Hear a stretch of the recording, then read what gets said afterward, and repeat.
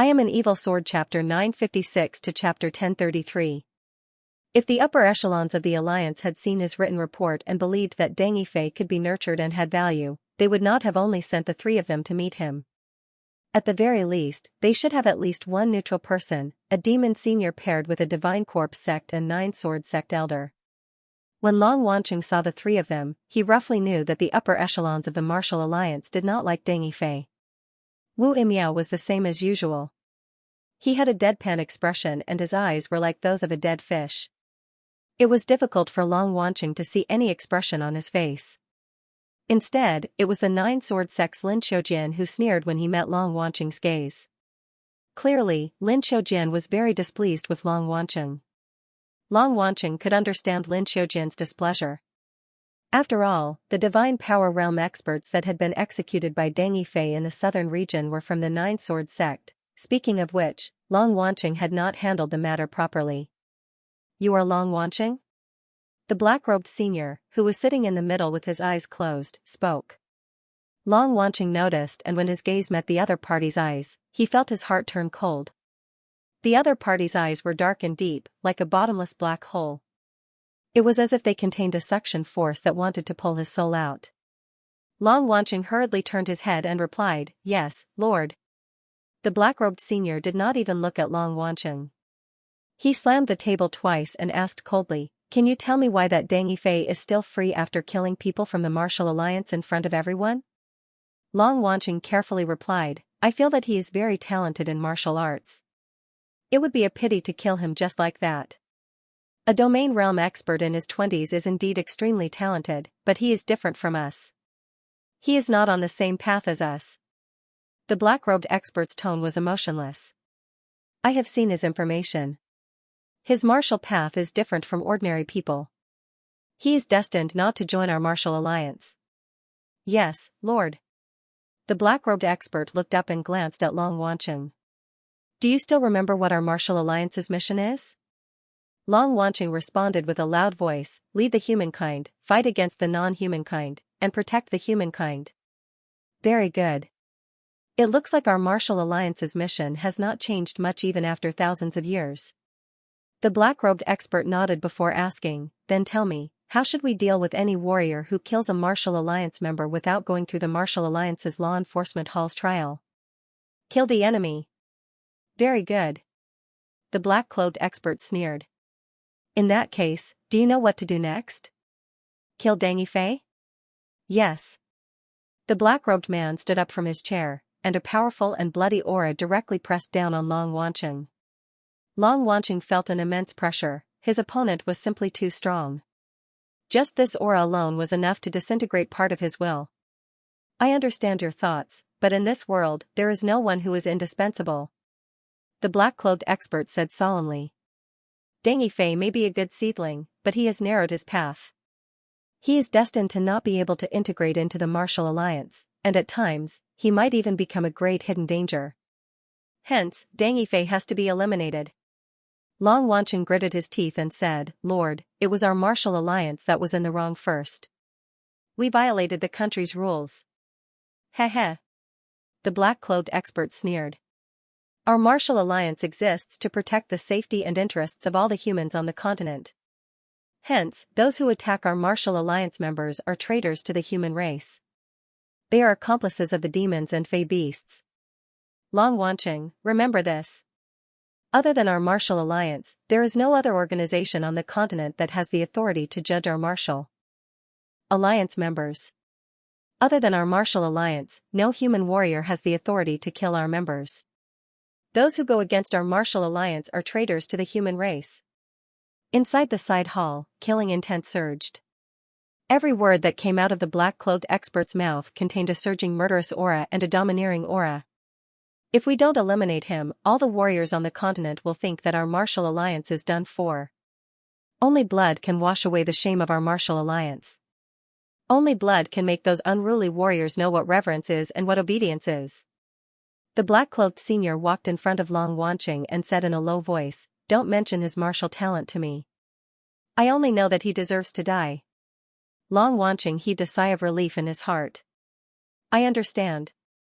I'm very puzzled. How did a person like you, who can't even take a stand, become an elder of a martial alliance? The black-clothed expert looked at Long Wanqing in puzzlement. He said with an ugly expression, a person like you would not even have the qualifications to join the martial alliance back in our time. Maybe I should have suggested to them to reorganize the martial alliance's culture. Long Wanqing did not know what to say. If not for the fact that we are in dire need of manpower, if not for the fact that I just woke up, with my temper from thousands of years ago, I would probably have smacked you to death. The black-clothed expert looked coldly at Long Wanqing and said, don't say that I won't give you a chance. Go to the southern region now and cut off Deng Yifei's head. Then, circulate his head to the various large factions in the southern region for exhibition. Let all the warriors in the southern region know the outcome of offending our martial alliance. Then, resign from your position as an elder and enter Fire Dragon Cliff to reflect on your mistakes for 10 years. I will then not pursue your dereliction of duty. How about that? The black-clothed expert looked as though he was already being very merciful. Lord, I'm sorry. Forgive me for not being able to comply. Long Wanqing clenched his teeth and endured the terrifying killing intent coming from the black-clothed expert. He carried on, I promised Deng Yifei that if he was willing to fight for the human race in the future, I would not kill him. He agreed to my request, so I can no longer be his opponent. The black-clothed expert never expected Long Wanqing to reject him. Even the Divine Corpse sect and Nine Sword sect elders could not help but shake their heads. They could not understand Long Wanqing's actions. The black-clothed expert asked with a frosty expression, do you believe that I won't kill you now? I do. Then you are still unwilling to take action against that Deng Yifei? Right. I'm sorry, Lord. I promised him. All right, then why don't you go to the disciplinary hall to receive your punishment? Do you have any objections when you enter Fire Dragon Cliff to reflect on your mistakes for 100 years? Thinking of his fate, Long Wanqing's face turned pale. However, he still cupped his fists and said, no. This subordinate is willing to accept the punishment. The black-clothed expert did not look at Long Wanqing again. In his eyes, Long Wanqing was just a minor character. Lin Xiaojian, from now on, you will take over Long Wanqing's position and handle the southern region's affairs. Even if Long Wanqing realized his mistakes and brought Deng Yifei to justice, it was impossible for Long Wanqing to continue being an elder of the martial alliance stationed in the southern region. Previously, the upper echelons of the martial alliance had agreed that after Long Wanqing was removed from his position, the Nine Sword sect's elder Lin Xiaojian would take over Long Wanqing's position. Yes, Lord. Right, after you take over, you will be in charge of dealing with that Deng Yifei. Understood. Lin Xiaojian said with a bow as he hugged his sword. Wait. At this moment, Long Wanqing suddenly spoke out, much to the surprise of the three people present. Long Wanqing? Now that things have come to this, don't tell me you still want to plead for that Deng Yifei. The black-clothed expert said with a cold expression. Don't tell me you think that I don't dare to kill you? No. No.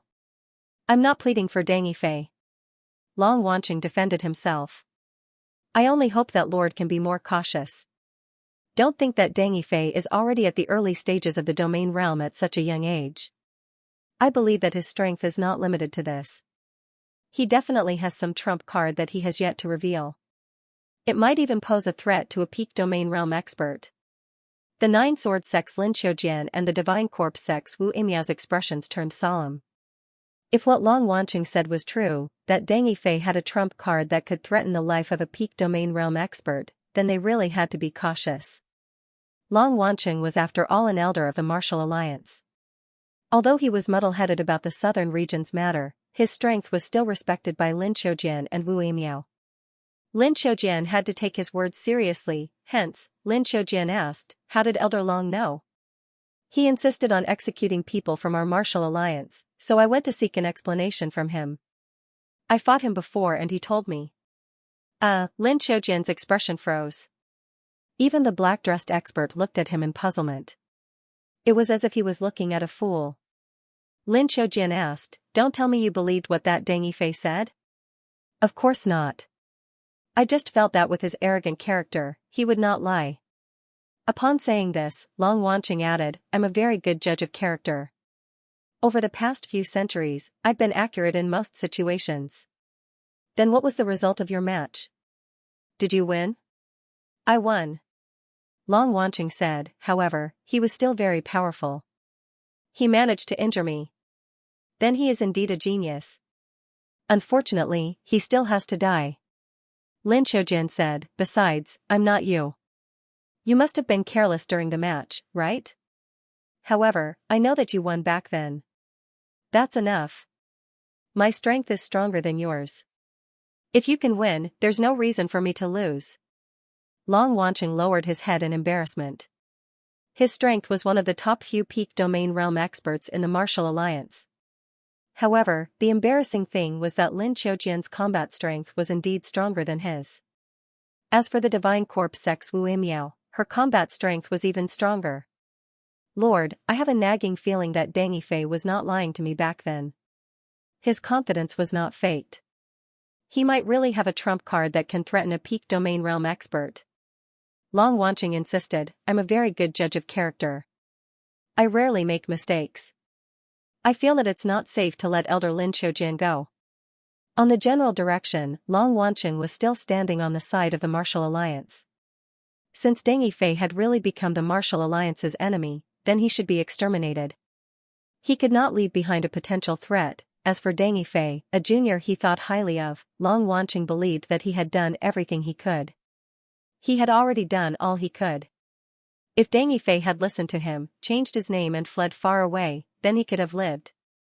If he did not leave, then he was courting death. Even if such a Deng Yifei died, Long Wanqing felt that he deserved it. However, his words made Lin Xiaojian unhappy. Long Wanqing, what do you mean? Deng Yifei is just a junior who has just entered the domain realm. Lord, you have to believe me. That Deng Yifei is not simple. I think it's best you send more people. Lin Xiaojian felt that Long Wanqing was looking down on him. Lord, I'm fine alone. It's just Deng Yifei. Even if there were 10 of them, I would still be able to kill them all. The black-dressed senior frowned as he stared at Long Wanqing. He was a little hesitant. Lord, it's not too far for domain realm and Dao comprehending realm experts to make a trip to the southern region. I'm doing this for the good of the Martial Alliance. Wu Imiao of the Divine Corpse sect sneered at the side. Long Wanqing, I think you're tired of living. Do you mean to say that a mere early domain realm martial artist needs our lord to personally deal with him? Wu Imiao had always disliked Long Wanqing. She always felt that he was too slippery and cowardly. He was irresponsible. Furthermore, after learning that Long Wanqing had allowed Deng Yifei to kill their Divine Corpse sect's Divine Power Realm experts and even tried to hide the news from them, Wu Imiao's impression of Long Wanqing worsened. It had even reached the level of disgust. Demonic path martial artists always had worse tempers than righteous path martial artists. The black-robed senior looked at Long Wanqing. Long Wanqing's eyes were full of magnanimity. Long Wanqing was a peak domain realm expert who had lived for nearly 1,000 years. He was experienced and capable, or he would not have become an elder. Furthermore, he had indeed interacted with Deng Yifei before. Therefore, this black-robed senior member had to seriously consider Long Wanqing's words. All right. Long Wanqing, I believe you. You are thinking for our Martial Alliance. I will listen to your opinion. For the time being, I believe that Deng Yifei has the ability to threaten a peak domain realm expert. The black-robed senior turned to the two behind him and said, Wu Imiao, follow Lin Xiaojian to the southern region. Return after killing Deng Yifei. Wu Imiao and Lin Xiaojian glared at Long Wanqing. The two of them did not have a good impression of Long Wanqing. Wu Imiao did not need to go to the southern region, but he did not dare to reject the black-robed senior's orders. As for Lin Xiaojian, there was no need to mention him.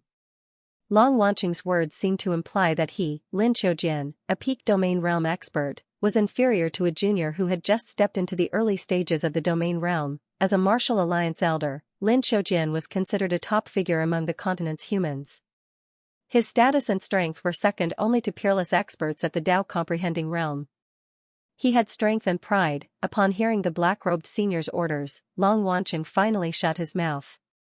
He knew that sending 2 elders to deal with Deng Yifei was already the limit. This was already giving Deng Yifei face. in Long Wanqing's opinion, even if Deng Yifei had a trump card that could threaten a peak domain realm expert, it was impossible for him to threaten the combined forces of Wu Imiao and Lin Qiujian. The two of them were already the strongest Grand Dominion realm pinnacle experts on the Master-Teacher continent, even against fey beasts or demons of the same level. The two of them had a high chance of winning. Sir, I feel that we should immediately detain Long Wanqing at Fire Dragon Cliff. Lin Qiujian suggested. Why? Lin Qiujian said, I feel that since Long Wanqing is so protective of that Deng Yifei, he might even leak information to that brat Deng Yifei. If we don't detain him now, once the information is leaked, that brat might escape first. Long Wanqing heard Lin Qiujian's words and his face contorted in anger. Lin Qiujian, you are slandering me. Humph, I am just taking precautions. Do you know that I am letting Wu Imiao go with you for your safety? I don't need you to worry about my safety. Lin Qiujian looked at the senior in black. Sir, what do you think?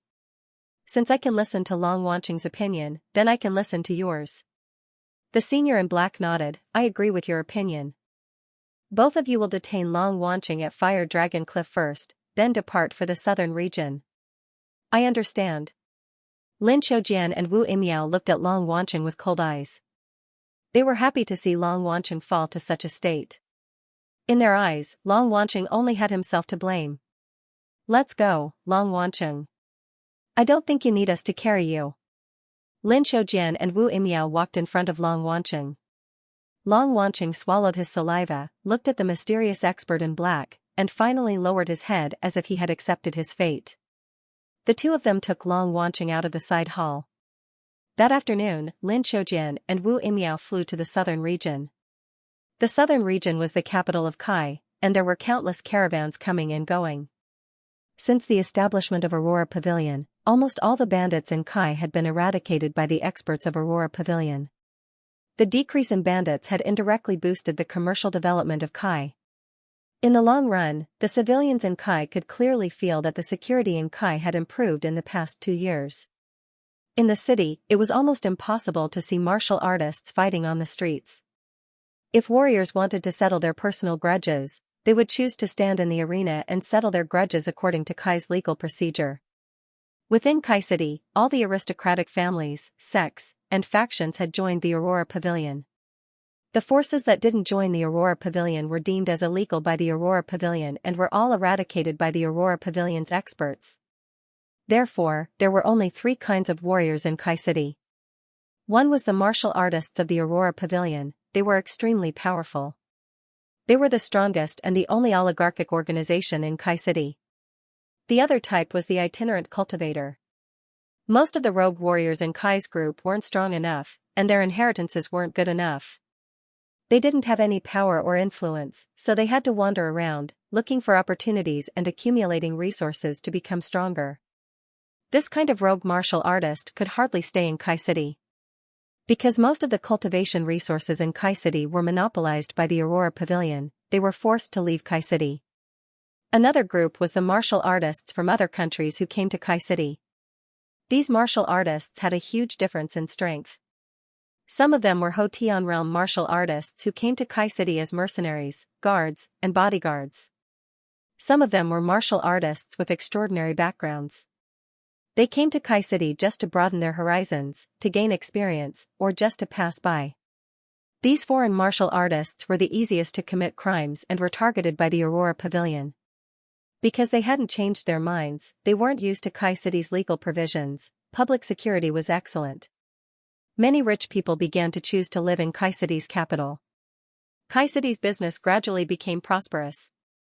Because these rich people always felt safe in Kai City's capital, only in Kai City, those rich businessmen didn't have to worry about when they would die an unnatural death, or when their properties would be taken away by other forces. Most of the commoners in Kai City were grateful to Deng Yifei. Of course, they knew who the credit should be given to. Kai Xianxia was Deng Yifei's disciple. The entire Kai City was controlled by Deng Yifei, so Kai Xianxia naturally did not have the guts to steal his master's credit. Deng Yifei noticed the changes in Kai City. Hua Xining would report to him every month. Hua Xining stood beside Deng Yifei and admired the perfect side profile of the man in front of her. Lord Deng, ever since you went to see Elder Long that day, you have always looked preoccupied. I want to ask, will the Martial Alliance really find trouble with us? Deng Yifei shook his head. It's not finding trouble with you. To be precise, it's finding trouble with me. Is there any difference? Hua Xining retorted. It doesn't seem to be any difference. Then why don't Lord Deng go into hiding? Hua Xining whispered. Lord can return to Flower Valley to rest for a few years. Rest for a few years? Do you think I'm a pig? I'm concerned for Lord. Hua Xining said worriedly. The Martial Alliance is too powerful. It is not something any faction in the continent can stop. Our Aurora Pavilion is like a baby in front of the Martial Alliance. We do not have the ability to fight back at all. As for Lord, you are probably not the Martial Alliance's match. I think it's better for Lord to leave for a period of time. Come out when you become stronger and have the confidence. Elder Long only said that the Martial Alliance might attack me. Whether they will attack me or not has not been decided yet. Furthermore, I'm really not willing to live in anonymity. Lord, why are you still fighting over personal feelings at a time like this? Hua Xining rolled her eyes at Deng Yifei. If you wait until you know the Martial Alliance's attitude towards you, it might be too late. I wish for Lord Deng to leave now and hide temporarily. If the Martial Alliance does not have any thoughts of attacking you, I'll inform you to come back. How about it? Deng Yifei's expression turned ugly. But I keep feeling that this will make me lose face. After all, he was a famous figure in the southern region. Before the Martial Alliance's decision was made, he had been scared away. This was indeed something that he could not bring himself to do. Is face more important than your life? If Lord wants face, then just treat it as leaving Kai and finding a secluded place to seriously cultivate. When the time comes, we will say that Lord has left Kai and gone elsewhere to seek an opportunity for a breakthrough. Seeing Deng Yifei about to say something, Hua Xining said with a serious expression, Lord Deng, don't reject it any further. Have you forgotten what you promised Sister Quanjun? All right. Deng Yifei's eyes moved slightly. This time, he did not reject Hua Xining's suggestion. Hua Xining knew that using Lord Luquanjun was the most effective at this moment. Deng Yifei whispered, I'll temporarily hide. When the storm passes, send someone to inform me. If the Martial Alliance really attacks me, you still have to inform me. Lord, rest assured with me handling things. With you around, I'm indeed more at ease. Deng Yifei thought for a moment before asking, right, Xining, if the Martial Alliance were to attack you, what would you do? They wouldn't be that crazy, right? Hua Xining asked with uncertainty. I'm saying if. I heard that there are demonic warriors in the Martial Alliance as well. Deng Yifei pursed his lips and said, demonic warriors are cruel and bloodthirsty. Their methods are bloody and they are always crazy in doing things. They do not follow the rules. Hua Xining said with a nonchalant smile, but what can be done? Aurora Pavilion needs someone to preside over it, right? Our Aurora Pavilion is now a super large faction. Aurora Pavilion has hundreds of thousands of members. It's impossible for all of them to go into hiding, right? That's right. Now, Aurora Pavilion is already very powerful. Deng Yifei said with a sigh, it's not something that can be hidden just because you say so. Aurora Pavilion had gathered almost all the remaining factions in Kai and Sugua. Aurora Pavilion had recently calculated that it had more than 400,000 members. Furthermore, this number was constantly rising by the day. Not only were the factions in Sugua constantly joining, even the factions in Kai did not join Aurora Pavilion in the past. After annexing Sugua, they also saw the future of Aurora Pavilion. They began to think of a way out for their juniors. They hoped that their family clan, sect or gang members would be able to occupy a high position in Aurora Pavilion, or occupy more ordinary positions, allowing them to develop. Aurora Pavilion not only had a large number of people, it was also not like the Stinger Bee intelligence organization, which was good at hiding their tracks. They were destined not to be able to hide. Lord, don't worry. Go. Hua Xining said, no matter how crazy the Martial Alliance is, it is impossible for them to kill everyone in Aurora Pavilion. To our Aurora Pavilion, you are the most important. As long as you are here, Aurora Pavilion will exist. Without you, Aurora Pavilion might very well be gone. Deng Yifei fell silent. He knew that Aurora Pavilion was not a well-run faction. Aurora Pavilion relied too heavily on him, Deng Yifei. Hua Xining had once told him that if there came a day when he left Aurora Pavilion would still be able to operate well. At that time, Aurora Pavilion would become a mature faction. Deng Yifei did not know if he could see that day.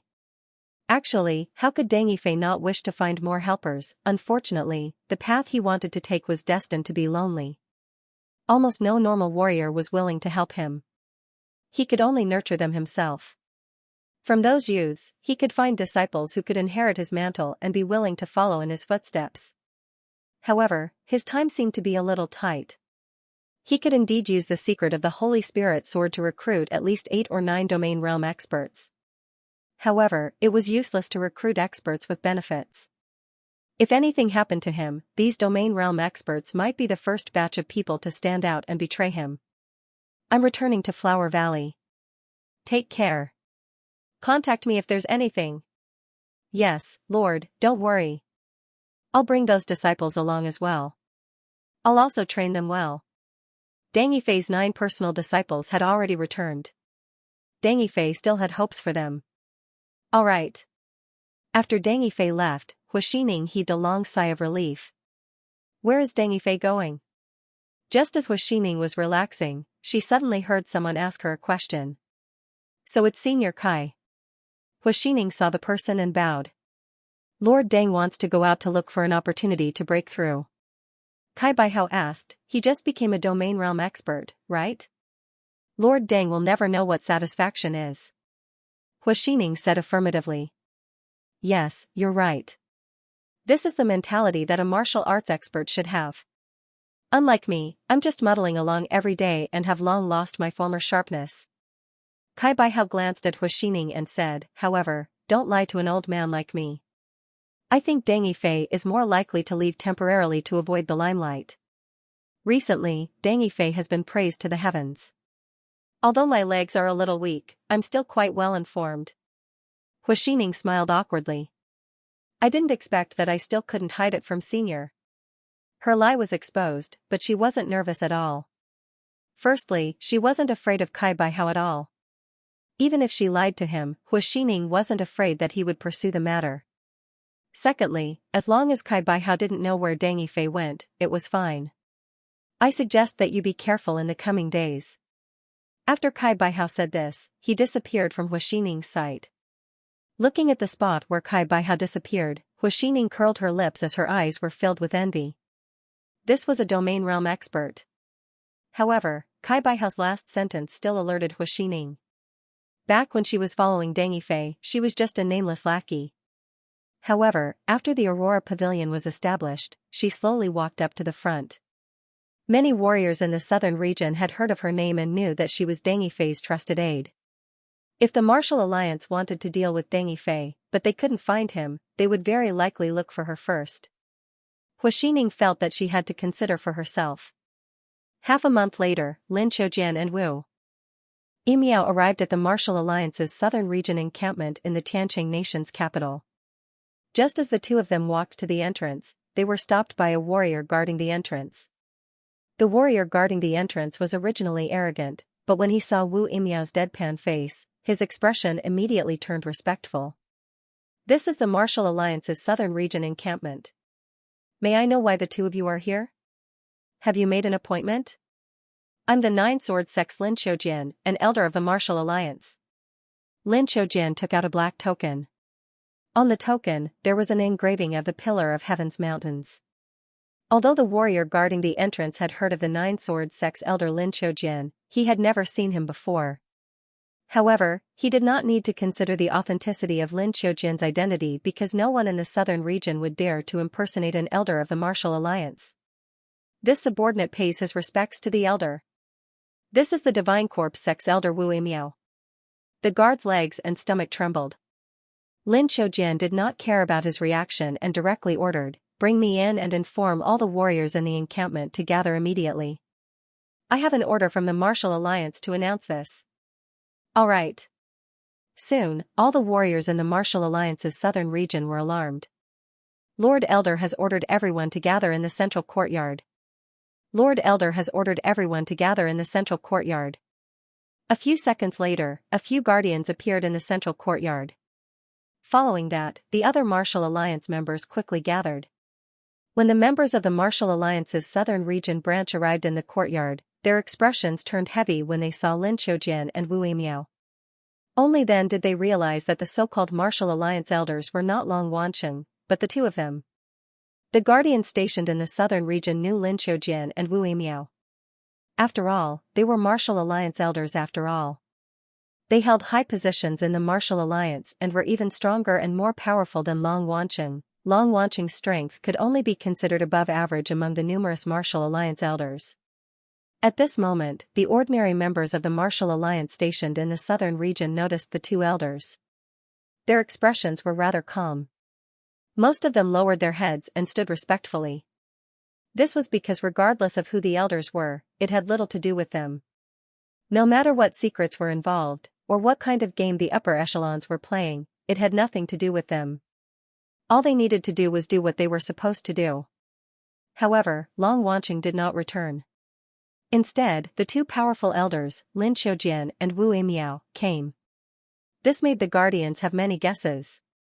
Especially the few trusted aides Long Wancheng left behind in the southern region, as well as the guardians who were on good terms with Long Wancheng, or were heavily relied on by him. Their expressions did not look good. For example, Xiaoyaqiu and Mo Jingyuan were worried about Long Wancheng. After all, this was too strange. If Long Wancheng had not encountered any problems, he would definitely have accompanied the two of them here. However, he did not appear, so it was hard for them not to make other guesses. Seeing that most of the people had arrived, Lin Xiaojian nodded at Wu Yimiao. Then, he stood forward and said, "From today onwards, the Martial Alliance's southern region branch will be under my charge. The original person in charge of the branch, Long Wancheng, has been removed from his position as an elder because he violated the Martial Alliance's rules. He will be locked up in Fire Dragon Cliff for 100 years to reflect on his mistakes." When Lin Xiaojian announced this matter, everyone present held their breaths. They never expected that the headquarters would directly remove Long Wancheng from his position, and even imprison him for 100 years. Many of the Southern Region Martial Alliance members were gloating in their hearts. They were happy to see Long Wancheng being severely punished. Among them, a large number of them hated Deng Yifei. Most of them didn't understand why Long Wancheng would let Deng Yifei go. From their point of view, by Deng Yifei executing a member of the Martial Alliance in public, he was challenging the authority of the Martial Alliance. This was equivalent to sowing a blood feud with the Martial Alliance. In their eyes, Deng Yifei was a martial artist who had deviated from the orthodox path. In their view, the entire southern domain's martial artists were actually a bunch of bumpkins. They couldn't understand why Long Wancheng would shield an outsider. Therefore, many of them were actually very dissatisfied with Long Wancheng.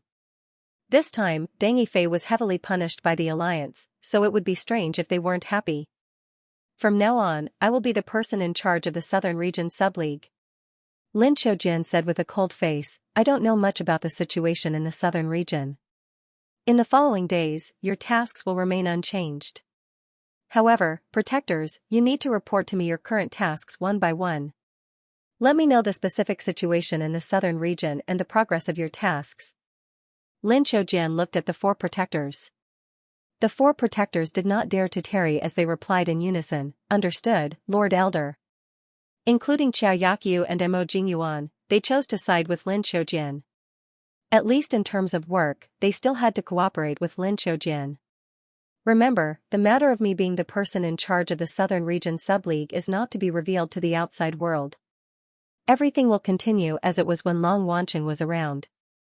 If anyone were to reveal the news of my arrival to the outside world, they will be executed. Do you understand?" "Understood." Although they did not know why Lin Xiaojian made such a request, the Martial Alliance members did not dare to go against his wishes. "All right, after this, you are dismissed." Lin Xiaojian swept his gaze at the four protectors and said, "Come with me. I have something to discuss with you." Hence, Xiaoyaqiu and the other protectors followed Lin Xiaojian and Wu Yimiao into the hall. Lin Xiaojian sat in the middle of the room. Wu Yimiao glanced at him but did not find a seat. Instead, she stood by the window and looked out in a daze. As for the four protectors, they were at a loss as to what to do when they saw the seated Lin Xiaojian and standing Wu Yimiao.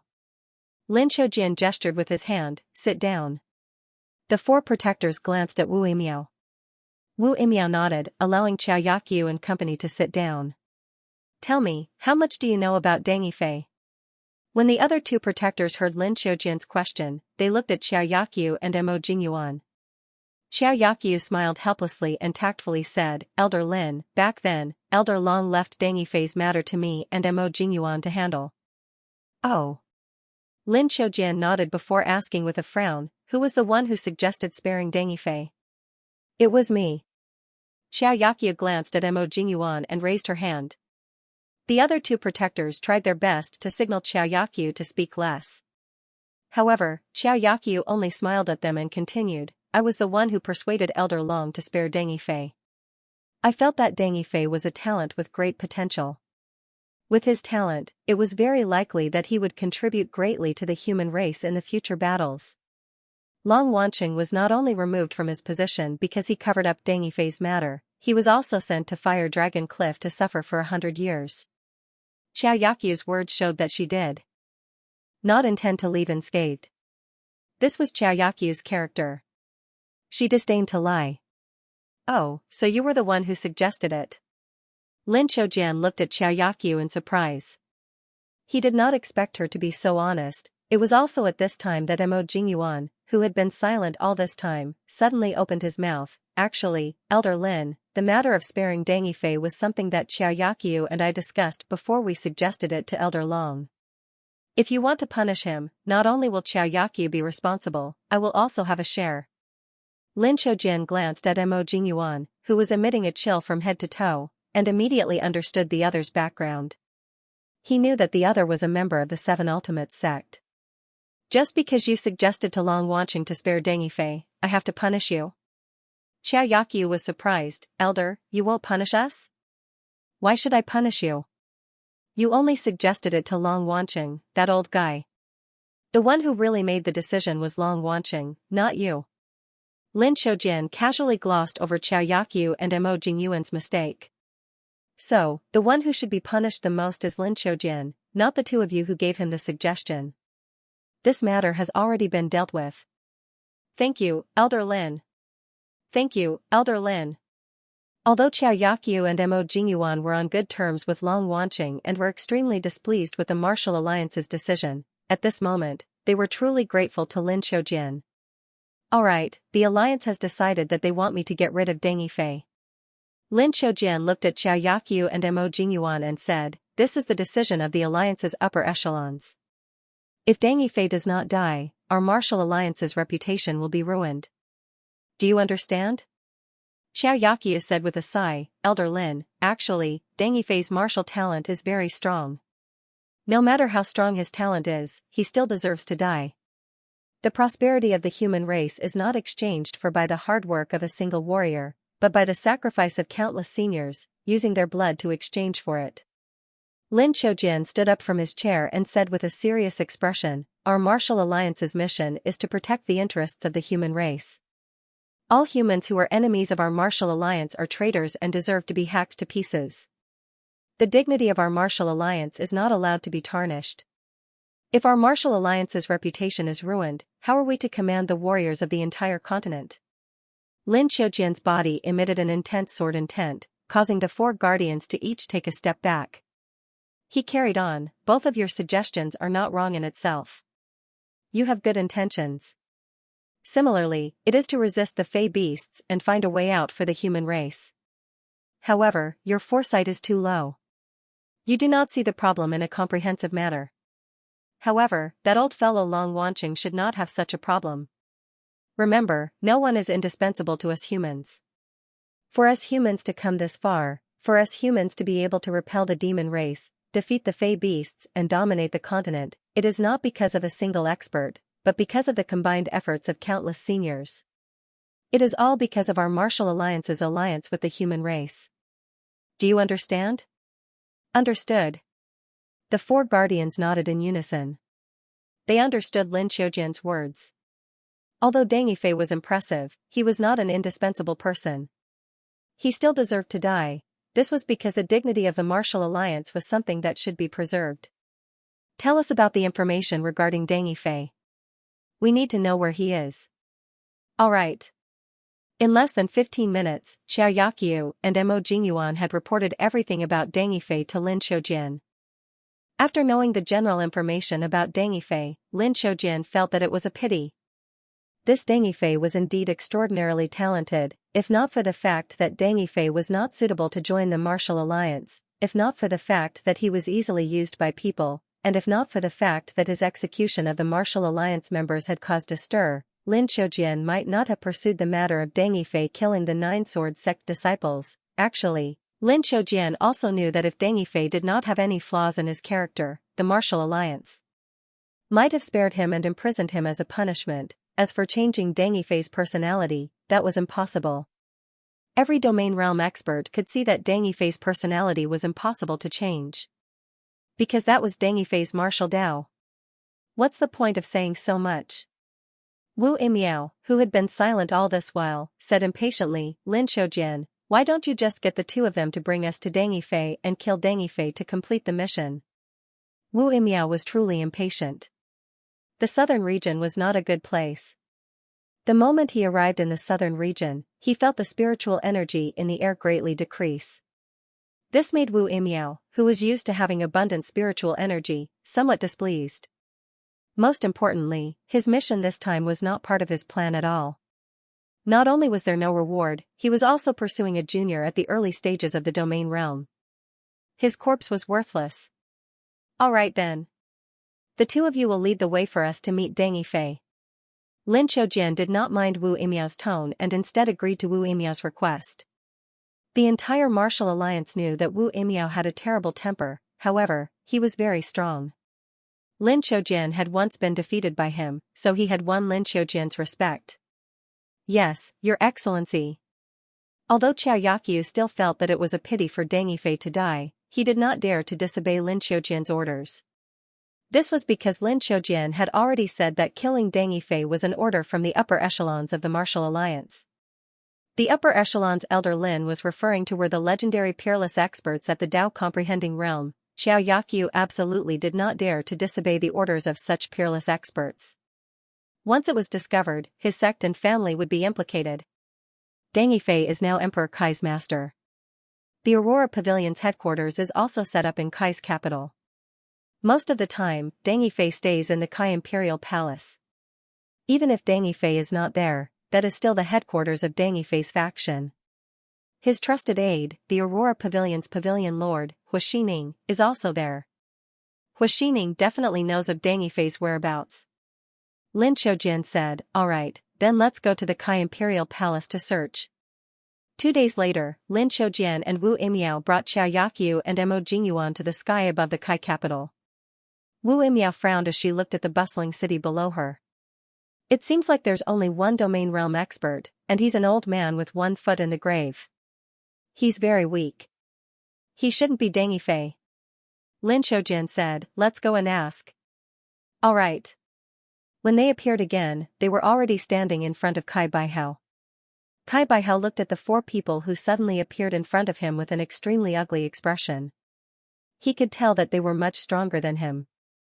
Who are you? You should be the Kai family's domain realm expert, right? We are from the Martial Alliance. Lin Qiujin directly ordered, tell us where Deng Yifei is. I don't know where Deng Yifei is either. Wu Imiao said with a cold expression, I advise you to tell us honestly. If you don't, I will bury all of your Kai family members alive. Kai Baihao's expression turned even uglier. It had been a long time since he was threatened by someone. Lin Qiujin said softly, I advise you to trust him.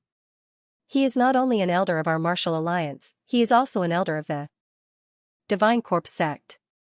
You should know about the Divine Corpse sect, right? Kai Baihao looked at the livid Wu Imiao, who looked like a corpse. His heart was pounding. He knew that Deng Yifei was in big trouble this time. He obviously knew about the Divine Corpse sect. He knew even more about the Martial Alliance. Every one of them was a peak domain realm expert, and there were 2 of them in front of him. He knew that Deng Yifei was definitely doomed. Those people's scheme had succeeded. No one could compete with the Central Region's Martial Alliance. It's true that I don't know where Deng Yifei is. He ran away not long ago. However, I know someone who definitely knows where Deng Yifei is. Who? Aurora Pavilion's pavilion lord, Hua Xining, Deng Yifei's trusted aide. She's the person he trusts the most. Lin Xiaojian nodded. All right, then bring us there. He had heard Xianxia mention Hua Xining before, so he knew that Kai Baihao was not lying to him. Kai Baihao did not feel any shame for betraying Deng Yifei. He had a blood feud with Deng Yifei to begin with. Their Kai family's 1,000-year foundation had been destroyed by Deng Yifei. Aurora Pavilion's headquarters was near the palace. There was not a single domain realm expert in Aurora Pavilion. Kai Baihao led Lin Xiaojian, Wu Imiao, and company into Aurora Pavilion's headquarters very easily. Kai Baihao pointed at the woman who was deep in thought and shouted, "My lord, this is Hua Xining, Aurora Pavilion's pavilion lord. She is Deng Yifei's trusted aide. In the entire southern region, the person most likely to know of Deng Yifei's downfall is only Hua Xining." The woman named Hua Xining had delicate looks and a serious expression. She was writing something on her desk at a rapid pace. From the looks of it, she seemed to have encountered some thorny problem. As a result, she did not notice the sudden appearance of the 5 people. There was no other way. Hua Xining was not strong to begin with.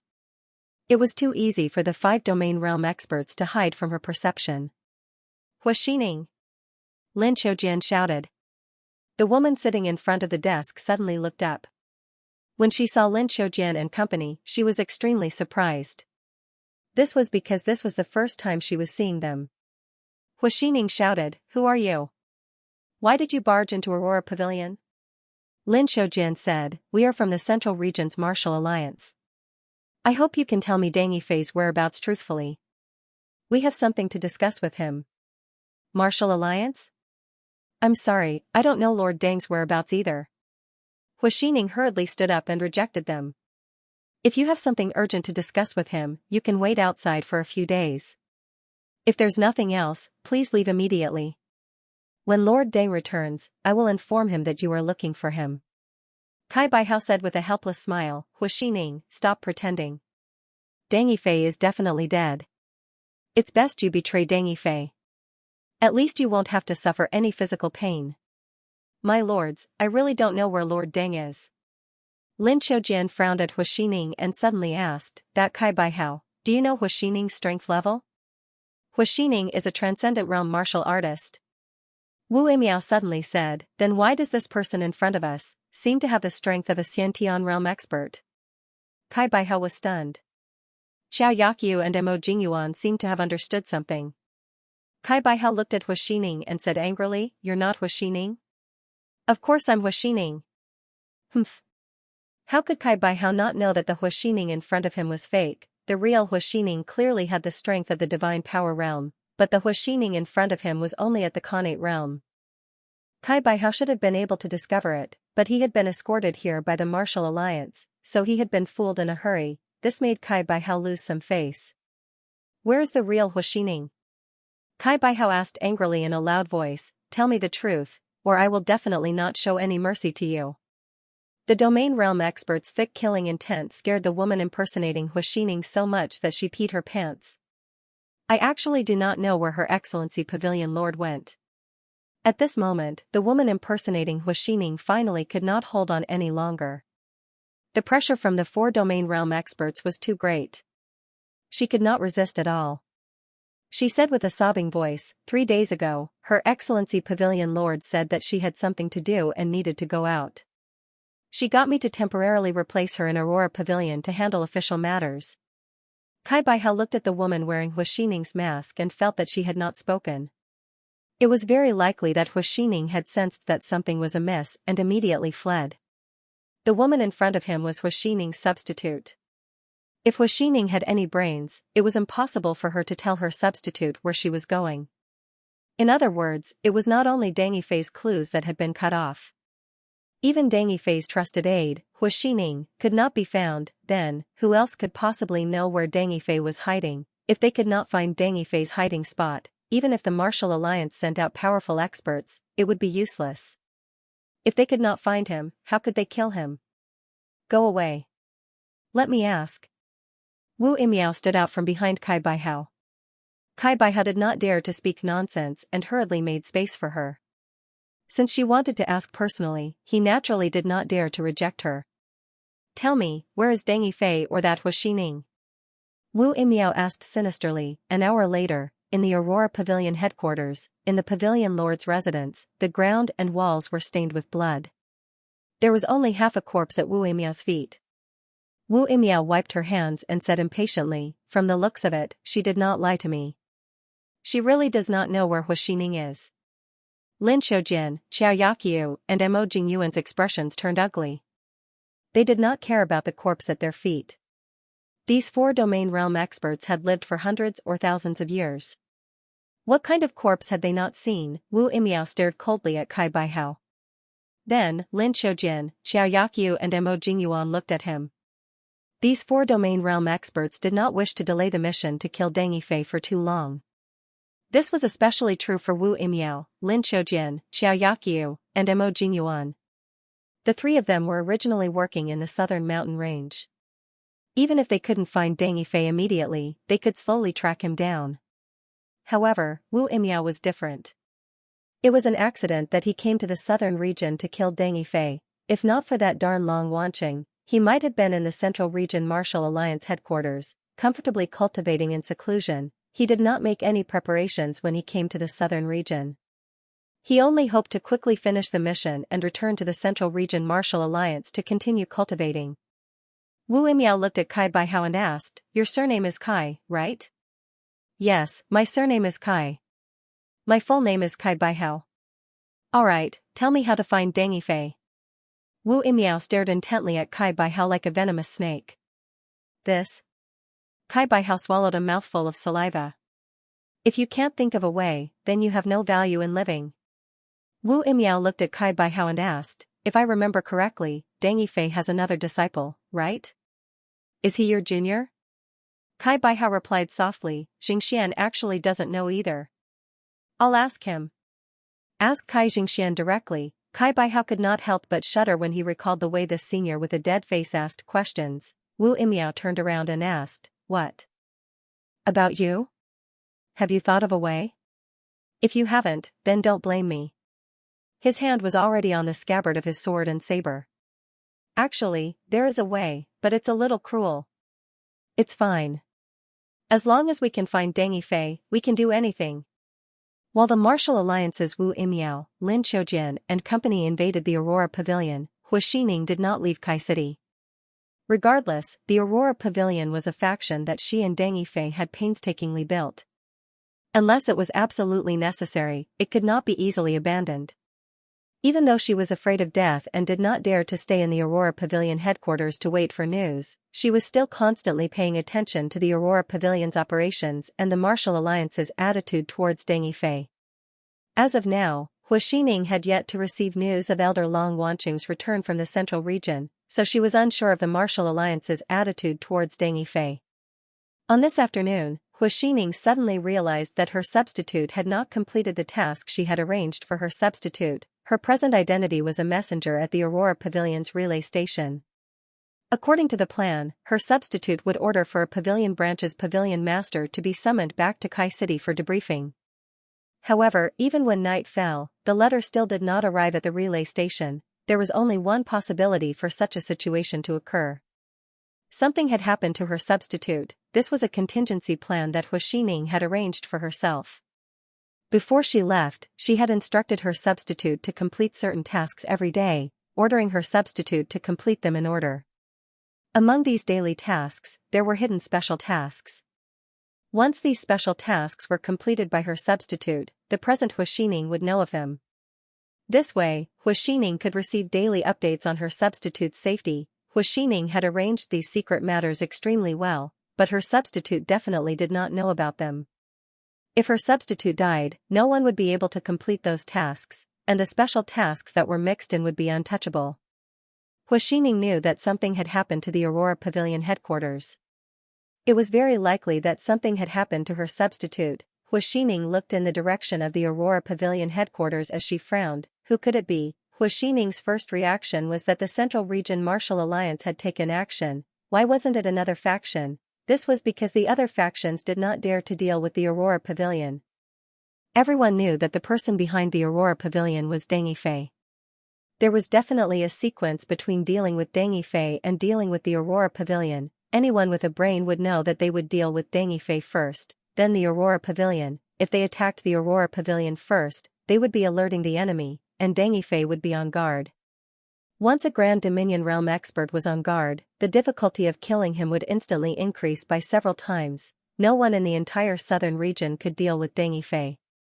Of course, if the people who wanted to deal with Deng Yifei were not the southern region warriors, but the Martial Alliance, things would be different. The Martial Alliance was so powerful, so what they needed the most was not to accumulate strength and explode in one go to kill Deng Yifei. What they needed the most was Deng Yifei's location. Coincidentally, Hu Xining was the person most likely to know Deng Yifei's location, and the truth just so happened to be so. What should we do? Hu Xining thought for a moment before summoning two of her trusted aides. She got one of them to go to the Tianqing Empire to investigate the situation of the Martial Alliance's southern region subleagues. She wanted to see if she could find any clues. Then, she sent another person to Baiyun Town to inform Deng Yifei of what had happened here. As for her, she continued staying in Saidu to investigate the situation. After managing the Aurora Pavilion for 2 years, Deng Yifei had quite a number of supporters. Hu Xining also had trustworthy helpers around her. Hu Xining looked in the direction of the Aurora Pavilion and the royal palace as she muttered, "I hope that Lord Deng can survive this." However, Hu Xining was still rather optimistic. This was because Deng Yifei had already listened to her advice and went into hiding.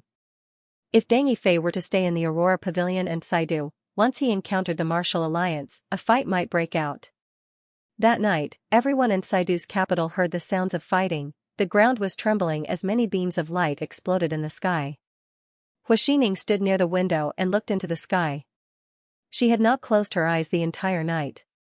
The sounds of fighting were likely coming from the direction of the Aurora Pavilion headquarters. Hu Xining did not know what was happening at the Aurora Pavilion headquarters. Early the next morning, numerous notices were pasted on the city walls. Saidu had also sent many scholars to explain the contents of the notices to the illiterate commoners. The Central Region Martial Alliance has issued an order. As the Aurora Pavilion is suspected of killing members of the Martial Alliance, it has been judged as an evil faction. The Martial Alliance is calling on all warriors to encircle and annihilate the members of the Aurora Pavilion. Those who have made outstanding contributions will be rewarded handsomely by the Martial Alliance. Our Emperor Kai also believes that the Aurora Pavilion is a malignant tumor of Kai, a malignant tumor of humanity. All members of the Aurora Pavilion must be eradicated. From today onwards, Kai will fully cooperate with the Central Region Martial Alliance to encircle and annihilate the Aurora Pavilion in Kai's territory. Before Deng Yifei is executed, all members of the Aurora Pavilion will be executed, regardless of gender or age. When Hu Xining heard this news, her heart turned cold. At this moment, she no longer needed to send people to verify if the Martial Alliance was going to take action against Deng Yifei. This was because the Martial Alliance had already taken action. The moment they took action, it was with thunderous means. They did not leave any room for negotiation. What alarmed Hu Xining the most was that the Martial Alliance's first move was to grab hold of Deng Yifei's Achilles heel. Today, all members of the Aurora Pavilion headquarters who have been captured will be executed in the wet market. The execution was going to begin today. Hu Xining's expression turned uglier. She could imagine how angry Deng Yifei would be if he knew of this matter. Kai, inside the Imperial Palace. Lin Xiujian and Wu Imiao were sitting in chairs, leisurely drinking tea.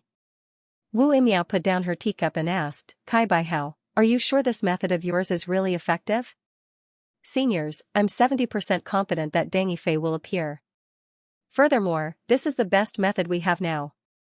Kai Baihao answered, "Deng Yifei is actually quite a silly person. Back then, Su Guo was able to use those commoners to force him to appear, and he even succeeded. There's no reason why we can't succeed. After all, the people of the Aurora Pavilion are all working for Deng Yifei.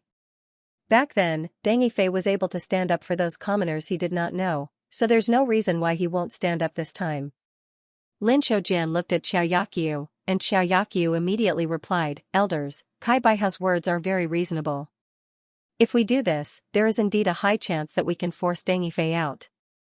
Alright, that's good. Wu Imiao promised, Kai Baihao, as long as your method works. I'll give you credit. I'll get Elder Lin to take care of your Kai family in the southern region. With Elder Lin taking care of you, I guarantee that no one will dare touch your Kai family. Lord, don't worry. Deng Yifei's personality flaw is actually quite obvious. Many factions in the southern region know about it, so it is not difficult to force out Deng Yifei. However, as Deng Yifei is too strong, those factions do not dare to easily go against Deng Yifei. Kai Baihao said with some confidence. However, with the four of you holding down the fort, we just need to spend some effort to force out Deng Yifei. I'm still very confident. Yes, I believe you. Lin Jiujian asked with a frown. However, are we really going to execute the people from Aurora Pavilion headquarters today? Do we need to keep them alive temporarily and use them to bait Deng Yifei? There's no need. Kai Baihao shook his head and rejected. Other than Deng Yifei's personal disciples and Hu Xining, the other warriors in Aurora Pavilion are of similar status in Deng Yifei's eyes. There is no difference in their positions. What a strange person. Lin Qiujian said with a smile. However, you mentioned that Deng Yifei has personal disciples? Yes. Kai Baihao said with certainty. Deng Yifei does have personal disciples. There are a total of 9 of them. I have seen a few of them. Their talent is not bad, but their strength is lacking. The strongest one seems to be at the early stages of the true element realm. Then have you seen Deng Yifei's personal disciples? This time, the person who asked was Mo Jingyuan. Unknowingly, he had already begun sharing the martial alliance's burden. He planned on cooperating with the 2 elders, Lin Qiujian and Wu Imiao, to come up with a plan to get rid of Deng Yifei. Kai Baihao shook his head. Impossible. If I can find his personal disciples, I will definitely use them to threaten Deng Yifei. However, I heard from Xianxia that when Deng Yifei left Kai City, he took all his personal disciples with him. Although Xianxia is the emperor of Kai City and is Deng Yifei's disciple in name, he is only a puppet of Deng Yifei. Therefore, when Deng Yifei escaped, he did not bring him with him. The other 4 domain realm experts present were all shrewd people. They obviously knew why Kai Baihao said that. It was to protect Kai Jingxian. Got it. Lin Qiujian replied in a noncommittal manner. I executed everyone in the Aurora Pavilion headquarters to blow up the matter and let Deng Yifei see our determination. Kai Baihao said with a sinister smile. As long as Deng Yifei wants to protect the other members of the Aurora Pavilion, he will definitely appear. Wu Imiao asked, what if Deng Yifei does not appear? Then we will continue killing. Once we are done with the Aurora Pavilion, we might consider targeting the commoners. He will appear eventually. Xiaoyakia shook her head helplessly. It seems like you really hate Deng Yifei. Of course I do. Kai Baihao gritted his teeth. If not for him, our Kai family would not have fallen to such a state. Our 1,000-year foundation was almost completely destroyed by Deng Yifei. I thought that I would never be able to take revenge in this lifetime. Who would have thought that the opportunity would come so soon? That morning, not long after the notice was posted, the prison carts carrying the prisoners set off from Kai City Prison and slowly moved along the main streets of Kai City. If it was any other time, there would definitely be commoners who would join in the fun and throw mud and rotten vegetables at the prisoners in the prison wagons. If they encountered those who had committed heinous crimes, there might even be people who would spit, throw rotten eggs, or throw stones at them. But today, many people of Kai City looked at the prisoners in the prison carts and did not have the heart to throw anything at them. The prisoners were already in a miserable state. Most of them were on the verge of death and their bodies were covered in dark red blood. Many of the commoners of Kai City could not even bear to look at the prisoners. Because they all knew that the prisoners were important figures in Aurora Pavilion. Aurora Pavilion was definitely the most popular force in Kai City for the past 2 years. All of Kai City's commoners knew that behind Aurora Pavilion stood Deng Yifei. They all knew what Deng Yifei stood for. Ever since Aurora Pavilion came to power, all of Kai City's commoners could feel the benefits of Aurora Pavilion. Within the territory of the Kai Nation, the number of disputes between the warriors had greatly decreased. Almost no warrior dared to bully the commoners anymore. The security of the Kai nation had greatly improved, and the commerce had gradually begun to flourish. Many wealthy merchants from other nations had begun to move to the Kai nation. When the people of the Kai nation met people from other nations, they would proudly mention the extreme light pavilion, but this morning, when they suddenly saw Kai's notice, they felt like the world had changed. The change was so fast that it caught them off guard. Aurora Pavilion had been labeled as an evil faction by the Martial Alliance. Actually, before today, many commoners did not know what the Martial Alliance was, they only knew that something had happened to Aurora Pavilion. The Martial Alliance and Emperor Kai City had joined forces to deal with Aurora Pavilion. Seeing the prison cart slowly drive past, a commoner asked softly, "What is going on? Isn't it said that the people in Aurora Pavilion are all very powerful warriors?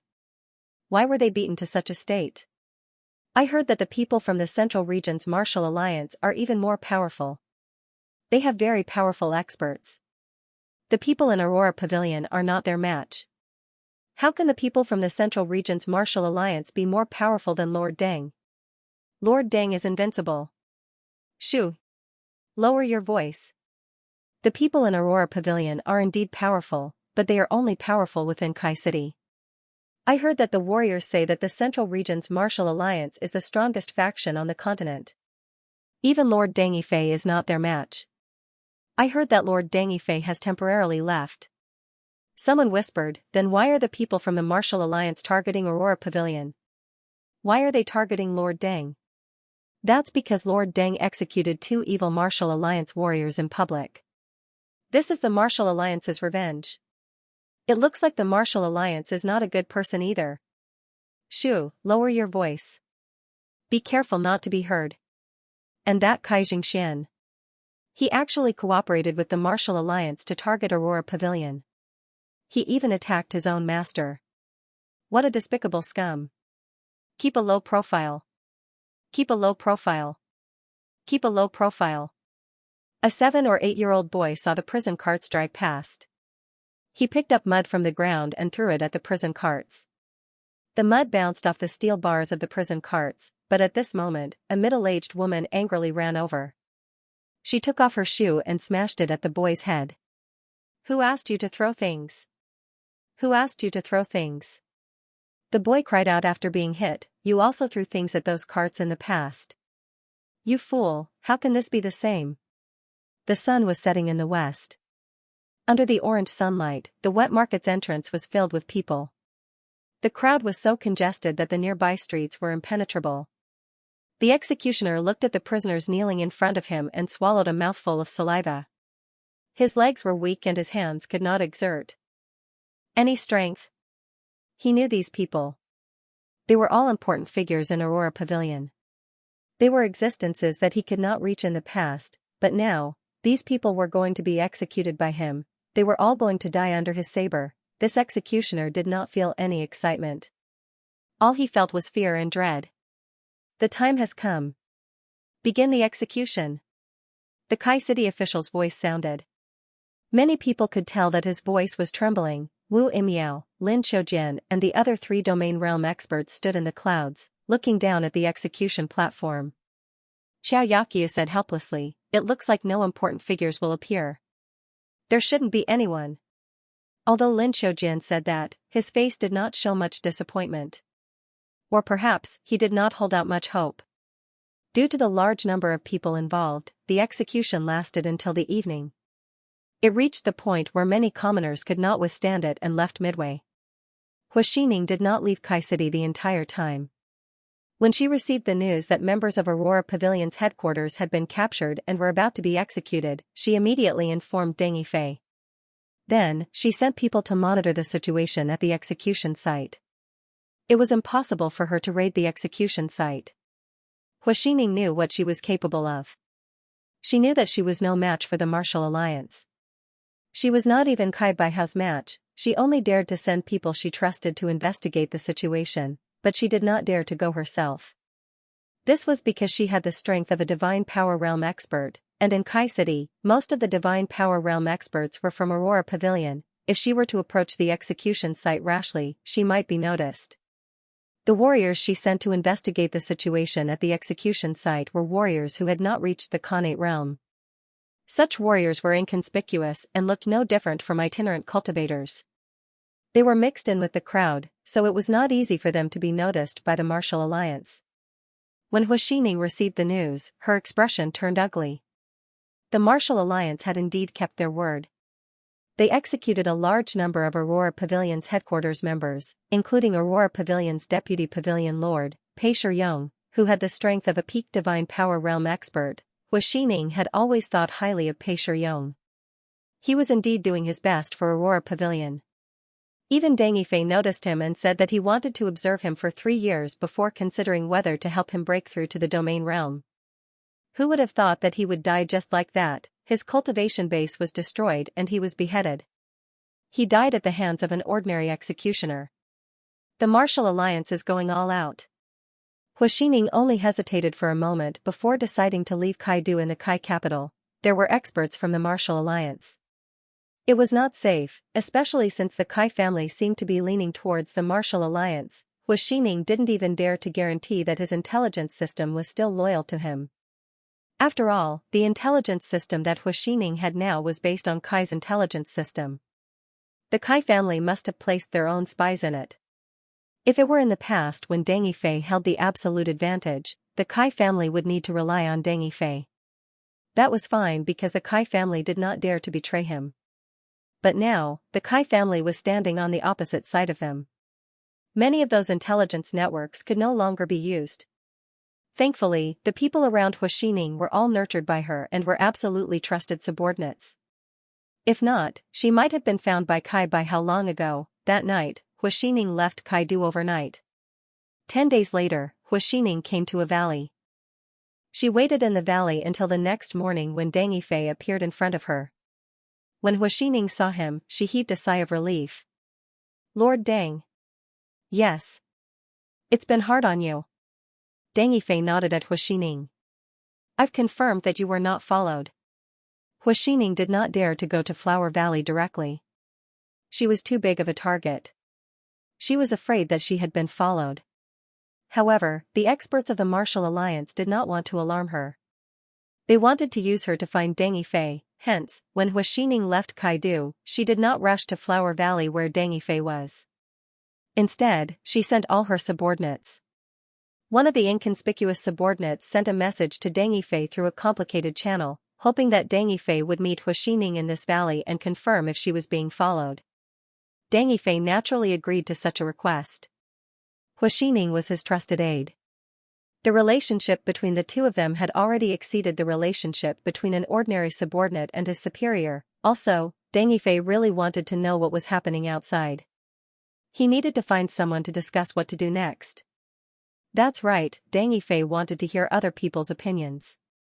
This was because not long ago, he had learned that the Aurora Pavilion headquarters had been destroyed. When the headquarters members were executed in Kaidu, his heart was in a mess. It's good that we weren't followed. I'm afraid of bringing trouble to Lord. Huaxining said. Lord definitely does not want anything to happen to Flower Valley. Flower Valley not only had good farmers, but also a few of Deng Yifei's personal disciples. It also had Deng Yifei's memories. Deng Yifei's most beloved woman and unborn child were buried there. To Deng Yifei, Flower Valley was a very important place. Let's change places to talk. All right. Deng Yifei grabbed Huaxining's shoulder. After a moment of dizziness, the two of them appeared in a dense forest. Deng Yifei said with his hands behind his back, "Tell me the details of Kaidu." Hence, Huaxining simply recounted the situation in Kaidu. This included how she was worried about her safety after Deng Yifei left, so she used a substitute to oversee the Aurora Pavilion headquarters. She also told Deng Yifei about the problems with the substitute, how the Aurora Pavilion headquarters was destroyed, and how the upper echelons of the Light Pavilion were executed. After she finished recounting the matter, Huaxining saw Deng Yifei's pale and angry face. She whispered, "Lord, Kai Baihao and Kai Xianxia should have betrayed us. They executed the people from Aurora Pavilion to force you out." Deng Yifei lowered his eyes, preventing Huaxining from reading his thoughts. Then, do you think I should go out and meet them? Of course not. Huaxining said. Lord is definitely not a match for the Martial Alliance. Once you go out, you will never be able to return. Why? Do you have so little confidence in me? Deng Yifei smiled, but it was a forced smile. Although I'm only a divine power realm warrior, I know that Lord is at the early stages of the domain realm. As for the elders of the Martial Alliance, they are at least at the peak of the domain realm. Every small realm in the domain realm has a world of difference in strength. Furthermore, the Martial Alliance has rich cultivation resources. They have numerous profound cultivation techniques and martial techniques. Dao artifacts and forbidden techniques are also very powerful. The warriors from the Martial Alliance are all elites. Just like the two Martial Alliance Divine Power Realm experts we captured previously, they are very powerful and their strength is at the top of their level. The Middle Region's Martial Alliance warriors are different from the Southern region. If Lord wants to use his strength at the early stages of the domain realm to deal with a peak domain realm elder, he will definitely die. Now, Hu Xining was no longer the rookie from the Thorny Peak organization. After following Deng Yifei for a few years, not only had her strength improved qualitatively, even her horizons and knowledge had been broadened. Deng Yifei indeed had the strength to fight above his level, but even so, there was a limit to it. As for the elders of the Martial Alliance in the Middle Region, they were of course the elites of the human race. According to the intelligence of the Martial Alliance, the elders of the Martial Alliance also had the strength to fight above their level when they were at the early stages of the domain realm. When their strength reached the peak of the domain realm, their strength was also top-notch among warriors of the same level. Deng Yifei not only had to fight above the middle and late stages of the domain realm against the elders of the Middle Region's Martial Alliance, he also had to deal with them, who were also top-notch combatants. From Hu Xining's point of view, Deng Yifei had no chance of winning. Lord Jianling, do you think it's possible for me to fight the elders of the Martial Alliance? It's unlikely. Chen Hao calmly analyzed, it's absolutely certain death. Of course, you have the ability to perish together with them. Really? It's absolutely true. Back then, Qing Yan had fought with the elders of the Martial Alliance. Although she won in the end, she died. Chen Hao said seriously, even if you have grasped the rudimentary speed domain and force domain, the chances of you winning are not high. Back then, Qing Yan used the move to perish together with them. Only when she was at the late stages of the domain realm did she manage to barely match them. Only when her strength reached the peak of the domain realm and her speed domain reached perfection did she manage to kill the elder of the Martial Alliance. Although your Aurora domain is powerful, to be honest, it is still inferior to the speed domain. Your Aurora domain might not be able to affect them. You might be killed by them halfway through your advancement if they use all their strength. Deng Yifei let out a heavy sigh and said, I understand. Let me remind you again. Those elders of the Martial Alliance might have grasped more than one perfect realm domain. Are they really that strong? They are geniuses to begin with. In addition, they have lived for hundreds or thousands of years. They have enough time to cultivate 2, 3, or even more perfect domains. The accumulation of time is not something you young geniuses can compare with. Chen Hao said helplessly, you won't be able to surpass this in just a few years. You can only rely on your Aurora domain and Massacre domain. Your entry-level domain can't be compared to the perfection-level domain of others. Yes. Chen Hao sincerely warned him, so, my advice to you is to not go out. With your present strength, if you really have to face a Martial Alliance elder-level expert, you have to be prepared to perish together with him. Yes. Lord Deng, are you listening to what I'm saying? Hu Xining did not know that Deng Yifei was communicating with Jianling Chen Hao. She thought that Deng Yifei was still hesitating. Lord Deng, you must not go out. The moment you go out, you will fall right into their trap. You are still young. I think what you need most now is to hide and wait for a period of time. Only when you are strong enough can you go out. Deng Yifei sighed and said, then how long do I have to wait? Hu Xining shook her head, I don't know.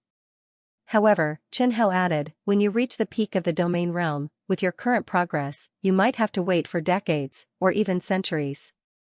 Unless you go on a killing spree, Deng Yifei fell silent. Chen Hao also knew that it was impossible to expect Deng Yifei to go on a killing spree. Even if Deng Yifei wanted to go on a killing spree, he might not be able to find that many domain realm experts. There were pitifully few domain realm experts in the southern region. They were the pillars of support for the various top factions. Furthermore, there were very few mid-stage domain realm experts in the southern region to begin with. There were almost no late-stage domain realm warriors. It was impossible to find one.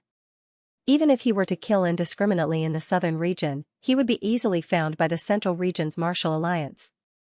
This was because Deng Yifei's target would become very obvious. Once the target was obvious, it would be very easy to find him. There might be quite a number of domain realm experts in the central region, but the central region was not a place where Deng Yifei could behave atrociously. Who knew if he would encounter a peerless Dao Comprehension Realm expert? A peerless Dao Comprehension Realm expert was much stronger than Deng Yifei. Perhaps he could be found in 3 moves. Deng Yifei seemed to have fallen into an endless loop. Chen Hao once again felt the limitations of the Red Blood Sword's Sword Master slaughter feedback. When one's strength reached a certain ceiling, there might not be many warriors to kill. This resulted in the Sword Master's strength increasing greatly at a certain stage. Especially when Deng Yifei had to abide by his principles. Hu Xining interrupted Deng Yifei's thoughts. Lord Deng, let's return. Return where? Of course to the Flower Valley. Deng Yifei shook his head. I think it's best if I don't return. What? Lord Deng, don't tell me you really want to go against the Martial Alliance? You are not their match. But if I don't go out, what will happen to the Aurora Pavilion people? If you die, the Aurora Pavilion will truly be finished. As long as Lord Deng is still alive, even if the Aurora Pavilion is gone, you can still build it again. Hu Xining persuaded, where there is life, there is hope. Lord Deng, you have to think twice. I know what you mean. I will consider it carefully. Deng Yifei whispered, I just want to take a look. What's there to see? If I don't go out, what do you think those people from the Martial Alliance will do? Who knows, they might continue killing until you appear. That's what I'm worried about. Deng Yifei looked into the sky as his eyes were filled with sorrow. If I really need to appear, do you think I can escape? Hu Xining returned with a question, why not? I can't get over the hurdle in my heart. I can stop them. Hu Xining looked at Deng Yifei's grayish-white eyes and was momentarily at a loss for words. She recalled the matter of Deng Yifei wiping out Sugua's Black Wolf army. The previous matter was so similar to this matter. Previously, it was Lord Luquanjian who risked his life to save Deng Yifei, but this time, Lord, Hu Xining's voice sounded choked. Fate seemed to be repeating itself once again. Don't be so pessimistic. Maybe the people from the Martial Alliance aren't that crazy? Deng Yifei barely squeezed out a smile. After all, the Martial Alliance is a human faction. It was established to protect the interests of the human race, so they shouldn't go overboard. I'll just go take a look. If they stop or go overboard, I'll bear with it and find trouble with them in the future. Hu Xining still failed to persuade Deng Yifei to leave. Chen Hao similarly had no other choice. This was Deng Yifei's decision. Chen Hao did not want to forcefully interfere with the Sword Master's actions. Furthermore, he was now a holy sword. Even the title of Holy Sword was only acknowledged by a small number of people like Deng Yifei. Most of the warriors in the southern region believed that the sword in Deng Yifei's hand was a demonic sword. However, Chen Hao did not care about this. As long as Deng Yifei still believed so, he would continue acting as a holy sword. A person had to finish what they started. It was the same as being a sword. Deceiving Deng Yifei, deceiving him until his death, was the greatest kindness Chen Hao could show to the Sword Master. If Lord Deng insists on going, please bring me along. You? Deng Yifei looked at Hu Xining and firmly shook his head, forget it. Return to Flower Valley and take good care of those children. I have to go. No. With a ping sound, Hu Xining pulled out her sword and placed it across her neck. If Lord Deng does not bring me along, I will die in front of you. As if she was afraid that Deng Yifei would snatch the sword from her hand, Hu Xining gritted her teeth and said, Lord, do not attempt to stop me. Even if you can stop me today, I will find the people from the Martial Alliance myself when I wake up. Lord Deng, please do not underestimate my determination. All right. Deng Yifei hesitated for a moment before giving in. That's right. I can still help Lord disguise himself. All right. Thousands of miles away, on the towering city walls of the Kai capital, there were hundreds of corpses hanging.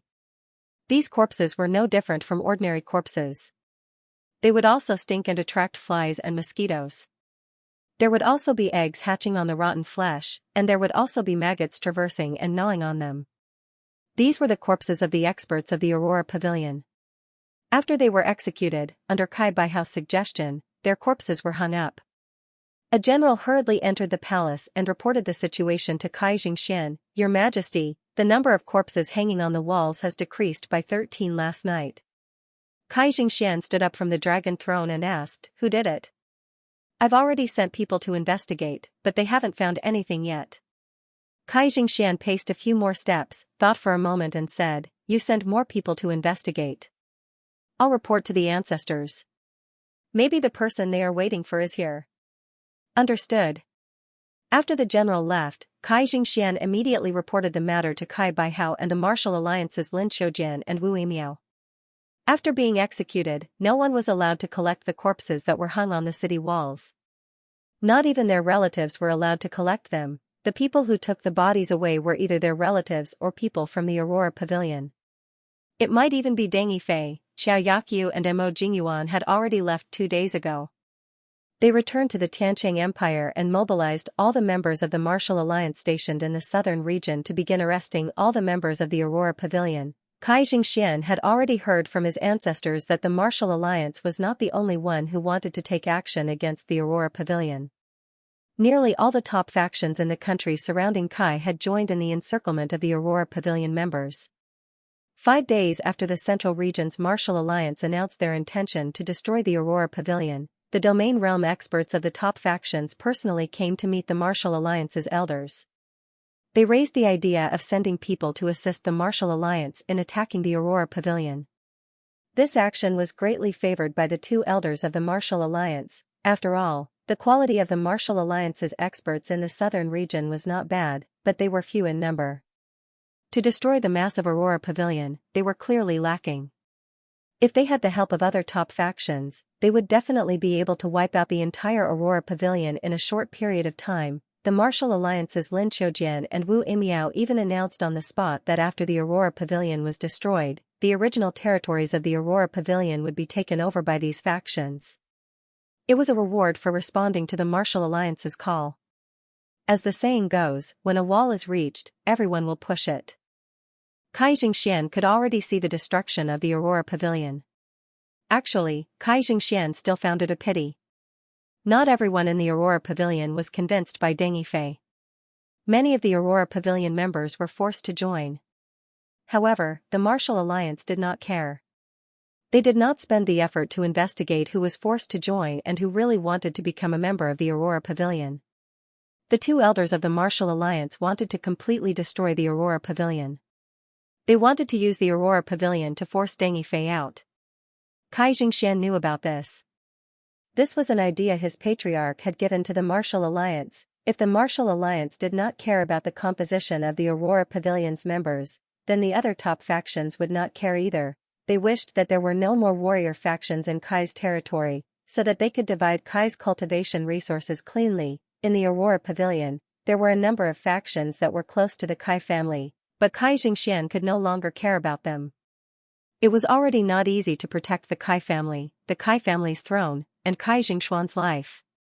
Kai Xianxia found his patriarch, who happened to be with the Martial Alliance's Lin Xiujian. Kai Xianxia recounted the disappearance of the corpses on the city walls. Lin Xiujian, Wu Yimiao and Kai Xianxia exchanged looks. Lin Xiujian revealed a smile. "Do you think this was done by Deng Yifei?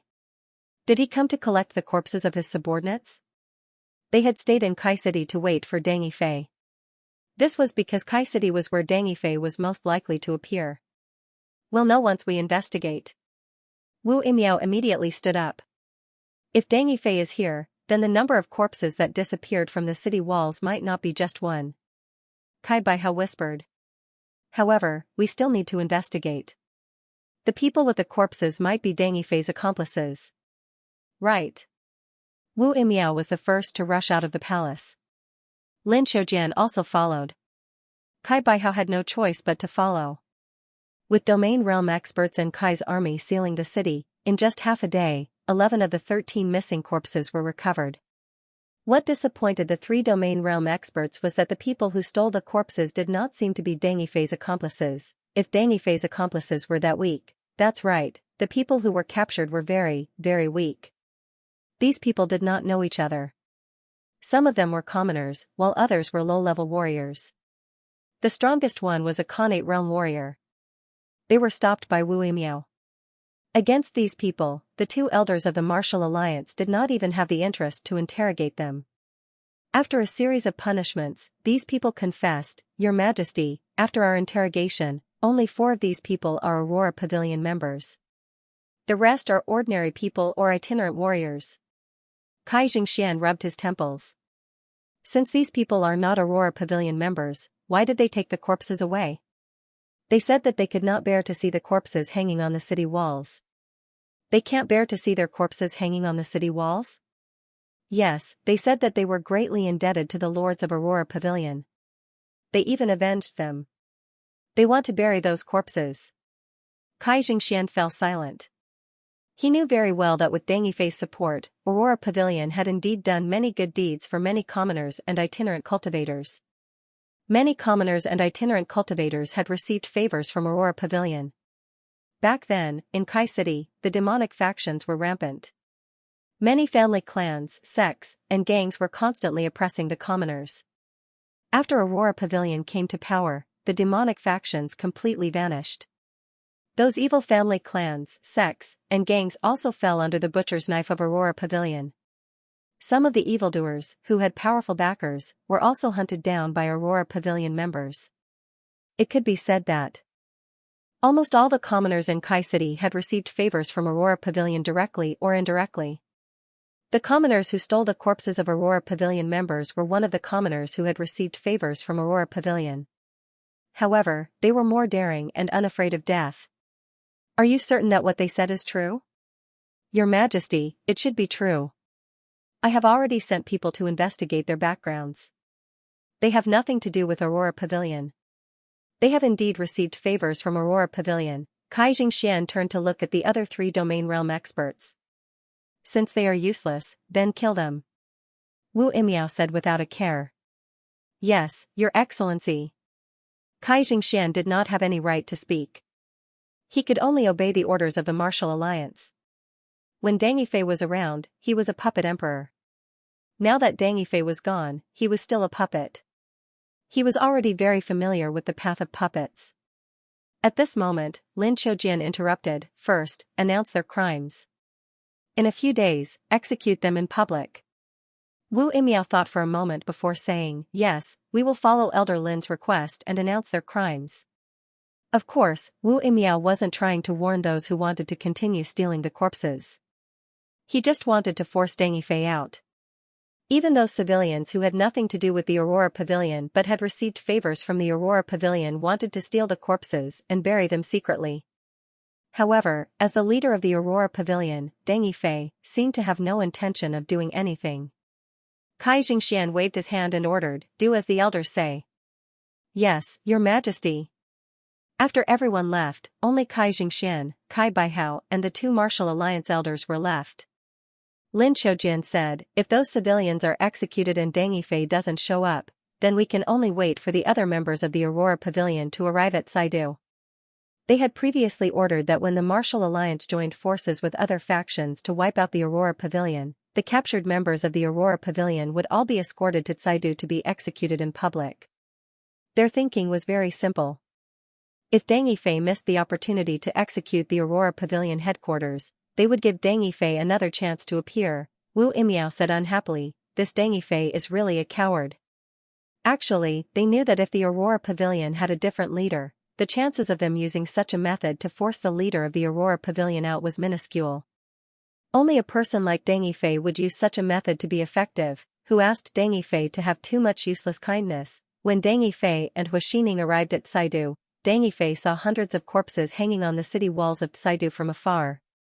The moment he saw those corpses, Deng Yifei's pupils constricted. Hu Xining lowered her head and did not say a word. Her expression was equally ugly. It was easy to identify the corpses. They were still wearing the Aurora Pavilion's uniform. They could even vaguely see Pei Shiyong's corpse hanging in the middle of the city gates. Pei Shiyong, Aurora Pavilion's deputy pavilion lord, Hua Xining's deputy. Hua Xining gently tugged at Deng Yifei's sleeve, hoping that Deng Yifei would not fly into a rage. The two of them had disguised themselves and converged their auras, so it was not easy for the Aurora Pavilion's Grand Elder to discover them. Although the perception of a peak domain realm expert was terrifying, it was impossible for it to be activated all the time. When the two of them approached the city walls, they saw a notice. On it was written that a group of bandits who had stolen the Aurora Pavilion's corpses would be executed the next day. The motive of these bandits stealing the corpses was that they had received favors from the Aurora Pavilion and wanted to bury the corpses. I never expected that there would really be people stealing those corpses. They sure are stupid. Are those corpses something they can steal? They aren't even warriors. I wonder who gave them the guts. Deng Yifei did not even appear, so where did these bunch of weaklings get the courage to steal the corpses? Just as the person finished speaking, he felt the hostile gazes of the people around him. Watch your mouth. You are probably tired of living. There were even some men who rolled up their sleeves, as though they wanted to fight. The person who was making sarcastic remarks shrank his neck in fear. He hurriedly leaned towards the soldiers guarding the city gates, afraid that they would beat him up in anger. I rather admire them. The lords of the Aurora Pavilion are really good people. Someone looked up at the hanging corpses and sighed, what a pity. Right, it's indeed a pity. Once the Aurora Pavilion collapses, us commoners will not have an easy time. The people from the Martial Alliance are really a bunch of bastards. Shoo! Keep your voice down. Hua Xining held on to Deng Yifei's hand and could clearly feel the tense muscles on his forearm. Deng Yifei was angry, but he was trying his best to restrain his anger. I wonder where Lord Deng went. If it were up to me, it's best Lord Deng doesn't appear. Right, it's best Lord Deng doesn't appear. The people from the Martial Alliance are clearly using them to force Lord Deng out. Once Lord Deng comes out, their goal will be achieved. The Martial Alliance keeps saying that they are doing this for the benefit of humanity. They are saying that Lord Deng is a demon, but they are framing him. I think the Martial Alliance is more like a demon. Lord, let's go. Hua Xining whispered with a voice transmission. It was too dangerous to be near Kaido. They might be discovered by the people from the Martial Alliance. Furthermore, Hua Xining was afraid that Deng Yifei would not be able to control himself. They had agreed that they would only look at Kaido from afar, but now, they were already standing at the city gates. Deng Yifei looked at the notice and the anger in his heart was about to burst. He could feel the Aurora domain in his body boiling. That's right, it was boiling. It was like boiling lava, constantly attacking his rationality. Every time he caught a whiff of a villain's aura, the Aurora domain in Deng Yifei's body would begin to riot. Ever since that battle, when he swore an oath to kill all villains in the world, leaving none alive, the Aurora in his body began to lose control whenever he encountered villains. Although Deng Yifei had yet to encounter any villains, he knew that as long as he stood forward, those villains would come after hearing the news. But Deng Yifei did not want to die. Hua Xining dragged Deng Yifei away from Kaido. Deng Yifei did not move. It was as though Hua Xining was carrying him away with his hands. Deng Yifei was suppressing the boiling Aurora domain in his body. He no longer had any strength to resist Hua Xining.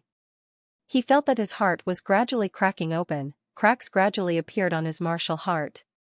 This time, it was not as intense as the previous time, but it was gradually happening.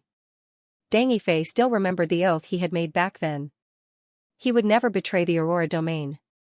As long as he had the ability, he would kill all the villains in the world, not letting a single one of them go.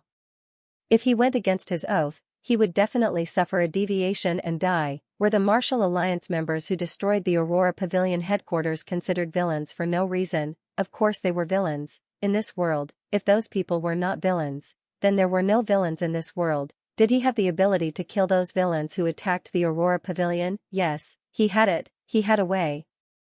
Even if they were at the Tao Comprehension realm, he was confident he could fight them. Furthermore, Deng Yifei did not believe that the Martial Alliance would really send an old monster at the Tao Comprehension realm to deal with a warrior at the early stages of the domain realm like him. Deng Yifei thought of Lord Liquanjin again as his heart felt like it was being torn apart. Hua Xining dragged Deng Yifei away from Kaido. However, Hua Xining did not dare to brazenly fly away with Deng Yifei. This was because there might be people from the Martial Alliance in the vicinity. Even if they wanted to leave, they had to leave openly. They could not show any signs of escaping, or it might alert the Martial Alliance. The Martial Alliance's experts were very likely in Kaidu. Once the Martial Alliance's members were alerted, the Domain Realm experts would arrive in an instant. Make way. Don't block the way. Just as Hua Xining was leaving Kaidu with Deng Yifei, an arrogant voice came from the front of the official road. Everyone made way, and even Hua Xining brought Deng Yifei to the side of the road. Some civilians didn't dodge in time and were knocked down by the motorcade. What appeared in front of Hua Xining was a group of soldiers.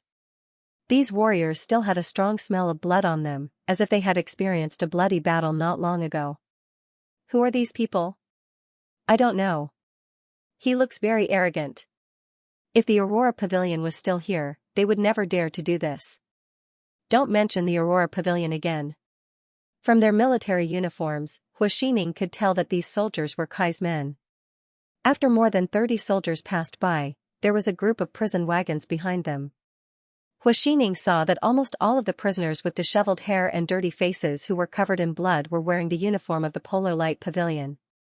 Their eyes were filled with despair and their auras were weak. They were even weaker than ordinary people. Their cultivation levels had probably been crippled. These are the lords of the Aurora Pavilion? They should be. They are members of the Aurora Pavilion from other places. I heard that the Martial Alliance is surrounding the Aurora Pavilion in various places in Kaidu. The Aurora Pavilion is about to be uprooted. But why isn't Lord Deng doing anything? Do you think Lord Deng is invincible? These bastards. Deng Yifei stared blankly at the prison wagons in front of him. He even recognized one of his subordinates. A subordinate who was once at the late stages of the divine power realm. He stood in the crowd and watched the prison wagons slowly pass by. The wheels of the prison wagons were not rolling on the official road, but on his heart. They had gone too far. After 173 prison wagons passed by, Hua Xining tugged at Deng Yifei's sleeve and realized that Deng Yifei was motionless. Lord, we should leave. I don't want to leave. Deng Yifei closed his eyes and sensed the aurora surging in his body. The aurora was hot and surging, as if it wanted to bore through the walls of his heart. Lord, don't be rash at a time like this.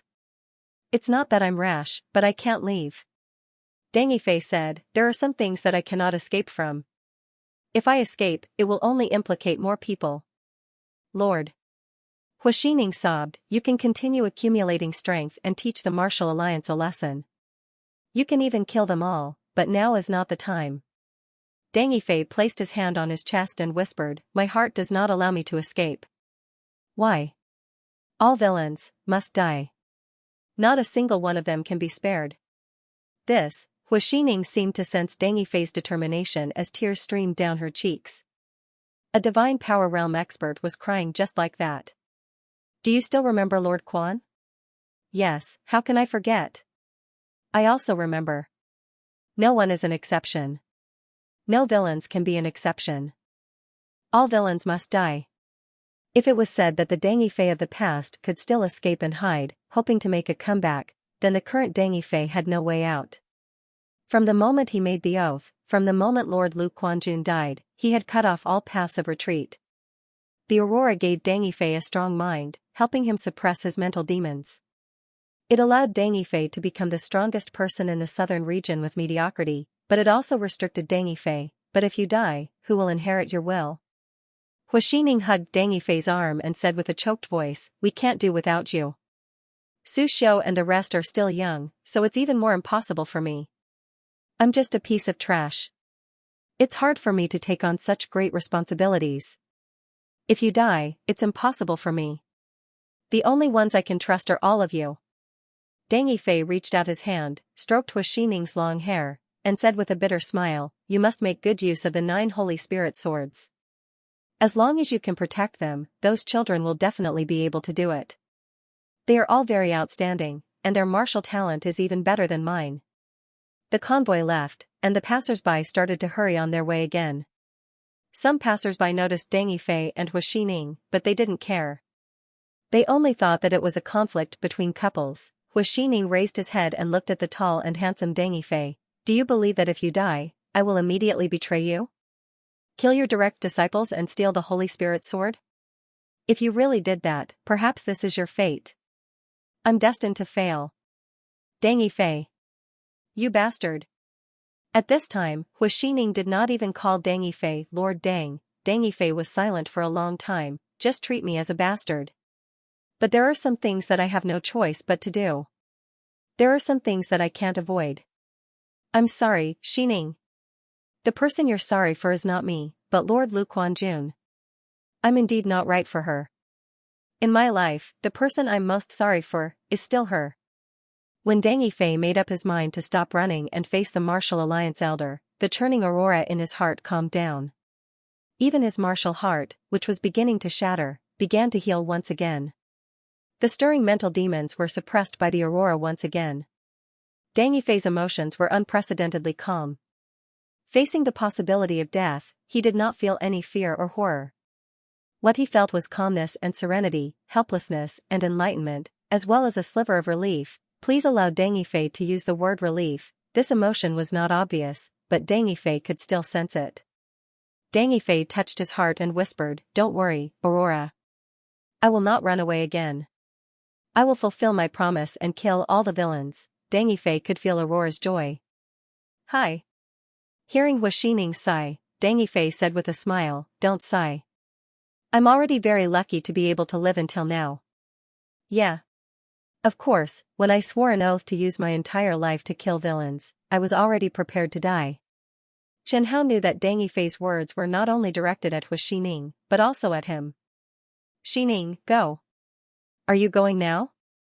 Hu Xining understood that Dang Yifei had already made up his mind. No one could persuade him once he decided on something.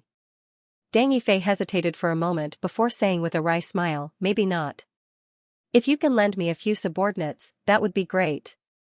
I want to reach an agreement with the Martial Alliance." "Can I?" "No." Dang Yifei shook his head, "You can't do it. This matter is too dangerous. You might lose your life at any moment. I don't want you to die." Hu Xining pursed his lips and nodded heavily. A day later, Dang Yifei met the subordinate Hu Xining had sent to him in a small town's restaurant. This subordinate was someone Dang Yifei was familiar with. They had met a few times before. "Jiang Yinfan? I didn't expect Xining to find you for me." Dang Yifei asked Hu Xining to find him a helper. The only requirement was that he was not afraid of death and had a certain amount of ability. He did not expect this person to be Jiang Yinfan. Back then, Hu Xining said that she needed help and asked him if he could accept Jiang Yinfan. At that time, he felt that Hu Xining was working hard and indeed needed more help, so he agreed. Jiang Yinfan stood in front of Dang Yifei with a worried expression. "Lord Dang, I heard that you are going to have a battle with the Martial Alliance." "Yes. Lord Dang, you must be careful. You don't think highly of me either?" Without waiting for Jiang Yinfan's reply, Dang Yifei continued, "The people from the Aurora Pavilion are innocent. If I don't show up, even if the people from the Aurora Pavilion die, the people from the Martial Metropolis Alliance won't let the matter rest. There are some things that I can't avoid. I hope Mr. Jiang can understand." Jiang Yinfan nodded and did not say another word. His turbid eyes looked at Dang Yifei with respect and sorrow. This old man knew that Hu Xining and Dang Yifei had already discussed this matter. If Hu Xining was unable to stop Dang Yifei, he would not succeed either. Things were as he thought. Dang Yifei was too kind and upright. "This time, I need you to communicate with the people from the Martial Alliance. I need you to tell them this." In Kai capital, a general rushed to the Grand Hall and saw Kai Xianxian. Kai Xianxian asked, "Is there something urgent?" Your Majesty, Dang Yifei has sent someone over. He says that he wants to meet the Martial Alliance's elder." "Oh." Kai Xianxian suddenly stared with widened eyes as he jumped up from his throne. "What are you standing there for? Quickly bring him over." "Yes, Your Majesty." Kai Xianxian circled the empty Grand Hall a few times. His mind was filled with excitement, doubt and puzzlement. He never expected that Dang Yifei would send someone over so quickly. This indicated that Dang Yifei was likely to appear. If not, he would not randomly send people to their deaths. From Kai Xingshuan's point of view, His ancestors' plan must have taken effect. Deng Yifei did not want the Aurora Pavilion members to be annihilated, so he stood forward like he did years ago. Moss. Deng Yifei, the present situation is different from years ago. Xianxia said in his heart. Back then, Subwa's Black Wolf army could not do a thing to you. Now, you are facing two elders from the Martial Alliance. If you stand forward, you will really die. You are too kind. Not long after, Deng Yifei's envoy appeared in front of Xianxia. Jiang Yinfan? It's me, your majesty. Jiang Yinfan bowed to Xianxia. At the instant Jiang Yinfan appeared, Xianxia no longer doubted Jiang Yinfan's identity. Back then, Deng Yifei helped Jiang Yinfan to help Shuo. Later on, Jiang Yinfan resigned and joined Hua Xining. Jiang Yinfan was absolutely loyal to Deng Yifei. What? What did Deng Yifei say? Jiang Yinfan said calmly, he wants me to speak to the person in charge of the Martial Alliance. All right. Xianxia was not angered. Instead, he ordered the guards to immediately report to his ancestor. Then, it would be his ancestor's turn to invite the two Martial Alliance elders over. In less than 15 minutes, 3 figures appeared in the Grand Hall. At this moment, Xianxia had already stood up from his throne and was standing in a corner. Wu Imiao stared at Jiang Yinfan with her dead fish eyes. Her aura suddenly exploded as the aura of a peak domain realm expert pressed down on Jiang Yinfan. Jiang Yinfan's face instantly turned pale as his legs went limp. He fell to the ground from the pressure and vomited a mouthful of blood. Wu Imiao asked coldly, tell me, where is that Deng Yifei? This Martial Alliance elder did not want to reason with him at all. Jiang Yinfan was sprawled on the ground as his turbid eyes stared intently at Wu Imiao. Blood was dripping from the corner of his mouth. He only stared at Wu Imiao without saying a word. Hurry up and speak, you ant. Jiang Yinfan was sprawled on the ground, but he still did not say a word. The 4 people present felt that something was amiss. If you don't speak, I'll kill you. Heh heh. I'm not afraid of death. Jiang Yinfan was lying on the ground as his blood-stained face was filled with mockery. That's right, he was mocking a Martial Alliance elder, a peak domain realm expert. Do you know what you are saying? Wu Imiao narrowed her eyes. The entire Grand Hall was filled with a sinister aura, as if there were countless ghosts wandering around. The temperature had dropped to freezing point, even Xianxia felt fear and despair. Jiang Yinfan gritted his teeth and said, I'm saying that you are a fool. What? Wu Imiao's ashen face turned red from anger. He never dreamed that an ant would dare to say such a thing to him. Die. Wu Imiao struck Jiang Yinfan with her palm. Just as Jiang Yinfan was about to be killed. But at this moment, Lin Qiujian made his move. Wu Imiao's strike was blocked by Lin Qiujian's sword. Lin Qiujian whispered, Elder Wu, you have to think carefully. Currently, only this person knows of Deng Yifei's whereabouts. If you really kill him, Deng Yifei might never appear again. Humph. Wu Imiao retracted his palm and glared at Jiang Yinfan. Jiang Yinfan flipped over. His beard was covered in blood, but his smile was extremely derisive. Speak. Where is Deng Yifei? Who makes the decisions here? Jiang Yinfan lay on the ground, as though he had no intention of getting up. I make the decisions. Lin Qiujian stood up and said. Wu Imiao glanced at Lin Qiujian and did not say a word. In the southern region, Lin Qiujian was indeed the one who made the decisions. My lord sent me to challenge you, where? Wu Imiao asked. I was going to say it, but now, this old man doesn't want to say it. Wu Imiao felt like he was about to explode from anger. You, why? You want to kill me? Jiang Yinfan pointed to his neck and said, my neck is right here. You can kill me however you want. If I blink, it's my loss. Seeing Jiang Yinfan being such a pain in the neck, the expressions of everyone present turned ugly. Everyone present was a seasoned veteran. Even Xianxia had seen countless people before, let alone the other 3 Grand Dominion realm experts.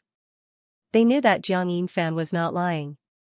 He really was not afraid of death. If he was not afraid of death, he would not have mocked a peak domain realm expert of the Martial Alliance. Lin Qiujian asked, what do I have to do for you to tell us Deng Yifei's whereabouts? Get that dead face to apologize to me.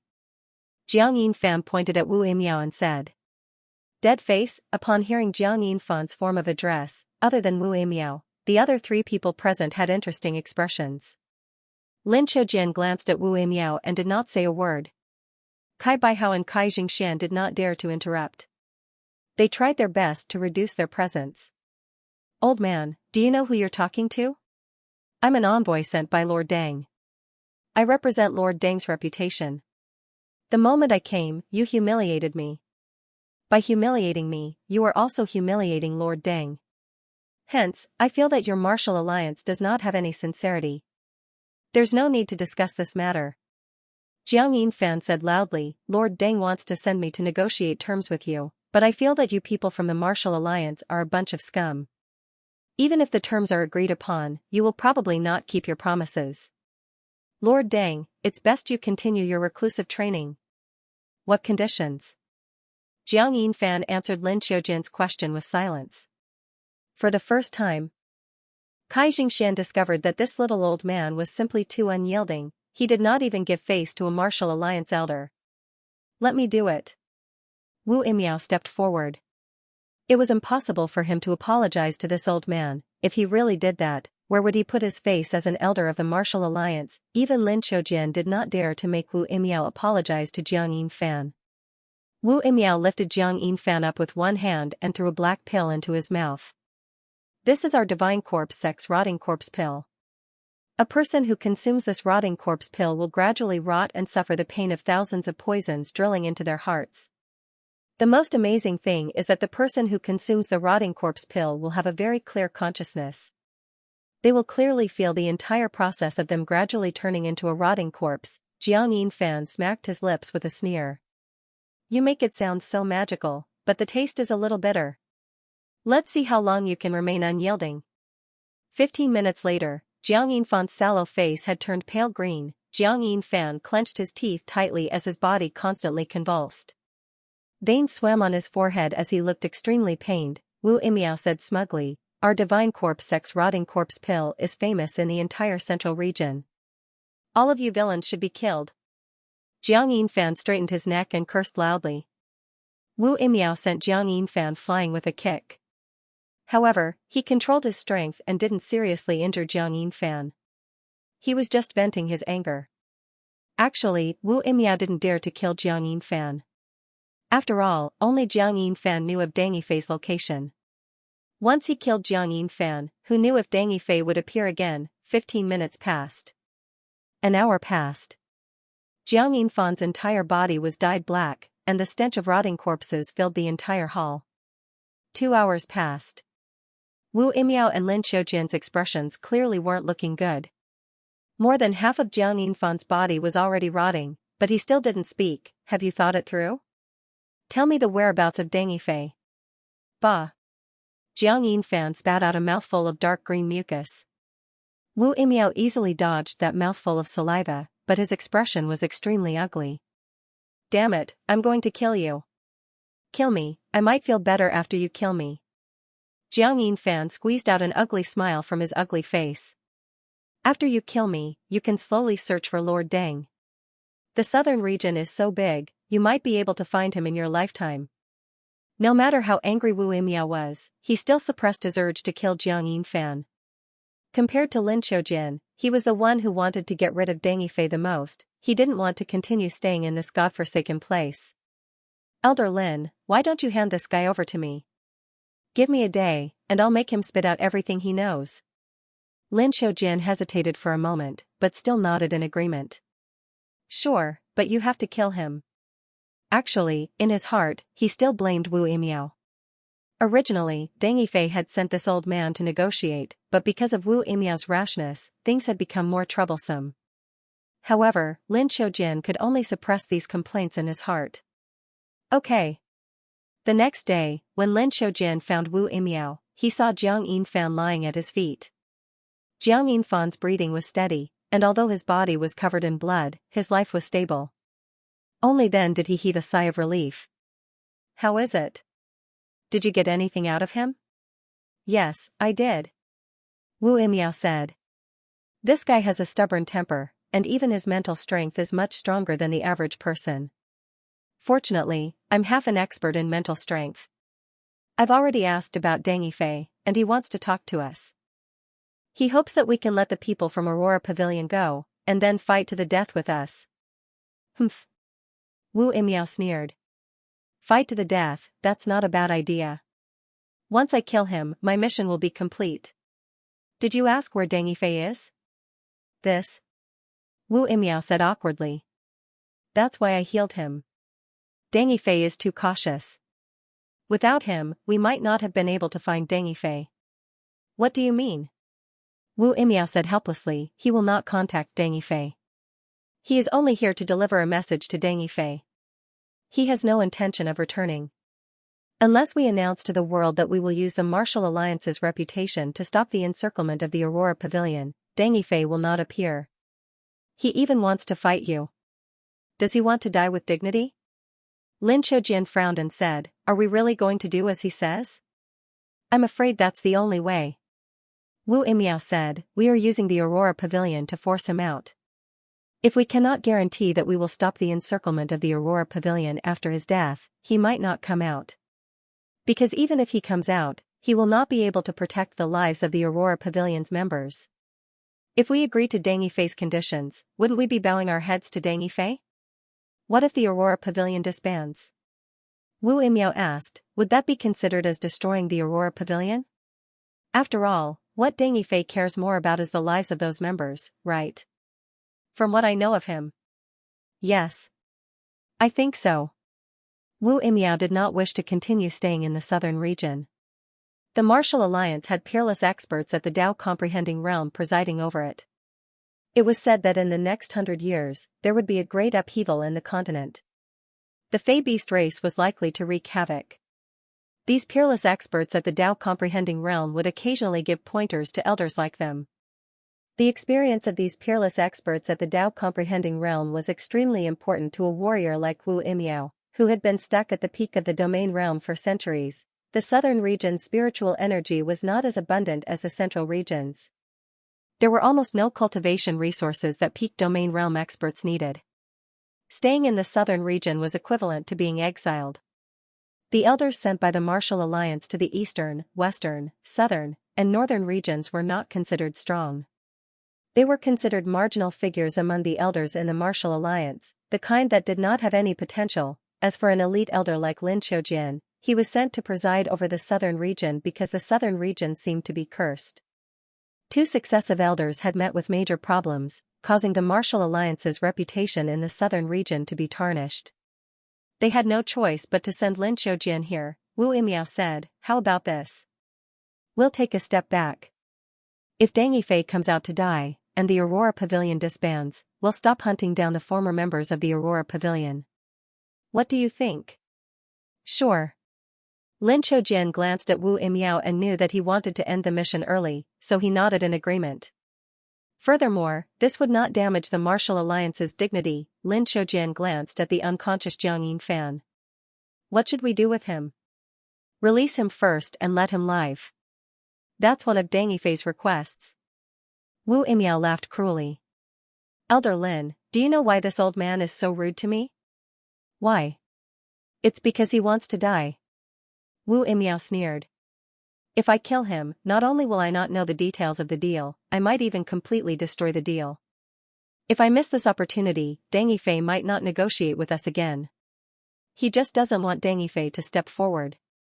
Humph, he sure is loyal to Deng Yifei. Lin Qiujian said, for Deng Yifei to have his present achievements, he must have had some supporters. Of course, but I will not let him have it easy. Wu Imiao sprinkled some black powder on Jiang Yinfan's arm and patted his chest. Jiang Yinfan slowly woke up and saw Wu Imiao's deadpan face. Just as he was about to speak, he realized that he could not say a word. Old punk, we already know what we need to know. You can scram now. Wu Imiao lifted Jiang Yinfan with one hand and gently threw him. Jiang Yinfan's body involuntarily flew high into the sky before landing firmly at the entrance of Kai's palace. He stood at the entrance of the palace and heard Wu Imiao's words. If you meet Deng Yifei, tell him that we agree to his request. However, Aurora Pavilion must be disbanded. Of course, even if you don't tell him, he will know. It was not that Wu Yimiao did not want to kill Jiang Yinfan, but he did not want to destroy the deal for the time being. Jiang Yinfan stood at the entrance of the palace and looked back at the palace's entrance. He sighed heavily. He had wanted to use his life to infuriate Deng Yifei so that he would stop the deal with the Martial Alliance, but it seemed like he had completely failed. On the third day, Jiang Yinfan, who was in Kai City, received the news that the Southern Region Martial Alliance's sub-alliance had accepted Deng Yifei's request. As long as he had a proper battle with the Martial Alliance's elder Lin Qiujian in the Tianqing country's Tianqing mountain range in half a month, and announced the disbandment of the Aurora Pavilion, the Martial Alliance would no longer continue attacking the former Aurora Pavilion members. When the news spread, the entire central region of the southern region was in an uproar. They never expected that under such circumstances, Deng Yifei would personally step forward. They heard very clearly that it was Deng Yifei who had taken the initiative to request a battle with the Martial Alliance's elder. Deng Yifei had stepped forward to ensure that the Aurora Pavilion members would not be implicated. In Kai's palace, Kai Baihao was holding a jar of wine and standing in front of a dense array of memorial tablets. He was paying respects to the patriarchs of the various countries who had died under Deng Yifei's sword. Everything is under my control. Deng Yifei has stepped forward. Our enemy is finally going to die. This domain realm expert, who had lived for nearly 1,000 years, was crying like a child. In the Tianqing country's palace, Zhang Tianyang was laughing out loud. The development of the situation had gone according to his plan. He had finally succeeded in borrowing the Martial Alliance's blade to kill the Tianqing country's greatest threat. He said with an excited smile, "I knew it. I knew it. The plan would definitely succeed. This demon is finally going to die." At the same time, the leaders of the factions around Kai rejoiced as they clapped their hands. It was as if they could already see the fall of the southern region's legend, Deng Yifei. With the news of Deng Yifei's death battle with the Martial Alliance's elder Lin Qiujian, nearly all the southern region's factions were in an uproar. Back then, in order to break through to the domain realm, Deng Yifei had fought in various countries in the southern region. He had offended numerous factions. Furthermore, with Deng Yifei's petty actions and his attempt to shake the status of warriors, it made countless warriors abhor him. It could be said that 90% of the southern region's warriors had extreme malice towards Deng Yifei. In the massive southern region, other than the Aurora Pavilion, nearly all the factions were looking forward to Deng Yifei's death. They wished for Deng Yifei's death. They did not want Deng Yifei to live. Even the most disobedient and evil demonic factions were secretly grateful to the Martial Alliance when they learned of the news of Deng Yifei's imminent death. They admitted that they were from the demonic path, but they felt that Deng Yifei was more demonic than the demonic path. He was more unreasonable than the demonic path. Before the Martial Alliance stepped forward, the various large factions in the southern region did not dare to voice their anger in the face of Deng Yifei's oppression. They could only tremble in fear under Deng Yifei's shadow. This was because Deng Yifei was too invincible. Killing domain realm experts was as easy as chopping vegetables. They were afraid that if they were targeted by Deng Yifei, they would end up like Kai, Sugua, and the Tongshan state. But now, they heard that Deng Yifei was about to die. The mountain that was pressing down on them was about to be removed. They felt that the entire world had become beautiful. Dong Mingxian looked at the peak divine power realm expert in front of him and vomited a large mouthful of blood. With a plop, he half knelt on the ground. His face was ashen. "Patriarch! Lord Patriarch!" Behind him, the Dong family members exclaimed. This was the first time Dong Mingxian had been so cleanly defeated by a warrior of the same cultivation level. In just 10 moves, he had only lasted 10 moves against his opponent. Dong Mingxian never expected that a warrior from the Middle Region's Martial Alliance would be so powerful. What made him feel even more despair was that the Martial Alliance team that came to deal with his Dong family did not only have one peak domain realm expert. "Can't you let us off?" The thin warrior shook his head and said, "Under the orders of the Alliance's elders, we are here to eliminate all Aurora Pavilion members." Dong Mingxian looked at him and begged, "Just let us off. Our Dong family has already withdrawn from the Martial Alliance." "No, joining the Aurora Pavilion means there is no choice of withdrawing. All of you have to die." Dong Mingxuan's face was filled with despair. He felt that his Dong family was doomed today. After learning that the Martial Alliance had announced that they were going to destroy the Aurora Pavilion, and that Deng Yifei had gone missing, the Aurora Pavilion members were in a state of panic. Numerous Aurora Pavilion members had announced their withdrawal, including their Dong family. However, Dong Mingxian never expected that even after withdrawing from the Aurora Pavilion, the Martial Alliance would not let them off. "If you want to blame someone, blame that Deng Yifei," the thin warrior said with a cold smile. "He is the one who is blind.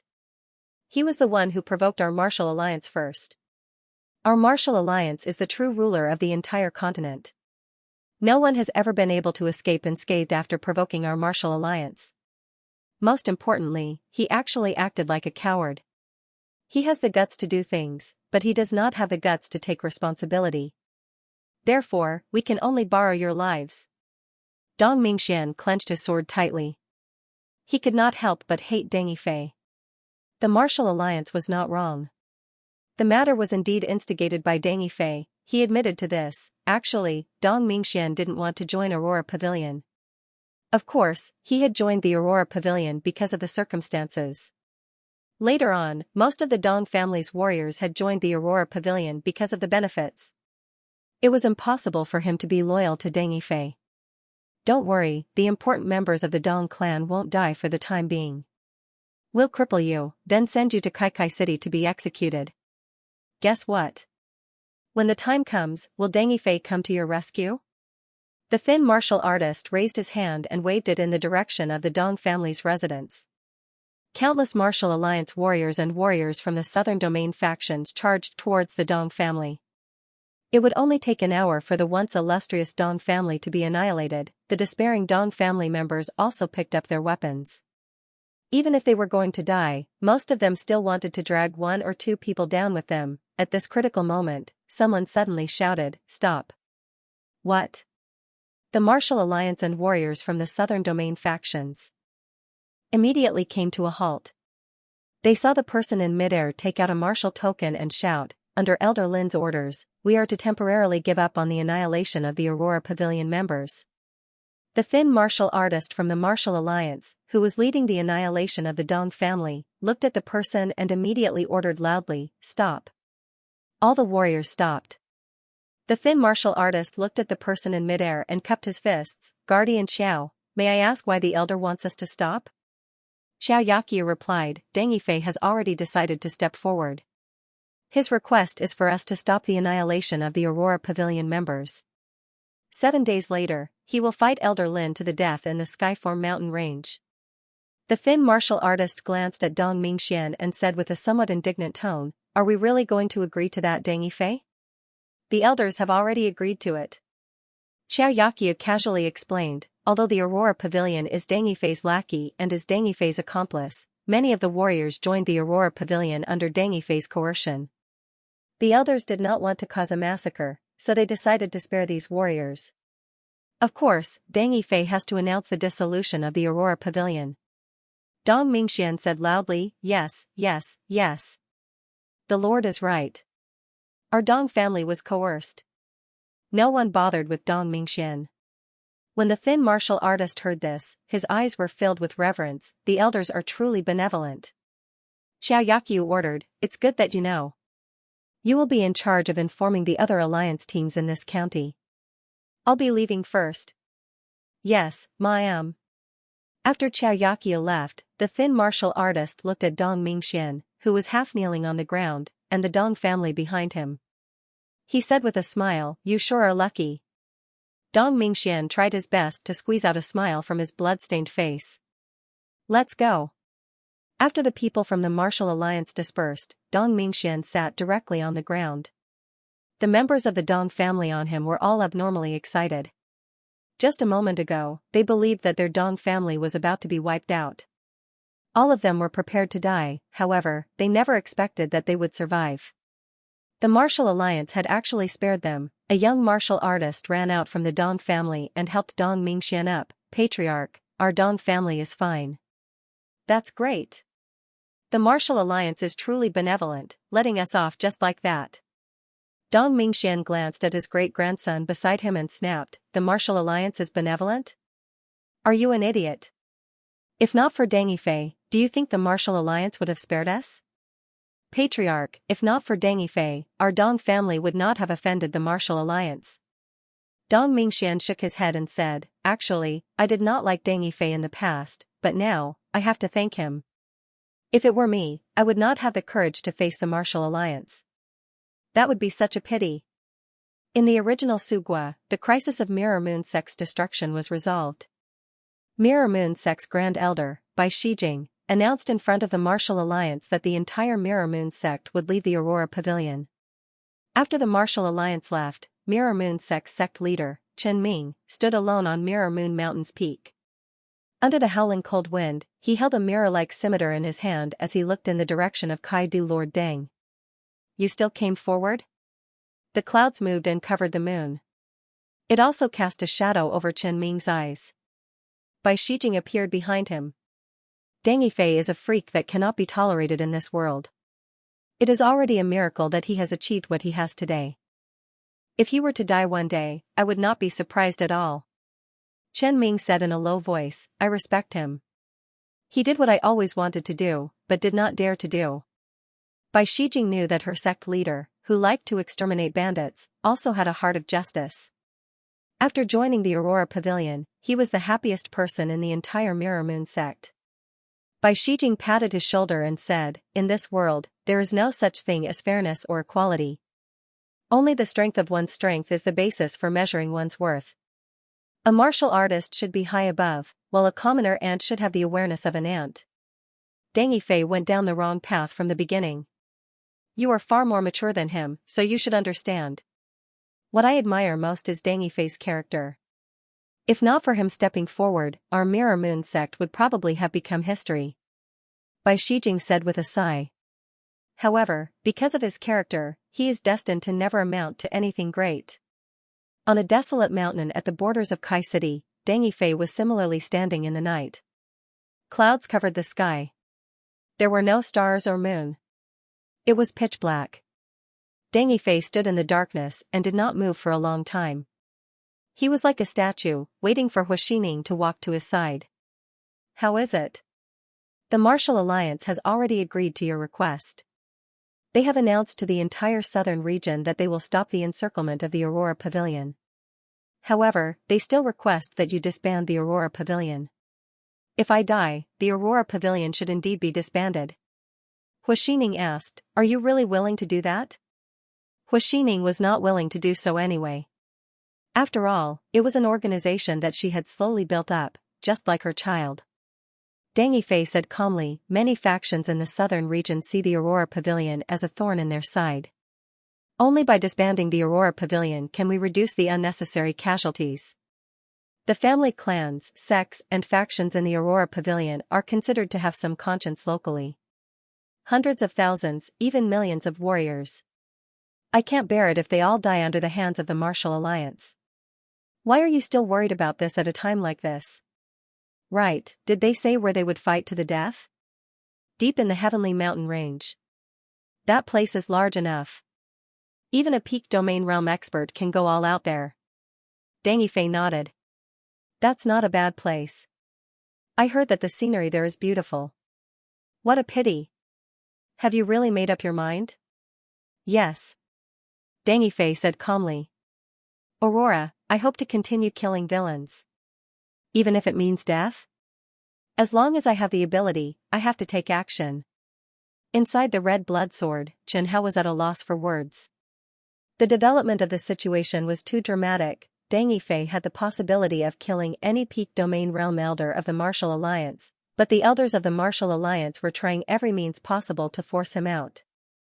It was as if the experts of the Martial Alliance were rushing to reincarnate. If Chen Hao had a body, he might have given the Martial Alliance's foolish elder a friendly warning to not send him to his death. Unfortunately, there were no ifs. Deng Yifei's martial path was to kill villains. From the very beginning, his path was very narrow and very dangerous. Ever since he had dealt with Sugua's Black Wolf army outside Jingdong City, from the moment he had made the poison oath, there was no turning back.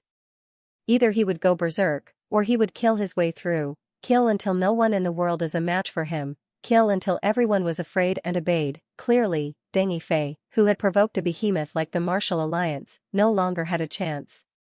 He was not a main character in a novel. He did not have the unreserved teachings of an old grandpa, nor did he have the luck to turn misfortune into blessings. The Martial Alliance's elders were not only ruthless in their actions, using all the members of the Aurora Pavilion as well as the factions behind them to threaten him, they had also perfectly targeted Deng Yifei's weakness.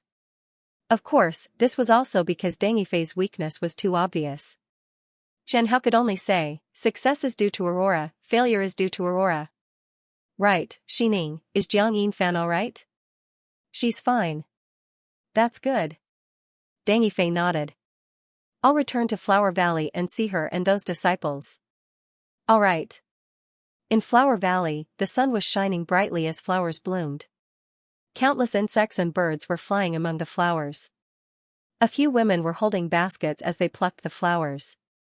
Hua Xining followed Deng Yifei deep into Flower Valley and found the tomb in the flowers.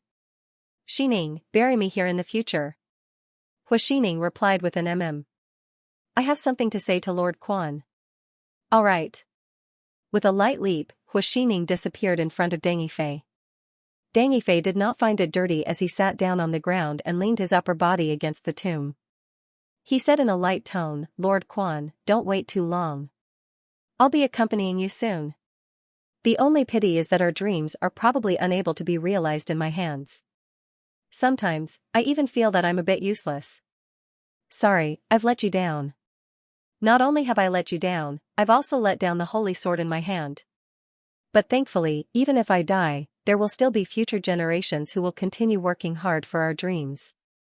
Even if the Aurora Pavilion is disbanded, even if I die, Aurora should still exist in this world, in another way. Deng Yifei wiped his face and said, there's something that I have to confess to you. Forgive me for not telling you all this while. Regarding the holy sword in my hand. Chen Hao glanced at Deng Yifei and did not say anything. It was true that the matter of the red blood sword could not be spread, especially since Deng Yifei was about to cause a lot of trouble. Chen Hao wanted to keep a low profile. However, Deng Yifei only told the dead, so there was no problem. He, Scarlet Blood, was famous for his magnanimity. So, even if I die, my disciples, as well as the future sword masters of the Scarlet Blood Sword, will be like me, like the previous sword masters, and continue to struggle. My disciples' aptitudes are much more outstanding than mine, and their achievements in the future will definitely surpass mine. Deng Yifei stayed in the Flower Valley for 3 days, and then met his 9 disciples.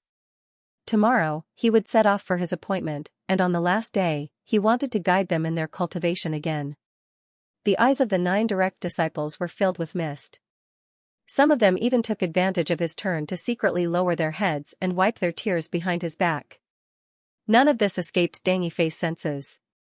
Deng Yifei knew that Hua Xining must have told them everything. Looking at Hua Xining reproachfully, Hua Xining said in a low voice, I think they have the right to know. Master, can you not go? Su Xiao, who was the boldest, hugged Deng Yifei tightly and buried her head in his chest. Some of the other 8 children rushed up to hug him, while others stood silently in front of him and looked at him. I can't not go. Su Xiao sobbed, but if you go, you won't be able to come back. I know, but this is Master's path. This is Master's martial arts. This is Master's persistence. You will understand in the future. Well, remember my teachings. In the future, you have to listen to Xining. Deng Yifei did not have the slightest reluctance. He broke free from the hands of the 9 disciples and stepped into the sky. When Deng Yifei rushed to Tianqing country, there were also countless warriors in the central region of the southern region rushing to Tianqing mountain range day and night. No one wanted to miss this battle, most of them just wanted to witness the entire process of the fall of the greatest demon in the southern region with their own eyes. Even if the process of the demon being killed might be very short, they did not want to miss it. They would rather spend a few days on the road, even if they only watched the person they hated being killed, they would probably be high. Many warriors from the southern region flocked over, bringing great pressure to the Tianqing country. This bunch of unruly warriors would cause great destruction wherever they went. Some of the warriors did it unintentionally. They were just that hot-tempered, some of the warriors did it on purpose. They wanted to take advantage of this opportunity to fish in troubled waters. But after causing destruction, most of the time, these warriors would leave. Those who did not choose to leave definitely had a powerful background. They believed that the Tianqing country's officials would not dare to make things difficult for them. But what made the Tianqing country heave a sigh of relief was that Deng Yifei's battle with the Martial Alliance elder was rather tight. This resulted in a large number of warriors who wanted to watch the battle not having enough time to arrive. Thankfully, the battle was set in 10 days. If it was 3 months later, it might even be as grand as the quadrennial Southern Region Genius Tournament. The Tianqing country had been hosting the Southern Region Grand Tournament for several years, so they were experienced in managing large numbers of warriors. With the support of the Martial Alliance members, the Tianqing country quickly stabilized the situation. The day before the battle, the warriors waiting near the Tianqing mountain range began to pour into the mountain range. Even before the battle began, they were willing to enter first and occupy a good spot to watch the battle. A duel between domain realm experts, especially one involving a Martial Alliance elder, was something that many warriors did not wish to miss the chance to witness Deng Yifei's death-changing history. Similarly, they did not wish to miss the chance to watch a duel between domain realm experts. If they were lucky, they might be able to comprehend something from watching the battle between experts. As long as they could comprehend something, they might be able to save several years of cultivation. Mirror Moon Sect's Grand Elder Bai Shijing and sect leader Chen Ming were among these warriors. Kai County was adjacent to the Tianqing country. As long as these former Aurora Pavilion members were slightly stronger, they would have enough time to rush to the Tianqing country to watch the battle. Chen Ming saw Dong Mingxian and they nodded at each other in tacit understanding. They did not continue talking. On the day of the battle, the sun rose from the horizon early, indicating that it would be a good day. Another large group of warriors stepped into the Tianqing mountain range. Deng Yifei and Hu Xining also followed the crowd into the Tianqing mountain range. Not long after the sun rose, the two Martial Alliance elders, Lin Xiujian and Wu Imiao, brought Xiao Yakyu and Mo Jingyuan to the middle of the Skyform mountain range. Lin Xiujian and Wu Imiao glanced at the surrounding martial artists who were rushing over. The nearest martial artists were 150 kilometers away, and they were all domain realm martial artists. If Lin Xiujian slightly retracted his domain, it would indeed be relatively safe for those spectators to stand 150 kilometers away. Lin Xiujian noticed that most of the domain realm experts who wanted to watch the battle were the leaders of the top forces in the southern region who had recently taken the initiative to help them eliminate the Aurora Pavilion. When he saw these familiar faces, Lin Xiujian didn't intend to chase them away. At most, when he fought with Deng Yifei, he would restrain himself a little so that the spectators would not be affected. Lin Xiujian was duty-bound to kill Deng Yifei. Only after arriving at the southern domain did Lin Xiujian find out just how many things Deng Yifei had done in the southern domain that infuriated the heavens and the people. Other than the Aurora Pavilion, the members of the other factions in the southern domain would gnash their teeth at the mention of Deng Yifei. As long as he killed Deng Yifei today, the Martial Alliance would definitely be able to avenge themselves. To him, was it difficult to kill Deng Yifei? It wasn't difficult at all. 150 kilometers away, a domain realm expert asked, "Is Deng Yifei here?" Tianqing Nation's Zhang Tianyang shook his head and said, "Not yet. Our Tianqing Nation spies have yet to find him. He has gone into hiding." Someone asked, "Don't tell me he regrets it?" Kai Baihao said from the side, "That's impossible. Deng Yifei is not the kind of person who goes back on his words. His reputation is better than most experts. He has never gone back on his word." Many domain realm experts looked at Kai Baihao and found him extremely unfamiliar. "You know Deng Yifei?" "Yes."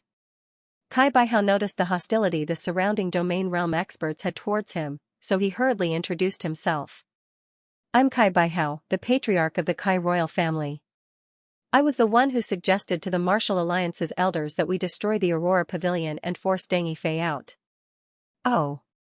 At this moment, the domain realm experts looked at Kai Baihao in a better light. In the middle of the Heavenly Form mountain range, Lin Xiujian roared loudly, "Deng Yifei, are you here? It's time for you to appear." Almost all living beings in the Heavenly Form mountain range could hear Lin Xiujian's question. After shouting, Lin Xiujian and Wu Imiao turned their gazes towards the northwest. In the northwest, Deng Yifei stopped and nodded at Hu Xining. He tore off a layer of skin from his face and shot towards the depths of the heavenly form mountain range like an arrow released from a bow. Everyone's gaze turned towards the figure in midair. They knew that it was definitely Deng Yifei. A female warrior looked at Deng Yifei flying across the sky and exclaimed, "Is that Deng Yifei? I've long heard that Deng Yifei is extremely handsome, but after seeing him today, he seems to be 100 times more handsome than I imagined." A warrior warned, "Deng Yifei is a great devil. Don't be fooled by his good looks, he is actually vicious and merciless." "Young lady, don't be fooled by his looks." "What young lady? I'm old enough to be your mother-in-law." Moments later, Deng Yifei appeared in front of the two martial alliance elders, Lin Xiaojian and Wu Yimiao. Lin Xiaojian revealed a smile. Wu Yimiao's dead fish-like eyes looked at Deng Yifei with a much gentler gaze. He began to seriously consider if he should give Deng Yifei face after his death and torture Jiang Yinfan less, giving him a quick death. After all, he was very satisfied with Deng Yifei's punctual attendance. "You came?" "Yes." "What a pity." When Lin Xiaojian saw the young Deng Yifei, he could not help but shake his head. Such a fine piece of jade had offended their martial alliance. Since ancient times, people who offended the martial alliance did not have a good ending. Deng Yifei smiled. He knew what Lin Xiaojian found a pity, but he did not mind. "I'm Lin Xiaojian, a martial alliance elder." Lin Xiaojian introduced Deng Yifei simply. "He is the same as me, Wu Yimiao, a martial alliance elder." Deng Yifei glanced at Wu Yimiao and suddenly asked, "Elder Wu, you are a demonic warrior, and you walk the path of corpse refinement, right? Are you from the Yin Corpse sect?" Wu Yimiao sneered, "Humph, don't compare me to that bunch of trash from the Yin Corpse sect. I'm an elder of the Central Region's Divine Corpse sect. I naturally find demonic warriors like you an eyesore, especially people like you who toy with the corpses of others." Deng Yifei stared at Wu Yimiao with his grayish-white eyes. He asked Lin Xiaojian, "Am I fighting him?" "No, you are fighting me. You said you want to challenge the Martial Alliance's Southern Region's elder, so I am. Elder Wu was only sent here temporarily to assist me." "That's such a pity," Deng Yifei said with some regret. "However, your Martial Alliance really thinks highly of me. You even sent 2 elders to deal with me? Don't flatter yourself," Wu Yimiao said angrily. "If not for that old fogey Long Wanqing saying that you were not easy to deal with, insisting to that lord that he would not be able to take you down alone, I wouldn't have come to this godforsaken place." "Elder Long Wanqing?" Deng Yifei recited Long Wanqing's name and asked, "What happened to him?" Long Wanqing had said that he was not easy to deal with and had tried his best to get the Martial Alliance to send another elder. Long Wanqing's actions of adding trouble to him did not infuriate Deng Yifei. After all, everyone served their own masters. At this point in time, Deng Yifei felt that there was no substantial difference between 1 Martial Alliance elder and 2 Martial Alliance elders. His outcome is of course very tragic. Wu Yimiao said with a smile. "You killed the disciples of the Divine Corpse sect and the Nine Sword sect, yet he still dared to protect you. His outcome is of course tragic. Facing the wall at Fire Dragon Cliff for 100 years is not just a saying. Many people go crazy before they can last 100 years. Long Wanqing's outcome was no longer something Deng Yifei could care about. Even if he cared, he could not change the Martial Alliance's decision, nor could he go to Fire Dragon Cliff to save Long Wanqing. He could only take care of himself now. Deng Yifei changed the topic and returned to the topic at hand. "Now, I'm here to fight you to the death. As long as I announce the dissolution of Aurora Pavilion, will you let them off?" "Sure." From the beginning to the end, Lin Xiaojian and Wu Yimiao's target was Deng Yifei and not the Aurora Pavilion. As long as they could kill Deng Yifei, they did not mind letting the Aurora Pavilion off. Disbanding Aurora Pavilion was only for the Martial Alliance's reputation and to increase the Martial Alliance's prestige. In the other 3 regions, the Martial Alliance that was stationed in the southern region did not care about prestige, but the southern region needed it. Deng Yifei slowly rose into the air, almost reaching the level of the clouds. He looked around at the dense crowd of martial artists in the distance. As his gaze swept across, he saw many familiar faces. Those were Aurora Pavilion members, his former subordinates. However, they were not wearing Aurora Pavilion uniforms. These people were all here to see him off. Thank you, my colleagues from Aurora Pavilion, for coming to send me off. I know that many of you joined Aurora Pavilion back then because you had no other choice. At this point, Deng Yifei couldn't help but laugh. Many Aurora Pavilion martial artists lowered their heads silently. Now, I announce that Aurora Pavilion is officially disbanded.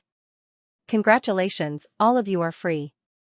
The Martial Alliance's elders have promised that they will not find trouble with you because of me. Even those martial artists who were unwilling to join Aurora Pavilion no longer hated Deng Yifei in their hearts when they heard his words. After all, at the critical moment, their leader, Deng Yifei, had at least not abandoned them. Instead, he had taken the initiative to stand up for them, using his life to exchange for their lives. At least, these former members of Aurora Pavilion believed so. But even if Aurora Pavilion is officially disbanded, I still hope that everyone will not forget the rules of Aurora Pavilion. Although you are high and mighty martial artists, I hope that you will never forget your own identity. You are humans, not beasts. Beasts will only kill their own kind when they are forced to. I hope that everyone will not be worse than beasts. Lin Xiaojian pulled out his sword. The Skyform mountain range warriors seemed to hear the sound of metal clashing. Sword intent soared into the sky, scattering the clouds in the sky. Lin Xiaojian asked, "Alright, can we begin?" "Of course we can begin, but I have a question I want to ask." "Speak." "If I accidentally kill you, will your Martial Alliance members go back on their words and deal with the former members of Aurora Pavilion?" Ha ha ha. What is Deng Yifei saying? Does he think that he can kill a Martial Alliance elder? That is a peak domain realm expert. I remember that he is only at the early stages of the domain realm. Kill a Martial Alliance elder? I think he must be dreaming. That's right. Before Deng Yifei could answer, the domain realm experts who were watching the commotion from 300 miles away began to mock him. They believed that he was dreaming. Even the Divine Power Realm experts from 1,000 miles away were laughing out loud. The difference was too great, so no one believed that Deng Yifei could defeat Lin Xiaojian. Lin Xiaojian frowned. When he saw the serious look on Deng Yifei's face, he couldn't help but recall what Long Wanqing had said about them. Deng Yifei might very well have a trump card that could kill a peak stage Grand Dominion Realm cultivator. However, at this moment, Lin Xiaojian obviously could not say that if he dared to kill him in a duel, his Martial Alliance would continue to wipe out the Aurora Pavilion's former members. The duel had yet to begin, so as a Martial Alliance elder who held the absolute advantage, he could not admit defeat, right? Lin Xiaojian had absolute confidence in his own strength, hence, Lin Xiaojian could only answer, "We agreed that as long as you fight me to the death, the Aurora Pavilion would be disbanded. And the people from the Aurora Pavilion would be spared. If you can really kill me, it's because I'm inferior. Our Martial Alliance will not pursue the matter with your former subordinates." Deng Yifei nodded in satisfaction because he had asked loudly. In order to show that he was not afraid, Elder Lin Xiaojian had used his strength to send his words into the ears of nearly every warrior in the Sky-formed nation. At least, Deng Yifei did not need to be afraid that the Martial Alliance would renege on the deal. Deng Yifei carried on asking, "Then if I kill you, can I kill that dead-faced person beside you as well?" Elder Lin said calmly, "If you can really kill me, Elder Wu will definitely be willing to have a duel with you. That is, if you are willing." "Of course, I'm very willing." Deng Yifei said with a smile, "Elder Wu, are you willing?" "Of course I'm willing, but I believe you won't have the chance." Wu Imiao said, "Elder Lin, when you kill this kid, don't chop up his corpse. Try your best to preserve it. I want to refine him into a zombie and give it to my granddaughter. She will definitely like Deng Yifei's good looks." Wu Imiao blinked and disappeared from Lin Xiaojian's side. With the match beginning, all he needed to do was watch from the sidelines. Then, he would take Deng Yifei's corpse and return to the central region. Lin Xiaojian said, "No problem. The corpse will be preserved well for you." Preserve Deng Yifei's corpse well? Chen Hao felt that the two of them were probably taking things for granted. Lin Xiaojian looked at Deng Yifei, "Draw your sword.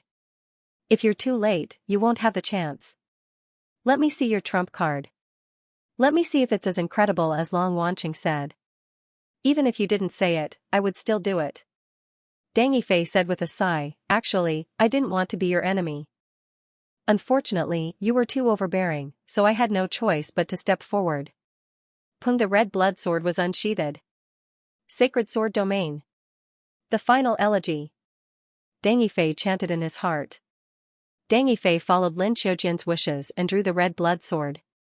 He immediately activated the Holy Sword Domain and used the last elegy. There were several sword masters who had used the last elegy. When Deng Yifei used this move, his expression was the calmest. He was so calm that even Lin Xiaojian and the other spectating martial artists thought that Deng Yifei was just casually using this move. The Holy Sword Domain was fully activated. A blinding white light illuminated the entire sky mountain range. This white light was even more dazzling than the sun, because the distance was too close. The white light of the Holy Sword Domain instantly enveloped Lin Xiaojian. Lin Xiaojian stood in the white light and looked at the white world around him in confusion. He asked in a deep voice, "Is this the smell of a compound domain?" Compound domain. Chen Hao seemed to understand Lin Xiaojian's meaning. The so-called compound domain should be something like the Holy Sword Domain, which gathered many domains into a whole. A very powerful compound domain? Not only does it have an illusory domain, but it also has a slaughter domain and a speed domain? Lin Xiaojian was extremely calm within the Holy Sword Domain. He even had the leisure to distinguish what kind of domain, divine ability, and profound meaning was contained within the domain. I think this is definitely not a domain that you have comprehended, right? Did you use some external object to cast it? As he spoke, Lin Xiaojian looked at the red blood sword in Deng Yifei's hand with a puzzled gaze. Although the red blood sword had a camouflage function, Lin Xiaojian did not see it. He deduced it. He just felt that with Deng Yifei's strength, it was absolutely impossible for him to master the Aurora Domain, the Slaughter Domain, the Illusory Domain, and the Speed Domain at the same time. This was completely illogical. Is it the sword in your hand? Deng Yifei did not answer his question. Lin Xiaojian looked at him and found that Deng Yifei's grayish-white eyes were suffused with red light. He saw the spirit vortex above Deng Yifei's head. Something that can release a domain is at least a Dao artifact, and its grade is definitely not ordinary. Even if you don't say it, when I kill you, the sword in your hand will be mine. Lin Xiaojian was already interested in the things in Deng Yifei's hands. He saw that Deng Yifei was still trying to break through. Lin Xiaojian sneered, "Are you trying to use a forbidden technique to directly break through your cultivation? Could it be that this is your trump card? Don't you know that even if you can break through to the pinnacle of the Grand Dominion realm, you still won't be a match for me? If this is your only trump card, then you've really disappointed me. Let me kill you with one strike." Lin Xiaojian shouted, "Sword Domain." Suddenly, a cold white light appeared around Lin Xiaojian. Countless swords rose from the sky and on the ground. The entire sky and earth were filled with swords that emitted cold light. These sword phantoms were not only cold, but they were also hundreds or thousands of meters long. Some of them seemed to pierce through the ground, while others seemed to pierce through the sky. What kind of domain is this? They are all swords. In the Skyform mountain range, countless warriors looked at the sword phantoms that seemed to pierce through the firmament, piercing through the layer of light. They could not help but sigh, "It looks terrifying." At least, such a domain had never appeared among the Grand Dominion realm experts in the Southern Domain. A Martial Alliance guardian said smugly, "This is the Sword Domain. Elder Lin has comprehended a special domain. This domain has extremely powerful offensive strength. Even in the Martial Alliance, it is extremely special. It is much stronger than the 5 elemental domains. Since Elder Lin has used the Sword Domain, he must be trying to end the battle in a short period of time. This time, Deng Yifei is doomed." The Holy Sword Domain was still expanding. The white light was constantly expanding towards the Skyform mountain range. 300 miles away, the Grand Dominion realm experts who came to watch the commotion saw the white light expanding. They probed with their perception and discovered that their perception was blocked the moment it touched the white light. They knew that with their perception, it was impossible for them to penetrate Deng Yifei's strange ball of light. The southern region's domain realm experts hesitated for a moment. Seeing that the other domain realm experts and the Martial Alliance guardians had no intention of escaping, they could only bite the bullet and remain where they were. Nearly all of them believed that this was a domain produced by Deng Yifei. They were all at the early stages of the domain realm. There were even mid-stage domain realm experts amongst them. They could not possibly be chased away by Deng Yifei's domain in front of so many people. That would be too embarrassing. not to mention, there was another reason why these Grand Dominion Realm experts were here. They wanted to see how a peak Grand Dominion Realm expert would make a move. The Southern Domain did not have any peak Domain Realm experts. They wanted to watch the battle. They wanted to attempt to gain some insight from the battle between the Martial Alliance Elder and Deng Yifei, or understand something from it. However, when they were surrounded by the Holy Sword Domain, a cold chill made these Domain Realm experts shudder uncontrollably. A chill ran down their spines from the top of their heads to the bottom of their spines. A terrifying killing intent suddenly appeared in their minds. It was as if their mortal enemies were standing all around them. Their chests were filled with anger. This kind of anger was completely uncontrollable. They wanted to kill all the martial artists around them. The Tianqing Nation's mid-stage Domain Realm expert, Zhang Tianyang, exclaimed, "This domain doesn't seem to be Deng Yifei's Aurora domain, right?" A knowledgeable Martial Alliance guardian said, "Impossible. This is a compound domain. It's not only the Aurora domain and the Decimation domain, there are other domains mixed together. Furthermore, this domain expert is far from a rudimentary realm's domain. It's more like a perfected realm expert's domain. It's even stronger than an ordinary perfected realm expert's domain. I feel like I can't hold on any longer. I want to leave. Let's go, let's leave quickly. It's best for early-stage domain realm warriors to leave immediately. But where do we leave from? Why do I feel like everything around me is the same?" These domain realm experts did not know that in the blinding white world, Chen Hao's malicious gaze had already noticed them. Chen Hao could not obtain any energy from killing people. However, Deng Yifei could kill people. Chen Hao just needed to slightly assist Deng Yifei in killing people, and there would be no problems. Therefore, with Chen Hao's assistance, the weaker Grand Dominion Realm experts within the range of the Holy Sword domain began to see illusions. Since they had entered, there was no need for them to leave. "Take this, heaven-rending sword." Lin Qiujian raised his sword. In the sword domain, countless sword phantoms shot at Deng Yifei. As for Deng Yifei, a mocking smile appeared on his ice-cold face, and he instantly disappeared from where he was. What fast speed! Lin Qiujian suddenly stared with widened eyes. This was because his vision could no longer discern Deng Yifei's speed. Too fast, it was too fast. It was so fast that even Lin Qiujian's vision could not keep up with Deng Yifei's speed. As for his perception, he could barely keep up with Deng Yifei's shadow. How fast was one's perception? Not only did Lin Qiujian cultivate in cultivation techniques, he had also cultivated his mental strength. Although his talent and mental strength was not strong, his mental strength exceeded most of the Grand Elders in the Central Region's Martial Alliance.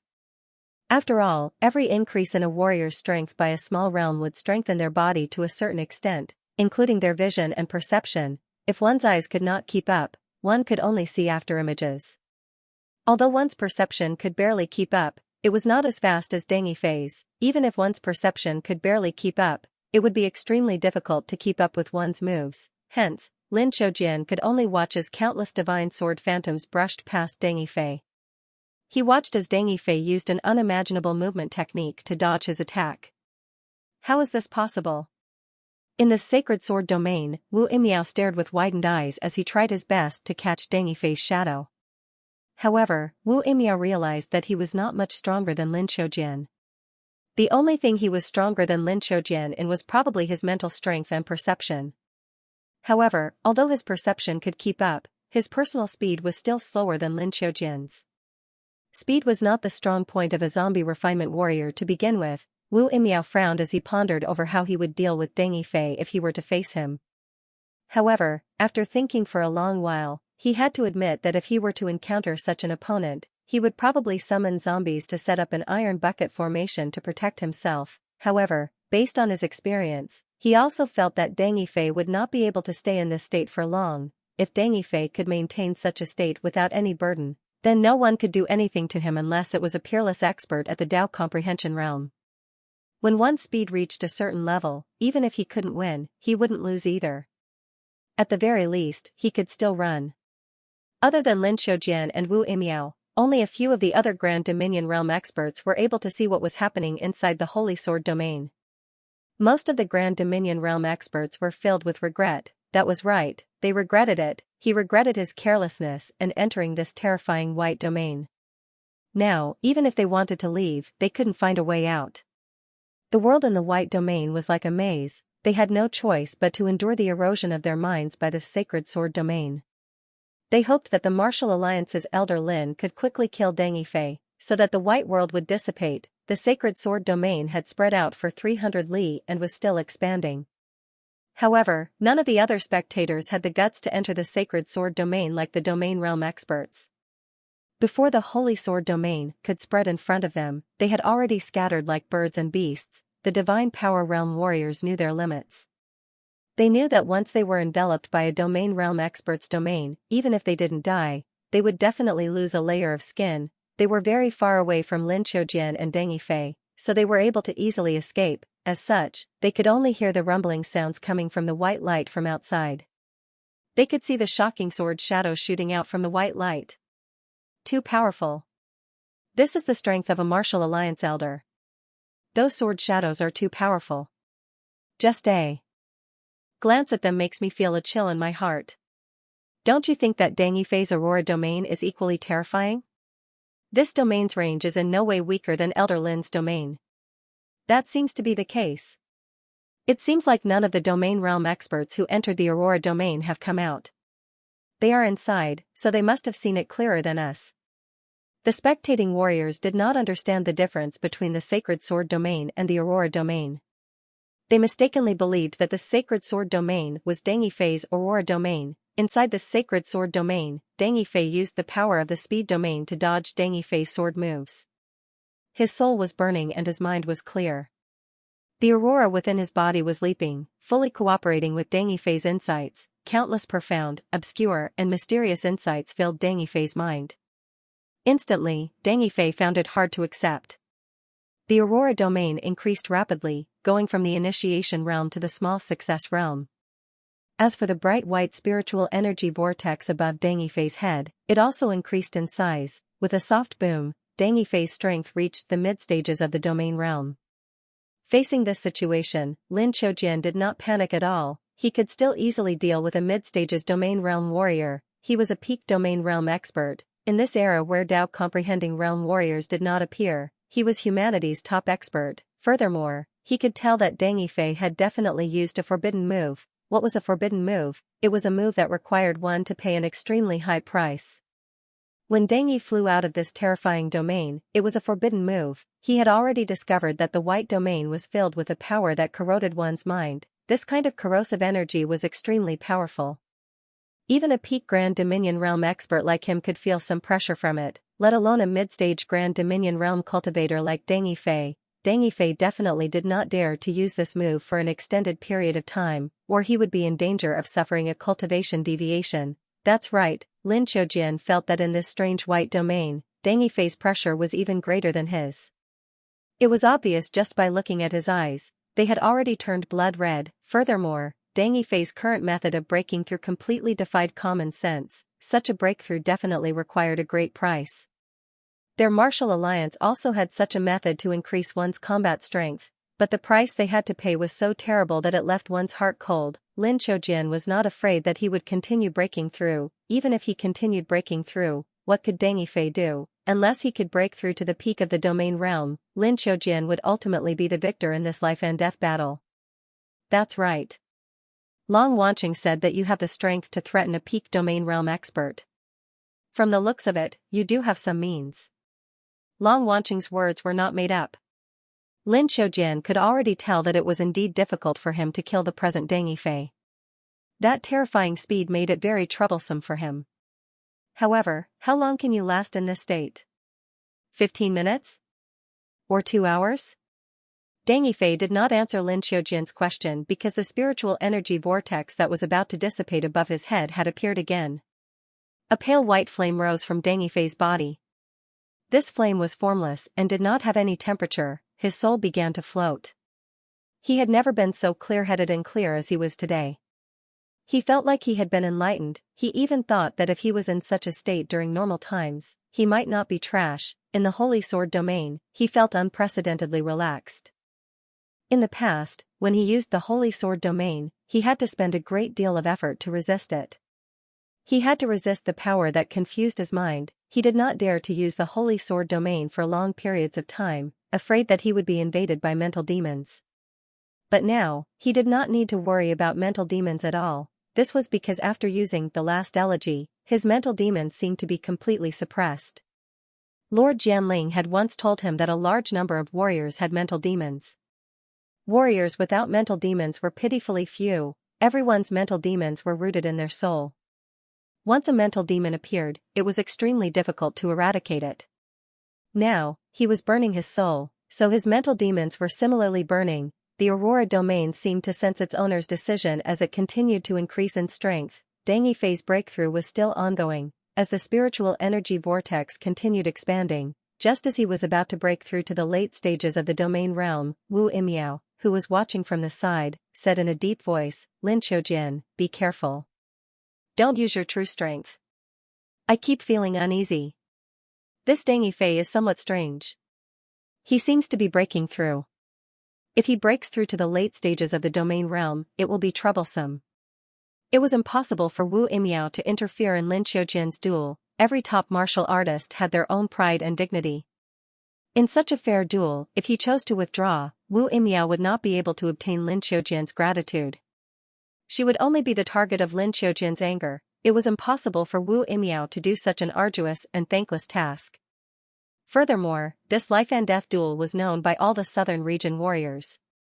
If Wu Imiao dared to interfere, their martial alliance's reputation would truly be tarnished. In fact, Lin Qiujian had also sensed something amiss. Deng Yifei was too calm. He did not show any signs of panic or fear. It was as if victory was already in his grasp.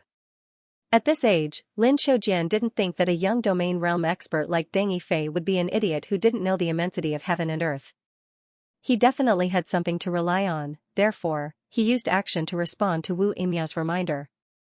Gung metal domain, sword domain, cutting domain.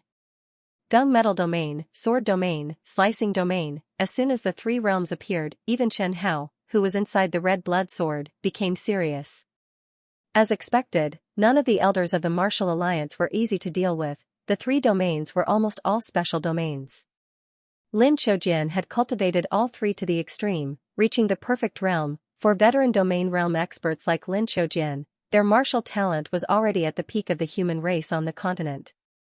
They had enough time to cultivate three special domains to perfection. Lin Qiujian's domain instantly expanded by 3 times, almost catching up to the coverage of the Holy Sword domain. The moment the three realms appeared, the realms were filled with terrifying whistling golden sword qi. The sword qi was unstoppable. Everything that stood in the way of the sword qi was sliced apart by the sword qi. The three realms did not reject each other. Instead, they fused together, complementing each other and strengthening each other. It was not much different from the red blood sword's Holy Sword domain. At the instant the three realms appeared, they were able to resist the might of the Holy Sword domain. They even seemed to be suppressing the Holy Sword domain. Chen Hao's heart sank. The Holy Sword domain had been suppressed. This was the first time the red blood sword had encountered such a situation. Chen Hao had to admit that the Martial Alliance's Grand Elder was strong. He was much stronger than the 2 Martial Alliance elders Chen Hao had encountered before. He was much stronger. It could be said that Lin Qiujian had suppressed the dozens of Ren Kenju in front of the red blood sword with his strength alone. This was because the present Holy Sword domain was the culmination of all the efforts of the red blood sword owners. Deng Yifei was in danger. I admit that I underestimated you previously. Take this sword technique of mine. Lin Qiujian pointed his sword at Deng Yifei and said in a low voice. Heaven-ranked sword technique, sword of the heavens. When Wu Imiao saw this sword, his expression sank. Old fool Lin, I never expected you to have comprehended a slicing domain. You sure hit it well. Saying that, he turned his head and retreated. Although Lin Qiujian was not dealing with him, he could still be implicated if he was too close. Although he could use his walking corpses to help block, he knew Lin Qiujian's sword techniques. He also knew what a slicing domain was. He did not want to lose his precious walking corpses for no reason. Within Lin Qiujian's slicing domain, nearly all the sword qi flew towards Deng Yifei from all directions. The sword qi suffused a golden glow and brought with it terrifying vibrations as it shot towards Deng Yifei. There were no blind spots. It completely sealed off all the space Deng Yifei could move in. Deng Yifei was indeed very fast. But such a large-scale attack with no blind spots was something he did not want to face. Deng Yifei was already regretting it. If he had known earlier, he would have directly used the last elegy before appearing in front of the Martial Alliance elders. However, he was confident in himself, and even more confident in the Scarlet Blood Sacred Sword. He felt that back then, Chen Ruoyan could easily use the last elegy when she was at the peak of the Divine Power Realm. Now that he was at the early stages of the Domain Realm, he could naturally do the same. Unfortunately, he had missed out on one point. The difference in strength between the Martial Alliance elders was similarly huge. This resulted in him being in an extremely passive position. The terrifying sword chi's vibrations seemed to slice through space, causing terrifying cracks to appear in space. These cracks were like large mouths, causing terrifying spatial turbulence. Even Chen Hao felt a chill in his heart when he saw this slicing power. Even the red blood sword would probably have to pay a price to withstand such an attack, right? This slicing power was truly terrifying. This was the first time Chen Hao had seen such a terrifying sword technique. This Lin Xiujian had definitely used his ultimate move. Chen Hao warned, "Be careful. This slicing power looks very terrifying." Deng Yifei was about to die, but Chen Hao did not want Deng Yifei to die in vain. Regardless, he had to win. Red Blood Sword had always won when Ren Kenju used the last elegy. If Deng Yifei did not win, Chen Hao would be too embarrassed to recommend this move to Ren Kenju in the future. Deng Yifei looked seriously at the sword chi that tore through space and said, "Lord Jianling, please." "What? Please what? What do you mean?" Just as Chen Hao was puzzled, the red blood sword suddenly turned into a whip sword with a gotcha sound. This is such a King familiar feeling. Is he trying to trick me?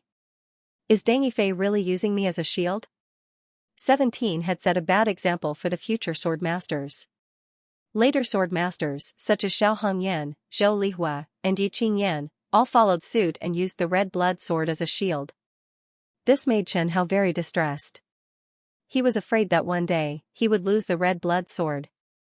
Because of this, when he taught Deng Yifei, even if he activated the sword master inheritance, he would omit all such details, but he didn't expect that Deng Yifei would be able to learn it on his own. Maybe that's not what Deng Yifei meant? Chen Hao was still hoping for a fluke. Blood snake sword technique, rampart. The whip sword slid and instantly wrapped around Deng Yifei's body.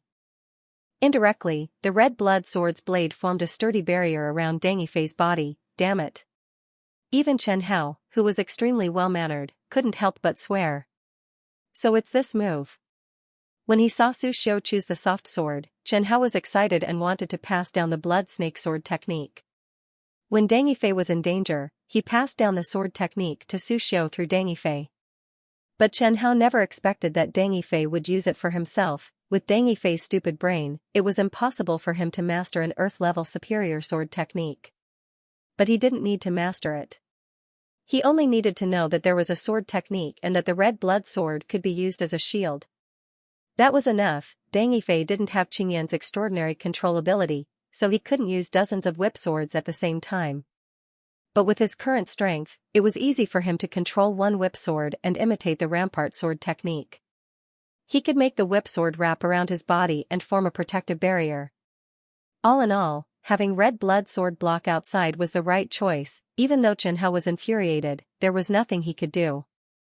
He could only watch helplessly as the sword chi with terrifying cutting power cut through the air and hit the red blood sword from all directions. Rumble. Rumble. Rumble. The loud explosion was deafening. The earth was shaking violently. Throughout the Sky Mountain range, countless demonic beasts and wild beasts fled from their hiding places. In the Sky Mountain range, many warriors who were standing in the air were directly shaken down. Many warriors who had not reached the primordial realm were directly shaken to the ground. Even the capital of the Tiancheng kingdom, which was thousands of miles away, felt a strong tremor. Many houses collapsed and huge cracks appeared on the city walls. Those domain realm experts who were trapped in the Holy Sword domain all looked in the direction of the explosion with pale faces. For a moment, they forgot about escaping. They asked themselves, if they were to encounter such an attack, they would probably be reduced to ashes. Is it over? A domain realm expert asked. I think so. It should be over. It must be. Zhang Tianyang suddenly said, but if it's really over, why is the domain still here? In the center of the battlefield, Lin Xiaojian looked in the direction where Deng Yifei was originally at with a grave expression. When he slashed down with the overturning sky sword, the violent spatial turbulence and spirit chi turbulence made him unable to sense Deng Yifei's situation for a moment. However, he knew that Deng Yifei was most likely not dead yet, just as Zhang Tianyang said, if Deng Yifei was really dead, then why did this strange domain still exist? If Zhang Tianyang could see it, Lin Xiaojian naturally knew as well. When the spatial turbulence healed, the dust dispersed, and the spirit chi turbulence gradually calmed down, there was only a huge crater left where Deng Yifei was originally at. The crater stretched for hundreds of miles and was filled with chaotic sword grooves. It was bottomless, his eyes followed a weakening spirit chi vortex that was about to disappear. Lin Xiaojian found Deng Yifei's location and sensed Deng Yifei's aura. He's actually still alive. Wu Imiao, who was watching the battle from afar, exclaimed, how can he? Lin Xiaojian was similarly astonished. Deng Yifei was actually able to survive under the overturning sky sword.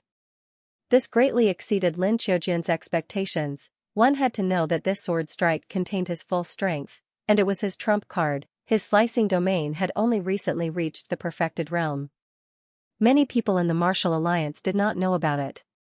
Most of the Grand Dominion realm pinnacle experts wouldn't be able to withstand his attack. Even if they could withstand his strike, they would have to pay a price. However, Deng Yifei's aura had indeed weakened greatly. However, this injury did not seem fatal. Furthermore, his aura seemed to have broken through to the late stages of the domain realm. He was the same as Wu Imiao. He also wanted to know how Deng Yifei managed to survive. With a ping sound, a grayish-brown figure jumped out of the thick soil. The red blood sword peeled off layer by layer from Deng Yifei's body, revealing his bluish-purple body. Deng Yifei opened his mouth and vomited a large mouthful of blood. Although the red blood sword had managed to withstand the most terrifying penetrative power of the overturning sky sword, the powerful impact was still too much for Deng Yifei to bear. Deng Yifei glanced at the scarlet blood sword in his hand. There were countless crisscrossing cracks on the scarlet blood sacred sword. These cracks were oozing a golden liquid that looked like blood. Lord Jianling, are you all right? I'm fine. I can still hold on. Chen Hao could heal this small injury in a matter of minutes. The overturning sky sword was indeed powerful and could even injure the red blood sword. However, its effect on the red blood sword was not as serious as it seemed. Compared to the cracks left behind when Chen Hao was troubled by his inner demons, the cracks left behind by Lin Xiaojian's attack did not affect the red blood sword that much. The reason why these cracks looked so serious was to deceive Deng Yifei, to make him think that the red blood sword was seriously injured. That's right, Chen Hao was acting pitiful. He did not like the feeling of being used as a shield. The red blood sword was used to kill people, not to be used as a shield. However, the red blood sword was indeed injured. This was the truth. Lin Xiaojian's cutting domain was indeed very powerful. It was one of the most destructive domains that Chen Hao had ever used. At this moment, Deng Yifei's aurora domain broke through again. No matter how confident Lin Xiaojian was in himself, he began to doubt it. Now, Deng Yifei was already a late-stage domain realm warrior. In other words, if Deng Yifei broke through again and succeeded, he would become a peak domain realm warrior, the same cultivation level as Lin Xiaojian. Elder Lin, hurry up and kill him. Lin Xiaojian already realized that he had to quickly take down Deng Yifei. If Deng Yifei really broke through to the peak of domain realm, it would take him a lot of effort to kill Deng Yifei. A sense of urgency arose spontaneously. Elder Lin said solemnly, in that case, take another strike from me. Sky-splitting sword. Above the sky, the clouds had long been scattered, and countless sword shadows seemed to be falling vertically from the sky. Those sword shadows were terrifyingly imposing, and the threatening cold light made people feel cold in their hearts. The spectators outside the holy sword domain couldn't help but retreat when they saw the sword shadows in the sky. Thousands of miles away in the capital of Tianqing country, countless warriors and civilians stopped in their tracks. They looked towards the depths of the Tianqing mountain range in the south and also saw countless huge sword shadows falling. Even Chen Hao couldn't help but say, Deng Yifei, are you ready? It seems like knives are going to fall from the sky. Deng Yifei raised his head and looked at the sky. Those sword shadows fell rapidly, cutting through countless space, and shot straight at him with terrible coldness. He raised the red blood sword and shouted, "Aurora swordsmanship, Aurora rain." Countless specks of light, shining with dazzling white light, rushed towards those sword shadows with unparalleled momentum. The aurora rain and the sword shadows intertwined. The whole sky was magnificent, like a fairyland on earth, and people couldn't help but stop and admire it. But people with discerning eyes could see that the sword and the aurora contained great danger and killing intent. The dense aurora rain fell on the sword shadows, but the sword shadows were much more terrifying than the aurora rain. The aurora rain knocked on the sword shadows, making crisp tinkling sounds. It was as if rainwater that flowed along the eaves had hit the bluestone pavement, and then exploded into specks of starlight. At first, the aurora rain couldn't stop the raindrops from falling, but the aurora rain was extremely dense. They were supported by the holy sword domain, and with terrifying speed, they hit the countless sword shadows one after another. Most of the sword shadows didn't last long. In this magnificent scenery, the terrible sword shadows gradually dissipated into golden specks of light, and finally disappeared from the world. There were still a few sword shadows that were close to Deng Yifei, but their power had been greatly reduced. Deng Yifei calmly shuttled through the gaps between the sword shadows, and easily dodged Lin Qiujian's terrible sword move. The sky-splitting sword was actually less of a threat to Deng Yifei than the sky-covering sword. With the red blood sword, the only sword move that could really restrain Deng Yifei was the 360-degree attack with no blind spots, such as the sky-covering sword. Lin Qiujian saw the aurora swordsmanship clearly, and he couldn't help but cry out, "You also know a heaven-class swordsmanship." Even Wu Imiao, who was watching from the side, opened her eyes wide. Sword skills were divided into heaven, earth, mystic, and yellow. A heaven-level sword skill was definitely a legendary sword skill. 10,000 years ago, when the seniors of the human race created their own martial skills, they had only created earth-level sword skills. The so-called heaven-level sword skills were only in theory at that time. When the fearless elites of the human race attacked the demon beast clan in the central region, the supreme experts of the human race went through bloody battles and exchanges to gradually create the heaven-grade sword technique. These heaven-class swordsmanship had become the inherited martial skills of the major factions in the central region, and it was almost impossible for them to be spread outside, according to Lin Qiujian's knowledge. There was only one faction in the southern region that had a heaven-class swordsmanship. That was the Southern Moon Empire's royal family, the Chao family, that had collapsed due to the Southern Demon Mountain Range's demon beast uprising, and the Chao family's heaven-class swordsmanship was not a sword technique. "It's just a heaven-class swordsmanship, why wouldn't I know it?" Deng Yifei retorted. Deng Yifei was still willing to stall for time. "Which faction is behind you?" After Lin Qiujian asked this question, he muttered to himself, "No, your heaven-class swordsmanship contains your unique aurora domain, and your aurora domain, in the history of the human race, should only be possessed by you. So, the heaven-class swordsmanship you are using was created by you? So what?" Deng Yifei didn't explain. Lin Qiujian and Wu Imiao took it as a silent admission. The way they looked at Deng Yifei turned a lot more fervent. "Hand over your heaven-class swordsmanship," Lin Qiujian said. "As long as you hand over the heaven-class swordsmanship, I can spare your life." "Are you really that kind?" "As long as you hand over the heaven-class swordsmanship and cripple your own cultivation, I, Lin Qiujian, can guarantee your safety. You can go to the Middle Region's martial alliance to enjoy the rest of your life. Even if you killed members of our martial alliance, we can let bygones be bygones." Lin Qiujian emphasized, "I can swear a mental demon oath to guarantee that what I say is true." "Forget it." Deng Yifei shook his head, "It's already too late. Every heaven-class swordsmanship or cultivation technique is extremely precious to us humans. Don't you wish to leave behind more heritage for the human race? Don't think that the continent is very peaceful now, and that the human race can develop steadily. That's not the case, it's just on the surface."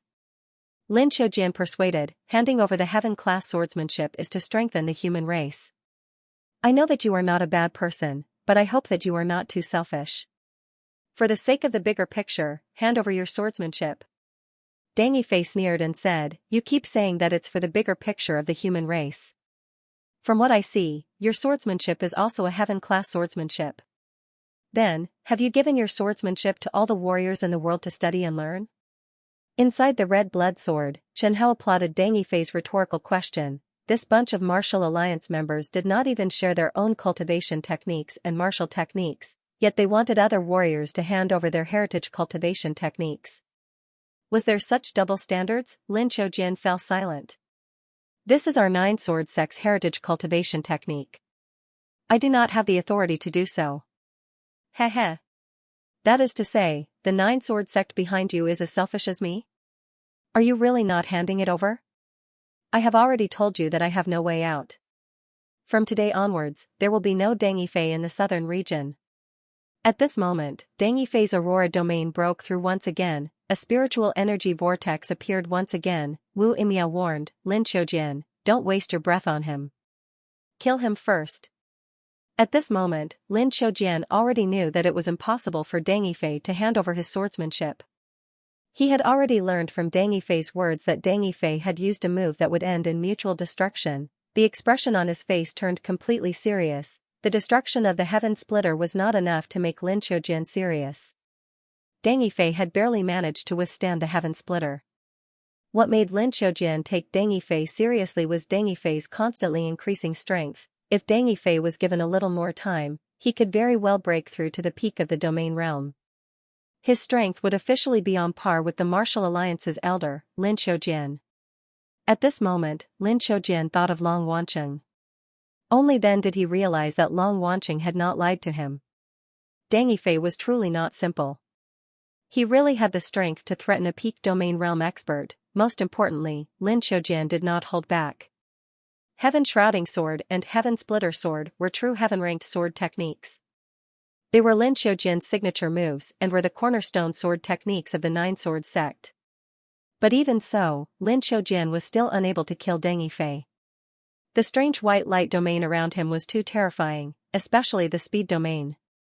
It was as though Deng Yifei had been given a cheat, but even so, Lin Qiujian still believed that victory was within his grasp. Lin Qiujian sneered, going from the early stages of the domain realm to the peak of the domain realm. You can't maintain this state for long, right? Upon hearing this, Chen Hao nearly applauded Lin Qiujian. Lin Qiujian was indeed worthy of being a martial alliance elder. He was very experienced. He immediately guessed the major flaw of the final elegy. Deng Yifei could not last long in his present state. He could only last for 2 hours. However, Chen Hao could tell that Lin Qiujian did not have any more moves. Was Lin Qiujian weak? Not at all. Didn't he see that the red blood sword's body was covered in wounds? The last time the red blood sword was in such a state was when it was in the hands of Zhou Lihua. Her opponent was a peak domain realm expert. After so many years, the red blood sword had been upgraded twice. It had been greatly strengthened, but it was still injured to such an extent by Lin Qiujian. It was obvious that Lin Qiujian's strength was in no way inferior to the peak domain realm expert of the past. In terms of pure offensive power, Lin Qiujian even exceeded that demon expert. However, Chen Hao knew very well that every time the enemy mentioned that the sword owner could not last long, it meant that Lin Qiujian was unable to do anything to Deng Yifei in his present state. You can tell? Of course. But so what? Deng Yifei said calmly. It's definitely enough to kill you. Then let me see how you will kill me. Lin Qiujian sneered. This strange domain must have been created with the help of that sword in your hand, right? Lin Qiujian could clearly see that the sword in Deng Yifei's hand was extremely powerful. Not only was it able to withstand his attacks, it did not crumble under his 2 strongest moves. It was at least at the level of a top Dao artifact. Although the red blood sword had the ability to disguise itself, Lin Qiujian did not use his eyes to detect it, but his inference. This was because Deng Yifei's white clothes had long been destroyed. His body was in tatters and he was not wearing anything. Only the sword in his hand was special as it was still shimmering with a white light. This is Scarlet Blood, an orthodox sacred sword. Lin Qiujian was slightly perturbed. An orthodox sacred sword? The way I see it, it's definitely a demonic sword. I can smell the scent of slaughter and fear. I wonder how many people have died under that sword? Red blood sword doesn't kill innocent people, only villains like you. Then let me see just how strong this sword is. Even though Lin Qiujian knew that it would be difficult for him to kill Deng Yifei, it was impossible for him to do nothing. Heaven-covering sword. Within the sword domain, countless sword shadows once again attacked Deng Yifei in a frenzy. Damn it! Chen Hao cursed madly in his heart. Then, he protected Deng Yifei with his body, no, with his sword. Chen Hao was already considering whether or not he should give Sword Master a defensive skill in the future. Otherwise, if Sword Master used the red blood sword as a shield and armor in every battle, it would seem like the red blood sword was at a disadvantage. The red blood sword blocked one attack after another. Lin Xiaojian directly blasted Deng Yifei into the ground.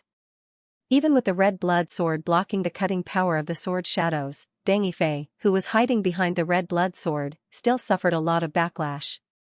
Even if his physical strength was not bad, the injuries on his body were still accumulating. Finally, Deng Yifei could not hold on any longer. Great Scarlet Blood Technique. His lifespan began to burn crazily.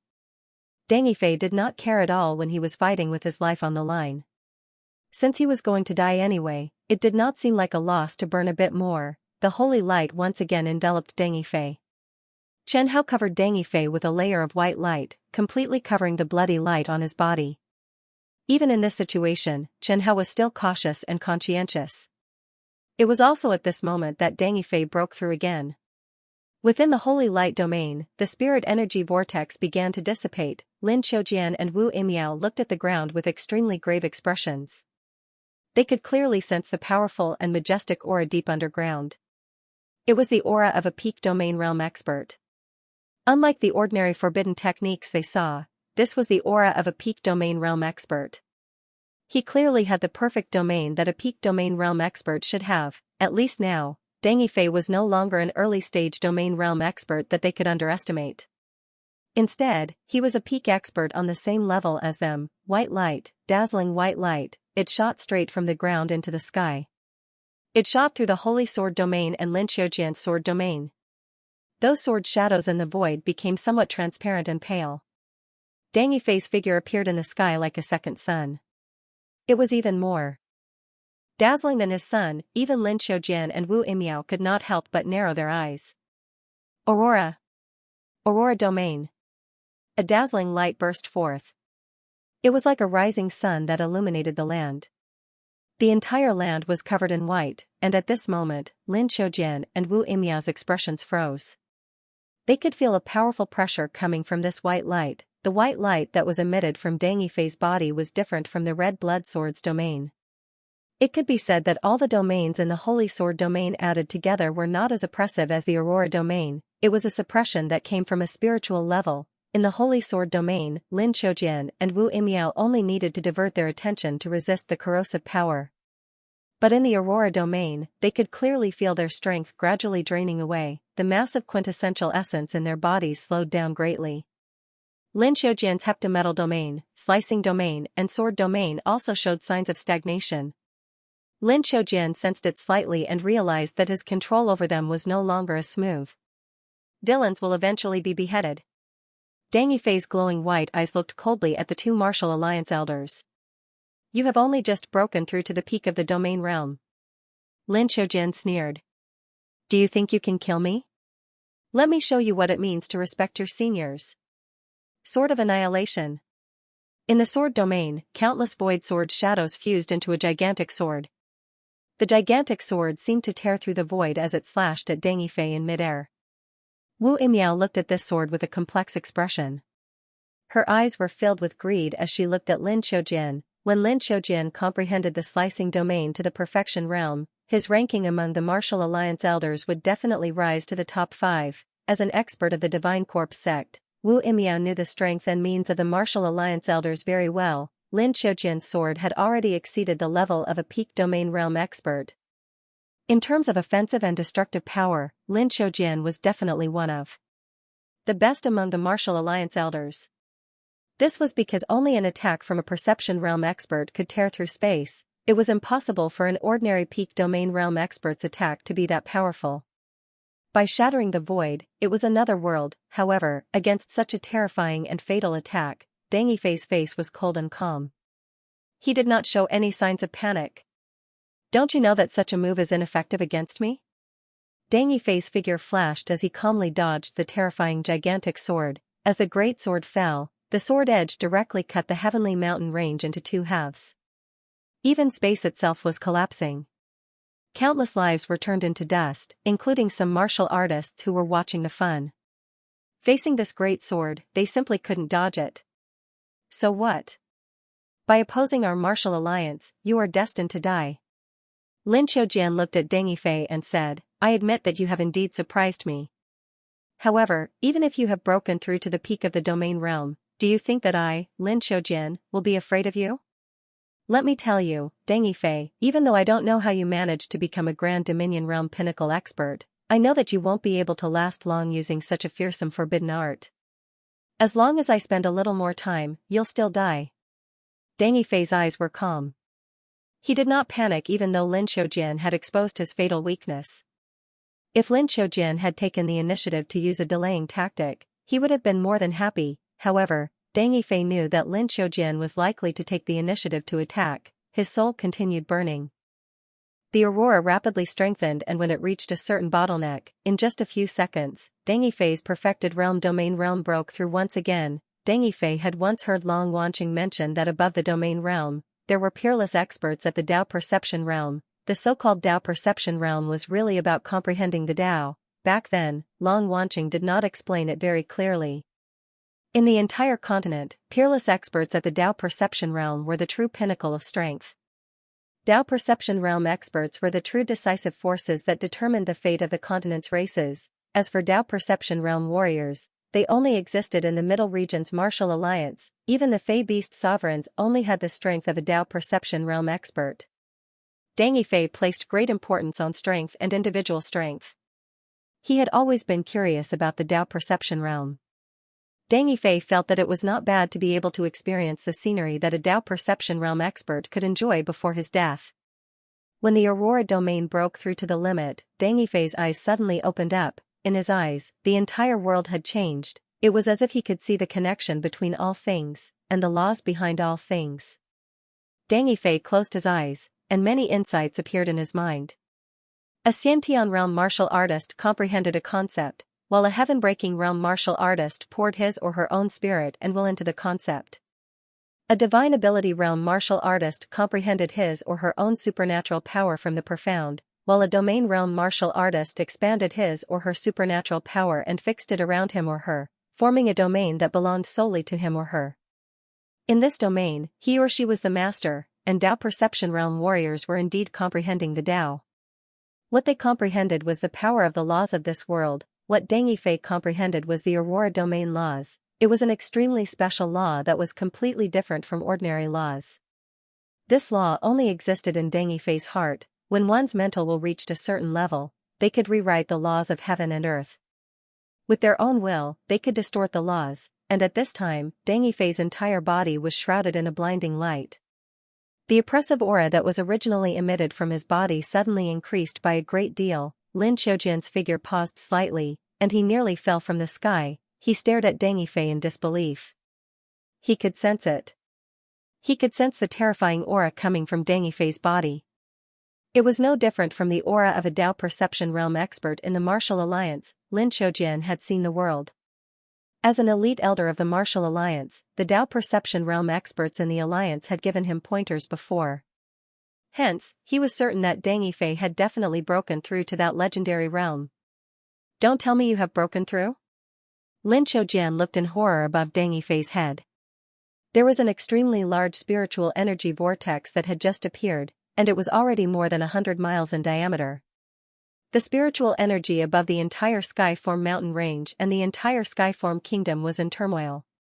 They formed a flow of air and crazily gathered towards the center of the Skyform mountain range. In the Skyform mountain range, all the warriors felt a pressure, as if a storm was brewing above their heads.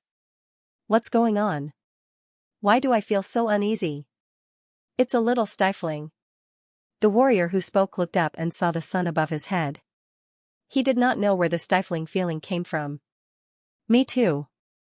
I keep feeling that my heart is beating very fast, as if something big is about to happen. In the middle of the Skyform mountain range, Lin Xiaojian was waiting for Deng Yifei to give him an answer. However, Deng Yifei was fully focused on comprehending the nomological power, so he did not have any thoughts of answering Lin Qiujian. But in fact, even without Deng Yifei's answer, Lin Qiujian could guess that he was indeed about to break through. Lin Qiujian said anxiously, "You have gained insight into the nomological power?" His eyes were filled with urgency and desire for the nomological power. Having been stuck at the peak of the domain realm for centuries without any progress, Lin Qiujian dreamed of gaining insight into the nomological power and becoming a Dao perception realm expert. In the past 1,000 years, no warrior in the martial alliance had broken through to the Dao perception realm. Lin Qiujian never expected that his opponent would break through today and appear right in front of him.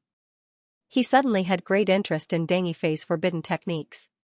He had also learned 1 or 2 forbidden techniques, but they were not as powerful as Deng Yifei's. "Lin Qiujian, what are you waiting for? Hurry up and attack." At some point in time, Wu Imiao had appeared beside him. She had even released 5 walking corpses. The 5 eerie corpses were holding the weapons they used when they were alive. They stood in front of Wu Imiao, looking like they were about to attack. Lin Qiujian asked, "What are you planning on doing?" "Of course it's to help you," Wu Imiao said. "Go away. This is a duel between me and Deng Yifei." "Why are you mentioning a duel when it's already so late?" Wu Imiao said anxiously. "Can't you see that Deng Yifei is about to break through again? If he succeeds in breaking through, you will be dead." How should he put it? Wu Imiao was indeed a qualified demonic warrior. "No, the entire southern region knows about my life and death duel with Deng Yifei. If this matter were to spread, our martial alliance's reputation would be ruined." Wu Imiao hurriedly said, "What time is it? You are still concerned about this? At most, we can kill all the warriors present and say that it was Deng Yifei who did it. After all, there is no right to death, so no one can malign us. Lin Qiujian, I'm doing this for your own good. I don't want you to send yourself to your death for no reason. If we join forces to deal with him, there is still a great chance." What Wu Imiao did not expect was for Lin Qiujian to shake his head. "No, since we agreed on a life and death duel, it has to be a life and death duel. This is my dignity as a warrior. You cannot interfere. If you dare interfere, I will deal with you first." "You idiot." Wu Imiao couldn't help but curse. However, he didn't dare to attack. Lin Qiujian was a man of his words. He didn't want to fight Lin Qiujian now. Actually, the reason why Wu Imiao was so anxious to make a move on Deng Yifei was because Deng Yifei had long wanted to kill him. Before the duel, both sides had agreed that if Lin Qiujian lost, Deng Yifei would continue the duel with Wu Imiao. At that time, Wu Imiao had thought that Deng Yifei was just bragging. Now that he thought about it, he felt a chill run down his spine. If Deng Yifei really broke through to the Dao comprehending realm, killing Wu Imiao would be child's play. The difference between the peak of the domain realm and the Dao comprehending realm made him despair. "I don't care if you call me an idiot. Please leave immediately." "Fine, I'll leave right now." Wu Imiao looked at Deng Yifei fearfully. She turned around and was about to leave this dangerous place. Lin Qiujian's words had given him a way out. The result was clear. If Lin Qiujian allowed Deng Yifei to break through, there was a high chance that Lin Qiujian would die. Wu Imiao wasn't a fool. He didn't want to die with him. The stronger the forbidden technique, the greater the price.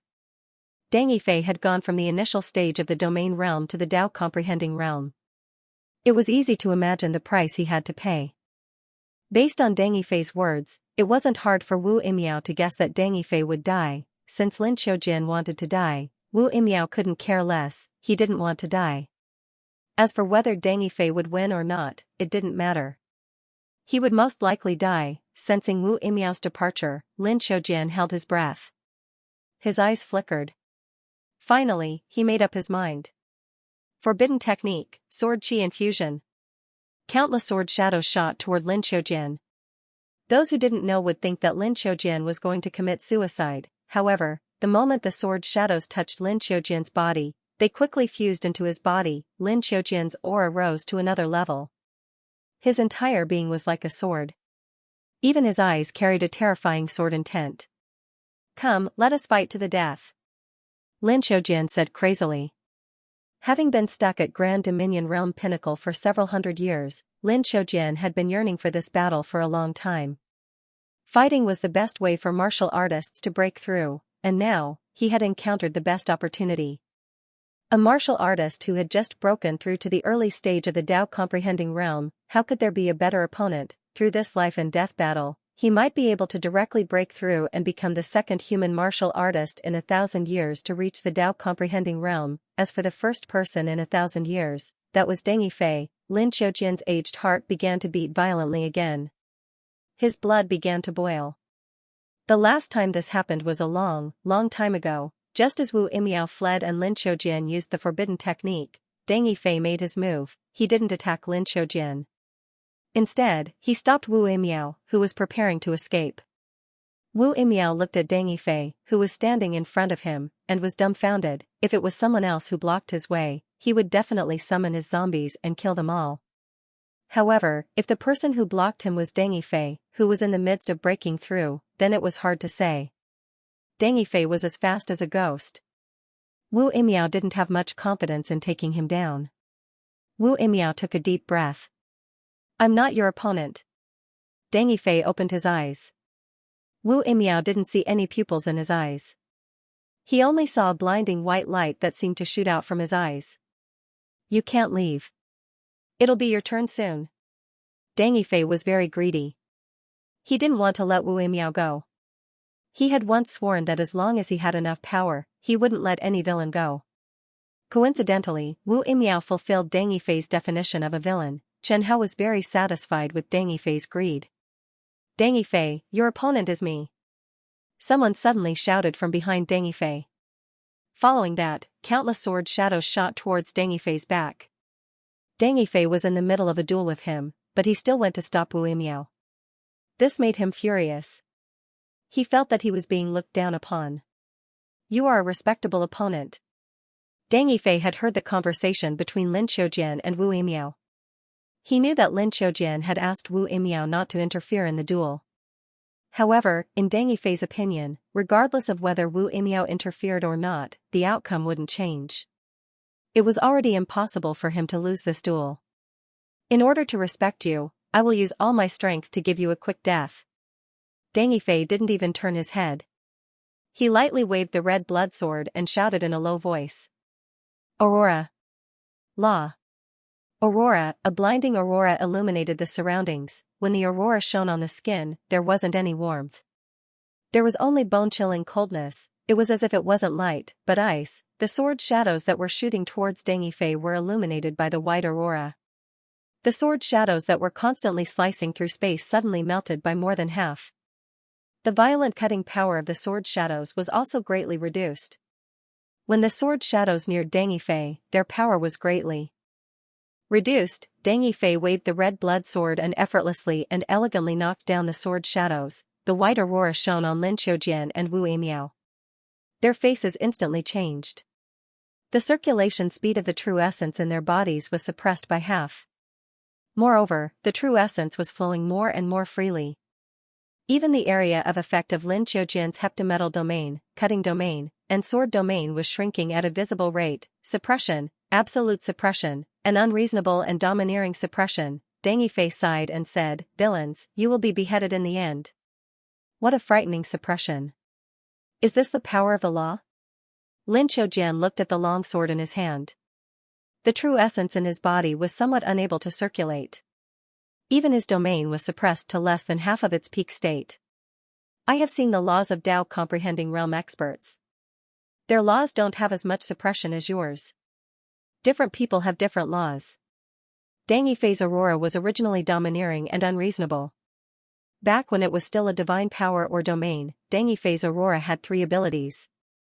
The first ability was to increase a warrior's combat strength. It was not much different from ordinary divine powers or domains. The second ability was the most important. It was the ability to suppress mental demons and stabilize one's mind. Without this ability, with the frequency at which Deng Yifei used the Holy Sword domain, he would have long been dead. The last ability was the ability to suppress villains. Anyone who was deemed a villain by Deng Yifei would be suppressed by the aurora in Deng Yifei's body when they fought him. This suppression was only applied to warriors whose strength did not exceed his by much. The greater the gap between them, the stronger Deng Yifei's suppression. Even against warriors of the same level, the suppression of the aurora was extremely terrifying. Now, Deng Yifei's aurora had evolved to the point of laws. It could easily suppress the two martial alliance elders who were at the peak of the domain realm. Come out. Wu Imiao released the 5 walking corpses. The 5 walking corpses had imposing auras.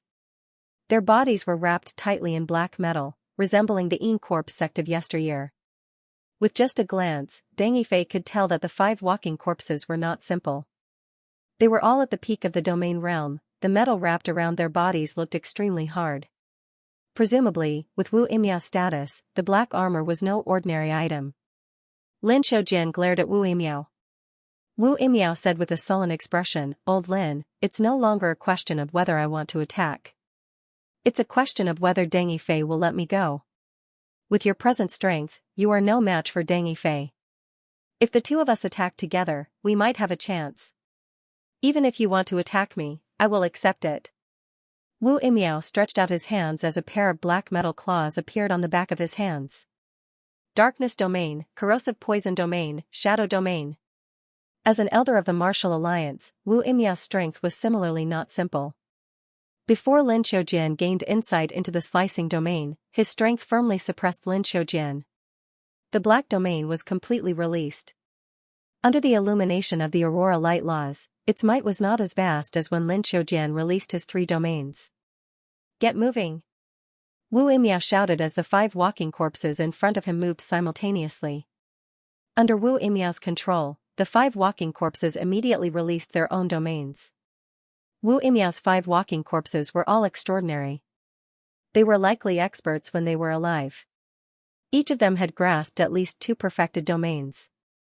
It could be said that Wu Imiao alone was able to match 6 peak domain realm experts. His strength was evident. No matter what peak domain realm expert he encountered, he would definitely be able to put up a fight. Unfortunately, he encountered Deng Yifei, a peerless expert at the Dao Enlightenment realm. Aurora Light. Deng Yifei tapped lightly, and an extreme light pierced through the layers of domains, directly hitting Wu Imiao and the 5 walking corpses. The 5 walking corpses suddenly held in pain, and black fog rose from their bodies. The 5 walking corpses were instantly heavily injured, and their domains and auras were reduced by half, less than a quarter of their peak state. The black fog was the corpse chi of the walking corpses. Chen Hao looked at Wu Imiao sympathetically. This child was truly unfortunate. Deng Yifei's aurora light was clearly more effective against the walking corpses. Unfortunately, Deng Yifei's strength was a whole realm higher than his. This kind of restraint was even more serious. Wu Imiao's already ashen face turned even paler. He waved his hands and shouted, "Immortal Corpse, 5 Elemental Corpse Puppet Array." In front of Deng Yifei, the 5 walking corpses surrounded him. Under Wu Imiao's command, the domains of the 5 corpses connected together, forming the 5 elements of metal, wood, water, fire, and earth. The 5 elements reinforced and restrained each other, forming a cycle. The 5 walking corpses combined to form an extremely powerful 5 elemental domain. There was such a way to operate it. The corpse refining technique could be used in conjunction with an array. Even Chen Hao couldn't help but exclaim. He felt that his horizons had been broadened today.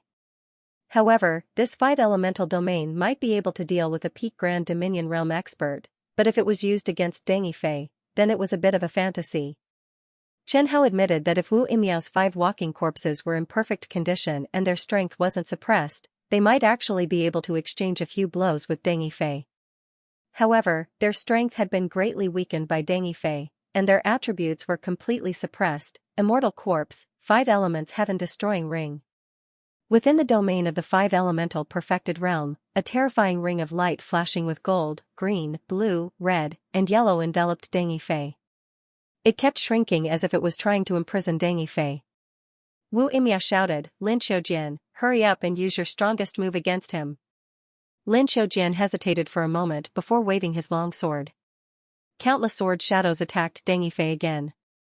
Deng Yifei wanted to break free, but he realized that he couldn't move his body. His face darkened as he waved his long sword. Aurora Slash. The first light band slashed at the five elements heaven-destroying ring. The five elements heaven-destroying ring exploded and shook violently. However, the ribbon didn't collapse. Countless tiny cracks appeared on it. Aurora slash. Aurora slash. After 2 slashes, the five elements heaven-destroying ring completely collapsed and turned into rainbow fragments. Dang Yifei's figure flashed, and Lin Xiaojian's sword shadow still couldn't catch up to his clothes. His speed was too fast. Aurora slash. Countless white rays of light pierced through the walking corpses, and the 5 walking corpses exploded. The formation formed by the 5 walking corpses collapsed. Dang Yifei praised Wu Imiao, "You're very powerful. To be able to trap a Dao comprehending realm expert temporarily, even if it was only for a moment, was worthy of praise. After all, the difference between the 2 sides was too great." Wu Imiao looked at the scattered corpses in pain. These 5 walking corpses were the result of his thousands of years of hard work. They were his blood, sweat, and tears. "It's over. Although you're villains, you're still very powerful and worthy of my respect." Dang Yifei sighed softly. So. Aurora sword art, Aurora rain. Above the Sky City mountain range, countless auroras fell to the ground. The entire central region of the southern region saw this magnificent scene that was rarely seen in 10,000 years. According to legends, auroras were natural scenes that could only be seen in polar regions. They actually appeared in the southern region. However, in the eyes of powerful martial artists, these gorgeous auroras contained terrifying killing intent. Is that direction the Sky City nation? Auroras, could this be Dang Yifei's ultimate move? What a pity. The news has just reached us. It's impossible to rush over. Under the gorgeous auroras, Lin Xiaojian and Wu Imiao's domains were penetrated. Even their bodies were penetrated. Lin Xiaojian raised his head. He did not lower his sword from beginning to end. Even at the final juncture, he did not give up. He attempted to comprehend a sliver of nomological power in this life and death crisis. Unfortunately, he failed. In the end, he could only become nourishment for the red blood sword. 2 elite elders of the Martial Alliance had died in the southern region for no apparent reason. In Dang Yifei's hands were 4 Dao artifacts. One was Wu Imiao's claw weapon, while the other was Lin Xiaojian's Dao artifact sword. These 2 Dao artifacts were high-grade Dao artifacts and had extremely strong sentience. They wanted to escape, but their strength was nothing in front of Dang Yifei. High-grade Dao artifacts were no match for a Dao comprehending realm expert. "Here, Lord Jianling." Dang Yifei first handed Wu Imiao's claw Dao artifacts to Chen Hao. "All right." The red blood sword absorbed the high-grade Dao artifacts and began absorbing them. This was not the first time he absorbed a high-grade Dao artifact, so Chen Hao was extremely familiar with it. "Lord, what's going on with those domain realm experts?" There were nearly 10 domain realm experts trapped in the sacred sword domain. They must have been too close and were affected by the holy sword domain. Inside the holy sword domain, the domain realm experts were in big trouble. The demonized domain realm experts were crazily attacking the Martial Alliance's 3 guardians. As the Martial Alliance's 3 guardians withstood the corrosive power of the holy sword domain, they were also dealing with the demonized domain realm experts. They appeared to be in a sorry state. Chen Hao had already prepared an excuse. The power within the holy sword domain is not something these early-stage domain realm warriors can withstand. They were too careless. So that's the case. Dang Yifei nearly believed Chen Hao's words. After all, Chen Hao would not lie to him. Furthermore, he remembered that when he first used the holy sword domain, the domain realm experts did not retreat. Dang Yifei did not remember what happened after that. Back then, he had spent all his energy on making a breakthrough. Then how should we deal with these people? Those who have demonized will obviously be killed, so as to prevent them from wreaking havoc upon the world. After all, they deserve to die.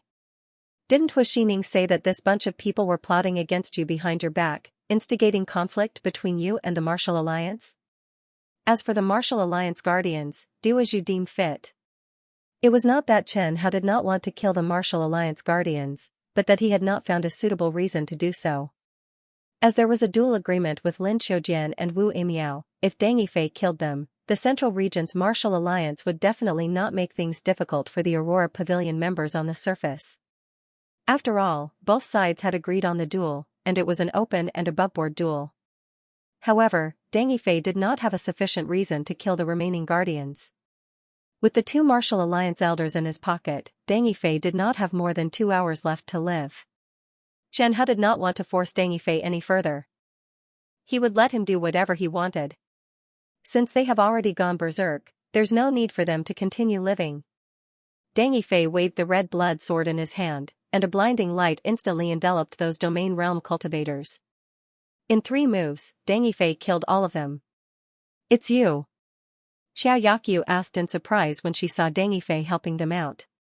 "Yes, it's me." "Where are Elder Lin and Elder Wu?" Xiaoyaqiu asked anxiously. After seeing Deng Yifei appear, he immediately thought of a result, but Xiaoyaqiu didn't dare to believe it. He could not believe that their Martial Alliance's elder was not Deng Yifei's match. "Dead? How is that possible?" Mo Jingyuan cried out. In fact, they had all sensed that Lin Xiujian and Wu Imiao's auras had disappeared.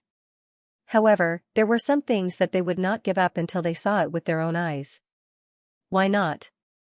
Deng Yifei glanced at the 3 Martial Alliance guardians and with a wave of his hand, the sacred sword domain gradually disappeared.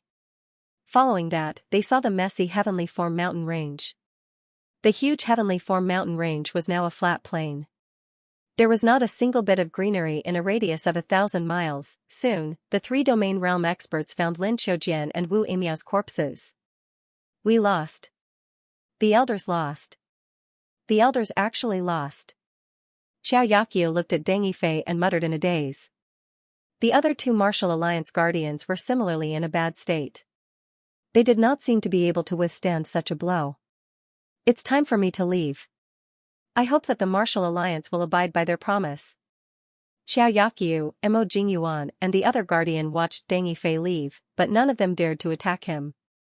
"That looks like Deng Yifei." "Yes, it's him." "What happened? Why did Deng Yifei run away? Wasn't he going to fight Elder Lin to the death?" "That's not right. The match seems to have ended." "Do you mean that Deng Yifei won?" "That's impossible, right? Deng Yifei is clearly at the early stages of the domain realm, but Elder Lin is an elder at the peak of the domain realm. How can Deng Yifei kill Elder Lin? Who knows what method Deng Yifei used? But what we saw was indeed Deng Yifei leaving. Elder Lin's whereabouts are unknown. By the way, Deng Yifei previously said that if he won, he would kill the other Elder Wu of the Martial Alliance. Is Elder Wu around?"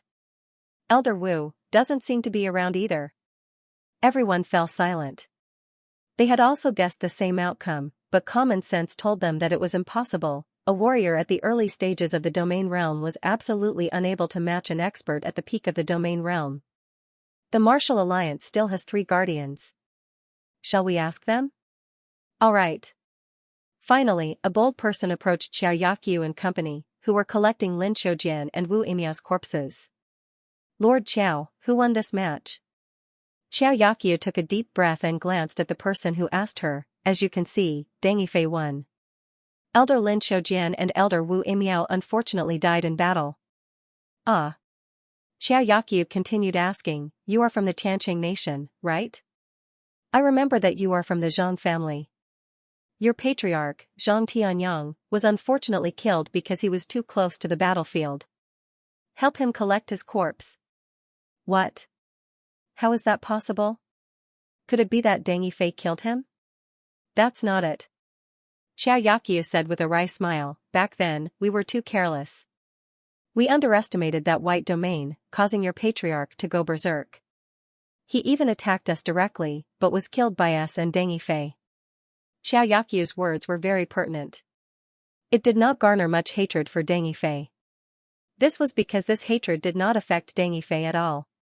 At this moment, a white figure suddenly appeared beside Xiaoyaqiu. Deng Yifei. At the instant Deng Yifei appeared, the 3 Martial Alliance guardians placed their hands on their weapons. The Divine Power Realm and Heaven-Shattering Realm warriors frantically fled as if they had seen a ghost. "What's the matter? Why are you fleeing?" "Not only did Deng Yifei kill the Martial Alliance's elders, he also wants to kill all of us. Quick, flee. If we don't flee now, it will be too late." Some of the warriors closest to Deng Yifei took the lead in fleeing. When the warriors behind them heard the name Deng Yifei, they followed the fleeing warriors. Following that, all the warriors in the Tianqing mountain range began to flee in all directions like an avalanche. Xining, come here. We're leaving. Not long after Deng Yifei left, he thought of Xining. After the decisive battle, Deng Yifei was mentally and physically exhausted, so he had forgotten about the pitiful Xining.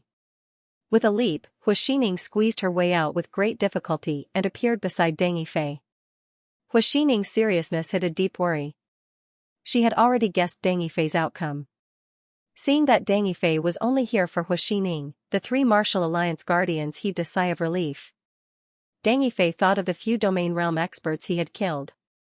A few of them seemed to belong to national factions. After these experts died, it was very likely that a war would break out in the southern region in the near future. He circulated his qi and shouted at the fleeing warriors, "In 100 years, the human race will face a calamity.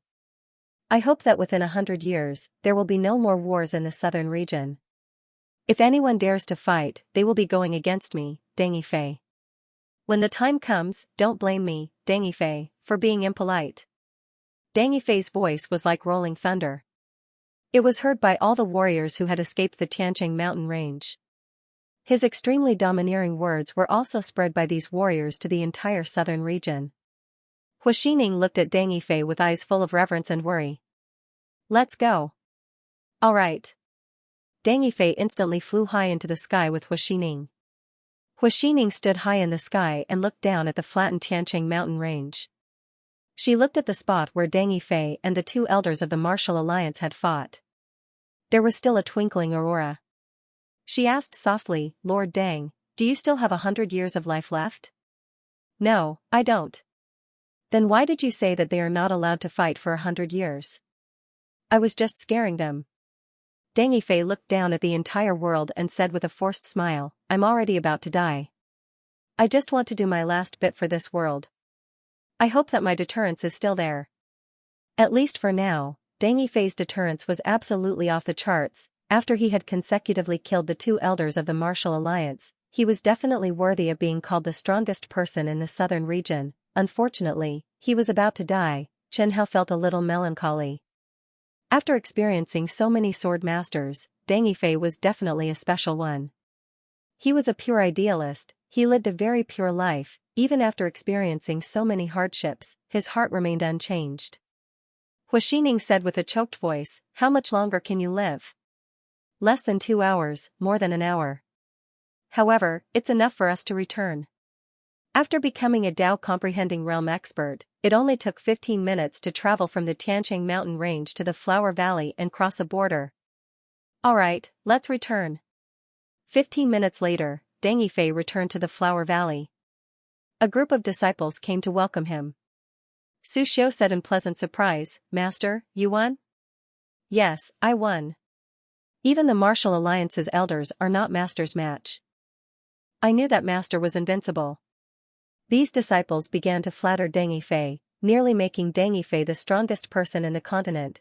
Nearly all of these disciples had trained in the Aurora Pavilion, so they knew how strong the Martial Alliance's elders were. When Deng Yifei left the Flower Valley and went out for an appointment, his disciples were all very worried. "You can continue with your cultivation." "All right." After leaving the 9 disciples, Xining asked him softly, "Lord Deng, are you planning on sealing the news of your departure?" Xining said it very tactfully. "Yes. Do not spread this matter for the time being. Even those children, do not tell them. Just say that I have gained some insights after the battle and will need to enter reclusion for a long period of time." "I understand." Xining knew that he was planning on preparing for his funeral. "You must take good care of the 9 Holy Spirit swords. Even if a disciple unfortunately dies in battle, you must not lose a single one." Xining obviously knew the importance of the Holy Spirit swords. However, there were some things that she could not guarantee. "Lord Deng, what will happen if the Holy Spirit swords fall into the hands of other factions?" Deng Yifei glanced at the scarlet blood sword in his hand and said, "Don't worry. Even if the Holy Spirit swords fall into the hands of others, they will not be able to use them." "Really?" Xining said in surprise. "Of course it's true. The red blood sword in my hand is actually the Holy Spirit sword's mother sword, mother sword, mother sword, mother sword. Chen Hao's mind was filled with this title. Those Holy Spirit swords are the avatars of the Scarlet Blood Sword. Only the owner of the Red Blood Sword has the authority to decide the next owner of the Holy Spirit Sword. The 9 Holy Spirit Swords were his avatars, Chen Hao suddenly understood. If that was the case, then the Red Blood Sword was really the mother sword of the 9 Holy Spirit Swords. I will leave this sword in the Flower Valley. You are the strongest. Whether you become the owner of the Red Blood Sword or choose a suitable successor from my disciples, it will still be up to you to decide. Deng Yifei said solemnly, but please remember, scarlet blood is a holy sword. The moment you hold scarlet blood, you are destined to become enemies with the evil of the world. Your subordinates cannot be stained with the blood of the innocent.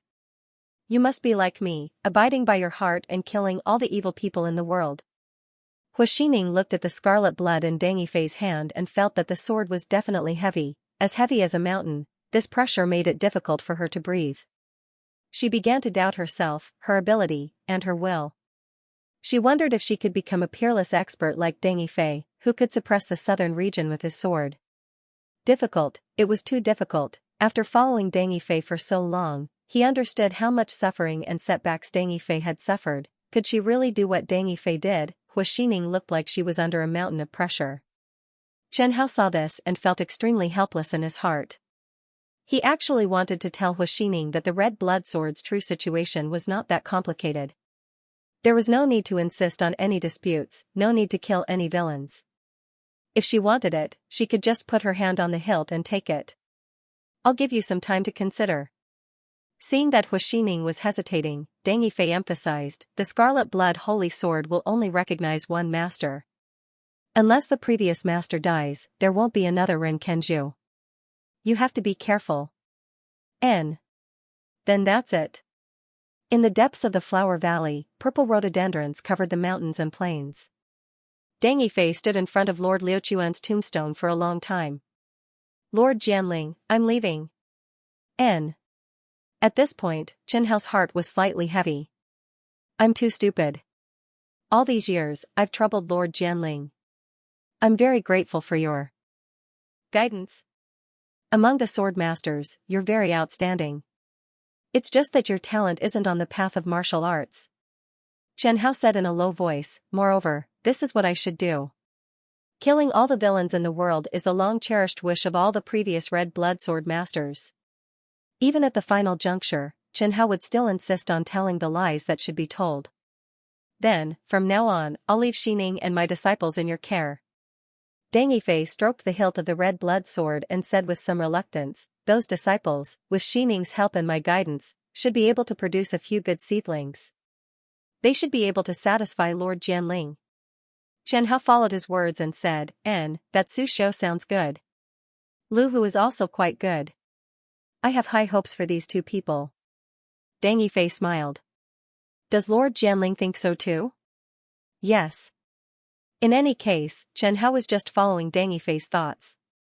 Whether or not it would recognize him as its master depended entirely on his mood. Chen Hao was still quite good at coaxing sword masters. In any case, he had to send Deng Yifei away first. When Deng Yifei kicked his legs, he, Scarlet Blood, would recognize whoever he wanted as the sword master. That's great. Deng Yifei was extremely happy to know that the disciple he had nurtured was also valued by the holy sword Jianling. Yes. It's indeed very good. Time's up. Goodbye, Lord Jianling. Goodbye, Deng Yifei.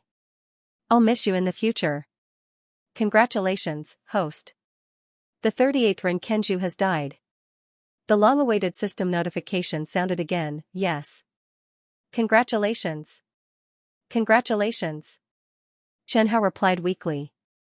The red blood sword shook and Deng Yifei turned into ashes. His ashes scattered in front of the tombstone. His clothes lost their support and fell to the ground. The red blood sword fell from his hand and stabbed into the soft soil beside the grave. Hua Xining suddenly appeared beside Scarlet Blood and knelt on the ground.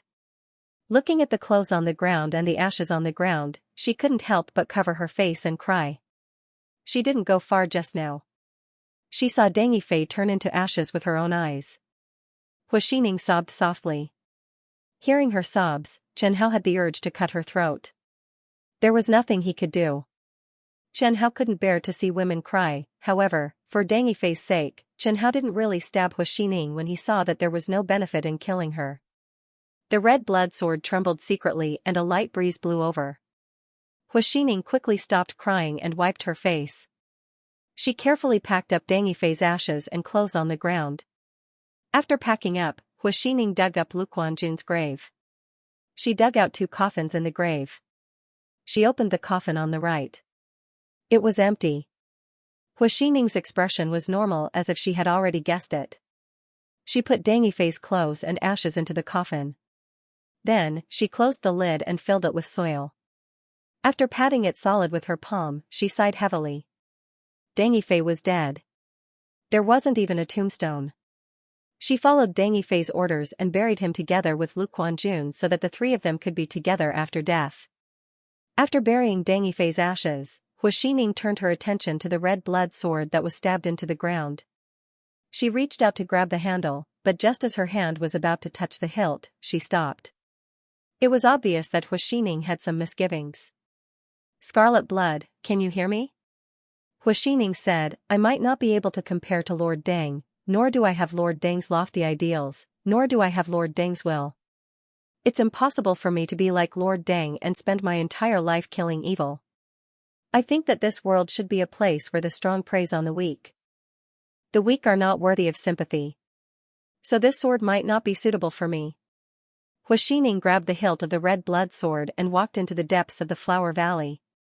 As she walked, Hua Xining said, "Lord Deng's direct disciples are suitable to become the sword master of the Holy Sword, but their current strength is too low. In a few years, I'll choose the most outstanding one for you." In a few years, Chen Hao stared at Hua Xining and had the urge to send her to hell. His scarlet blood, a high-grade Dao artifact, with a noble status, he wouldn't wait for several years for anyone. In a few years, he might have changed dozens of sword masters. Hua Xining didn't dare to become the sword master of the red blood sword. She, who possessed a holy spirit sword, could roughly guess what kind of heaven-defying ability the scarlet blood had, but she still didn't dare. She didn't want to be like Deng Yifei, killing people without restraint and making enemies everywhere. Deng Yifei's dying words misled her, making her think that no matter who it was, as long as they became the sword master of the red blood sword, they would definitely become a madman like Deng Yifei, who hated evil as if it was an enemy of the entire world. Yes, a madman. Hua Xining respected Deng Yifei, but she still evaluated him like this. Hua Xining held the scarlet blood in her hand.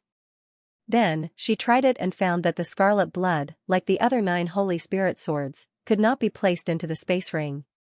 After returning to her residence, Hua Xining fell onto the bed and stared at Deng Yifei's grave in a daze. It could be seen that Deng Yifei's death had a great impact on Hua Xining. Ever since Deng Yifei came to Kai, Hua Xining had followed Deng Yifei all the way until now. It could be said that Hua Xining had personally witnessed the rise of Deng Yifei. Hua Xining's feelings for Deng Yifei were also extremely complicated. There was reverence, resentment, and gratitude. There was even admiration mixed in. But now, none of this was important. Everything, including those complicated feelings, had disappeared with Deng Yifei's death. Hua Xining didn't want to become the sword master of the red blood sword, so of course, Chen Hao wouldn't take the initiative to jump into the other party's hands. After all, the red blood sword was also a high-grade Dao artifact, close to a top-grade Dao artifact. In the southern region, it was also a top-notch divine weapon. His scarlet blood did not set up any barriers to test the sword master. He was already being especially generous, so how could he take the initiative to recognize him as sword master? Of course, although Hua Xining had no intention of using the scarlet blood for the time being, Chen Hao did not have any thoughts of leaving in the near future. Just like after Qingyan's death, after Deng Yifei's death, Chen Hao was somewhat dispirited. He seemed to be in the legendary state of a sage. He had no desires, so he couldn't find any motivation. In Chen Hao's eyes, Deng Yifei was very special. After Deng Yifei's death, even his 9 personal disciples did not know of his death. Hua Xining did not tell anyone for the time being. He only announced that Deng Yifei had gained a lot of insights from the battle in the Skyform mountain range. He was now in reclusive training and would not be coming out anytime soon. Deng Yifei's death was the end of everything. He was no longer vexed. However, the few guardians of the Martial Alliance's Southern Region Division were completely dumbfounded. They never dreamed that Deng Yifei was able to kill Lin Xiujian and Wu Imiao, two of the top-ranked elders of the Martial Alliance. They carefully avoided the remnant domains and nomological auras on the battlefield, circling around the spatial turbulence and the strange auroras. Finally, they collected the pieces of Lin Xiujian and Wu Imiao's corpses. Deng Yifei did not have any intention of dismembering the corpses. However, his final move, Aurora Rain, had turned Lin Xiujian and Wu Imiao into sieves. It was normal for their corpses to be incomplete. Mo Jingyuan looked at the corpses in front of him and said with a headache, "What do we do? What else can we do? Of course we report it." Xiaoyaqiu looked helplessly at the surrounding spatial turbulence and nomological auras. She whispered, "Report it to the Martial Alliance and say that Deng Yifei's strength seems to have reached the Tao comprehending realm. He can use nomological powers. The higher-ups will probably not blame us. After all, Deng Yifei is too powerful. No one expected him to break through to the Tao comprehending realm." Mo Jingyuan whispered, "I wonder what price he paid to break through from the early stages of the domain realm to the early stages of the Tao comprehending realm." "I don't know." Xiaoyaqiu shook her head. "It's not like Deng Yifei will tell us," the third guardian muttered. "Who knows, he might already be dead." Xiaoyaqiu said, "That's just your suspicion. Without seeing the corpse, who can guarantee that Deng Yifei is definitely dead?" Speaking of which, back then, Deng Yifei told Elder Long that he had a trump card that could kill a peak domain realm expert. From the looks of it, he was only speaking the truth. Mo Jingyuan said with a wry smile, "Actually, I always thought that Deng Yifei was bluffing." Xiaoyaqiu nodded as well. "Back then, I thought so too. It looks like Elder Long has good eyes. Then let's report it to the Martial Alliance. Just tell them the truth." "All right. I agree." The Guardian said, "I wonder if the Alliance will put Deng Yifei on the wanted list." Xiaoyaqiu said with a wry smile, "Probably not. It's likely that they will send experts over to find Deng Yifei and win back their reputation. After all, we had discussed it with Deng Yifei. The entire southern region knows that this is a proper duel." The three guardians knew that Deng Yifei had killed two elders of the Martial Alliance. If those people spread the news, the Martial Alliance's reputation in the southern region would hit rock bottom. Sigh. The three guardians sighed together. They were already doubting their lives. Mo Jingyuan suddenly said, "I wonder who the Alliance will send to preside over the situation." After Mo Jingyuan said this, Xiaoyaqiu and the other guardians stared at him. This was because they realized that this was really a problem. In the southern region, 3 elders of the Martial Alliance had fallen in a short span of 20 years. It was likely that the elders of the Martial Alliance did not have a good impression of the southern region. This could only be decided by the higher-ups. Mo Jingyuan said listlessly, "I want to be transferred out of the southern region. I can even be an ice sculpture in the North Sea. I'd rather guard the cunning wolf clan in the north than stay in this seemingly peaceful southern region. I have a nagging feeling that this southern region is very strange. There are all sorts of freaks emerging from it." The guardians of the Central Region's Martial Alliance knew that the strongest Amethyst Wolf Monarch clan in the southern Fei Mountain Range actually came from the extreme north to the southern Fei Mountain Range. 10,000 years ago, when the demons invaded the continent, the northern Amethyst Wolf Monarch led the Wolf clan south from the extreme north. They went straight to the Central Region and joined forces with the Central Region's Dragon clan. Later on, the Wolf Monarch was seriously injured and fell into a deep slumber. A portion of the Wolf clan was sent south to support the southern overlord, the Great Ape clan. Not long after the Great Ape clan joined forces with the Wolf clan to destroy the invading demons, the Wolf clan that came to the south did not even have the time to return to the north before the war between the Fey beasts and humans broke out. Following that, the Fey beasts were forced to retreat. As such, a portion of the northern Wolf Monarch's bloodline ended up in the south. For example, the Amethyst Wolf Monarch in the southern region. In general, the northern Fey beasts were the strongest under the leadership of the Wolf clan. Monitoring the Wolf clan's Fey beasts was extremely dangerous, but Mo Jingyuan would rather see the Wolf clan than stay in the southern region, speaking of the southern region's freaks emerging endlessly, Xiaoyaqiu immediately frowned. He suddenly stood up and asked, "Did you notice that this Dangy Fei is very similar to blood demoness Chen Ruoyan from more than a decade ago? They are both young geniuses, but before they die, they suddenly leaped a large realm to battle?" When Xiaoyaqiu said this, the other two elders' expressions changed. This was because after Xiaoyaqiu's reminder, they were surprised to discover that Dangy Fei and Chen Ruoyan had many similarities. Especially at the final moment, when they leaped a large realm to battle, a typical forbidden technique could temporarily raise a warrior's cultivation realm by one or two small realms after use.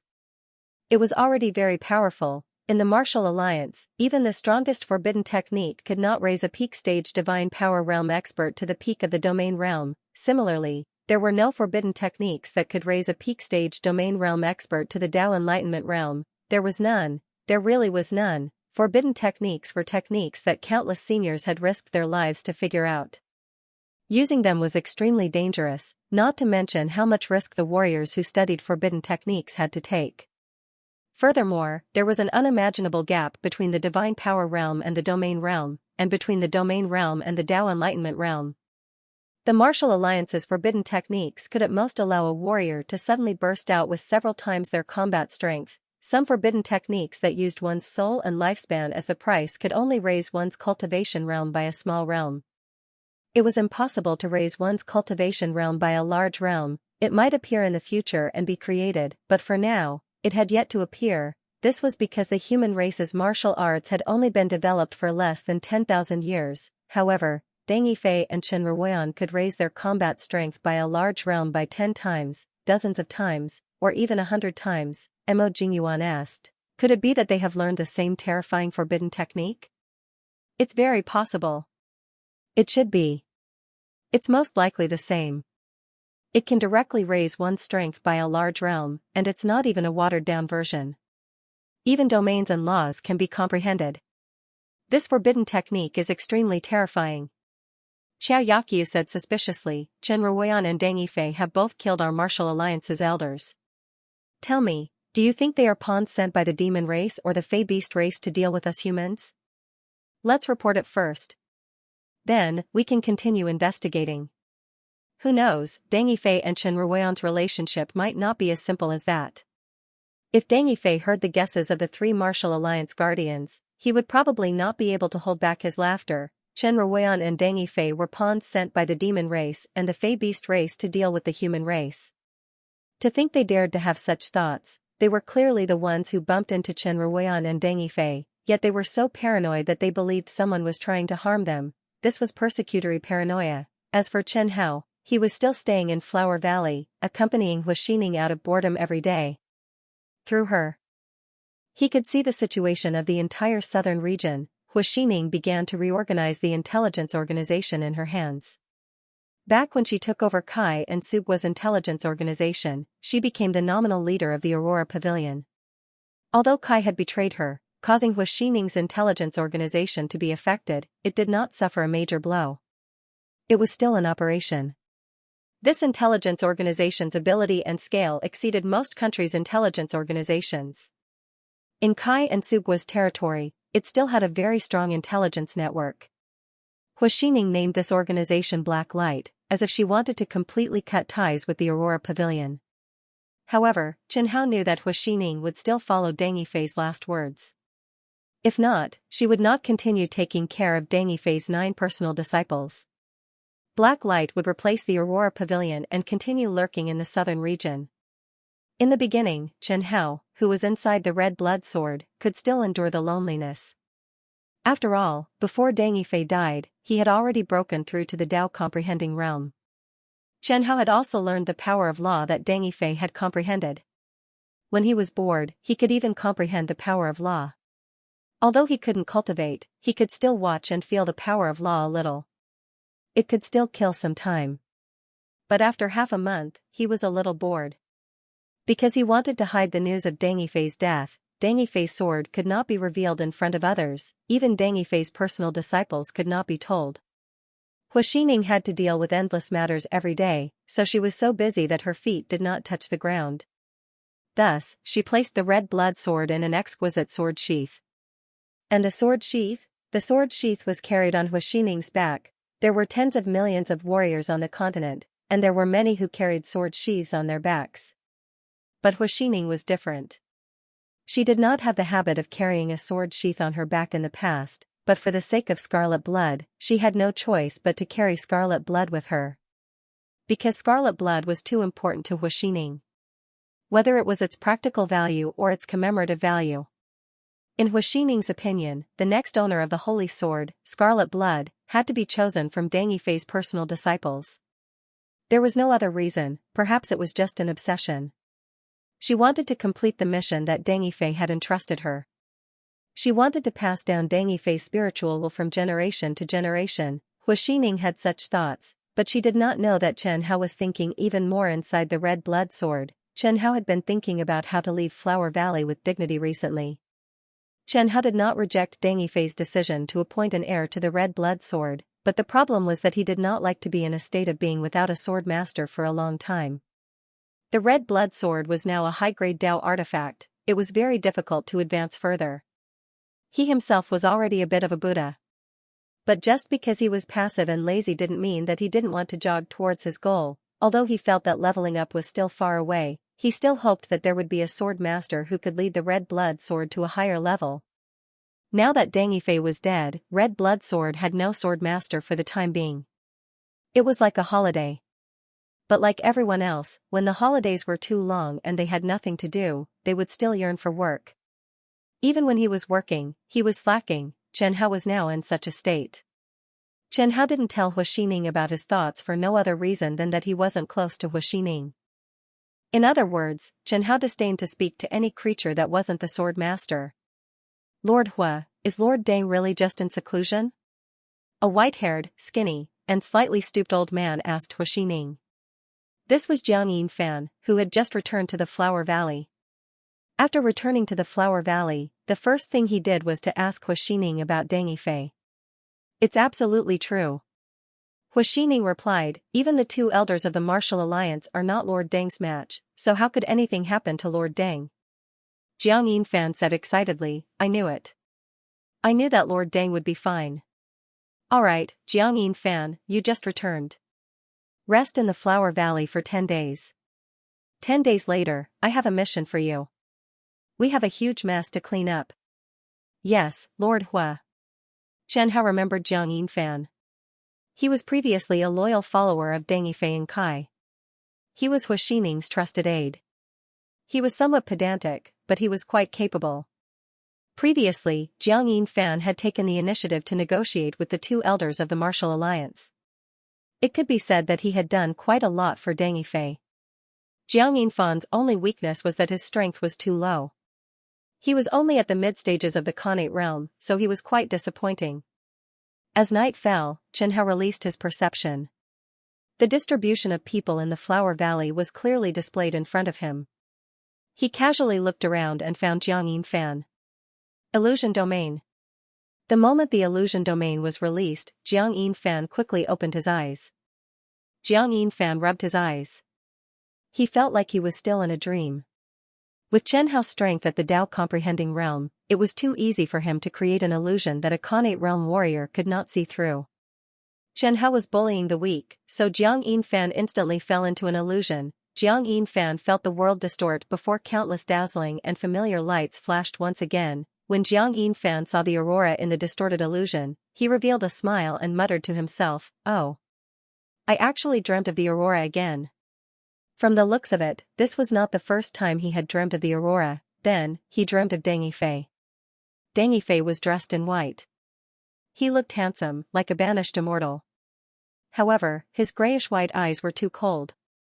Beside Deng Yifei, there was a figure that could not be determined if it was male or female kneeling, although Jiang Yinfan still did not know what Huixining looked like.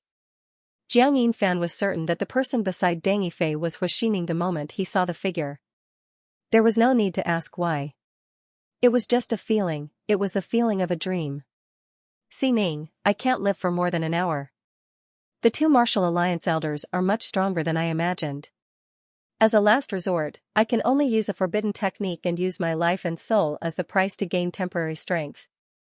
After I die, choose an excellent disciple from me and give him my sword, scarlet blood, that I carry with me. What? Lord Deng is dying? No, no, this is a dream, I am dreaming, but why would I dream that Lord Deng is dying? At this moment, Jiang Yinfan heard Hu Xining's indignant voice, Lord Deng, why can't you give the sacred sword to me? What was the sacred sword? Upon hearing this, Jiang Yinfan was puzzled. Then, he thought of Lord Deng's sword. You can't do it. Your character does not match the sacred sword's attributes. Deng Yifei said with a sigh, the sacred sword will choose its own master. It wants to recognize a fair, selfless and compassionate person as its master. And you do not meet the criteria. A person like Jiang Yinfan is not bad. Unfortunately, he is old. If not, he would be quite suitable to inherit my mantle. Inherit Deng Yifei's mantle? Upon hearing this, Jiang Yinfan became excited. To be able to gain Deng Yifei's recognition was the happiest thing for Jiang Yinfan. Even though Deng Yifei did not choose him in the end and chose his personal disciple, he was still happy. As for the sacred sword, in Jiang Yinfan's eyes, Deng Yifei was a saint. He was the person he respected the most. It was not an exaggeration to call the sword he used the sacred sword. Deng Yifei's sword was said to be a Dao item. A Dao item was sentient, so it was normal for it to choose the master it liked. Jiang Yinfan also agreed with Deng Yifei's evaluation of Hu Xining. This woman, Hu Xining, was indeed a little selfish. She did not seem to be the same as Deng Yifei, so it was normal for her not to be recognized by the sacred sword. Thinking of this, Jiang Yinfan heard Hu Xining's words again, it's me who doesn't have the fortune to be recognized by the scarlet blood. Don't worry, my lord. I will take good care of the sacred sword. Then I'll leave it to you. After Deng Yifei finished speaking, he turned into a pile of ashes in front of Jiang Yinfan. A grave appeared in front of Jiang Yinfan. Hu Xining dug up the grave and buried Deng Yifei's ashes inside. Then, the line of sight in the illusion continued to pull up. Jiang Yinfan clearly discovered that this was the forbidden area in the depths of the Flower Valley. This dream. It was so real, Jiang Yinfan could not help but say in his heart. Immediately after, he heard Hu Xining's voice. In the dream, Hu Xining's figure knelt on the ground, hugging the holy sword left behind by Deng Yifei, and said in a low voice, the holy sword must be mine. No one can snatch it away, no one can. I must definitely obtain the power of the holy sword and become an expert of my generation like Deng Yifei. Hu Xining's laughter echoed in Jiang Yinfan's ears. Then, Jiang Yinfan dreamed that in the pavilion where Hu Xining lived, in the secret compartment under the bed, Deng Yifei's sword was lying in the sword sheath. At this moment, Jiang Yinfan's legs kicked, his body trembled, and he woke up from the dream. Jiang Yinfan opened his eyes. His surroundings were pitch black. He touched his forehead. It was covered in sweat. Did I have a nightmare? Jiang Yinfan could not help but doubt. It's definitely a dream. How could Lord Deng die? Lord Deng's sword must be on Lord Deng. I must be thinking too much. Although Jiang Yinfan said so, he did not sleep at all that night. Chen Hao smiled nonchalantly in the red blood sword. He did not believe that Jiang Yinfan could escape from his grasp. He would believe what he should believe sooner or later. Moreover, Jiang Yinfan's appearance made the originally bored Chen Hao find something to do. Therefore, under Chen Hao's forceful intervention, Jiang Yinfan had the same nightmare on the second and third days. He dreamed that Deng Yifei had turned into a pile of ashes. He dreamed that Hu Xining had buried Deng Yifei's ashes. He dreamed that Hu Xining had ignored Deng Yifei's last words and tried to take the holy sword for himself. It was just a dream. Of course, it could be a coincidence. However, if the same dream was repeated 3 times in a row, anyone would feel that something was wrong. Jiang Yinfan was more than 100 years old. Although he was pedantic, he was not an idiot. He did not dare to tell anyone else about this, much less ask Hu Xining. He was the only one who knew about this dream. Could it be that this dream is real? Jiang Yinfan could not help but ask himself, or is the holy sword giving me a dream? Of course, it could also be my problem. Lord Deng is so strong, nothing can happen to him. On the 4th day, when Jiang Yinfan dreamed of Deng Yifei and Hu Xining again, he could not sit still anymore. He felt that if he did not solve the mystery, he would definitely go crazy. He had the same dream for 4 consecutive days, and he had dreamed of Deng Yifei's death. He was already having a nervous breakdown. He wanted to find evidence that Deng Yifei was not dead, therefore, Jiang Yinfan focused his gaze on the tomb. The tomb was a forbidden area in the Flower Valley, and outsiders were not allowed to enter. However, the level of confidentiality was not that high either. Yesterday, Jiang Yinfan had asked around and found out that ordinary flower farmers had entered the forbidden area where the tomb was located. On the 5th day, Jiang Yinfan bypassed the guards and sneaked into the forbidden area in the depths of the Flower Valley. When he saw the rhododendron flowers that covered the mountains and plains, he felt his body become a little heavy. It was exactly the same scene as in his dream. Then, he found the grave. When he saw the tomb with his own eyes, Jiang Yinfan felt that the sky was about to collapse. There really was a tomb here. What was in his dream was also present in reality. Jiang Yinfan knelt on the ground and felt that he was about to suffocate. This was because he thought of a possibility. Everything that happened in his dream had happened. Deng Yifei might really be dead. The tomb belonged to Lu Quanjun. Jiang Yinfan knew that Lu Quanjun was once Deng Yifei's beloved woman. A quarter of an hour later, Jiang Yinfan, a Xianxia martial artist, shakily used a shovel to dig through the soft soil and found a coffin. After he mustered up the courage to open the coffin, he collapsed to the ground. The coffin was covered with a layer of grayish-white ashes. There was also a set of white warrior clothes. It was the one that Deng Yifei often wore. It was the clothes that Jiang Yinfan saw in his dream. Dead, he was really dead, the dream was real. Deng Yifei was dead. Jiang Yinfan felt that the sky was about to collapse. He managed to regain his composure with great difficulty. After burying Deng Yifei again, he quickly left. His actions did not alarm anyone.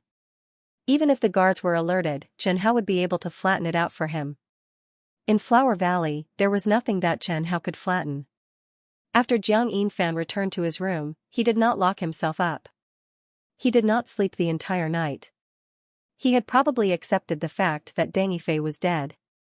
Furthermore, the dream had made it very clear that Deng Yifei had to use a forbidden technique to deal with the Martial Alliance elder.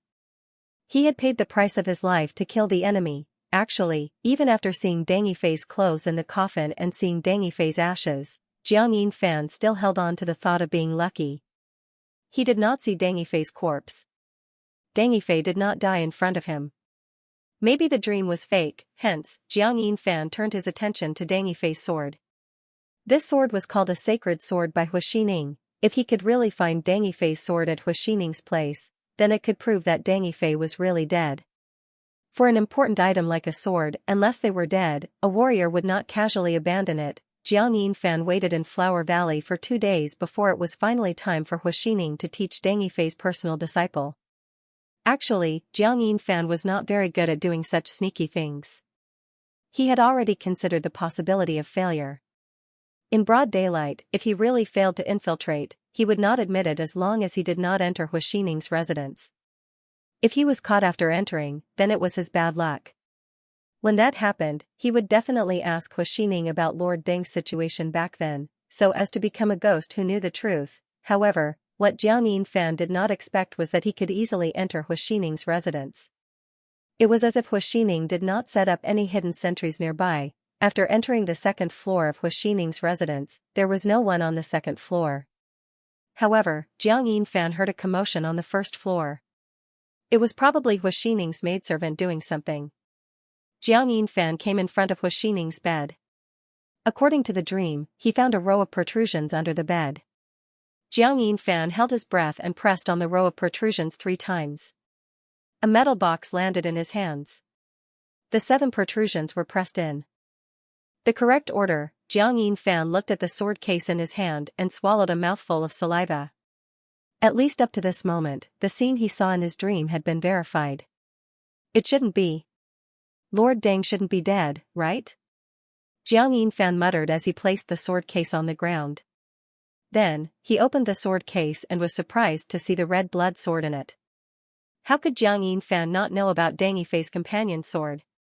Jiang Yinfan sat down on the ground with a pale face. This was because he knew that Deng Yifei was really dead. Hu Xining had lied to him. Not only had Hu Xining lied to him, she had also lied to everyone else. she had deliberately concealed the news of Lord Deng's death and even wanted to take Lord Deng's sword for herself. This was Jiang Yinfan's first reaction. It was very normal for her to covet Deng Yifei's sword. Deng Yifei's sword was at least a Dao artifact. As for concealing the news of Deng Yifei's death, Jiang Yinfan believed that he had guessed the reason.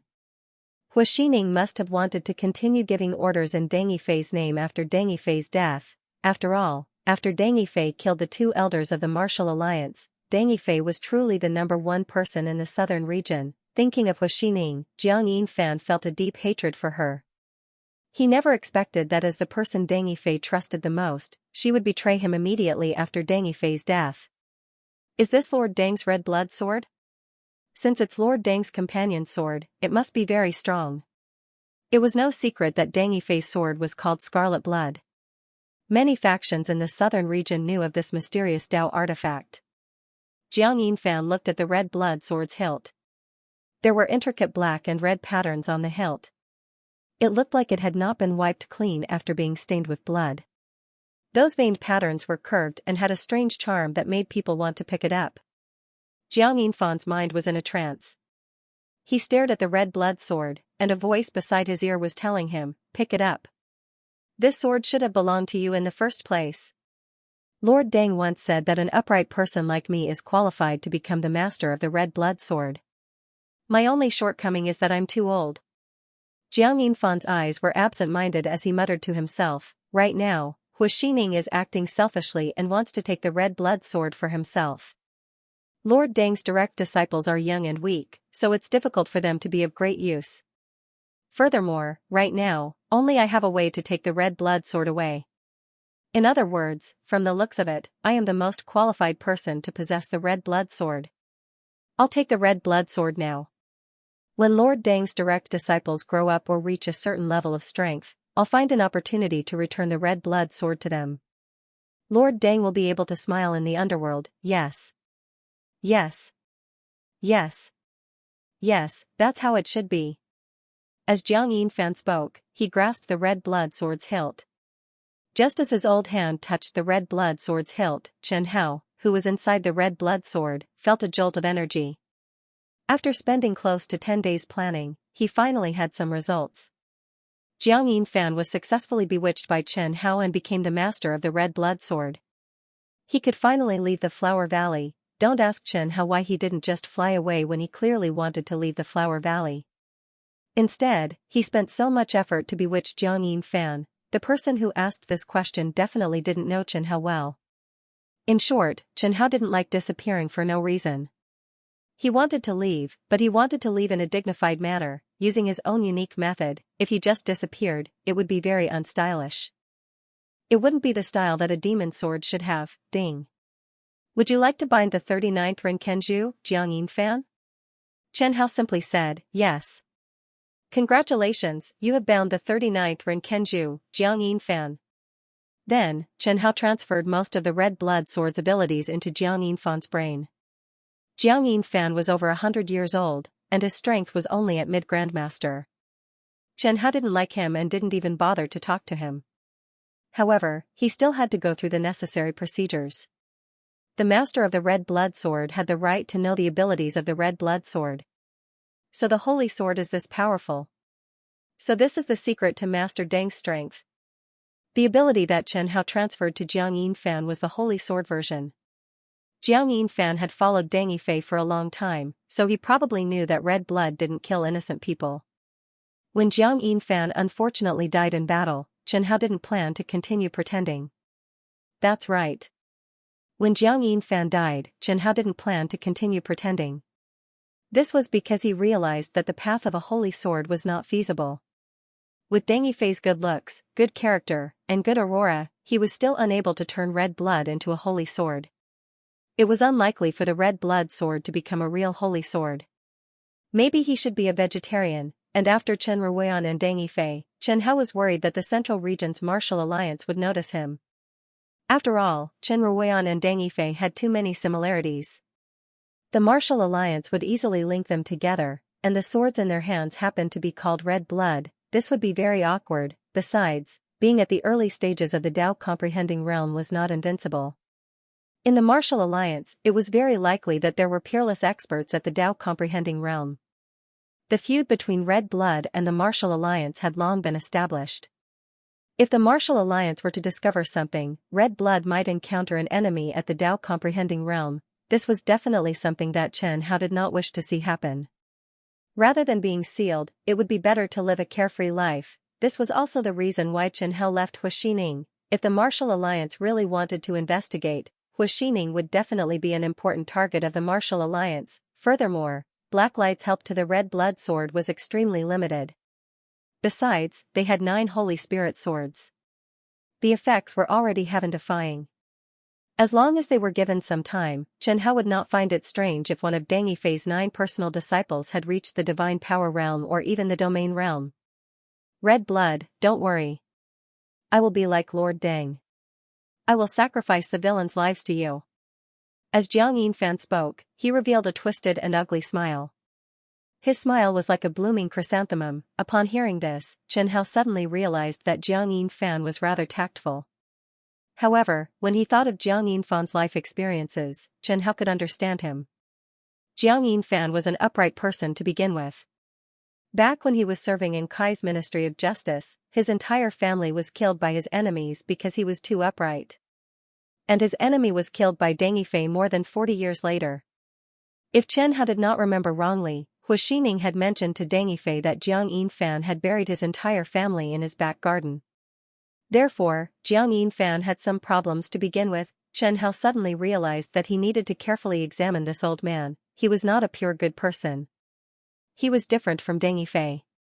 Scarlet Blood, don't tell me you were the one who told me those things in my dream. Chen Hao remained motionless and didn't communicate with Jiang Yinfan at all.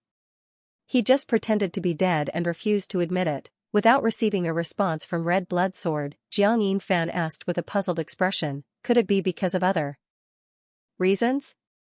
However, Jiang Yinfan didn't wonder for long. He knew that he had to leave now. Obtaining Scarlet Blood didn't mean that he was invincible. With his current innate realm strength, he would die if he met Huaxining. There was absolutely no other outcome. Jiang Yinfan pulled himself together and jumped down from the 2nd floor of the attic. He followed the original path and left Huaxining's residence. Baiyun Town's Flower Valley was actually a canyon that stretched for hundreds of miles. There were always weak spots in this 100-mile Flower Valley. Jiang Yinfan chose a spot that he thought was weakly guarded and climbed up. Inside Red Blood Sword, Chen Hao sighed helplessly as he watched Old Man Jiang fly up along the mountain wall. There were indeed many weak spots in Flower Valley's defense, but it was definitely not the spot that Jiang Yinfan chose. According to his judgment, if Jiang Yinfan continued to fly up, he would soon be discovered by a peak innate realm warrior. Chen Hao hesitated for a moment, but still directly blocked the sentry's perception.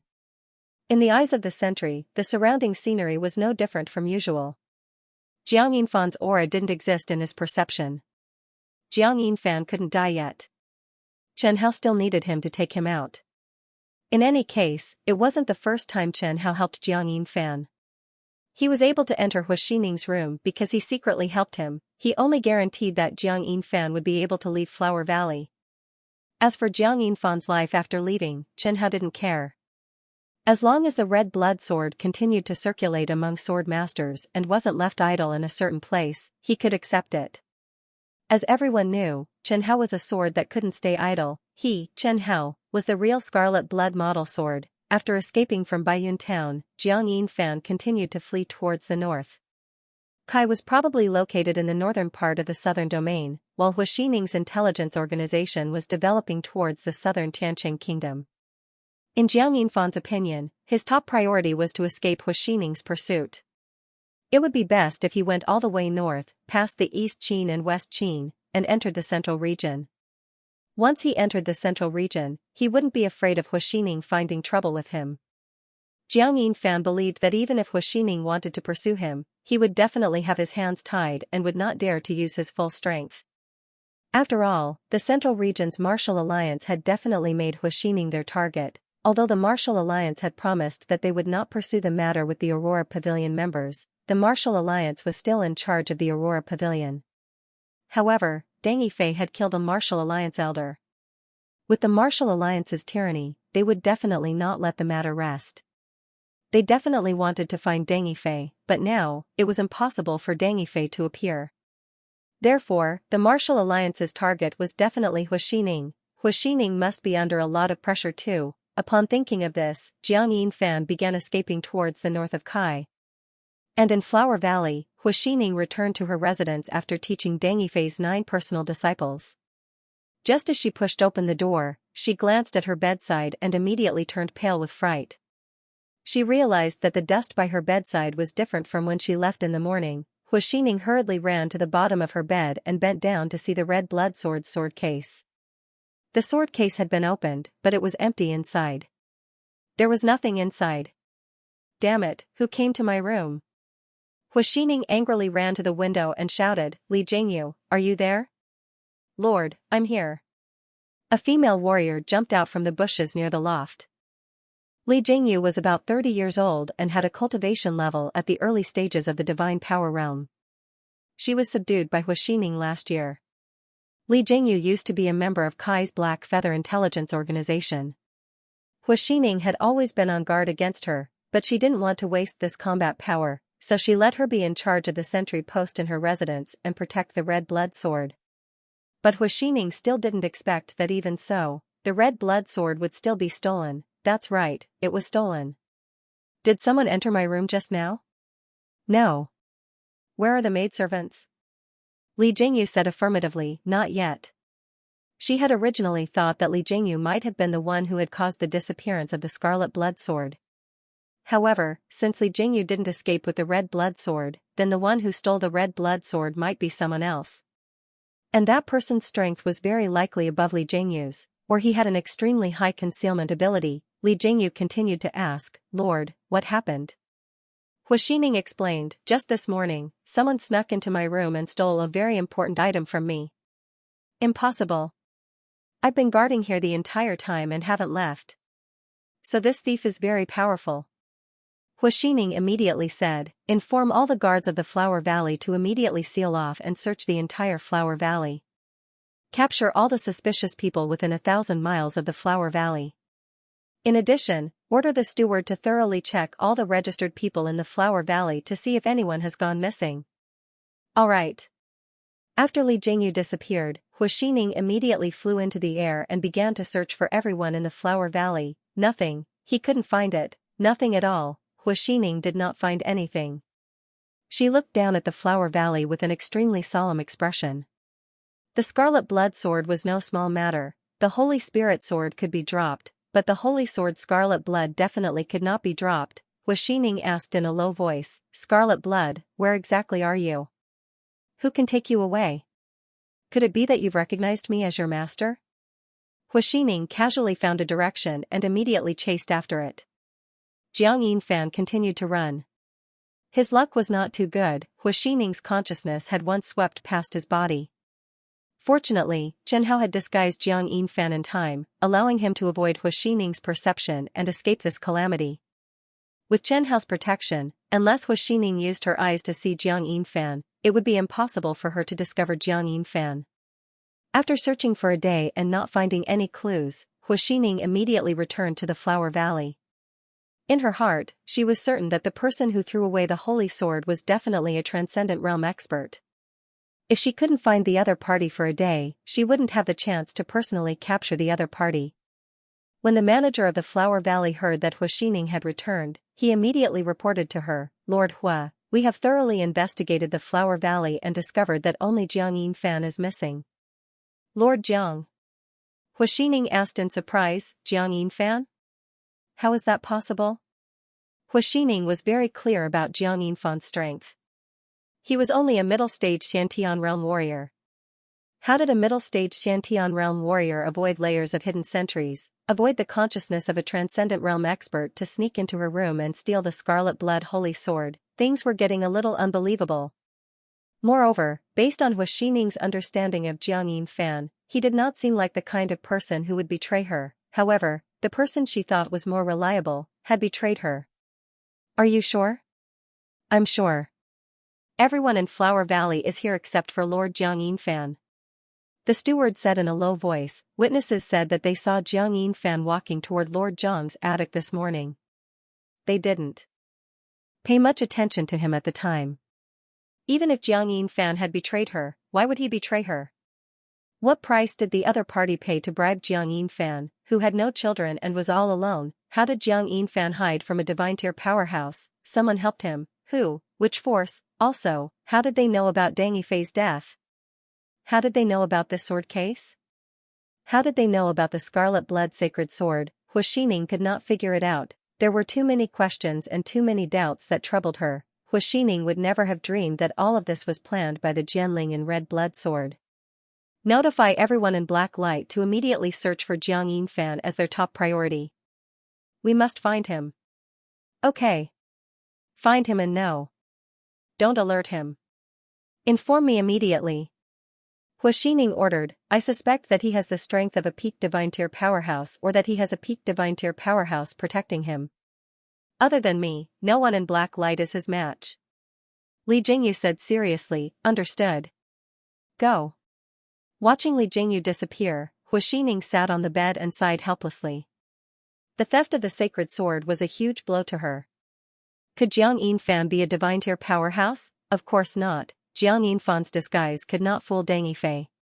She said that Jiang Yinfan might have the strength of a peak divine tier powerhouse because she hoped that the others in Black Light would not contact Jiang Yinfan without permission to prevent the news of Deng Yifei's death and the secret of the scarlet blood sacred sword from being exposed. Hu Xining drew the Holy Spirit sword and looked at the cold light on it. She asked softly, Jiang Yinfan, why? Why did you betray the organization? After leaving Baiyun town, Jiang Yinfan put on a disguise. Having stayed in the intelligence organization for several years, Jiang Yinfan had learned some basic camouflage techniques.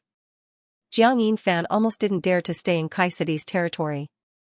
He remembered clearly that there were spies of the Blacklight organization in Kai City. Blacklight organization. Speaking of this name, Jiang Yinfan hated Hu Xining. Aurora, renamed Blacklight. No matter how one looked at it, Hu Xining seemed to want to start anew. He wanted to establish himself as the leader and completely cut off the relationship between Blacklight and Deng Yifei. In Jiang Yinfan's opinion, this was a form of betrayal. Hu Xining was a traitor. In the face of the Blacklight organization's pursuit, Jiang Yinfan felt a little guilty. He was still a little worried about facing an entire organization alone. The Scarlet Blood Holy Sword was indeed powerful, but if he, Jiang Yinfan, wanted to rely on the Scarlet Blood Holy Sword to increase his strength, he would need a period of time.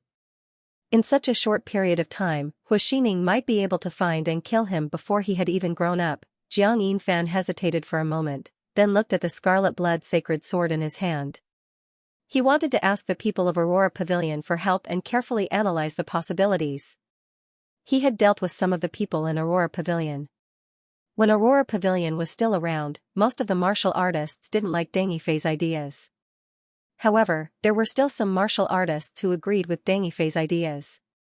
If Jiang Yinfan could find those people and tell them that Hu Xining had betrayed Deng Yifei, then unite them to deal with Hu Xining, this might be a way.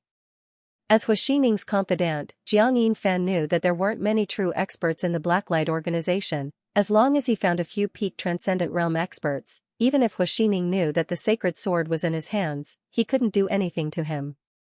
But if he did so, it was very likely to expose the existence of the Scarlet Blood Sacred Sword. From Jiang Yinfan's point of view, any martial artist would be tempted by the Scarlet Blood Sacred Sword. Martial artists had no way of resisting the Scarlet Blood Sacred Sword's abilities. Even if the Scarlet Blood Sacred Sword's abilities were not exposed, just its reputation as Deng Yifei's sword would attract countless covetous people. When that happened, the Martial Alliance, who had caused Deng Yifei's death, might even want to obtain the Scarlet Blood Sacred Sword. The Scarlet Blood Sacred Sword was left behind by Lord Deng for his personal disciple. Only the personal disciple who had inherited Lord Deng's spiritual will had the right to use it. The others were not worthy. The bastards of the Martial Alliance were even more unworthy. What should he do? While Jiang Yinfan was rushing on his journey, he was caught in a dilemma. He had been rushing for more than 10 days, and had expended a lot of his qi. He could only find a remote town to rest for a period of time. The effects of the battle between Deng Yifei and the Martial Alliance had yet to disappear. In every city that Jiang Yinfan passed by, the discussions on the streets were mostly about Deng Yifei. Unlike the other countries' martial artist factions, most of the commoners in Kai stood on Deng Yifei's side. I heard that Lord Deng killed the martial alliance in the battle in the Skyform mountain range. I heard that up to now, there are extremely beautiful auroras seen every night. I wonder if it's true. If it wasn't for the long distance, I would have gone to take a look. Well killed. Lord Deng is such a good person. That bunch of martial alliance people actually bullied Lord Deng with their numbers. It's better if they are dead. Tell me, is there something wrong with our emperor? I heard that he betrayed Lord Deng. None of the emperors are good people. Our emperor is really stupid. Doesn't he know that our Kai no longer has a black armor legion? The state of Kai has always been under Lord Deng's protection. Right. If not for Lord Deng speaking up for us in the Skyform mountain range, saying that war was not allowed in the southern region, our Kai would have long been flattened by the other countries. Jiang Yinfan's hurried footsteps came to a stop when he heard this. It was as if he had been petrified. He turned around and glanced at the commoner, but did not say a word. He had already made up his mind. The news of Lord Deng's death could not be spread. Jiang Yinfan could sense Deng Yifei's thoughts before he died. He definitely did not wish for the southern region to have frequent wars. He had previously heard Deng Yifei mention that he did not wish for the southern region to have any more wars. Back then, Jiang Yinfan felt that Deng Yifei's ideals were too great. But now that he thought about it, Jiang Yinfan had to admit that Deng Yifei had the chance to do it, if not for the meddlesome martial alliance. I cannot ruin Lord Deng's plans. 7 days later, Jiang Yinfan, who was resting in a small town inn, suddenly felt his heart palpitate. He had a nagging feeling that someone was spying on him. He suddenly turned his head and happened to meet the eyes of a middle-aged man. I've been discovered. Jiang Yinfan's expression changed drastically. What he was most worried about had happened. I've been discovered. The middle-aged man's expression changed drastically as if he had seen a ghost. He jumped into the sky, turned around, and ran away, not giving Jiang Yinfan any time to react. What's going on? Jiang Yinfan wondered. He's stronger than me. Why did he run? The strength that the Khanate realm martial artist showed when he ran away should be at the peak of the Khanate realm, while Jiang Yinfan was only at the middle stage of the Khanate realm. Because he was too old and his qi and blood were declining, the strength he showed was even weaker than an ordinary middle-stage Khanate realm martial artist, even if Jiang Yinfan had the red blood sacred sword now, it wouldn't be easy to deal with a peak Khanate realm martial artist. No matter why the other party ran away, Jiang Yinfan knew that he had been discovered. The people who discovered him were probably from the Black Light Organization. Maybe it wouldn't be long before the experts of the Black Light Organization arrived. As a former member of the Black Light Organization, Jiang Yinfan knew the strength of the Black Light Organization too well. Black Light might not have many top experts, but its members were widely distributed in Kai City. It was too easy to mobilize a few heaven-breaking realm martial artists to deal with him, a Khanate realm martial artist. But would Huaxining be afraid that I would spread the news of Deng Yifei's death? Would she be afraid that other martial artists in the southern region would know the secret of the red blood sword? Jiang Yinfan pursed his dry lips, lowered his head, and analyzed. Anyway, I've been exposed now. The black light will find me soon. The next person I see might be Huaxining. I have to think of a way. The red blood sword can't fall into the hands of that traitor Huaxining. Although that traitor can't become the official master of the red blood sword like me, the red blood sacred sword doesn't seem to know how to resist. Huaxining might have a way to force herself to become the master of the sacred sword in the future. Dao artifacts all have their own fighting abilities. Why didn't the red blood sacred sword resist Huaxining? Is it because it can't move by itself? Or is it because of Lord Deng's instructions before his death?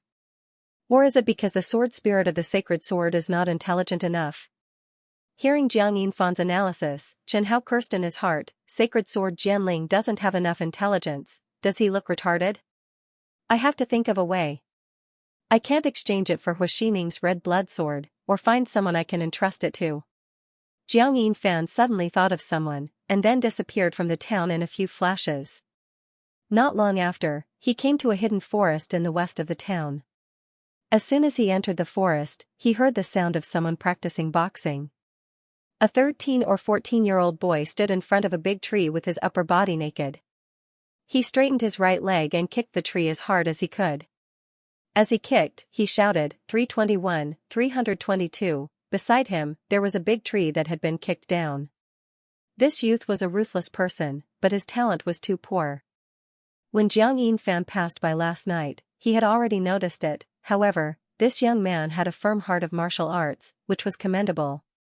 If you practice like this, you'll never become an expert in your lifetime. The young man turned around and saw the white-haired Jiang Yinfan, who looked like an unfathomable expert. Senior, are you talking about me? Jiang Yinfan said, of course I'm talking about you. Is there anyone else here? What's your name? The young man directly knelt on the ground. My name is Kong Qing. Senior, please teach me. Kong Qing? The name is not bad. To be honest, your talent in martial arts is not bad, but without the guidance of a master, it will be very difficult for you to achieve anything in this life. But, the dojo master said that my talent is very poor, and I can only cultivate superficial body tempering techniques. Jiang Yinfan was slightly embarrassed, but he was also an old fox. Kong Qing could not see anything wrong at all. Jiang Yinfan lightly tiptoed, and his entire body floated in midair. Kong Qing turned pale with fright and said, flying in the air. Senior is a Khanate expert. Khanate, expert? What kind of expert was a Khanate martial artist? Only a youth who had never seen the world would think that a Khanate martial artist was an expert. However, after Jiang Yinfan revealed his strength, that youth became even more respectful. Those dojo martial artists don't have any knowledge at all. Kong Qing said in surprise, so, my martial arts talent is really very strong? There's still a chance to become a Khanate or heaven-breaking expert.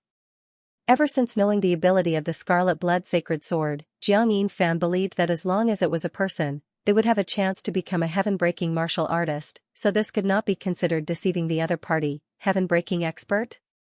Even more powerful than a Khanate expert? Kong Qing said excitedly, Senior, please accept me as your disciple.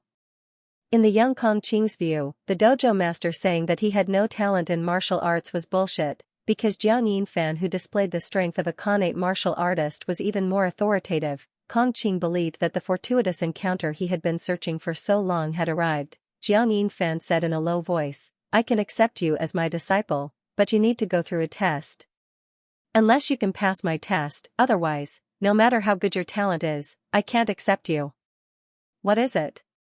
Senior, please tell me. Kong Qing shouted loudly. The test for you can be said to be difficult, but it can also be said to be easy. Jiang Yinfan placed a long package in front of the youth. Inside is a priceless treasure. You can take it and exchange it for money. The money you get will be enough for you to live comfortably for the rest of your life. Jiang Yinfan placed the tightly wrapped red blood sword in the youth's hand. The youth took the package and felt its weight. He looked at it and couldn't help but be curious. My test for you is to bring it to the Mirror Moon sect within a year and give it to the sect leader, Chen Ming. Chen Ming is my best friend, and I made an appointment with him to drink with him a year later. If you arrive first, you will stay in the Mirror Moon sect, and when I arrive, I will take you away. What is Senior's name? The Mirror Moon sect leader would surely meet him, but he didn't have much contact with him. Jiang Yinfan thought for a moment and said, My name is Dong Mingxian. As long as you tell him my name, he will definitely meet me. But don't mention my name to anyone else. I have a lot of enemies. You can only mention my name in the Mirror Moon sect. Do you understand? Of course I understand. Kong Qing nodded seriously. Remember, the package is priceless. Once you sell it, you won't have to worry about food or clothing for the rest of your life. Jiang Yinfan emphasized again, if you open the package because of curiosity in your heart, you will completely lose the opportunity to become my disciple. A person who can't bear the curiosity and greed in his heart will never be able to become a martial arts expert. Kong Qing promised loudly, I will succeed. If you fail, since we are fated, I will give you the package's treasure. I won't fail, I will become Senior Dong's disciple. Chen Hao guessed Jiang Yinfan's thoughts. He wanted to borrow this youth's hand to deliver the red blood sword. This decision was risky, but it was the best method Jiang Yinfan could think of. After being exposed, it would be hard for him to escape Black Light's pursuit. No matter how powerful Huixining's Black Light organization was, it wouldn't dare to openly seal off Kai City. After all, the Martial Alliance's people were probably searching for them in Kai City. Jiang Yinfan didn't know that if he was too far away from the Red Blood Sword, Chen Hao would kill him. Chen Hao would never allow the Red Blood Sword's sword master position to be taken by a martial artist who was too far away to control the Red Blood Sword. Once Jiang Yinfan was far enough away, or if he didn't use scarlet blood for a long time, Chen Hao would attack him. I hope so. I will be waiting for you at Mirror Moon Sect. Jiang Yinfan said to Kong Qing, I'll give you one last piece of advice. It's best if you don't let anyone know about the bag on your back, or they will have evil thoughts. Senior, don't worry. I won't tell anyone, not even my parents. Then I hope we can meet at Mirror Moon Sect.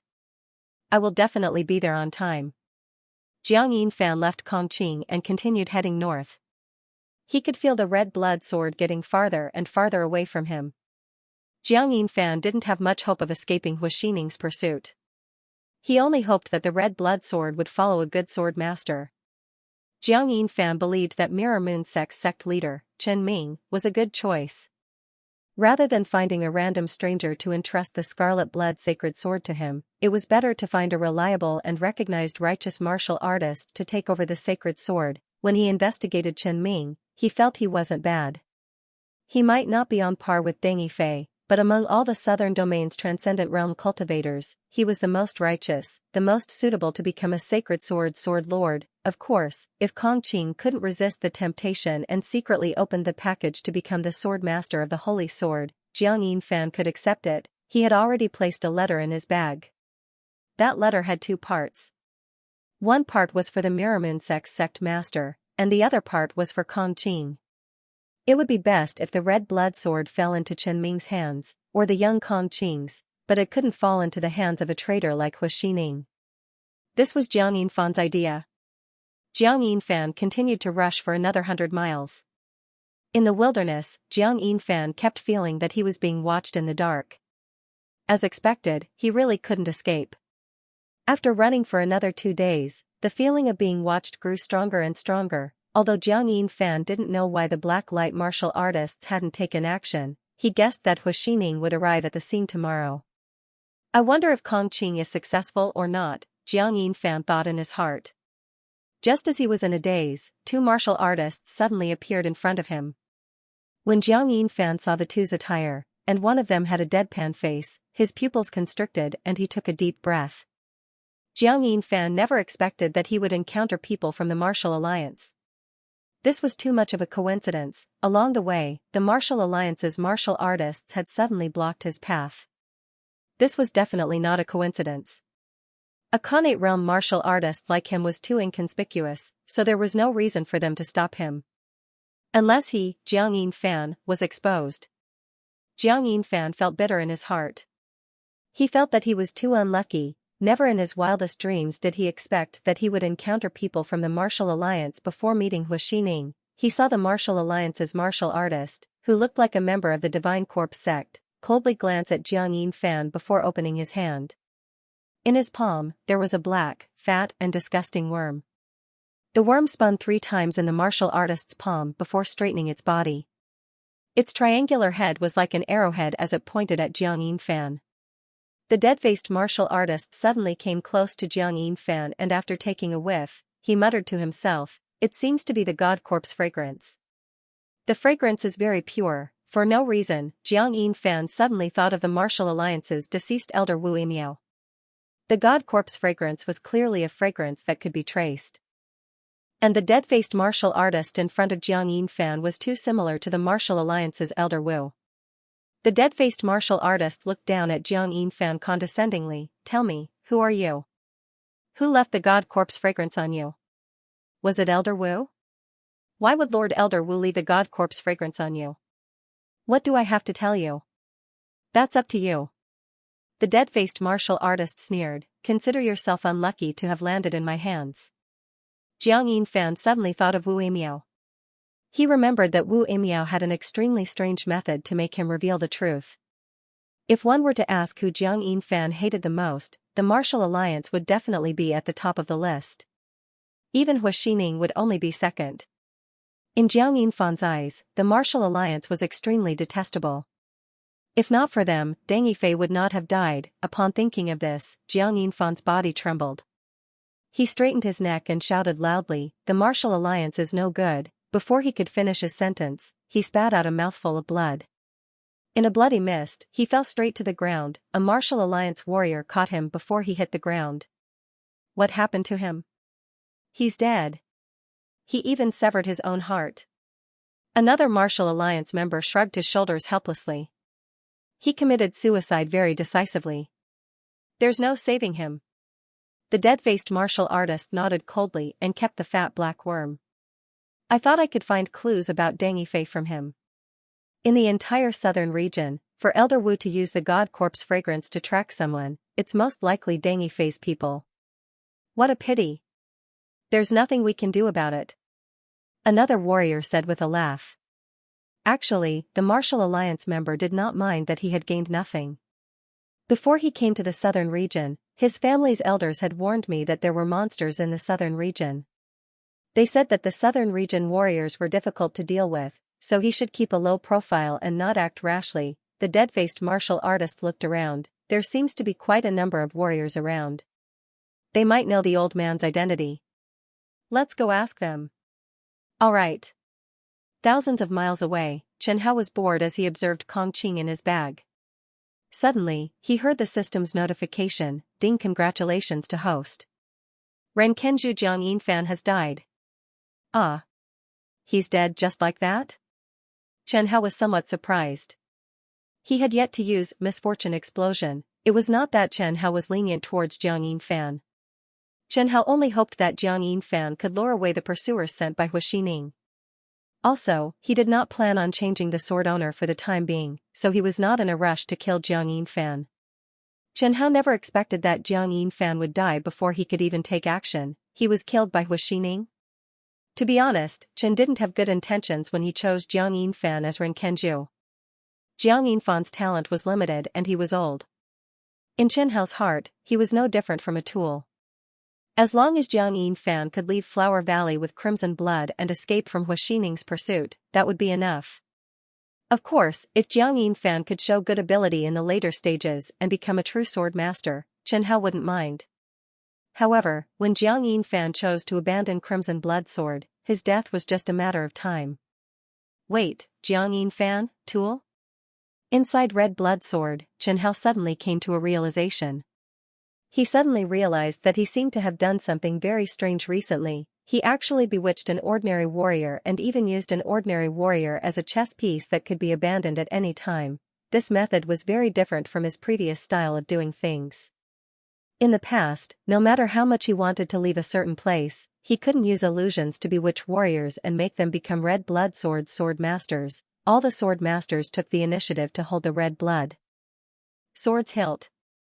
No one forced them. If it was according to Chen Hao's previous personality, he would only leave silently when he met a warrior like Hu Xining who put the red blood sword on the shelf. Chen Hao seriously examined himself and the world. After a long time, he said quietly, "So, unknowingly, I've already started to change?" Although he was still so lazy, he seemed to be even more unscrupulous in his actions. After knowing that Jiang Yinfan was dead, he didn't feel much guilt or regret. Instead, he felt a little relaxed. He didn't have to trouble himself to do it. For no reason, Chen Hao felt waves of panic. He was a little afraid. He was afraid that after thousands of years, he might not be himself anymore. Is it because I've changed sword masters too many times and have seen too much that I'm starting to become numb? Chen Hao silently looked at the young Kong Qing in front of him and began to think. Was he, Chen Hao, going with the flow? Or was he sticking to his heart? This problem was very complicated. He felt that he needed some time to think about it calmly. Chen Hao was still thinking at first, but after 10 days, his attention was attracted to Kong Qing. Because Kong Qing was quite interesting. Jiang Yinfan was also not a good person. Before he died, he actually tricked this simple and honest young man. This was really outrageous. After saying goodbye to Jiang Yinfan, Kong Qing went home to say goodbye to his parents. Kong Qing's family had 3 siblings. He had an older sister and a younger brother. When Kong Qing bid farewell to his parents, he only told them that his ambition was martial arts and that he wanted to explore the outside world. Before Kong Qing's father could say anything, his mother strongly objected. Unfortunately, his objection was futile. Kong Qing was fooled by Jiang Yinfan. He really thought that Jiang Yinfan was some kind of expert. He thought that his martial arts talent was really good. As long as he took Jiang Yinfan as his master, he would definitely become a martial arts expert. What he didn't know was that his master had already died at the hands of the enemy. Kong Qing's strength was at the middle stage of the qi revolving stage. Because he had trained in the basic body tempering technique, his body was still quite strong. In just 10 days, he had already traveled 1,000 miles from home. But in these 10 days, Kong Qing had also spent all the money he had brought from home. It was said that a penny could stump a hero. Not to mention a half-grown child like Kong Qing. Waves of hunger attacked his stomach. The physical and mental exhaustion made Kong Qing, who had never traveled far before, have the urge to immediately go home. He turned around and looked at the bag on his back. Kong Qing remembered Jiang Yinfan's words. There was a treasure in the bag. As long as he sold the treasure, he would be able to live without worry for the rest of his life. Just as he turned around to look at the bag, Xianxia was also looking at him. Kong Qing hesitated for a while, then forced himself to turn around and continue walking. No, I definitely can't go back. If I turn back, I will definitely be laughed at by my sister and brother. I must become a strong practitioner. As long as I become a strong practitioner, what kind of treasure would I not have? It was because Master Zhang's strength was strong enough that he casually gave me the valuable items in the bag. I want to become the strongest practitioner in the world. Kong Qing. Pull yourself together. You definitely cannot open the bag. If you open the bag, you will fail the test. Your goal is to become the strongest practitioner in the world. You cannot fail the test, you will definitely succeed. Xianxia heard Kong Qing constantly cheering him on and felt that the scene was extremely comical. Kong Qing's looks were ordinary, like a passerby. His martial talent was about the same as Deng Yifei's. They were both at the level of trash. There was no need to talk about them, he wholeheartedly wanted to become a top practitioner. Little did he know that the real way to become a top practitioner was hidden in the bag on his back. Xianxia suddenly discovered that before Jiang Yinfan died, he seemed to have done something very interesting. Xianxia did not think highly of Kong Qing's talent and did not want to acknowledge Kong Qing as the sword master. However, he did not plan on leaving immediately either. If he really left, Kong Qing's mission would never be completed. Xianxia was very curious. He was curious whether Kong Qing could deliver the red blood sword to the Mirror Moon sect. He was curious whether Kong Qing could complete the test. He did not open the bag containing the red blood sword the entire way. There were not many things that could make Xianxia feel interesting. This matter in front of him was one of them. Besides, Xianxia, who sensed the change in his personality, also became vigilant. Xianxia believed that his soul was very likely transforming in the direction of the demonic sword Jianling. When his humanity completely dissipated, he might become a qualified demonic sword Jianling. A qualified demonic sword Jianling? Bah, Xianxia, did not care at all. Right now, he wanted to empty himself. He imagined himself without hands, without legs, unable to move, curled up in a corner, just quietly. Then, he wanted to be low-key, always low-key. Xianxia guessed that there might be a Dao comprehending realm expert in the southern region right now. Right now, he did not want to come into contact with a Dao comprehending realm expert. What if the other party used some method to purify him? On the 15th day after Kong Qing left home, he relied on manual labor and spent 3 days to barely earn 2 gold coins. Then, he embarked on the journey to the Mirror Moon sect. On the 18th day after Kong Qing left home, he officially registered as a mercenary and could accept missions. On the 19th day after Kong Qing left home, Kong Qing joined a mercenary group and began to escort a small caravan. Their destination was the same as Kong Qing's.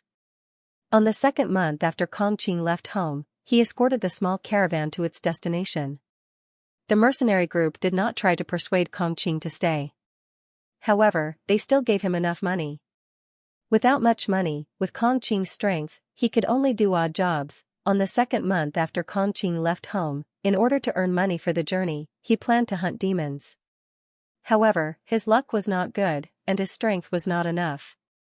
He was heavily injured by a chi revolving realm demon in the outskirts of the mountain range. Just as he thought that he was going to die, the demon was suddenly cut in two. "Little guy, if you don't have the strength, don't wander around." Kongqing saw the warrior who saved his life kick away the demonic beast. Then, he looked at Kongqing and said, "Kid, consider yourself lucky that you met me. Otherwise, you would be dead." "Thank you, big brother." That warrior looked to be in his 30s. He was wearing a gray warrior's uniform. He was not much different from those warriors who went into the forest to hunt demonic beasts. "Then you're on your own." At this moment, another 4 warriors appeared in the distance. The moment the 4 warriors appeared, Kongqing became vigilant. However, the 4 warriors did not seem to be interested in Kongqing. They shouted from afar, "Xianxia, let's go." "Okay." Xianxia, who saved Kongqing's life, responded loudly.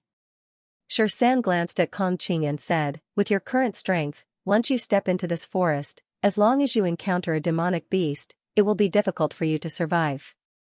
I advise you to go back." Kongqing asked with some envy, "Are you going to hunt demonic beasts?" "Of course." "Can you bring me along?" "No, your strength is too low. You will only drag us down." Xianxia did not give any face and directly refused, "You should go back and cultivate properly." "Then can you lend me a few gold coins? I need money urgently." "If I didn't need money urgently, I wouldn't have come here to hunt demonic beasts." Kongqing hesitated for a moment and asked. Xianxia was stunned for a moment. He looked at his 4 brothers. His 4 brothers were still waving at him, telling him to hurry up and follow. "Okay. You're lucky to have met me today." Xianxia threw him a few gold coins, 5 gold coins, no more. "I don't have much money on hand." "That's enough." Kongqing excitedly received the 5 gold coins and said gratefully, "Then don't see me again." Xianxia kept his long saber and walked away, saying without looking back, "By the way, I still don't know where brother Xianxia lives." Kongqing was filled with gratitude as he looked at the young man's back. If it wasn't for him, he would have been bitten to death by that demon beast. Not only did the young man save his life, but he also gave him 5 gold coins for his travel expenses. He was simply a great person. "Can you tell me where you live? When I'm successful in my cultivation, I'll definitely repay your kindness." Xianxia waved his hand without turning his head.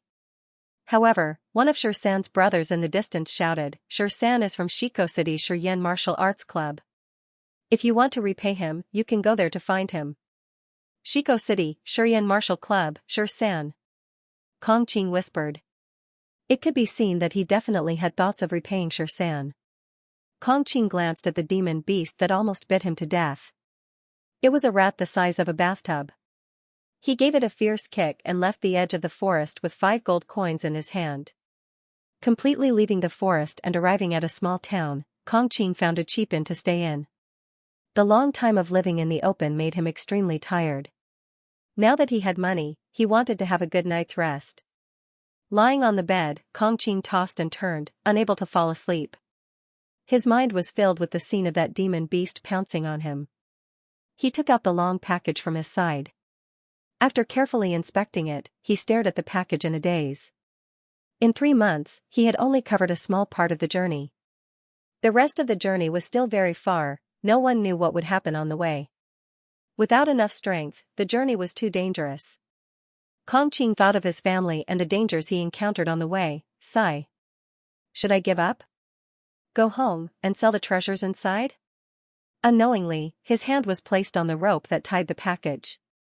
Xianxia was also paying attention to this young man called Kongqing. When he saw Kongqing pull open the rope, he thought that Red Blood Sword's 40th Ren Kenju was settled. Although he was not very satisfied with Kongqing, he was not picky. At most, he could change if he was not satisfied. But as soon as Kongqing pulled the rope open, he immediately stopped what he was doing. "No. My dream is to become Senior Zhang's disciple. To become a martial arts expert. Kong Qing shouted loudly, I don't want to be mediocre for the rest of my life. I want to be outstanding and become a person above others.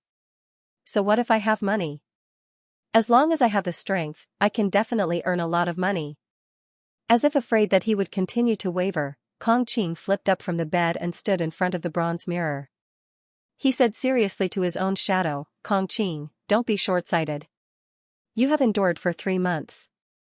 What are you afraid of? Kong Qing, you can do it. You must believe in yourself. Chen Hao looked at Kong Qing constantly cheering himself up in front of the mirror. He felt that this scene was funny, he felt that Kong Qing was sad and pitiful, but also a little silly and interesting. However, Chen Hao did not think of taking the initiative to hook up with Kong Qing and let Kong Qing become the sword master of Red Blood Sword. He preferred to let nature take its course. Moreover, not becoming the sword master of Red Blood Sword was not necessarily a bad thing. 6 months later, Kong Qing came to Shiko City. That's right, it was Shiko City, an important military town in the Kai Kingdom. It was also Shursan's hometown. Kong Qing walked around Shiko City and asked about the Shurian Martial Arts Club. The Shurian Martial Arts Club was not eye-catching at all. It did not seem to be famous. Shi Qing walked around the entrance of the martial arts club, but he did not go in. The Mirror Moon sect was located in Sugua's territory, but it had merged with Kai. Jiang Yinfan had only mentioned to Kong Qing that the Mirror Moon sect was in Sugua's territory.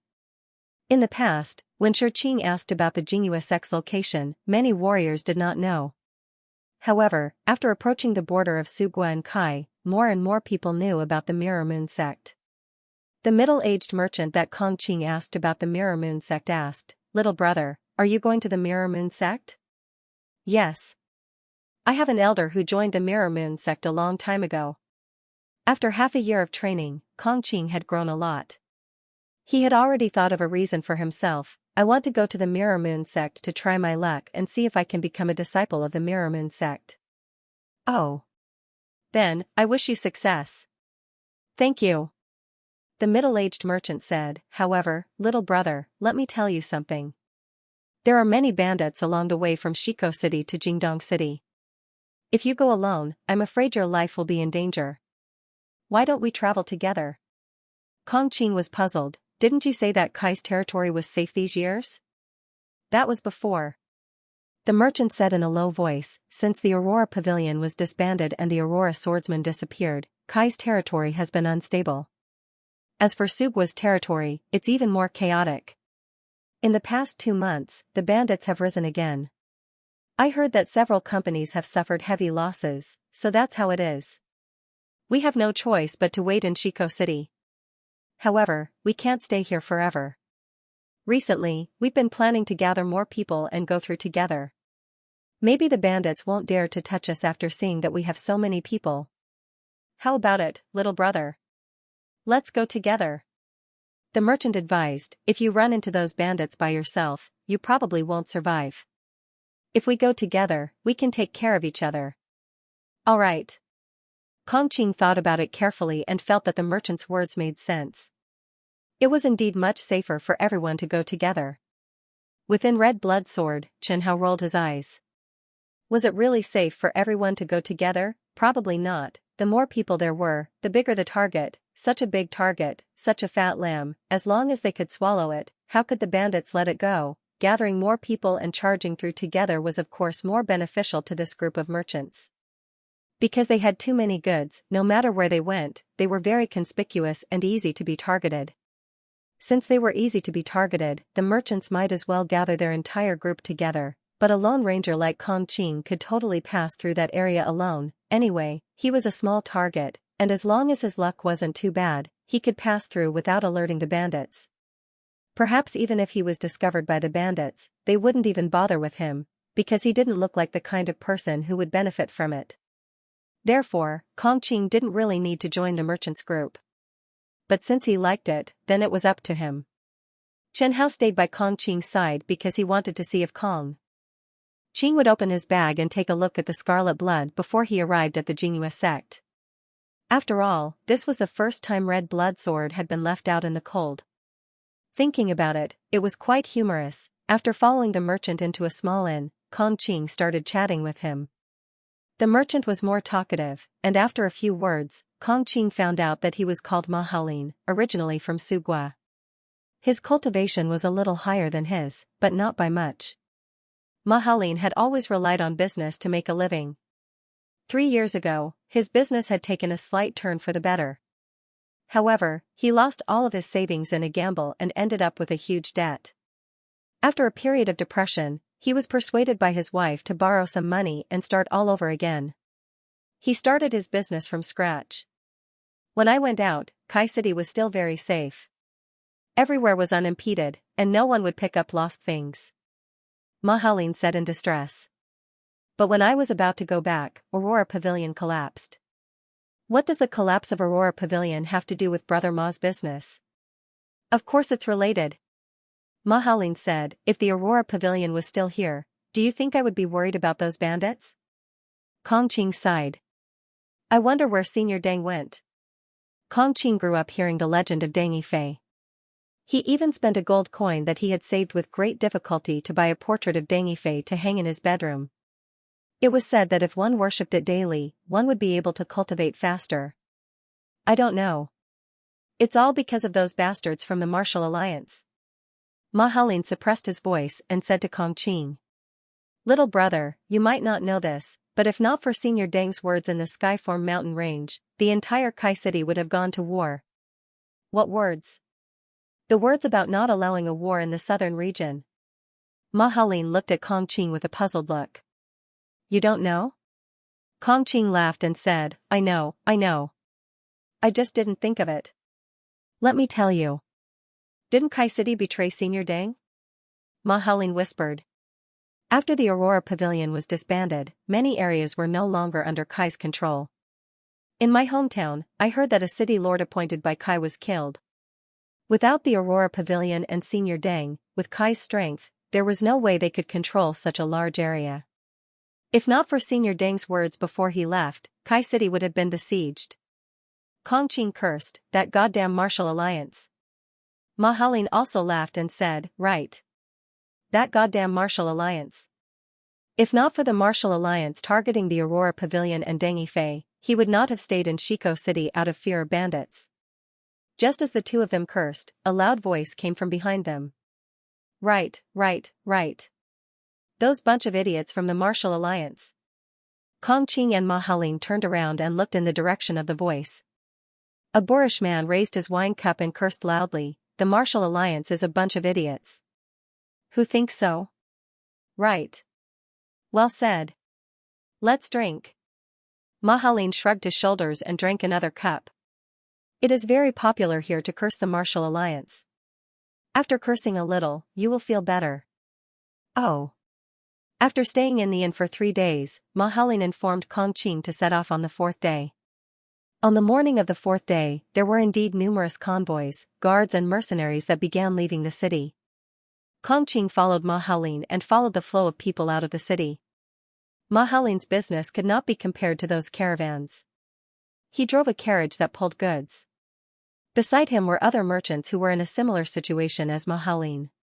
They seemed to be acquaintances of Ma Haolin. Everyone was talking and laughing, and there was no sign of nervousness. Kong Qing glanced at Ma Haolin's wheels. From the sound of it, the goods were not very heavy. Brother Ma, what goods are you transporting? Perfume and rouge. Ma Haolin said with a smug smile. These perfume and rouge are all top-quality goods, but for some reason, they do not seem to be famous. Their prices are not high either. As long as I can bring the goods back to my hometown, even if I can't make a huge profit, I can at least make a small profit. Oh. Ma Haolin and Kong Qing came to Shiko City's entrance. A warrior dressed as a mercenary ran over and said, "Follow me. Let's walk together. Don't stray too far." "All right, we will follow you." After walking for some distance, Ma Haolin whispered to Kong Qing, "That mercenary just now was hired by the Four Paths Chamber of Commerce. The people who organized us to break through together are the Four Paths Chamber of Commerce. It is said that this time, including the mercenaries and guards, they have gathered more than 3,000 people. They are very powerful. Is the Four Paths Chamber of Commerce very strong?" Behind the Four Paths Chamber of Commerce is the He family of Tonghai City. The daughter of the He family's head is married to the third young master of Songhai City's Hao family. Songhai City's Hao family is just a branch of Sugua's Hao family. The Hao family's main bloodline's ancestor was the Aurora Pavilion's pavilion master not long ago. Do you think the Four Paths Chamber of Commerce is very powerful? Kong Qing sighed, that is indeed very powerful. Inside the red blood sword, Chen Hao heard Ma Haoling's words and only wanted to curse, fuck. Mixed in with more than 3,000 people, Kong Qing was very inconspicuous. 7 days later, more than half of the dangerous journey had passed. Many merchants and warriors were optimistic that the bandits would not dare to have any ideas about them. Ma Haoling waved his whip, urging the horse to move faster. He looked at the bright sunlight and the dark green mountain range in the distance and sighed, I haven't seen my son for a year. I don't know how much he has grown. Has he been practicing martial arts? I don't know if he is as naughty as before. Chen Hao estimated that this Ma Haoling would never know if his son had properly practiced martial arts. It was clear that the Four Paths Merchant Association's strength was not too strong. If they were strong enough, they would not have stopped at Shiko City. Instead, they would have chosen to directly charge through this dangerous area. The truth was so, in this massive army of over 3,000 people, the strongest were only Xiantian martial artists. Moreover, there were only 3 of them. 2 were in the front, and 1 was at the back. It seemed that they had just randomly mixed in.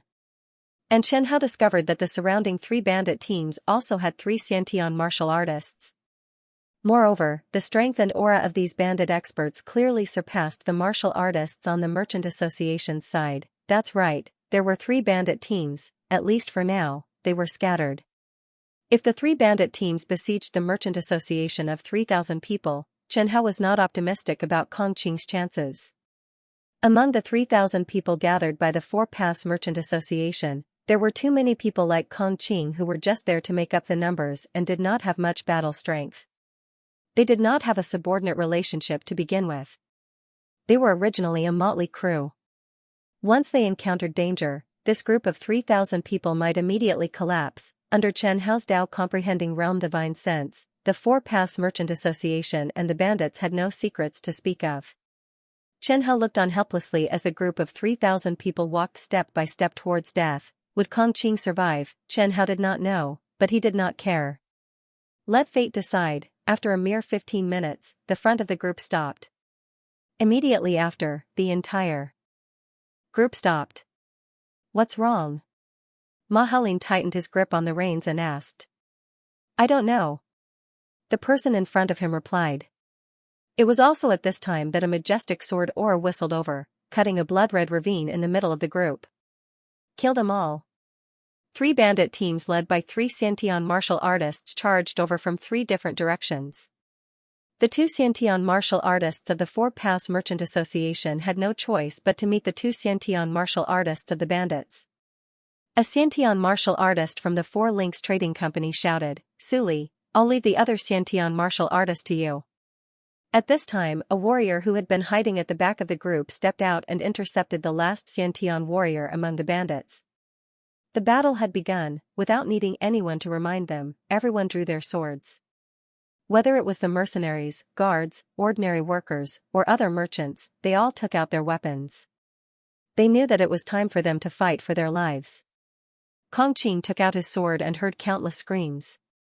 When he saw the battle in front of him and the blood and limbs that were scattered everywhere, he felt a little nervous.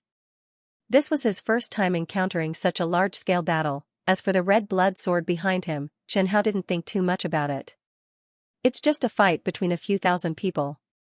What's the big deal? Chen Hao would only be a little more excited if it was a large-scale war that involved tens of thousands or even hundreds of thousands of soldiers. Sure enough, as Chen Hao predicted, the 3 Xiantian martial artists of the Four Paths Merchant Association were being beaten back by the 3 Xiantian bandits. Looking at the situation, they wouldn't be able to hold on for more than an hour. Chen Hao suspected that the 3 Xiantian martial artists of the bandits had the shadow of another power behind them. It had to be known that the bandits within Kai City had been mostly cleared out by the Aurora Pavilion in the last 2 or 3 years. Not long after the fall of the Aurora Pavilion, Xiantian bandits appeared. Chen Hao felt that there was something fishy going on. The Four Paths Merchant Association could still hold on for a while against the Xiantian martial artists. But against the Hotian martial artists, Kong Qing and the others directly collapsed. The Four Paths Merchant Association was actually doing well. The quality of their martial artists was good, and the mercenaries they hired weren't bad either. But apart from the Four Paths Merchant Association, the people in the other directions couldn't resist the attacks of the bandits. Kong Qing hadn't even faced off against the savage bandits when he was carried away by the others and fled the battlefield. But even though they wanted to escape, the bandits didn't want to let them go. The location that the bandits had chosen for their ambush was originally quite dangerous. If they wanted to escape, it wouldn't be easy. After being carried away by the stream of people for 100 or so, the stream of people suddenly stopped moving. Retreat, this is a dead end. Chen Hao glanced at it. It was indeed a dead end, or rather a steep mountain slope. Climbing the mountain at this time was indeed not a good choice. Then Kong Qing was once again carried away by the fleeing crowd, running in another direction. Seeing this scene, Chen Hao wanted to laugh. This child was so pitiful, he was being carried away by the bandits. Don't even think about leaving. The bandits' imposing manner was like a rainbow, like a tiger in a flock of sheep. They killed the merchant guards and mercenaries until they cried for their parents. There were no miracles, nor were there any heroes who passed by to help. There was only a Jianling sealed in the demonic sword silently watching all of this, indifferent. In the Four Paths Merchant Association, an old Xiantian martial artist was killed. The Xiantian martial artist called Su Li saw that the situation was bad and immediately shouted, "I'm sorry." Then he ran for his life. The remaining Four Paths Merchant Association Xiantian martial artist ran too slowly and was immediately surrounded by 3 Xiantian martial artists and killed on the spot. Defeat was set. What followed was a massacre. The bloodthirsty bandits completely ignored the people kneeling on the ground begging for mercy. A saber chopped over. Kong Qing raised his sword to block. With a clang, the inferior longsword in his hand broke into 2, another saber chopped over. Kong Qing used his arm to block. His arm was directly chopped off, and the long saber chopped into his head. The saber was pulled away again. Fresh blood spurted from the wound, and he fell to the ground powerlessly. Falling to the ground, he felt that the ground was somewhat soft, and it wasn't as painful as he imagined. He saw countless people stepping in front of him. Some stepped on his stomach, some stepped on his legs, and some stepped on his hands. Not long later, when his consciousness was about to dissipate, he was kicked in the waist. He was forced to turn over, and then he saw the package on his back from the corner of his eyes. Package. In the end, he still didn't deliver the package to Mirror Moon Sect. He fell on the way. He still failed in the end. If I had known, I would have opened the package and sold the things in the package back home. Kong Qing thought of his own family again. He thought of his parents who had woken up. A drop of tear flowed down from the corner of the young Kong Qing's eye. It was unknown who kicked heavily. Kong Qing grunted, vomited a mouthful of blood, and completely lost consciousness. Kong Qing died. He died without anyone knowing. Until he died, he didn't open the package on his back to take a look at the red blood sword. Chen Hao also didn't know what to say about him. In less than 2 hours, the battle was completely over. The 3,000 people gathered by Four Paths Merchant Association were completely defeated. The bandits started to plunder the spoils of war, clean up the corpses, and at the same time finish off those who hadn't completely died. A bandit used his long sword to pat Kong Qing's face, and muttered to himself, "Pretty tender, what a pity." After saying this, he casually tore off the belt that Kong Qing was tied to his body. He picked up the package with one hand. Looking at the tightly wrapped package, he was curious. Is it some treasure? He tore open the package to take a look. Oh, it's a sword. Just by looking at the ancient and heavy scabbard, the bandit was sure that this sword was very valuable. He put his hand on the hilt and gently pulled it out. A bright light shone from the sword. Ding! Would you like to bind the 40th Renkenju, Wang Eru? Wang Eru, this name. Chen Hao wanted to complain. And he was a bandit. Bind.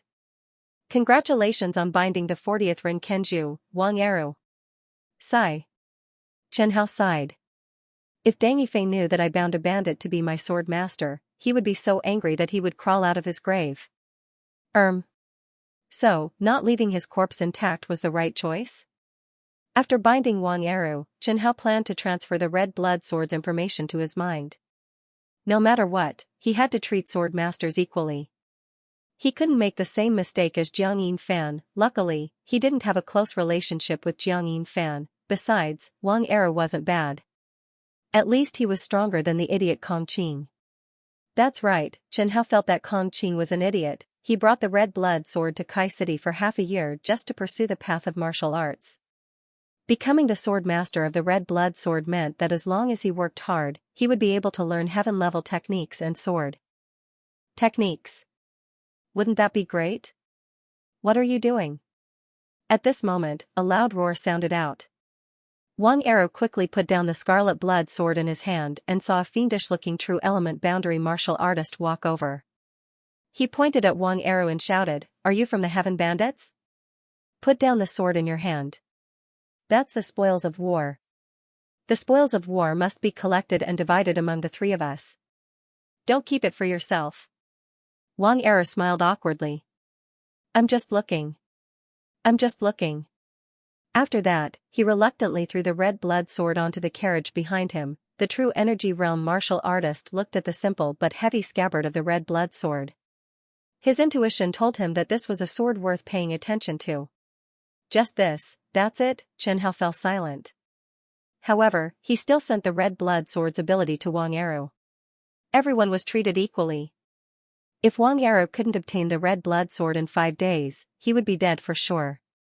Therefore, Chen Hao decided to give him a chance so that he wouldn't be muddle-headed. Wang Eru turned around. He had just picked up Kong Qing's body and walked 2 steps when his legs stopped moving. His mind was filled with information about the red blood sword, slaughter feedback, and heaven-defying godly sword. He turned his head and looked at the carriage that was filled with countless spoils of war. The red blood sword was at the top of the pile of spoils. When Wang Eru looked at the red blood sword again, the true energy realm martial artist also noticed Wang Eru. Because the two of them weren't far from each other. The true energy realm martial artist also looked at the sword. After Wang Eru carried the corpse away, he walked to the side of the carriage and picked up the red blood sword. He pulled it out and looked at it. The true energy realm martial artist muttered to himself, "It doesn't seem to be anything special." When the battlefield was cleaned up, night had already fallen. The 3 bandit gangs set up their camps. In the middle of their camps, there was a mountain of spoils of war. Wang Eru, who belonged to the pirates, sat in front of the campfire. His eyes kept glancing at the pile of spoils of war. In fact, it wasn't just Wang Eru. Most of the members of the 3 bandit gangs had their eyes on the spoils of war. Wang Eru thought of the sword that he touched during the day. It said that it was called Scarlet Blood, a legendary Dao artifact. It said that as long as he could obtain it, he could become a legendary expert. It said that its previous owner was called Chen Ruoyan. If that Chen Ruoyan was really the Chen Ruoyan that Wang Eru knew of, Wang Eru took out a tattered picture album. Under the light of the fire, he flipped to the last page. In the picture album stood a beautiful woman dressed in red with a sword in her hand. On the Southern region's beauty rankings, the unshakable number 1 on the continent's wanted list, Chen Ruoyan. If one were to say who could portray Chen Ruoyan's charm to perfection, it would probably be Lin Jia. The other artists were mediocre. The Chen Ruoyan in their pictures only had the form, but not the spirit. After Deng Yifei killed the 2 elders of the Martial Alliance, he was not wanted by the Martial Alliance. It was an arranged battle, and the entire southern region knew about it. If the Martial Alliance had blatantly wanted Deng Yifei after the defeat of the 2 elders, then the Martial Alliance would truly be shameless. As such, the Martial Alliance still valued their reputation. They might secretly search for Deng Yifei's whereabouts and deal with him in secret, but they would definitely not make it known to everyone. Hence, Deng Yifei was unable to shake Chen Ruoyan's position at the top of the wanted list. In the eyes of bandits like Wang Eru, Chen Ruoyan's status was very high. There was no other reason, it was because Chen Ruoyan's appearance was too good. Even if the artist's skill level was too low, and they were unable to capture Chen Ruoyan's beauty, when combined with Chen Ruoyan's strength and influence, she was still a goddess-like figure in the hearts of many martial artists in the southern region. The warrior opposite Wang Eru teased, "Eru, wipe your mouth. You're drooling." Wang Eru glanced at him and was not fooled. How could he not know if he was drooling? You can't be that thirsty, right? You can't even tolerate it for the past few days? The warrior licked his lips and said, after we finish dealing with the goods, we will go to the city to play for 3 days and 3 nights. What kind of woman can't we have? Wang Era rolled his eyes at him and hurriedly put away the sketchbook. He began to ponder how he could obtain the red blood sword. Wang Era realized that with his present strength, he was temporarily unable to obtain Chen Ruoyan's sword. This was because there were experts guarding the spoils of war day and night. These experts were the elites of the 3 factions. They were personally appointed by their leaders and were at least at the true element realm. Wang Era did not have the strength to even approach it, much less take away the red blood sword. The 3 groups of bandits rested for the night, and on the 2nd day, they moved with the spoils of war. Only on the 3rd day did the 3 factions stop. On the 4th day, the leader of the pirates went to meet with the other 2 bandit leaders to discuss the distribution of the spoils of war. On the 5th day, an accountant and an appraiser began to evaluate the value of the spoils of war. Wang Era could only watch from afar. 5 days, the sword master had yet to come with the red blood sword. Lying in a pile of spoils of war, Chen Hao, who could not even see the sky, cast a curse in dissatisfaction. Misfortune outbreak. Chen Hao's misfortune skill had always been deactivated. Now that it was the 5th day, he could use misfortune outbreak. For the next day, the sword master's luck would decrease by 15 points. After being cursed by Chen Hao, the sword master would not necessarily die. If the sword master's luck was slightly better, after losing 15 points of luck, he still had a chance to survive. Of course, until now, only one sword master had been able to survive the misfortune outbreak for a day. Chen Hao could only hope that the 40th Ren Kenju, Wang Eru, would be able to survive the misfortune outbreak. To be honest, Chen Hao did not wish for Wang Eru to die. If Wang Eru survived, Chen Hao would be even happier, because it would be very interesting. Standing in the distance, Wang Era shivered as he watched the accountants and appraisers count the spoils. He rubbed his arms, feeling a little cold. What should I do? How can I get the red blood sword? He kept asking himself. But Wang Era didn't know that the impatient Jianling Chen Hao couldn't wait any longer. Eru, what's wrong? You've been acting weird lately. Am I? I don't think so. Are you sure? Look at you, the dark circles under your eyes are obvious. Haven't you been sleeping well? He clearly knew that the sword was among the spoils. As long as he could get it, he could dominate the southern region. It would be strange if he could sleep well. I'm really fine. It's just that I've been suffering from insomnia lately. Wang Era waved his hand. Okay, I'm going to pee. Be careful, don't go too far. I heard that monsters occasionally appear in this forest. No problem. Don't you know how strong I am? Wang Era smiled and said casually. When Wang Era left the tent, his mood was still stable, because he knew that the red blood sword had a concealment ability. Ordinary people would never be able to see through the red blood sword's disguise, not even appraisers. In other words, in this world, only Wang Era knew about the existence of the red blood sword. This was also one of the reasons why he waited patiently and didn't make a move. Because if the current him were to directly steal the scarlet blood sword, he would definitely die. And if he waited patiently, waiting for the red blood sword to be distributed or sold to merchants, he could easily get it back. He would only have to pay a small price. Calm down. Calm down. The red blood sword will definitely be mine. Wang Era told himself. As he walked, Wang Era found that he had walked into the depths of the forest. Looking back, he couldn't see their camp anymore. He didn't think much about it. He came to a thick tree and pulled his belt. Just as he was about to pee, his foot moved. He stepped on something. Wang Era cursed in his heart. His hand reached for his waist. Just as he touched the hilt of his sword, he felt a pain in the back of his right foot. Looking down, there was nothing on his right foot. The problem was that he could no longer feel his feet. Oh no, he lowered his head and tore open his pants, only to find that his entire right leg had turned grayish-black. Help! Wang Era had just shouted for help when he fell to the ground. Not long after, 3 Xiantian realm martial artists arrived at the scene of the incident. A Xiantian martial artist glanced at Wang Er's corpse and said, "Old Mang, your pirates seem to have been bitten by a venomous snake-type demonic beast. It's going to be hard to save him." The leader of the pirates, Meng Feng, glanced at the ashen-faced Wang Er and whispered, "There's no hope." "No, boss, I can still be saved." Wang Er suddenly opened his eyes and hugged Meng Feng's calf. Of course, Meng Feng knew that Wang Er could be saved. There were so many miraculous pills in the world. Even if he had just died, there was still a chance that he could be saved. Wang Er's face was ashen. It was obvious that the poison was attacking his heart. If he wanted to save him, he would have to spend a precious antidote pill. Meng Feng did not want to waste it. He could easily recruit Qi-Hai warriors as his subordinates. However, the precious detoxification pill was not something that could be bought casually. Meng Feng said expressionlessly, "No, you can't be saved. The poison is attacking your heart. At least, I can't save you. I can't die. I can't die." Wang Er's voice was weak. At this moment, he was extremely weak. When he thought of the scarlet blood sword that was so close to him, his heart was filled with unwillingness. He was just one step away from dominating the southern domain.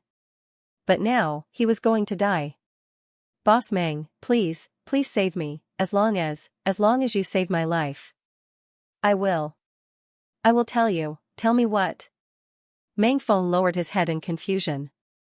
Unfortunately, Wang Er was already at his limit, his head drooped down weakly. "Damn it, don't even finish your sentence." Meng Feng kicked Wang Er's corpse with dissatisfaction. "This is trash." The other two leaders did not say anything. They only smiled. Meng Feng did not continue to vent his emotions on the corpse.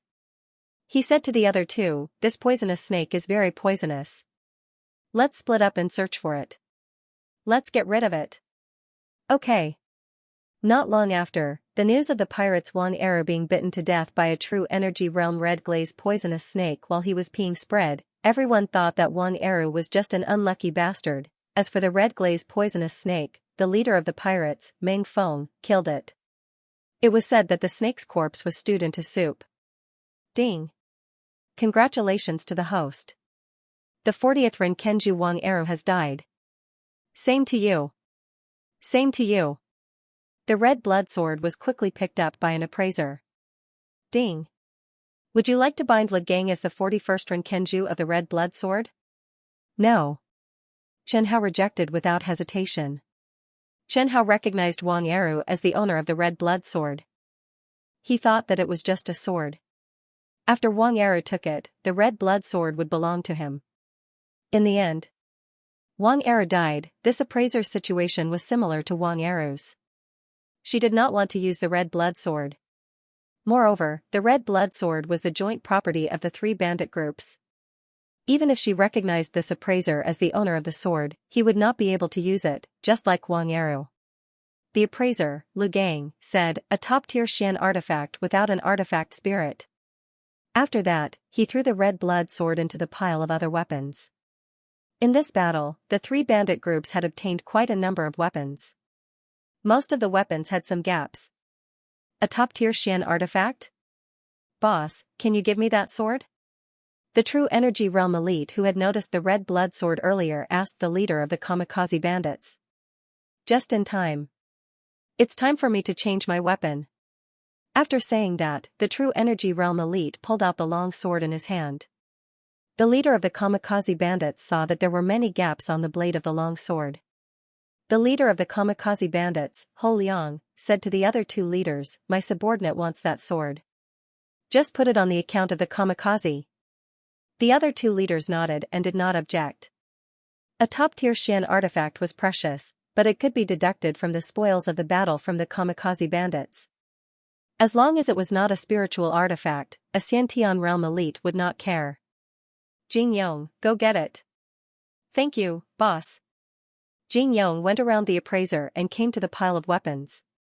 He then picked up the red blood sword. Ding.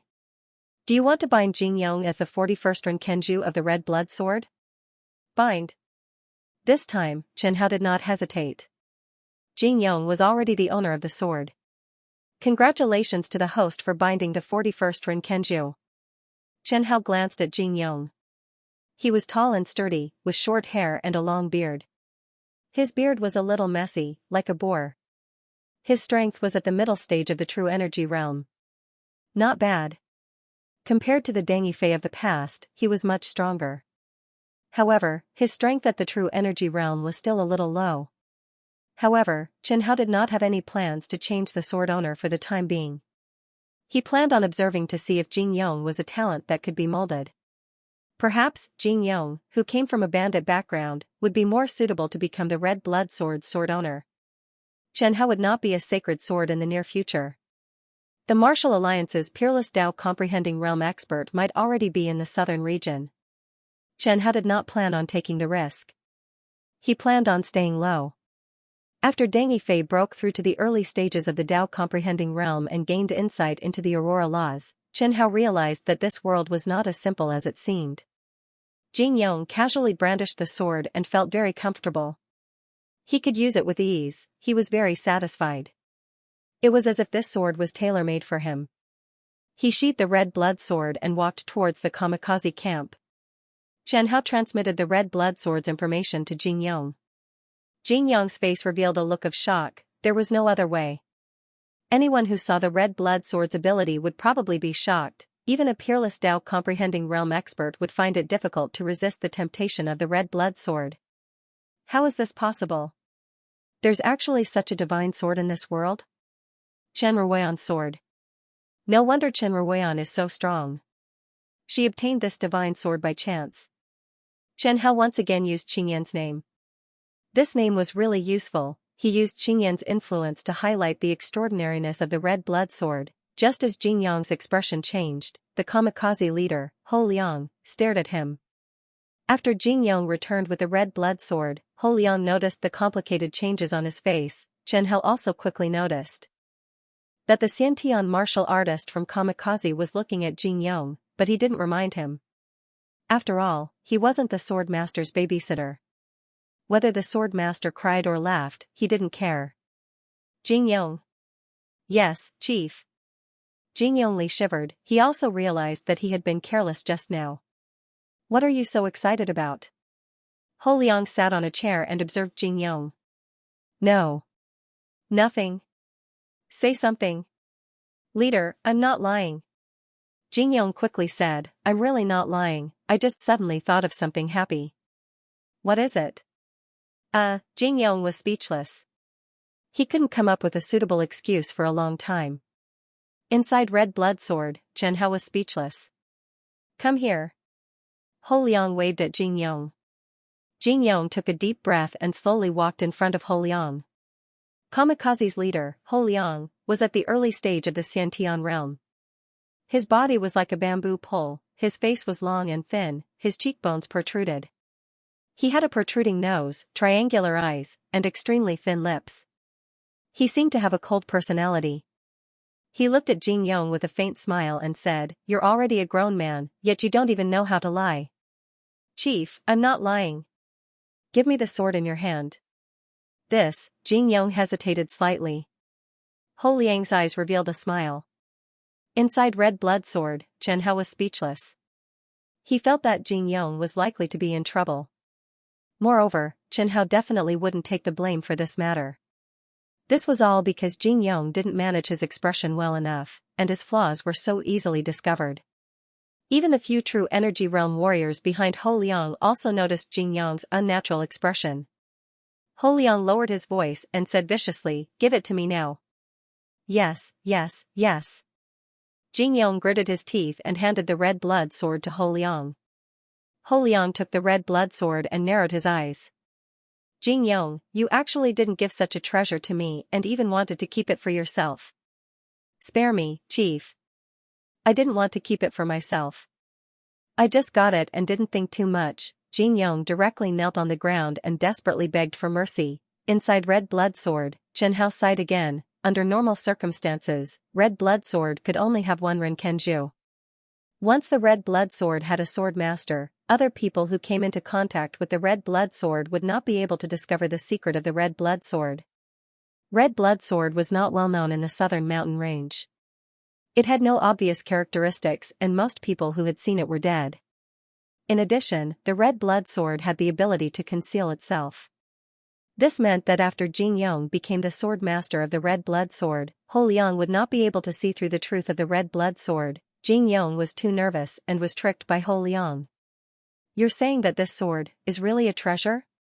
Ho Liang's eyes lit up and he sat up from the chair. He carefully sized up the red blood sword but still couldn't find any clues. In his opinion, this sword, without an artifact spirit, was a top-grade Xian artifact. Thus, Ho Liang placed the sword on Jing Yong's shoulder. "Tell me, how did you know that this sword is a treasure?" Jing Yong said with a sad face, "It told me. Some information automatically came to my mind." "Oh." Ho Liang suddenly understood. "So this sword is a spiritual sword. There is a Jianling inside, but the Jianling has recognized a good-for-nothing like you as its master." "That should be the case," Jing Yong admitted straightforwardly. "It actually recognized a good-for-nothing like you as its master. It seems that its grade can't be too high." Ho Liang curled his lips and said disdainfully, "It's at most a spiritual sword. Maybe it's just a low-grade spiritual weapon." Low-grade spiritual weapon. Chen Hao was a little unhappy that he had been demoted by several grades. No, Jing Yong seemed like he still wanted to argue, but just as he opened his mouth, a sword touched his throat. It was the red blood sword that slit his throat. Jing Yong held his throat and looked at his leader with wide eyes. Then, he fell to the ground. Ding! Congratulations to the host. The 41st Red Blood Sword Master has died. But he died quite quickly. He didn't even have time to hold the red blood sword. Jing Yong was a rare sword master who died under the red blood sword. The last sword master who died under the red blood sword could be traced back to a few decades ago outside the capital of the southern Cloud Nation. It could be said that his death was a little special. Perhaps, many years later, Chen Hao would still remember him. Humph, even if it's a spiritual sword, it's not something a true energy realm martial artist like you can covet. After killing Jing Yong, Ho Liang sneered and said to the people around him, "Did you see clearly? This is the consequence of breaking the rules." Ho Liang's subordinates shuddered at the same time. At this time, the innate masters from the other two forces looked over. Ho Liang smiled and said, "I've made a fool of myself. It's my fault for not teaching my subordinates well." The leader of the pirates, Meng Feng, asked suspiciously, "Ho Liang, that sword, is it really a spiritual sword?" "I don't know. After all, it didn't recognize me as its master." Ho Liang smiled and said, "But that sword just now recognized one of my subordinates as its master. I guess its spiritual intelligence and grade aren't high." As soon as Ho Liang finished speaking, his expression froze. A message was transmitted into his mind. That's right, Chen Hao, who was hiding in the red blood sword, had chosen to bind him as its sword master.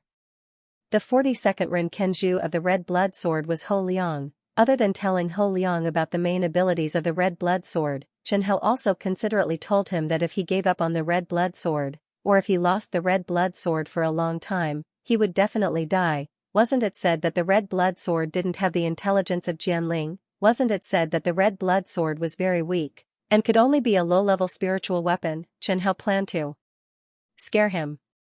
But what made Chen Hao slightly surprised was that after learning about the various mysteries and taboos of the red blood sword, Ho Liang quickly adjusted his expression. His expression was only slightly stiff, and if ordinary people didn't look carefully, they wouldn't notice it. Compared to Jing Yong, Ho Liang's performance was indeed remarkable, but the situation that Ho Liang was facing now was different. In front of him, there were two other innate masters staring at him. The pirate's Meng Feng originally had some doubts about the red blood sword in his hands. When he noticed that Ho Liang's expression was a little unnatural, he looked at the other innate master, the leader of the 8 Demons Mountain Camp, Bu Shen. Bu Shen also looked at Meng Feng. Both of them noticed that Ho Liang's expression was a little unnatural. Through the exchange of glances, they reached a tacit understanding, the tacit understanding of bandits. They both felt that the sword that Ho Liang had just obtained might be a good thing. Ho Liang noticed that the two of them were looking at him with a smile that wasn't a smile, and immediately understood their plan. As bandits, they wouldn't be soft-hearted. Ho Liang couldn't help but regret. If he had known earlier, he wouldn't have exposed Jin Yong. Wouldn't it have been better if he had waited until he returned to his own camp to snatch the red blood sword? Now that Jin Yong was dead, even he might not be able to protect the red blood sword. Meng Feng was the first to stand up and say, "Old Ho, you said that the sword is only a normal spiritual sword. Can you let us take a look?" Ho Liang hesitated. At this moment, Bu Shen from the Eight Demons Mountain camp chimed in, "Brother Meng is right. Old Ho, show it to us. In any case, it's just an ordinary spiritual sword. Meng Feng and I both have spiritual swords in our hands. We won't hurt each other's friendship because of an ordinary spiritual sword." Ho Liang understood that Meng Feng and Bu Shen were testing him. Even the two of them were not sure if the red blood sword in his hand was really a treasure. As long as Ho Liang did not show the scarlet blood to the two of them, they would definitely be able to guess that the sword in his hand was not ordinary. Was he going to hand it over or not? Ho Liang was caught in a dilemma. Once the red blood sword was out of his control for a long period of time, the sword master would die. Ho Liang wasn't sure how long it would take. "Old Ho, what are you hesitating for? Could it be that the sword is really precious?" Meng Feng signaled with his eyes, and Bu Shen flew directly behind Ho Liang. "That's right. Old Ho, show it to us." Bu Shen sneered and said, "If you don't show it to us, it will hurt our friendship." If he left the red blood sword for a long period of time, he would die, but Ho Liang suddenly thought of something. The red blood sword had the ability to hide itself. Now that he was the owner of the red blood sword, even if he showed the red blood sword to Meng Feng and Bu Shen, they probably wouldn't be able to find any clues. Just like how Jin Yong called the red blood sword to him just now. So, should he show it to them to dispel their doubts? No, no, no, he definitely couldn't hand over the red blood sword. What if the other party didn't return it? This group of bandits was the same as him. They were not good people. Rather than handing over his fate to others, he might as well control it in his own hands. Ho Liang suddenly opened his eyes. With a bang, he pulled out the scarlet blood sword. Flames rose from his body as he stomped on the chair and shot into the sky. Ho Liang, who was flying in the air, looked at the red blood sword in his hand in disbelief. He realized that after the red blood sword recognized him as its owner, his speed, mentality, swordsmanship, and true yuan seemed to have increased by more than one-fold. This sword was really too powerful. If the Slaughter Devour evolved skill was real, then this sword was definitely worthy of the title of Godly Sword. Meng Feng and Bu Shen didn't expect Ho Liang to be so decisive. The two were slightly shocked and immediately attacked Ho Liang. They understood that Ho Liang didn't want to hand over the sword in his hand. That sword was definitely extraordinary. It was worth a Xiantian realm warrior to risk his life for it. Ho Liang stood in the air and looked at Meng Feng and Bu Shen, who were attacking him from the front and back. He smiled and said, "The two of you are teaming up to fight me now. Have you discussed who the sword will belong to after defeating me?" Meng Feng and Bu Shen looked at each other. Both of them had scruples in their eyes. There was only one sword. Who should it belong to? This was very debatable. Meng Feng quickly said, "Bu Shen, don't fall into his trap. Let's first team up and kill him. After that, we can discuss who the sword will belong to. How about it?" Bu Shen's face was gloomy as he said, "I understand." Ho Liang obviously knew that this little trick of his would not be able to kill the two bandit leaders. But what he did, more or less, had some effect. When Meng Feng and Bu Shen fought against him, they would definitely be somewhat restrained. They were afraid that when they fought with him, they would suffer heavy injuries and it would affect the fight for the long sword in the future. Meng Feng and Bu Shen felt that even if they held back a little, the two of them would join forces to deal with Ho Liang. It would definitely not be a problem. At most, it would just take a little more time. But what the two of them did not expect was that Ho Liang seemed to have taken medicine today. He was unbelievably fierce. Not only was the concept of fire on his body scorching hot, but even his swordsmanship was much sharper than before. It was as if he was a different person. Meng Feng and Bu Shen both noticed the changes in Ho Liang's body. But their first reaction was that Ho Liang had hidden his strength before and only revealed it now. Meng Feng and Bu Shen, who were somewhat unable to move freely, were quickly beaten down by Ho Liang. They were even injured under Ho Liang's sharp attacks. Meng Feng was also anxious. He quickly said, "This can't go on. Bushen, we have to show our true abilities. Otherwise, we will all die here today. Alright. Concept of wind, divine wind swordsmanship. Concept of earth, frenzy blade. Meng Feng and Bushen completely let go of their attacks. The pressure was once again on Ho Liang's side. At this moment, the 8 Demons Mountain camp and the pirates had already charged towards Kamikaze. The 8 Demons Mountain camp and the pirates realized that their leaders were already fighting. How could they let Kamikaze go? Killing all the people in Kamikaze meant that they could get a bigger share of the spoils of war. Ho Liang was slightly anxious. The people in Kamikaze did not have the ability to fight 2 people by himself. If the battle continued to drag on, even if he defeated Meng Feng and Bushen, Kamikaze would suffer heavy losses. Kamikaze was still useful to him, it would be best if he could end the battle quickly. Thinking of this, Ho Liang turned his attention to the newly obtained red blood sword. The last elegy was immediately eliminated. Ho Liang did not want to die. The Great Scarlet Blood technique consumed one's lifespan. Ho Liang had not lived long enough. A normal person would not joke around with their lifespan. Then, Ho Liang looked at the demon sword domain. Indeed, it was worthy of being Blood Demonist Chen Ruoyan's companion sword. Its ability was so powerful. Who knew? The reason why Chen Ruoyan could become so powerful was because of the divine sword's ability. Chen Ruoyan could use this divine sword to kill a Martial Alliance elder and become a top expert in the southern region, so why couldn't Ho Liang do the same? Ho Liang looked at Meng Feng and Bushen and sneered, "Since you are courting death, don't blame me for disregarding our past relationship and killing you." Ho Liang's domineering aura and confident expression, as well as his domineering words, scared Meng Feng and Bushen into retreating. They also felt that Ho Liang must have been forced into a corner by them and was about to use his trump card. Trying to run? It's too late. Ho Liang brandished the red blood sword and shouted, "Demon Sword Domain. Activate. Demon Sword Domain. Activate." Chen Hao never expected that Ho Liang would suddenly use this move. Inside the red blood sword, Chen Hao shouted, "Wait. Wait." Unfortunately, it was too late. Demon Sword Domain activated, a sanguine beam shot up into the sky. Ho Liang's mental willpower was instantly shattered as his eyes turned red.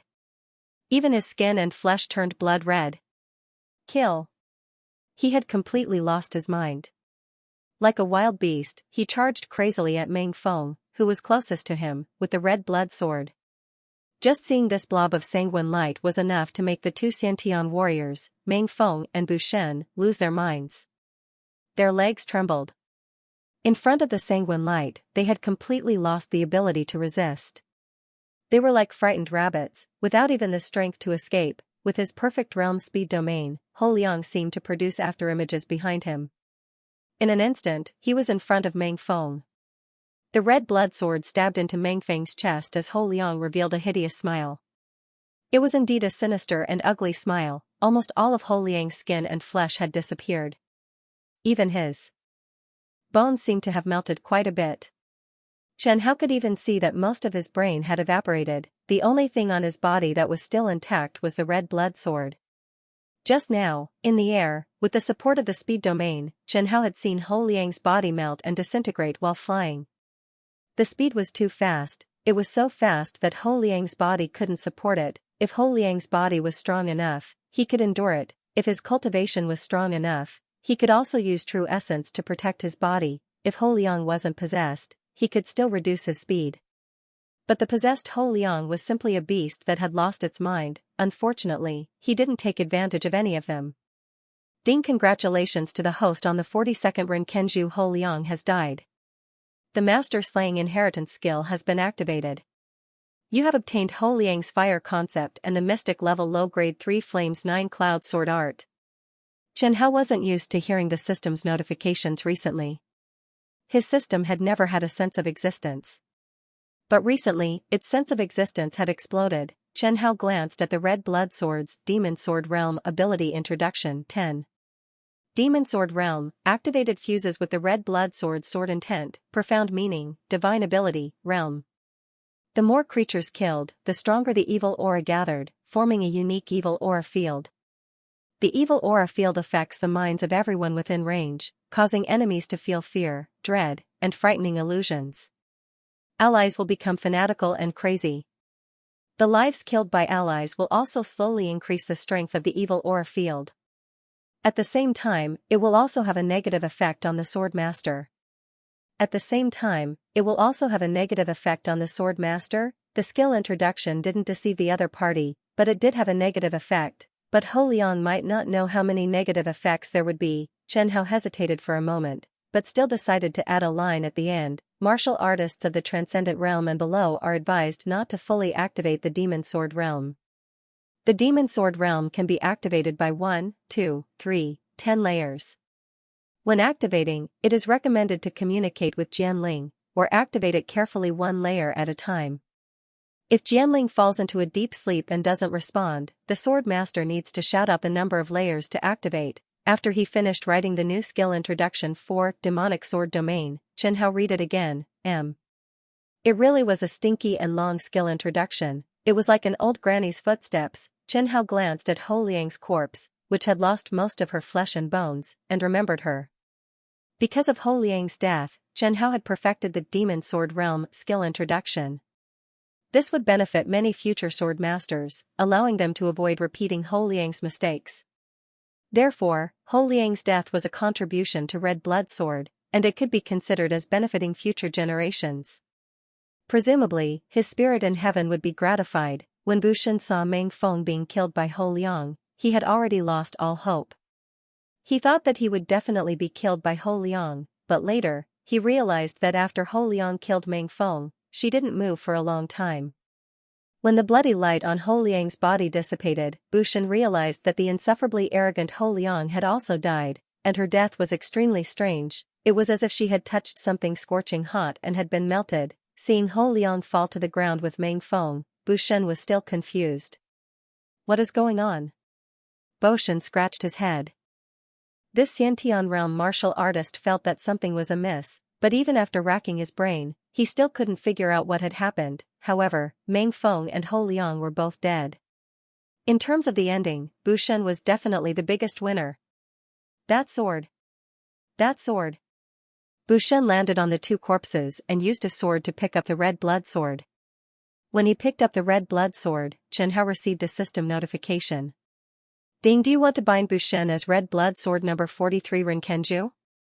Chen Hao looked at the long sword in Bu Shen's hand with disdain and replied, yes, bind. Ding, congratulations, Sword Master, you have bound Red Blood Sword number 43 Rinkenju, Bu Shen. Chen Hao didn't hesitate and sent the Red Blood Sword's information to Bu Shen. He didn't have much hope for Bu Shen. He planned to let him develop and observe for a while before making a decision. He, the Red Blood Sword, had the right to choose a sword master. If Bu Shen performed well, Chen Hao wouldn't mind giving him some pointers. After all, Chen Hao felt that he could be considered a famous teacher in the southern region. In terms of teaching martial arts, if he said that he was second in the southern region, no one would dare to say that they were first. After all, the two strongest martial artists in the southern region, Yi Qingyan and Deng Yifei, were both taught by Chen Hao. That's right. That was it. After Bu Shen learned about the Red Blood Sword's ability, the excitement on his face was even more obvious than Ho Liang's.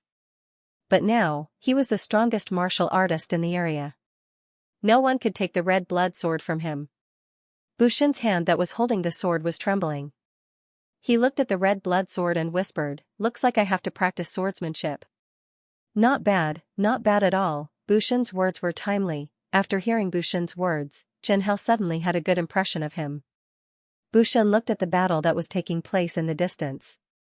The pirates and the people from the Eight Demons Mountain camp were attacking Ho Liang and the people from Kamikaze.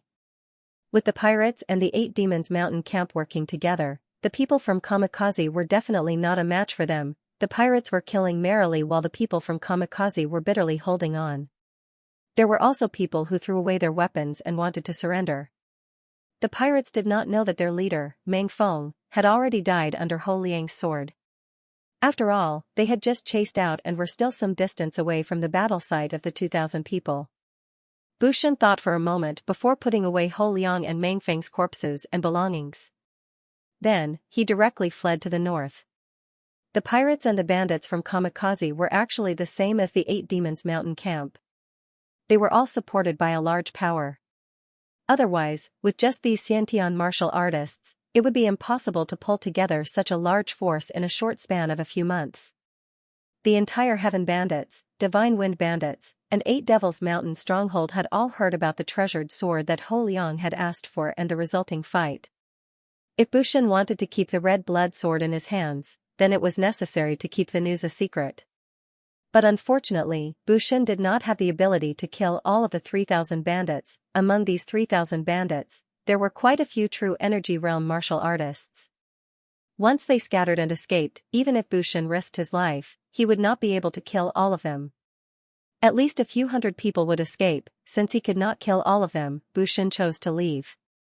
If he stayed, the Qing clan experts behind him would most likely pay him a personal visit and force him to hand over the treasure sword in his hands, just like how they had forced Ho Liang. Therefore, Bushen chose to abandon all of his subordinates in 8 Demons Mountain camp. This way, they couldn't be sure who would obtain the sword in the end. As long as Bushen is given enough time to escape from Kai City, he won't be afraid of the Qin family's pursuit. Chen Hao silently looked at Bushen, who was running away. He looked at the nearly 3,000 rations with some reluctance. Ever since he left Deng Yifei, he had not eaten for a long time. Previously, when he was in Kong Qing's hands, he had been enduring. He just wanted to see how long Kong Qing could last. He didn't expect that Kong Qing would persevere until his death.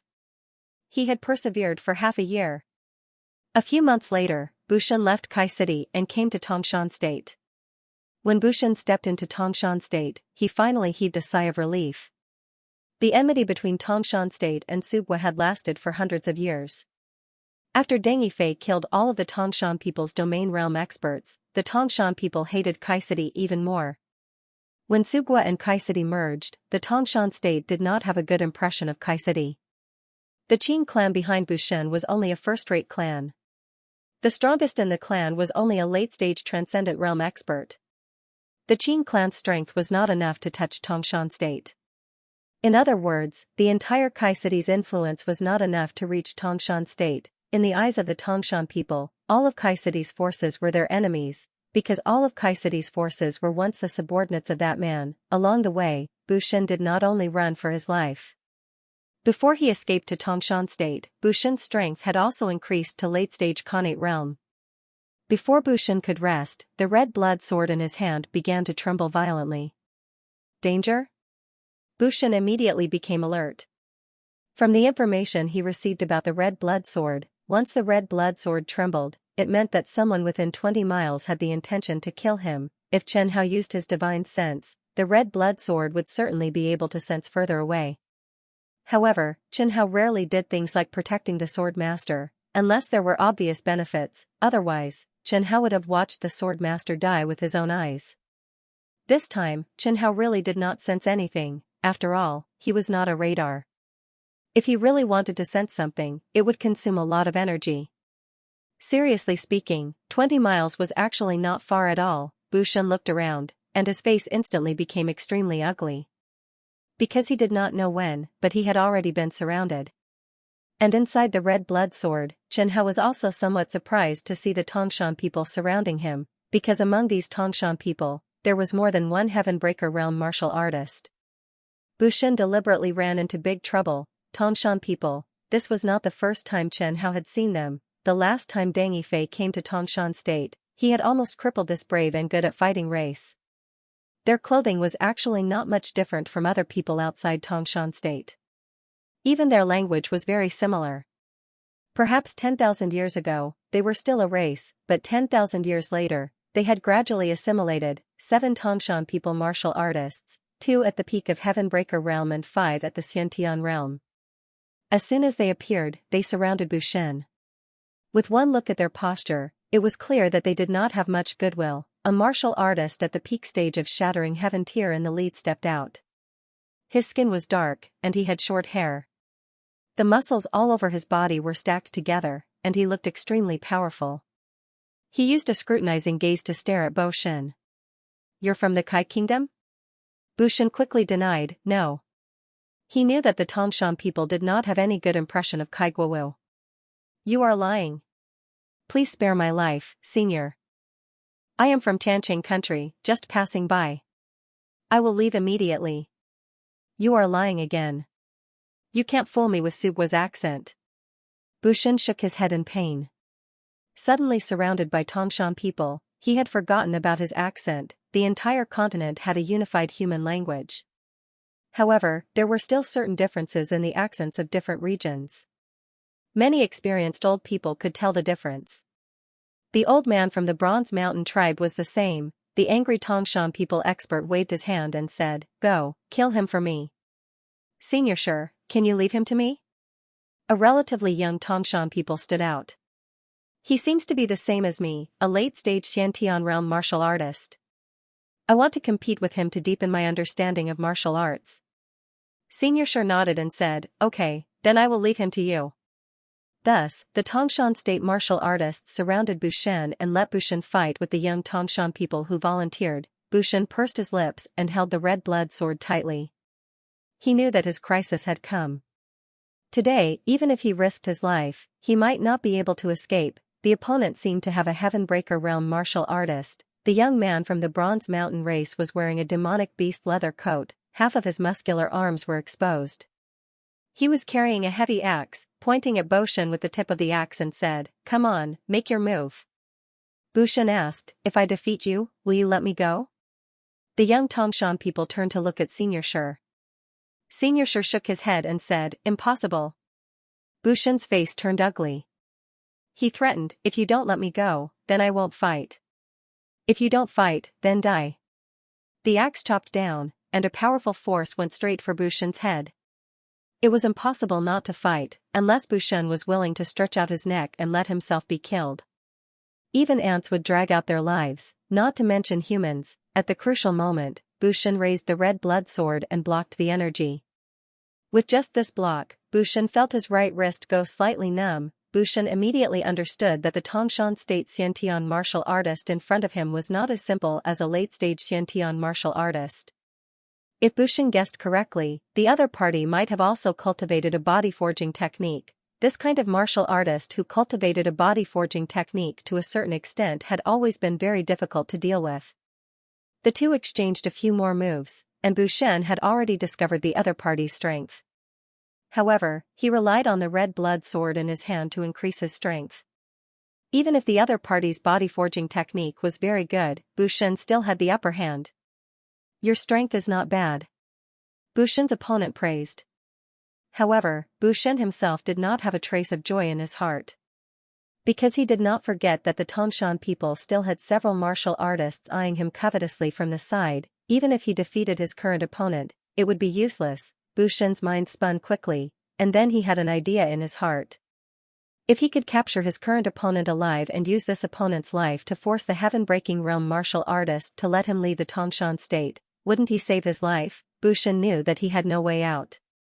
The red blood sword did indeed have a move to perish together, but Bushen would definitely not use it unless he had no other choice. If he used it, even if he won, what was the point? Thinking of this, Bushen immediately focused on the red blood sword's ability. The Great Red Blood technique burned one's lifespan to obtain a short-term increase in strength. There was also the Devil Sword domain. Bushen had used the Devil Sword domain once on the way here. According to the description of the ability, he used a layer of the Demonic Sword domain. He still could not forget the feeling of despair and madness at that time. Bushen gripped the red blood sword tightly with both hands and said in a low voice, "The first layer of the Magic Sword domain. Activate." The blood-red light soared into the sky, and instantly enveloped Bushen's opponent. Bushen's opponent was instantly stunned by the terrifying baleful aura within the Demon Sword domain. Now is the time, capture him in one move. Then he threatened the Tangshan people to let him go. Bushen stretched out his hand. Just as his hand was about to grab the other party suddenly disappeared before his eyes. What? Bushen's opponent disappeared, and in its place was the Tangshan people's heaven-breaking tier peak stage Xianxia. Bushen roared unwillingly, "We're fighting, you don't have any morals." The Tangshan people's Xianxia's eyes narrowed, and he grabbed Bushen's neck with one claw and directly snapped Bushen's neck. The first layer of the Demonic Sword domain instantly disappeared with the death of its owner. Bushen's death was a little sudden. Xianxia stared at Bushen's corpse at his feet and sighed. What a terrifying baleful aura. It contains not only a kind of concept, but also the aura of profound meaning. He turned to look at his subordinate who had almost been captured by Bushen and said, Iron Gall, you don't have to be depressed. You won't lose out even if you lose to this person. Iron Gall looked at the corpse that had died with remaining grievances. Senior Sure, is he very strong? Don't think that he's not strong just because he's in his 40s and only at the late stage of the Khanate realm. I think that this man is probably a genius martial artist with a poor foundation and a slow cultivation speed in the Hotian stage, but an extraordinary comprehension ability. Just now, I felt not only a kind of conception in that blood-red aura, but also a kind of profound meaning. Senior Sure exclaimed. Profound meaning? He's only at the late stage of the Khanate realm, but he's already comprehended more than one kind of profound meaning. Don't you think he's strong? Strong. He's really strong. He should be a martial artist who matures late? The other Tangshan state martial artists agreed. Senior Sure said, that's why I killed him directly. People like him can't be let go. If we let him go, he might become the next Deng Yifei. This Tangshan people's Senior Sure didn't know that the profound meaning and concept in the demonic sword domain belonged to the red blood sword and not Bushen. Bury this person's body. The Tangshan people's Senior Sure pointed at Bushen's body and said, this is also a super genius from Kai Mountain. Unfortunately, he was born at the wrong time and met me. At this point, Senior Sure's face was overflowing with self-satisfaction. It was obvious that he was very proud of killing a genius from Kai Mountain. Okay, let me do it. Bushen's opponent, Iron Gall, hacked a gully in the ground with his axe and took all of Bushen's belongings. Then, he pushed Bushen's body down.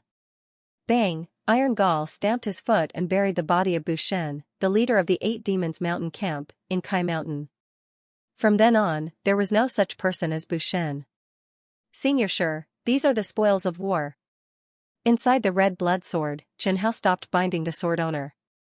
Iron Gall gave the interspatial ring and the red blood sword to Senior Sure. Iron Gall knew that if it wasn't for Senior Sure, he would have been captured alive by Bushen.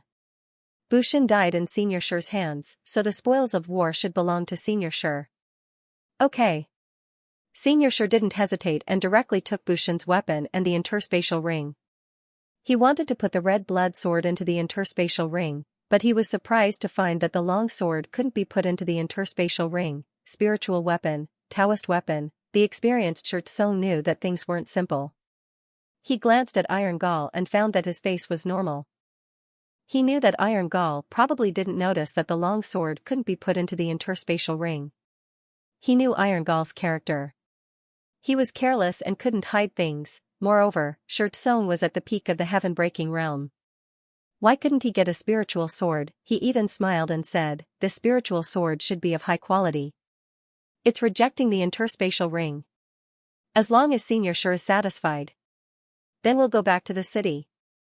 Xianxia said, "Tai Yun, Kai, Tongqing, you 3 continue to patrol around Stone Dragon City. If you find any suspicious martial artists, immediately report it. If they come from Kaiguawu, you can kill them on the spot. You don't have to hand over the spoils of war." Hearing this order, Qianhao knew that Bushen didn't die in vain. He might have been discovered by the Tangshan people as soon as he stepped into the Tangshan state from Kai. This was enough to see how much the Tangshan people hated Kai and Deng Yifei. However, their actions against Kaiguawu were probably carried out in secret and not made public. They might have just started recently, otherwise, Bushen wouldn't have fallen into their traps so quickly. Moreover, the Tangshan people couldn't ignore the possibility that Deng Yifei was still alive. A heaven-breaking realm martial artist and 2 Xiantian realm martial artists said in unison, "Understood." Stone Dragon City was built between 2 large mountains. The entire city was built with huge stones. It was actually a military fortress. If Qianhao remembered correctly, Stone Dragon City was the closest city to the Tangshan state where Sugua and Kai lived. It was the most important military city of the Tangshan state. In the past, there were many members of the Tangshan state's army of the bear stationed in Stone Dragon City. However, ever since Deng Yifei stepped into the Tangshan state, the army of the bear suffered a huge blow from Deng Yifei. It could be said that before Deng Yifei died, he threatened all the countries in the southern mountain range, telling them not to go to war. The ones who benefited were not only Kai, who had betrayed Deng Yifei, but also the Tangshan state, who hated Deng Yifei to the core. Of course, the people of the Bronze Mountain tribe would never appreciate it. The heaven-breaking realm martial artist who killed Bu Shen, Shi Tsung, was an officer of the Tangshan state's Army of the Bear. However, he retired 20 years ago. Later, the Army of the Bear suffered disastrous losses at the hands of Deng Yifei. In order to rebuild the Army of the Bear, the Tangshan state had no choice but to reactivate old generals like Shi Kong. They hoped that they could train more Army of the Bear and restore the Army of the Bear's might. As for the people who killed Kai Guowu, it was completely out of hatred for Deng Yifei and the Aurora Pavilion. In the eyes of the Tangshan state, anyone who was Kai Guowu was a member of the Aurora Pavilion. They were all Deng Yifei's minions. After returning to Stone Dragon City's barracks, Shi Tsung sat down on a chair and turned his gaze to the sword he had obtained today. The Tangshan people were born with stronger bodies than ordinary people. In addition, generations of Tangshan people paid more attention to the art of body forging. Their cultivation often took the path of dual cultivation of the physical body and true yuan. Therefore, in order to bring out the advantage of their body forging, most of the Tangshan people used heavy weapons, for example, axes, clubs, heavy swords, and machetes, and Shi Tsung was using an axe. Shi Tsung pulled out the red blood sword and glanced at the snow-white body of the red blood sword.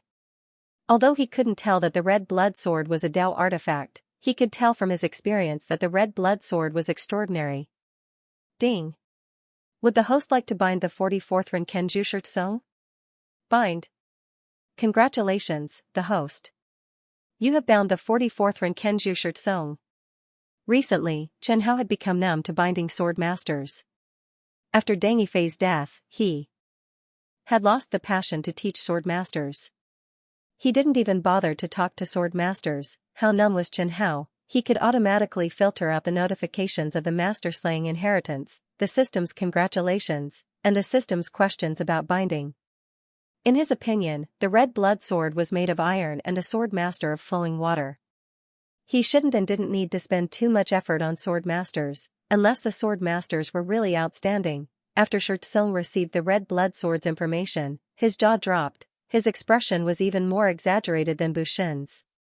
Red blood sword. Chen Ruoyan's sword. It's no wonder Chen Ruoyan is so strong. Shi Tsung held the red blood sword with an extremely excited expression. After a moment of excitement, he said in a disdainful tone, however, that Chen Ruoyan is too wasteful. She actually has a divine sword like the red blood sword, but her accomplishments are too low. She can't even break through to the domain realm. According to the battle reports, Chen Ruoyan must have used the final elegy, or she would definitely not be the Martial Alliance's elder's match.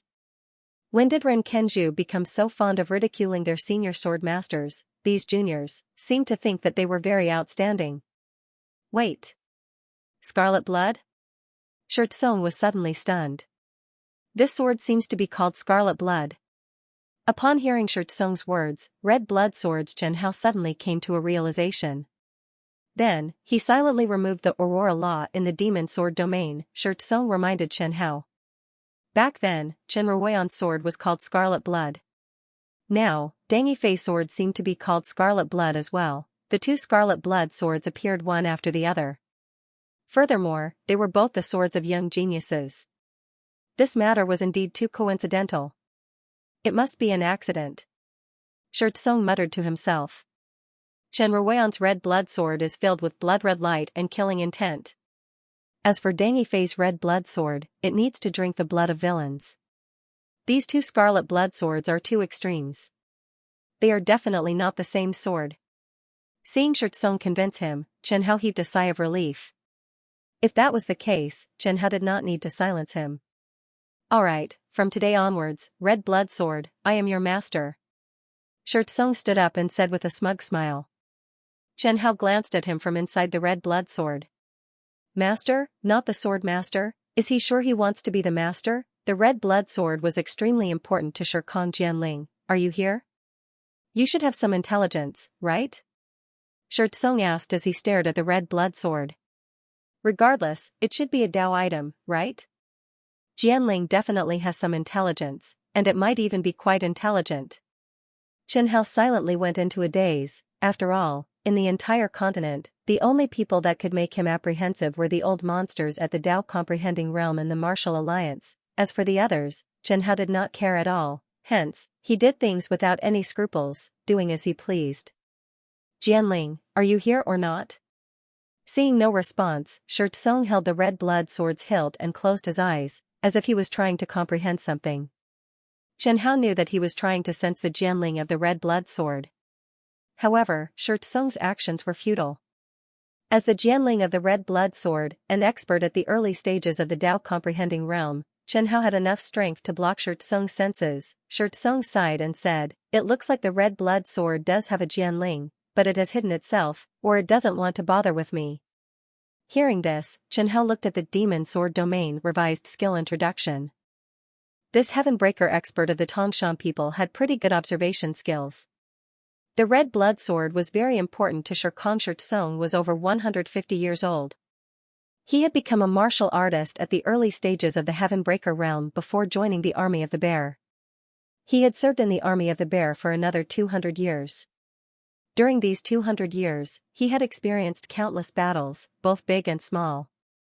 His strength had also improved relatively quickly. After all, in the army, the urgency to improve strength and the pursuit of strength were extremely intense. If one's strength was not strong enough, the outcome would be death. 350 years old was still considered young for an ordinary peak stage Heavenbreaker expert.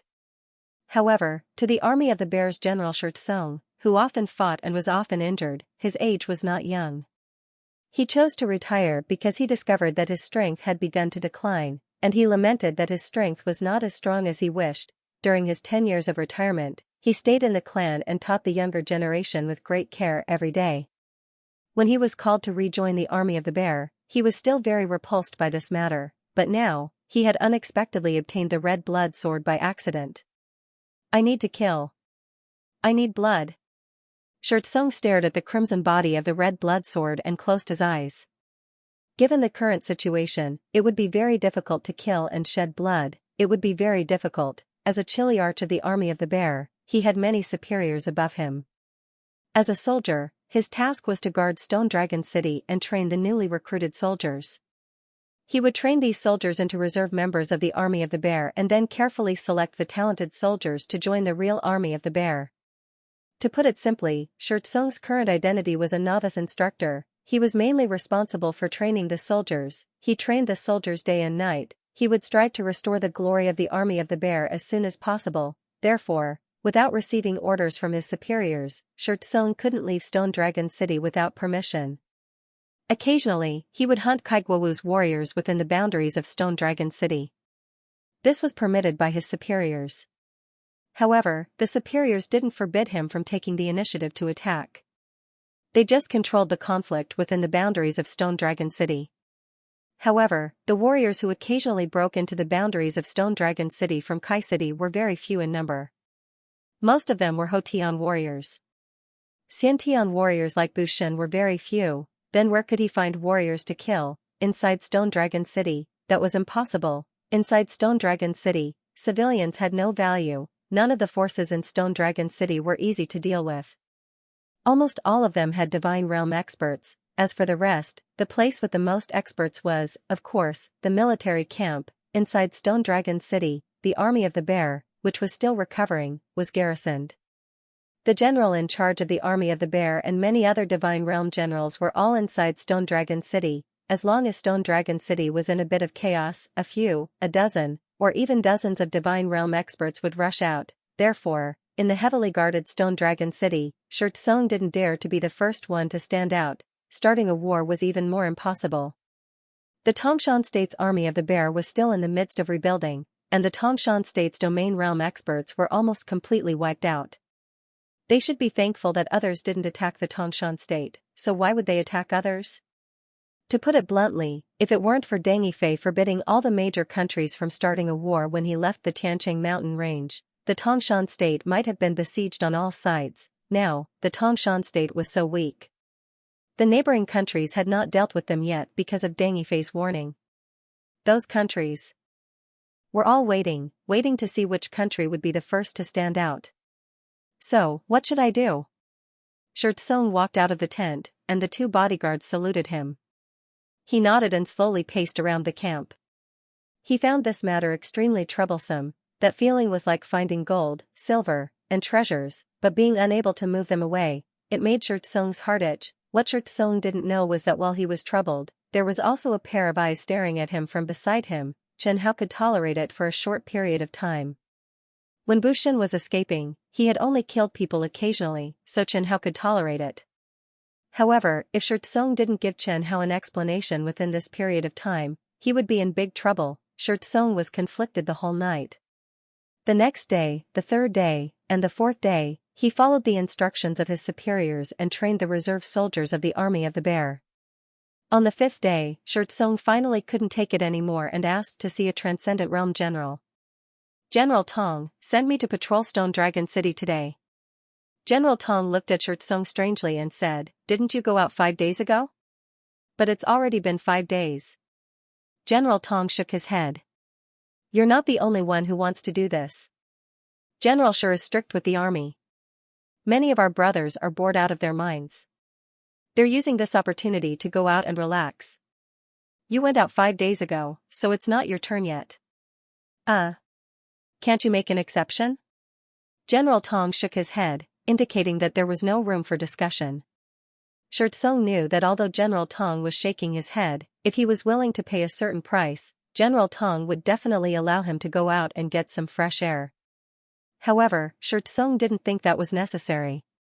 If he really gave General Tong a gift and acted too eager, General Tong might even send someone to follow him and see what he was up to. This wasn't impossible. "Then I'll take my leave." "Alright, train your men well. In a month, Stone Dragon City will hold a drill.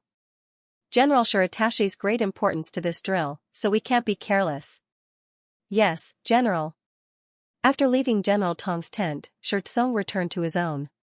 He was lost in thought as he stared at the moth dancing around the candlelight. After a long time, he let out a heavy sigh.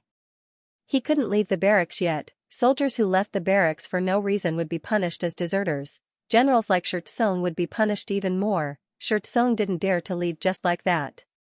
"We still have to wait for a while." Xianxia also heard Xianxia's words. He was also extremely helpless. There were many reasons why he had tolerated Kong Qing for so long. Firstly, Kong Qing wasn't the owner of the red blood sword. It didn't matter if he killed him or not. After all, he couldn't obtain the red blood sword. Secondly, Xianxia realized that after Deng Yifei's death, his state of mind was very abnormal. He had taken the initiative to use Jiang Yinfan to escape Flower Valley. This completely violated the code of conduct that Xianxia had set for himself. This matter was very serious, so Xianxia needed time to calm down. Thirdly, Xianxia wanted to go to the northern part of the southern region or the central region. He wanted to leave Huixining's sphere of influence and escape the pursuit of the Martial Alliance's Dao Enlightenment realm experts. Kong Qing happened to be on the way. Fourthly, Xianxia was very curious about how far Kong Qing could go. He never expected that Kong Qing had walked for more than half a year without opening the package until his death. This really amused Xianxia. However, Xianxia's request for Kong Qing was very simple. In fact, he didn't even ask for anything. His request for Xianxia, however, was different. Kong Qing was a youth who had been used by Jiang Yinfan. His strength was low. However, Xianxia was different. He was a general in the army and a warrior at the peak of the heaven-shattering realm. As the owner of the red blood sword, he should contribute to the evolution of the red blood sword. 10 days later, Xianxia was still working hard to train the troops. He taught the students how to practice the army's martial techniques, taught them how to gather baneful aura, and the basic martial knowledge of condensing the army's soul. He seemed to have forgotten about the red blood sword. Xianxia could understand Xianxia was preparing for the recruit drill a month later. However, would Xianxia really be able to leave in a month's time? After he left, would he really be able to kill more warriors? Not necessarily. Xianxia was also a relatively calm person. Xianxia instinctively disliked such calm people. Xianxia liked straightforward people. Boorish people were the best. Also, even if Xianxia found a reason to leave for a day, would he take the opportunity to leave? Xianxia felt that Xianxia most likely would not. Xianxia had a family behind him. The military law of the Tangshan state was stricter than the ordinary military law of the southern region. Once a soldier from an aristocratic family betrayed the army, the family would be punished by the state. In other words, if Xianxia became a deserter, Xianxia's family would also be humiliated and punished by the Tangshan state. Punishment from the state was not something an ordinary family could bear. Even if the royal family of the Tangshan state had been completely crippled by Deng Yifei, a starving camel was still bigger than a horse. For a small Shi family, it was definitely not a problem. Chen Hao had been through so many sword masters and had rich experience. He did not panic or feel conflicted at all when encountering such a sword master. Misfortune outbreak. 5 days ago, Chen Hao could use misfortune outbreak, but Chen Hao's Jianling was kinder and more magnanimous. He even gave Xianxia an extra 5 days, hoping that Xianxia could quickly display the power of the red blood sword. But it was obvious that he disappointed Chen Hao. On the drill ground, Xianxia, who was carrying an axe and a sword on his back, felt a chill. He touched the back of his neck and felt goosebumps. He glanced at the drill ground and saw that there was no wind. He felt that the chill seemed to come from his heart and not reality. Xianxia didn't think too much about it. He didn't even pay attention to this kind of situation. Because it couldn't be explained at all, after using misfortune outbreak, Chen Hao silently watched Shirkong. As far as he knew, any sword master who suffered from misfortune outbreak might not have good luck that day. However, a day passed, and Xianxia didn't encounter any trouble. At night, after dealing with official business, Xianxia returned to his tent. He sat cross-legged on the futon and began to practice cultivation techniques.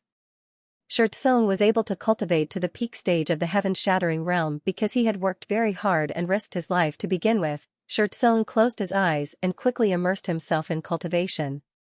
Chen Hao was still watching Shirkong. Today, Xianxia was his target of observation. Moreover, Chen Hao seemed to have guessed that Xianxia was most likely to have a problem. In his eyes, there was a heart demon blood shadow in Xianxia's heart. Chen Hao was very familiar with that heart demon blood shadow. At that time, he had killed too many people, and his killing intent was so strong that it formed a heart demon. There were many red blood sword masters, and they all had this problem more or less. Even Deng Yifei was no exception. However, Deng Yifei was lucky. The aurora in his body could not only weaken the enemy's combat ability, but it was also very effective in stabilizing his mind and suppressing his inner demons. If Deng Yifei hadn't awakened aurora, he would have died on the way. Chen Hao observed that Xianxia's calm face suddenly twisted slightly as he entered a state of cultivation. This degree of distortion became more and more obvious, as if he was having a nightmare. Chen Hao didn't know what Xianxia saw in his cultivation, but the heart demon in his body suddenly became stronger. He couldn't suppress his killing intent and was finally taken advantage of by the heart demon. This kind of situation was extremely common in the army. It was especially easy for it to happen to those veterans who had comprehended the slaughter concept and profound meaning. Xianxia opened his eyes, which were blood red. He picked up the stone axe beside him and jumped out of the tent, not caring about the red blood sword beside him. Chen Hao saw this situation and curled his lips in slight dissatisfaction. As expected, martial artists who had fallen into the demonic path would subconsciously pick up the weapon they often used, because it had formed muscle memory? Ah! Ah! Chen Hao heard a few screams. Master Shi has fallen into the demonic path. Quick, save me! Master Shi has fallen into the demonic path. Call the general. After a while, the situation calmed down. Ding! Congratulations to the host for the death of the 44th Red Blood Swordmaster, Xianxia. Xianxia was dead, and his death was a little strange, but Chen Hao still calmly accepted the news of the swordmaster's death. Soon, Xianxia's superior, General Tong, brought people into Xianxia's tent. After a search, General Tong's personal guards didn't find any clues. They only found Xianxia's weapons, belongings, armor, and commander's seal. The red blood sword was also placed in the center of the tent by the personal guards, together with some other things. Chen Hao had the opportunity to recognize one of General Tong's personal guards as the swordmaster, but he didn't do it. Because it wasn't necessary. These personal guards couldn't have the red blood sword. They were only personal guards and had no right to handle Xianxia's belongings. General, we didn't find anything suspicious in Master Xianxia's tent. General Tong nodded and sighed. It seems that Xianxia did die because of his inner demons. I didn't expect that he still couldn't escape this calamity. If he didn't return to the army of the bear and come to Stone Dragon City, he might still be able to enjoy the rest of his life in his hometown. General, you said that Master Shi didn't escape this calamity? Yes. General Tong said in a low voice. Before Xianxia retired, his inner demons had been troubling him. I thought that after returning home for 10 years, he would have recuperated and cultivated his body and mind. I didn't expect that he would still die. Oh. Let's go. General Tong glanced at Xianxia's belongings and asked one of his personal guards, does General Shi have any relatives in the army of the bear? Yes. The personal guard said with certainty. I remember that Xianxia had a nephew named Xianxia. Xianxia was a centurion in the 10th division of the army of the bear. He was at the late stage of the greater heaven realm. Xianxia thought highly of him. Then tell Xianxia to come here and take away Xianxia's body and Xianxia's belongings. This subordinate understands. Xianxia's nephew, Xianxia, Chen Hao raised his eyebrows. 15 minutes later, Xianxia's nephew, Xianxia, came to the tent with a sad face. General Tong saw Xianxia and gave him a few words of encouragement. Then, General Tong left in a hurry, leaving Xianxia alone to clean up the mess. Uncle, oh uncle, I didn't expect you to die like this. I heard that you suffered from qi deviation. Didn't you say that your state of mind had been polished well in the past 10 years? How could you have suffered from qi deviation? Xianxia looked at his uncle's body and said, I don't know how to explain your death to Auntie. Xianxia's body couldn't be buried carelessly like an ordinary soldier's. He had to be buried in his ancestral grave. Xianxia put the body into his space ring and began to rummage through Xianxia's belongings. Xianxia casually rummaged through the belongings. He knew that the other soldiers had probably rummaged through the belongings. Xianxia's money, weapons, sundries, armor. Xianxia didn't even bother to tidy them up. He put them all into his space ring. Xianxia planned to return the items to Xianxia's family and let them sort them out by themselves. Xianxia was an upright person. He wouldn't covet his uncle's belongings. However, when he was halfway through, he realized that the long sword in his hand was rejecting the space ring. This discovery lifted Xianxia's spirits. A space ring couldn't store living things. Similarly, some high-grade treasures would reject a space ring. If a weapon couldn't be stored in a spatial ring, any martial artist would pay enough attention to this weapon. Xianxia couldn't hold the red blood sword's hilt anymore. He gently pulled out the red blood sword and stared at the scarlet body of the red blood sword, dazzling him. Ding! Would you like to bind the 45th ring Kenju, Xianxia? Yes. Since he was Xianxia's nephew, and the red blood sword had officially fallen into his hands, Chen Hao had no reason not to bind it. What a good sword! Xianxia exclaimed.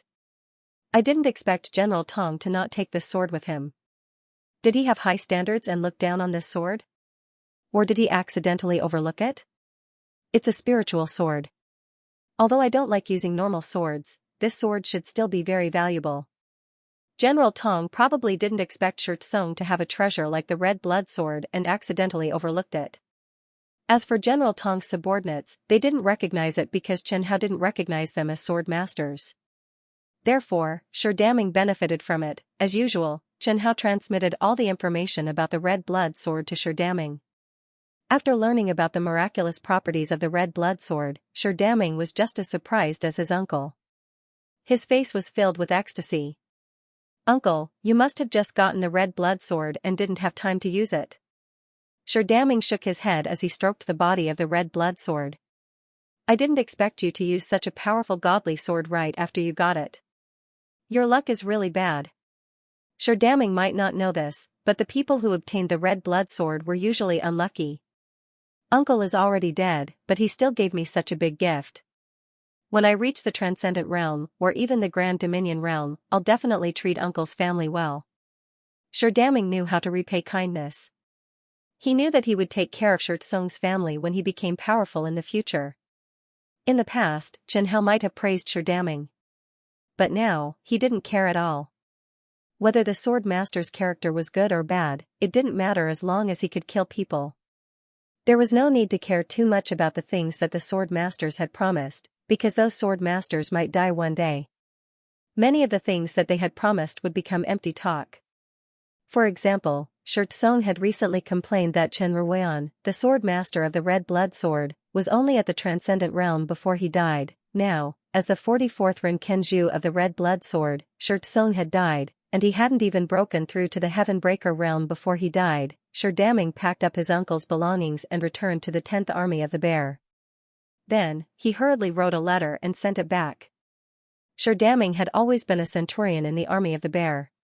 When Deng Yifei massacred the Army of the Bear, he was very lucky not to have appeared on the battlefield and escaped death. Now, his mission was the same as his uncle, Shi Kong. They were both in charge of training soldiers. They were in charge of restoring the strongest elites of the Tongshan state. Then, Chen Hao was completely helpless. Xianxia's strength was much weaker than his uncle's.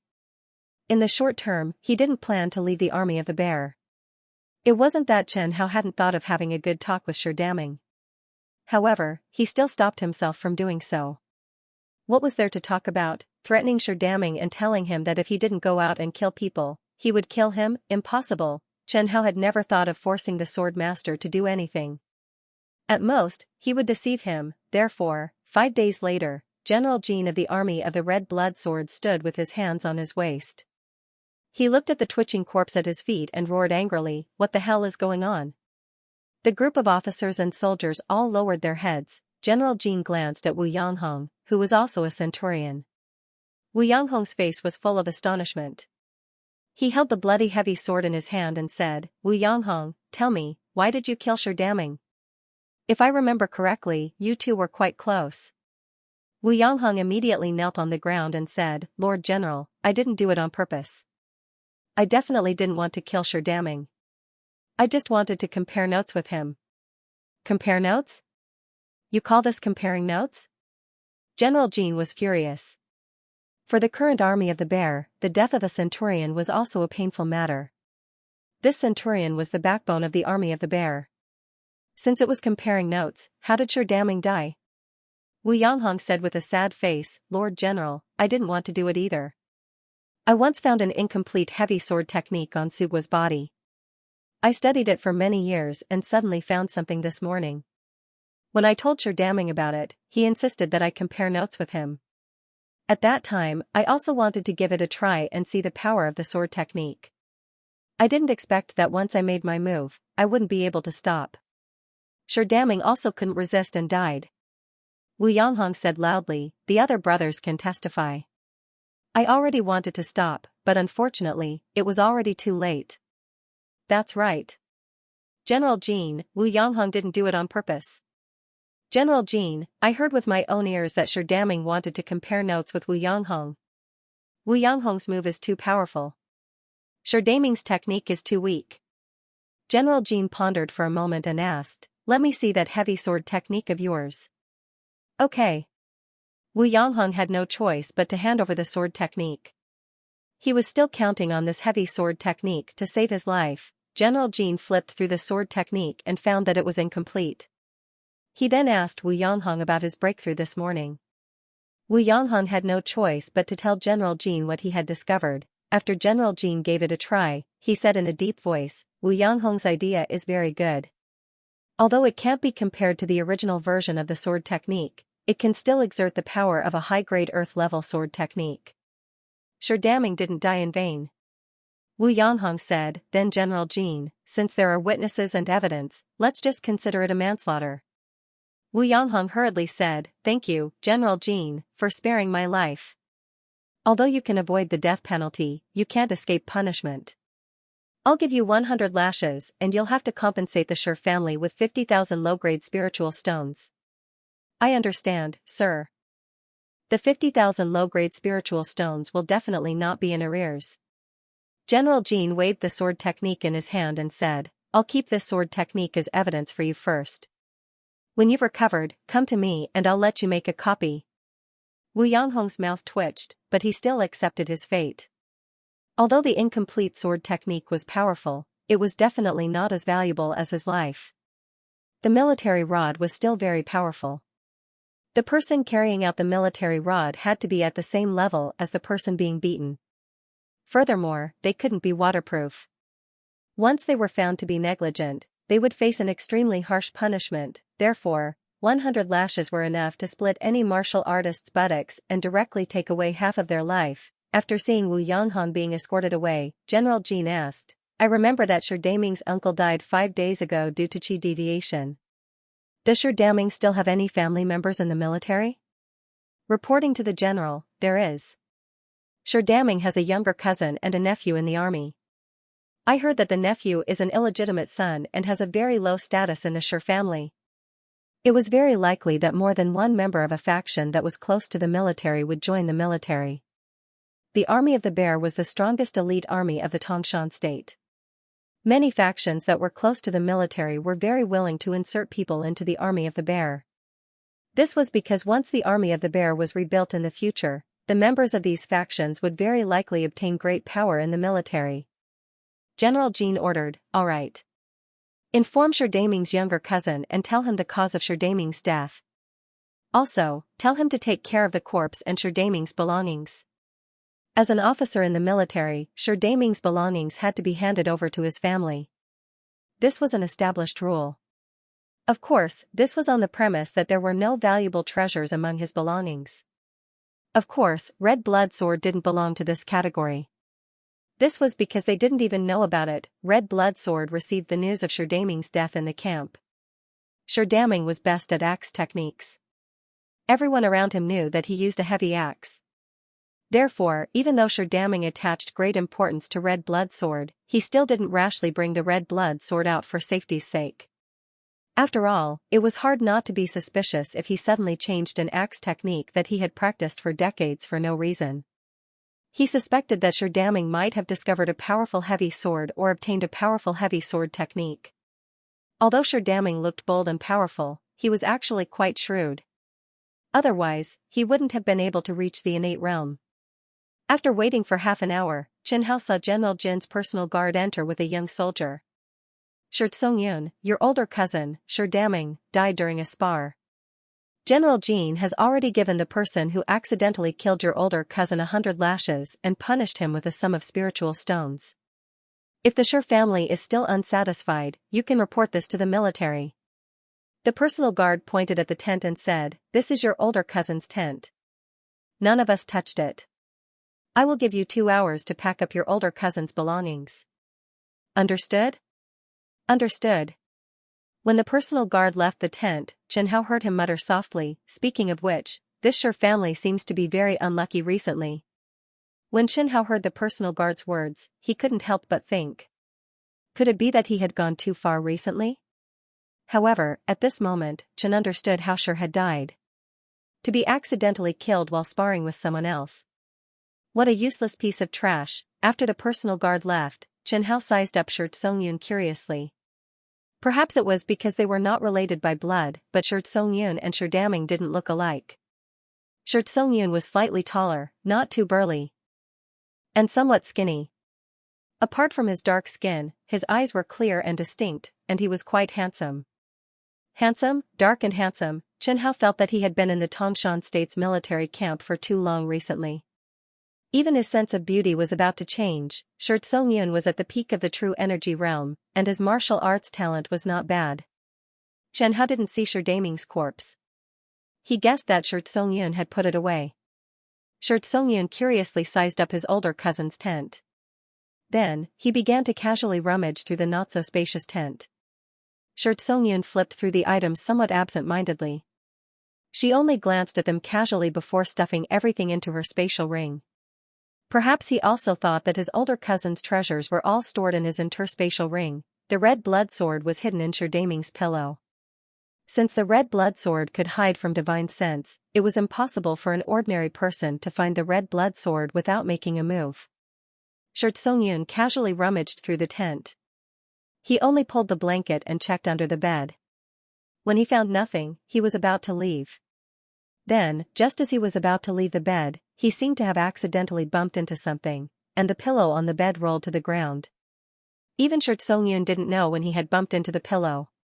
The pillow attracted Songyan's attention, especially the rolling sound. It was very strange, as if there was something hidden in the pillow. Just as Songyan expected, when the pillow stopped rolling, a sword hilt emerged from the pillow. Songyan quickly picked up the pillow and held the sword hilt with his right hand. He gently pulled and a blood-red sword appeared in front of him. I didn't think that cousin would actually hide a sword in his pillow. If cousin can hide it here, then it must not be simple. A smile appeared on Songyan's face. Moreover, cousin seems to be using an axe. It was also at this time that Chen Hao achieved his goal. He didn't want to stay in the pillow forever, so he took the initiative to let Songyan find it. Ding! Do you want to bind the 46th Ren Kenju Songyan? Yes, bind it. Anyway, Chen Hao didn't care. He believed that as long as he continued, he would definitely be able to leave this military camp. He no longer wanted to hypnotize and use the sword master. After Jiang Yin Fan, he was very wary of such things. All the information about the red blood sword was transmitted to Songyan's mind. Songyan was completely shocked. After a long time, Songyan said excitedly, "So you mean, I will be invincible in the future?" Chen Hao silently looked at Songyan and chose to remain silent. He really didn't know how to answer this question. If he told Songyan that he couldn't be invincible, it would be like telling him that the red blood sword wasn't good enough. If he told Songyan that he would be invincible in the future, it would feel like he was lying to the sword master. Cousin had already obtained such a godly sword. I didn't expect that his luck would be so bad that he would be accidentally killed by someone. Speaking up to here, Songyan's mouth opened into a smile. Really, but I still have to thank cousin's opponent. If he didn't kill cousin, how could I have obtained the scarlet blood sword? Songyan looked at the red blood sword and admired the blood-red halo on the red blood sword. Cousin, don't worry. I will definitely become a powerful expert in the future and lead our family to glory. Songyan waved the red blood sword and felt that the red blood sword was very easy to use. He took the heavy sword from his back and said to the red blood sword, "Godly sword, transform into this heavy sword." The red blood sword elongated and became thicker in front of Songyan. Even the color changed. Finally, it looked exactly the same as the heavy sword. It really is a godly sword. Songyan satisfactorily put his original heavy sword into the space ring. Then, he carried the red blood sword on his back. No one would notice that he had changed his weapon. Songyan was in a good mood. He packed up Daming's belongings and left the tent. Then, Chen Hao began to wait again. 5 days, 10 days. Chen Hao couldn't sit still anymore. Are you sure, Yanqin? Yes, I am. What's the matter? Yanqin looked nervously at the soldier in front of him. He could tell from the soldier's attire that he was probably the personal guard of some general. He did not dare to offend such a personal guard. Come with me.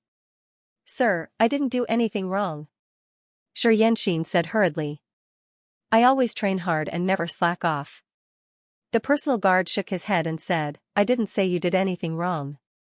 I have something else to talk to you about. Oh, okay. Come with me. Okay. After taking a few steps, Yanqin asked cautiously, Sir, can you tell me why you're looking for me? Do you know Songyan? Yes, I do. Yanqin replied in a low voice. But he might not know me. Songyan was a senior of Yanqin's generation. It was said that he was talented in martial arts and was already a warrior at the peak of the true energy realm at a young age. He was only one step away from the innate realm. Do you know Daming? He's an elder in the family. I've seen him before, but I don't think he knows me. Daming was a commander in the army of the bear. It was said that he had a bright future ahead of him. Do you know Song? Yes, I do. Song used to be the elder of the family. Many people of Yanqin's generation had received his guidance. However, Yanqin had never received such treatment. Yanqin was confused. Sir, why are you asking about him? They're all dead. Yanqin was shocked. What? They're all dead. The personal guard said. They all died recently. How is that possible? There hasn't been any war recently, right? The personal guard nodded. There hasn't been any war recently. Then why did they die? The three of them died in an accident. Xianxia said in surprise, no way. How could there be so many accidents? He didn't believe it at all. Why do accidents always happen to our Shi family? Kid, our general is also confused about this matter. He can't find out anything. However, I'm warning you as an experienced person. Don't ask what you shouldn't ask. The personal guard lowered his voice and said, I summoned you because I want you to collect the corpses of Xianxia, Xianxia, and Xianxia, as well as their belongings. Yes. For some reason, Xianxia felt a chill in his heart. There was no war, but the Shi family was dying one after another. Although Xianxia hated the Shi family, he knew that there was something fishy about this matter. General Tong said that you're the last member of the Shi family of Great Britain in the Army of the Bear. For the sake of Xianxia, he'll allow you to leave the Army of the Bear and leave safely with the corpses of those three. The personal guard looked at Xianxia meaningfully. Are you willing? Xianxia said hurriedly, I'm willing. I'm willing to leave, sir. From the personal guard's words, Xianxia suspected that the Shi family of Great Britain was being targeted by a high-ranking person in the Army of the Bear. It was very likely that Xianxia or Xianxia had offended someone. Not long after, General Tong's personal guard brought Xianxia to a corner of the drill ground. This is Xianxia's corpse. Hurry up and clean it up. Seeing Xianxia's tattered corpse, Xianxia asked curiously, what caused this? The three cloud-treading colts went crazy, understood. Xianxia nodded. He scooped up the corpse from the ground and put it into his space ring. The red blood sword sank into the red mud. Xianxia pulled it out and casually pulled it out. The weight was just right. And the sword gave him a feeling that it was connected to his blood. Xianxia couldn't help but exclaim, Xianxia's sword is of great quality. At this moment, he received information about the red blood sword. Chen Hao also bound himself to a new sword master, 4th Xvii Ren Kenju, Xianxia. Chen Hao could only hope that this new sword master could live on, or at least give him a reason to be merciful. Xianxia lowered his head. His face was filled with ecstasy, he was so happy that his whole body was trembling. What's wrong? The personal guard asked. I'm just too sad. Sad? The personal guard didn't believe Xianxia's words. He had investigated and found out that Xianxia was an illegitimate child, so he wasn't welcomed in the Shi family. The Shi family was so harsh on him. How could he be sad because of the death of a member of the Shi family? However, when Xianxia raised his head, the personal guard was stunned, because Xianxia's face was filled with grief and tears. He was really crying, he was really crying. Uncle Shi died so tragically. Although I didn't know him, he was always my idol and role model. He was the best in the Shi family. Alright, my condolences. The personal guard didn't know what to say. Inside the red blood sword, Chen Hao didn't know how to describe Xianxia. He could only say that he admired him. In terms of face changing, Chen Hao was willing to say that Xianxia was the best. A second ago, he was overjoyed, but the next second, he was crying his eyes out. This was the first time Chen Hao had witnessed such a face-changing skill. After Xianxia packed up the corpses and belongings of Xianxia, Xianxia, and Xianxia, he quickly packed up his belongings and was escorted out of the military camp by General Tong's personal guard. Xianxia's former superior, General Tong, stood on the city wall and watched Xianxia leave the military camp. The personal guard who escorted Xianxia came to General Tong and reported, Sir, Xianxia has left the city. Alright, there's nothing else for you to do. Don't mention this again. I understand. You may leave. After the personal guard left, General Tong quickly met with the Army of the Bear's general, Shi Fanggang. General, Shi Fanggang has left. Alright, I'll send someone to follow him. I'd like to see who it is that dares to kill generals in the Army of the Bear one after another. Shi Fanggang slammed his hand on the chair and said in a fierce tone, This is outrageous. He even dares to violate military rules and do it so brazenly. The deaths of Xianxia, Xianxia, and Xianxia were definitely not a coincidence. However, Shi Fanggang of the Army of the Bear had misjudged the situation. He thought that someone in the military was targeting the Shi family of Great Britain. Little did he know that the person targeting the Shi family wasn't a person, but a sword. When Xianxia left that damned stone dragon city with the red blood sword, Xianxia was very happy, even though there were two transcendent realm experts following him. Because of this, he felt a lot more comfortable when he saw Xianxia. Since they had already left Stone Dragon City, Xianxia felt that Xianxia wouldn't let him continue to live in poverty. As for Xianxia's two little tails, Xianxia didn't care. After all, even if they ran into trouble, he wouldn't be the one to die. I wonder if this sword can really increase my strength by killing people. Xianxia mumbled to himself as he looked at the Crimson Blood Sword after leaving the Stone Dragon City. Xianxia knew about the Crimson Blood Sword's abilities. He had already experienced some of its abilities, but one of the core abilities of the Red Blood Sword, devouring and killing, was too powerful and required some materials.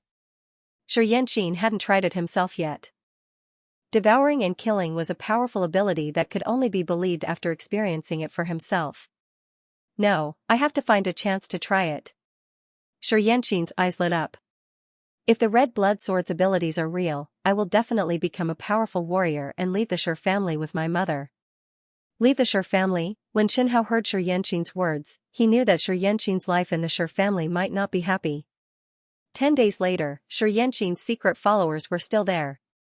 However, Xianxia killed 2 warriors without knowing that they were following him.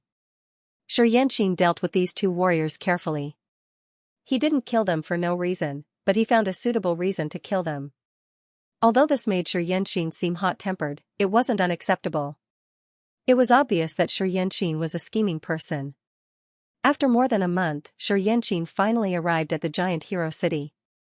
Along the way, Xianxia had killed almost 10 rogue cultivators, and his strength had increased from the early Qi High realm to the mid Qi High realm.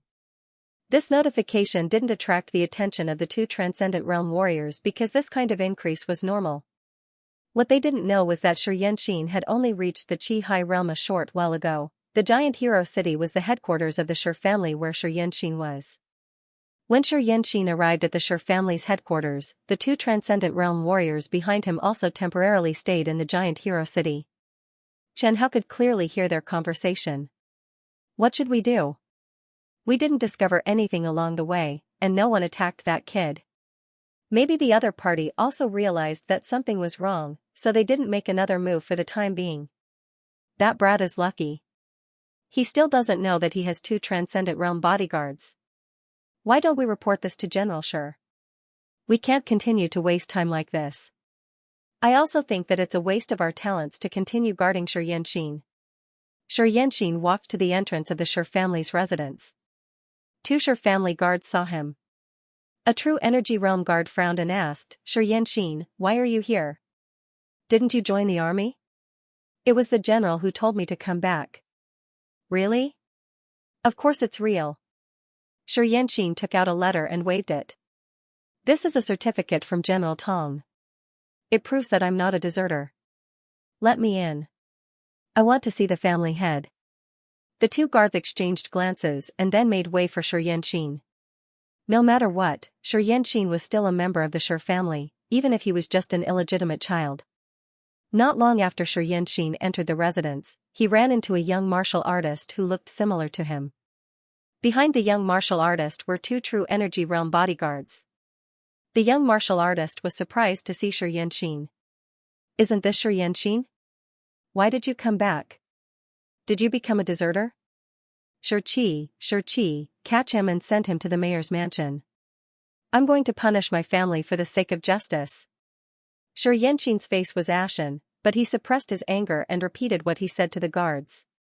Otherwise, his younger brother might really punish his family for the sake of justice. How could he do such a thing? Xianxia looked at the envelope in his brother's hand, which was stamped with a red lacquer seal.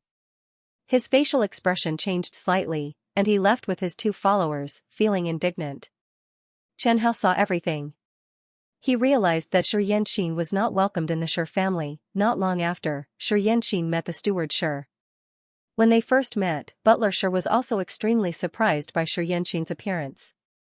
Xianxia then explained the reason why he was here. Xianxia was still very respectful to the steward Shi. Steward Shi, I want to see my father. Oh, it's Xianxia. The steward Shi glanced at Xianxia and replied, Master is very busy. He doesn't have time today. It was obvious that the steward sure didn't like Xianxia either. He ignored him and didn't even want to help Xianxia inform his father. Xianxia took a deep breath. He didn't get angry, as if he had been prepared for this. He said in a low voice, "It has something to do with Elder Shirtsong, Shirdaming, and Shirtsongyun." Oh. The steward sure stared at Xianxia. He hesitated for a moment and said, "Wait a moment. I'll go in and report this immediately." Xianxia stared at the steward sure's back, his eyes full of murderous intent. Not long after, Chen Hao met Xianxia's father. He was a short, stocky middle-aged warrior with a strong aura. His cultivation was at the middle stage of the Heaven-Breaker realm. When Xianxia's father saw Xianxia, there was no joy on his face. There was only anger. Chen Hao felt that Xianxia was more like his mother. "Xianxia, I heard that you were expelled from the army of the bear?" The Shi family patriarch said angrily, "I know that you didn't want to join the army of the bear, but you were expelled from the army of the bear. Do you know that you brought shame to our Shi family?" "Father, I wasn't expelled." Xianxia hated someone so much that his teeth itched. However, he still handed the letter to his father. "Father, this is the certificate that General Tong of the army of the bear gave me.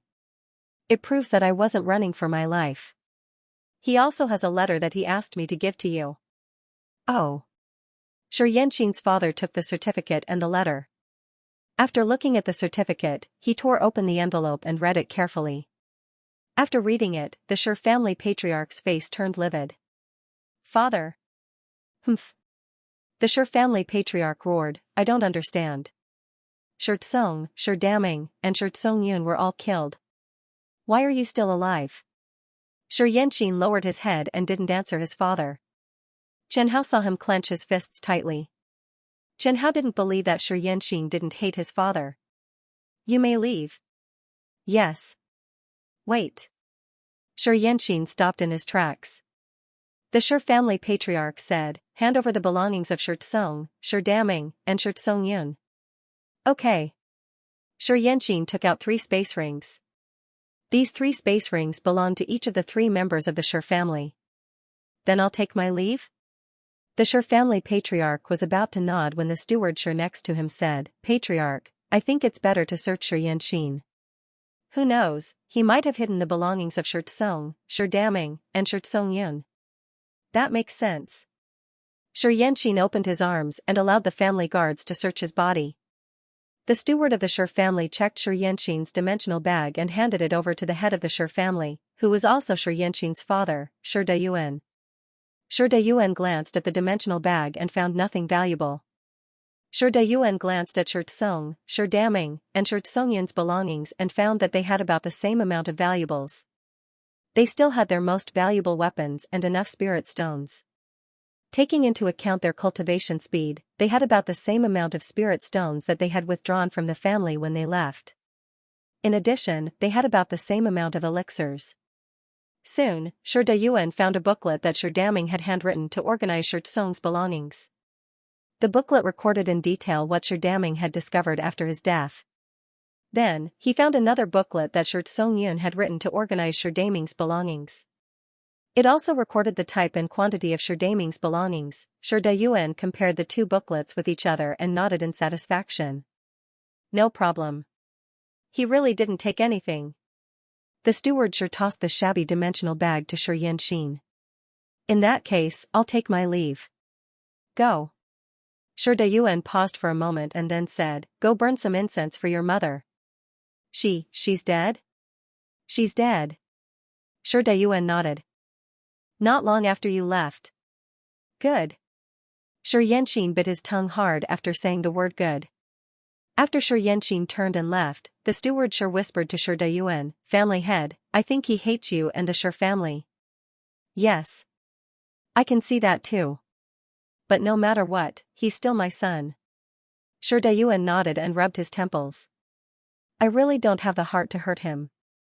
"Family head, you can't be indecisive," the steward Shi advised. "Xianxia has grown up. Although his strength isn't that great, it's still easy for him to bring disaster to the Shi family. Let me think about it. How about we ask Madam to do it?" Shi Dayuan shook his head. Let's wait a while. I need to deal with Shi Tsong first. Okay. Shi Dayuan sighed and said, if I'm not wrong, our Shi family might be in big trouble. Is it that serious? Family head? The steward Shi asked. Elder Shi Tsong is old and Shi Daming can't be considered a master of the degeneration in our Shi family. Although it's a pity for Shi Tsong Yun, it's not like our Shi family can't afford to lose him. Of course it's serious. Shi Dayuan said in a low voice. The Shi family spent a lot of effort to arrange for these 3 people to join the army of the bear. Since Elder Shi Tsong is in charge, his connections are equally important. This time, our Shi family's connections in the army of the bear have suffered a great blow. Most importantly, we don't know who is targeting our Shi family. The enemy is in the dark, while we are in the light. Moreover, the enemy is very strong in the army of the bear, so they should be strong in other areas as well. If they continue to target our Shi family is likely to suffer a great crisis. You're right, family head. Go and inform the other elders of the Shi family. Tell them to come to the ancestral hall. Tell them that we have something important to discuss. Understood. Just as Shi Dayuan was anxiously gathering the elders of the Shi family to resist the so-called crisis that the Shi family might face, Xianxia arrived at a dilapidated small door. The small door was made of wood. Due to its age, the edges of the wood were severely weathered. The black paint on the door looked like stains. There was a lock on the wooden door, but the lock was seriously rusted. Xianxia pushed the wooden door open and broke the lock. He walked into the familiar courtyard, but he didn't see the person who had left. The narrow courtyard was full of fallen leaves. No one cleaned it. Xianxia pushed open the half-closed door and saw a familiar yet strange portrait of a woman. Perhaps the artist's drawing skills were poor, but Xianxia felt that the woman was his mother. Yet, he also felt that there was something different about her. The room was empty and filled with dust. There was only a memorial tablet and a portrait. Other than that, there was nothing else. Even the old woman who had taken care of his mother was gone. Mother, I'm back. Xianxia pulled a chair and placed it under his butt. Then, he stared at the portrait in a daze. 2 hours later, Xianxia stood up from the chair.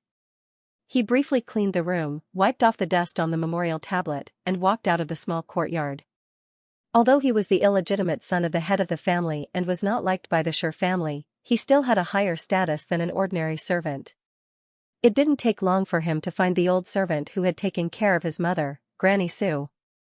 After Xianxia's mother passed away, Mother Su was summoned by the housekeeper of the inner mansion and given a new job. It wasn't a heavy job, and she wasn't targeted. All she had to do was sweep the floor every day. Mother Su was very pleased to see Xianxia. She greeted her companions and followed Xianxia back to the small, secluded courtyard. Yanxin, why are you back so soon? Didn't you go to the army? I have a legitimate reason to come back. Don't worry, Grandma. That's good, that's good. It's good that you're back safely. Mother Su said happily, being a soldier is a tough job. I heard that the army of the bear was almost wiped out by that Deng Yifei.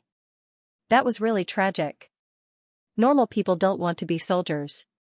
No one in your generation wants to be a soldier. That's why those people pushed you out. Mother Su, I want to ask about my mother. Sigh. Granny Su sighed. After you left, your mother cried every day. Her body was weak to begin with, so she passed away soon after. After I managed to arrange her funeral, I was called away. Where was she buried? I heard that Madam bought a plot of land for her to be buried, Mother Su said softly. Your mother didn't marry your father, so she couldn't be buried in the Shi family. Xianxia knew who Mother Su was referring to. She was the first wife of the head of the Shi family. Okay. I got it. Xianxia couldn't possibly be grateful to the first wife of the Shi family. She was the reason why he and his mother had ended up in such a state. Xianxia also didn't think that his mother had to be buried in the Shi family's ancestral ground. He didn't have a good impression of the Shi family. If it weren't for his mother and the Shi family's name, he would have left the Shi family a long time ago. Did she have any last words before she died? Yes. She said that she regretted it. She hoped that you wouldn't hate her and that you would live well. She's already gone. What's there to hate? Yeah. Mother Su lowered her head and wiped her tears. She didn't say anything else. Xianxia was brought up by her, so she knew how extreme and stubborn he was. She would have fulfilled Xianxia's mother's request if she could pass on the message. Mother Su, do you know how dirty my mother is? I do. Do you need me to bring you there? Bring me there. Xianxia brought Mother Su out of the Shi residence in Juying City. They arrived at the outskirts of Juying City. Even though Mother Su's body was still quite strong, she still couldn't hold on. Xianxia supported her as they walked some distance before they finally saw the lonely grave. Xianxia's mother's name was simply written on the tombstone, Grave of He Xiaoshuang. There was also a simple inscription. Other than that, there was no other indication. Xianxia knew that his mother had a tombstone after her death instead of being thrown into a mass grave because of He Luoying, the first madam of the Shi family. However, Xianxia knew that He Luoying had put on a show for others to see. He Luoying, the wife of the head of the Shi family, Shi Dayuan, wasn't a simple person. Sometimes, Xianxia admired He Luoying's methods. Sometimes, Xianxia and his mother felt that it would be more practical to give them a quick death. Mother, please go in peace. Xianxia knelt on the ground. He gritted his teeth and clenched his fists as he said in a low voice, "You have to believe that one day, I will send the Shi family to the grave with you." He needed a way to vent all the humiliation he had suffered in the Shi family for the past 30 years. If he hadn't obtained the red blood sword, he might have continued to endure. But now that he had the red blood sword, he had the chance to retaliate. Chen Hao saw an ominous glint in Xianxia's eyes. Then, Chen Hao recalled how Xianxia had been treated after he returned to the Shi family. He was sure that Xianxia had been ostracized in the Shi family. A warrior with hatred flowing through his blood was very suitable to become the red blood sword master. Only hatred could motivate people to improve themselves. Mother, I will continue to visit you in the future. With that, Xianxia left with Mother Su. Xianxia began to clean up the small courtyard. He had no servants, so he had to do it himself. After he cleaned up, Chen Hao showed up. Are you Ren Kenju? A hoarse and low voice sounded in Xianxia's ears. The voice seemed to come from the heavens, but it also seemed to come from his soul. Who is it? I'm Jianling from the Red Blood Sword. Jianling? Xianxia immediately stood up and looked at the red blood sword on the chair. What's wrong? Are you scared? A little. Xianxia swallowed his saliva and nodded seriously. You can call me Master Jianling. I like it. Chen Hao laughed. I think you're a good person, so I wanted to say hello to you. I see. I see. Hello, Master Jianling. In Xianxia's mind, this Jianling from the Red Blood Sword must be very powerful. Calling him Master Jianling was definitely not a bad thing. Alright, young man. If you really have deep-rooted hatred in your heart, if you really want to kill an enemy, and if you want to achieve your dreams, then use the Red Blood Sword well. Chen Hao enticed him. The Red Blood Sword is an opportunity, a key. It can help you achieve your dreams, help you kill your enemies, and help you protect the people you care about. Xianxia mustered up his courage and asked, is it a magic sword? Increasing one's strength through killing. No matter how he looked at it, it sounded like a magic sword. Xianxia's ears said, it can be a magic sword, but it can also be a holy sword. Chen Hao didn't answer Xianxia's question directly. He didn't want to talk, but he also didn't want to tell Xianxia the truth. Let him guess. What price do I have to pay to use the red blood sword? Price? Of course. There's no such thing as a free lunch in this world. Chen Hao said, you have to help the red blood sword level up. The red blood sword assists its owner to level up. As for the other price, you have to be careful of your inner demons during the killing process. I understand. After thinking for a while, Chen Hao decided to bait his employee in order to make him work hard. If I'm satisfied with your performance, I can reward you with something. Xianxia asked curiously, what kind of reward? Some powerful concepts, profound meanings, divine abilities, realm inheritances, Xian level, earth level, and even heaven level sword skills. Xianxia was shocked. What? How is that possible? Can concepts be passed on?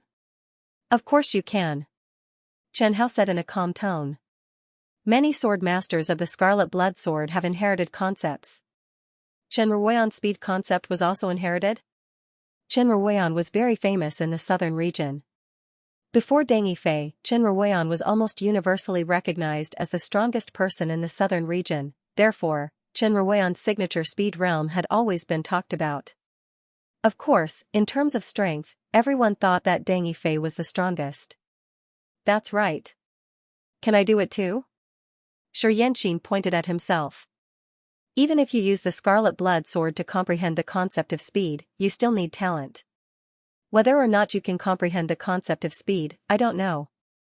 But, if you can satisfy me, then I can give you a chance to inherit the concept of speed. Chen Hao tempted. When Chen Ruoyan broke through to the innate realm, she only comprehended the illusion concept. She didn't comprehend the speed concept. She only got it through the inheritance of the red blood sword. I will work hard.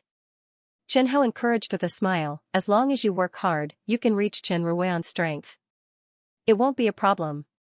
Is that really okay? Xianxia said excitedly.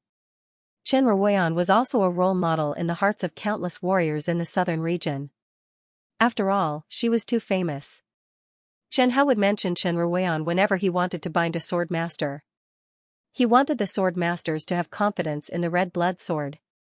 He wanted the sword masters to think that they would have a bright and glorious future like Chen Ruoyan. It was just like when a famous school wanted to recruit someone, they would first publicize the achievements of their outstanding graduates. If they took a famous person, the school would instantly be full of prestige. Chen Hao continued to encourage, of course you can. Let me tell you, when Chen Ruoyan was the sword master of the red blood sword, she was lazy and didn't like to cultivate. She didn't try her best to improve her strength. But I think you are different.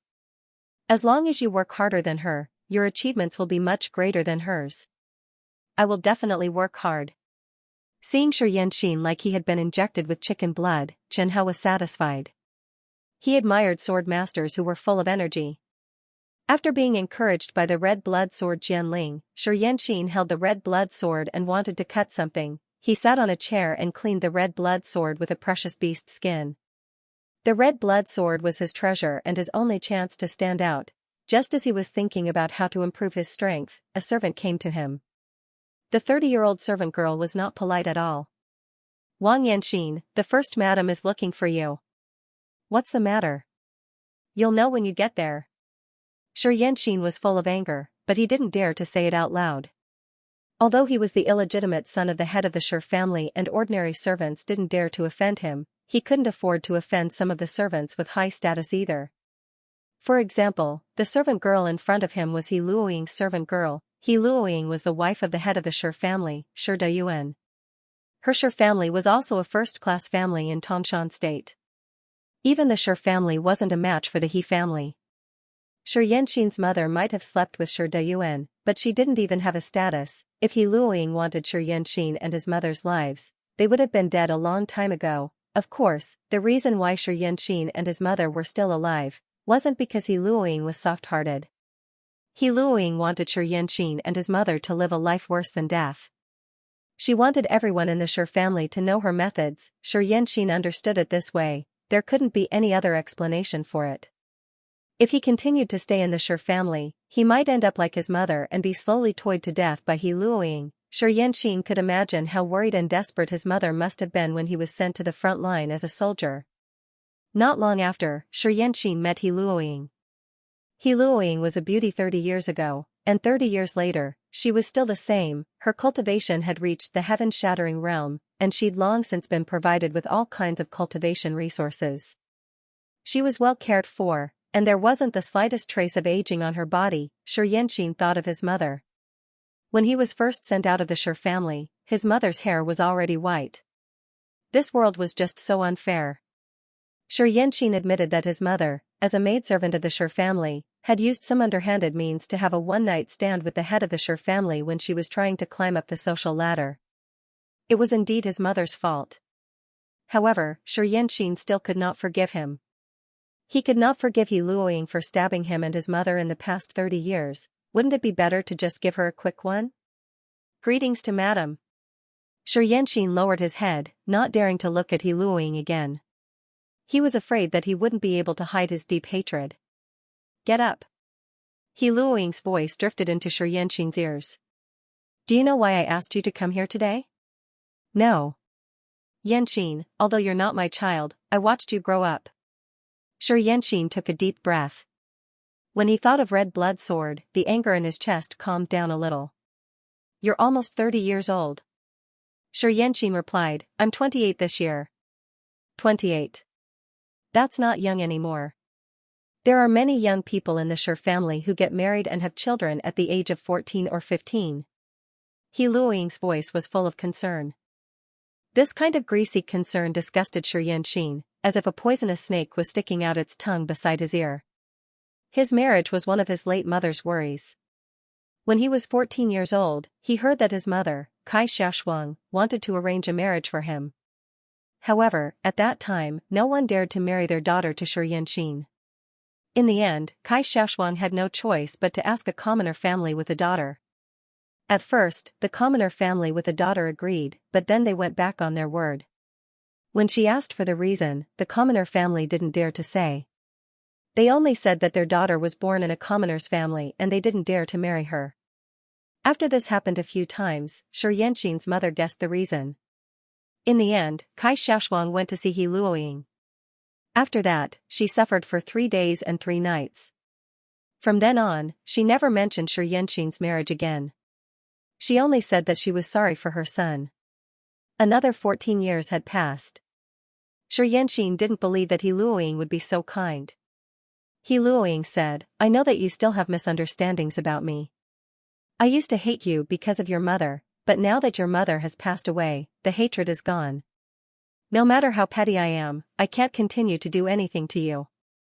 Yes. I heard from your Granny Sue that before your mother passed away, what she wanted the most was to help you find a suitable marriage. Xianxia's body trembled slightly. He had already thought of something.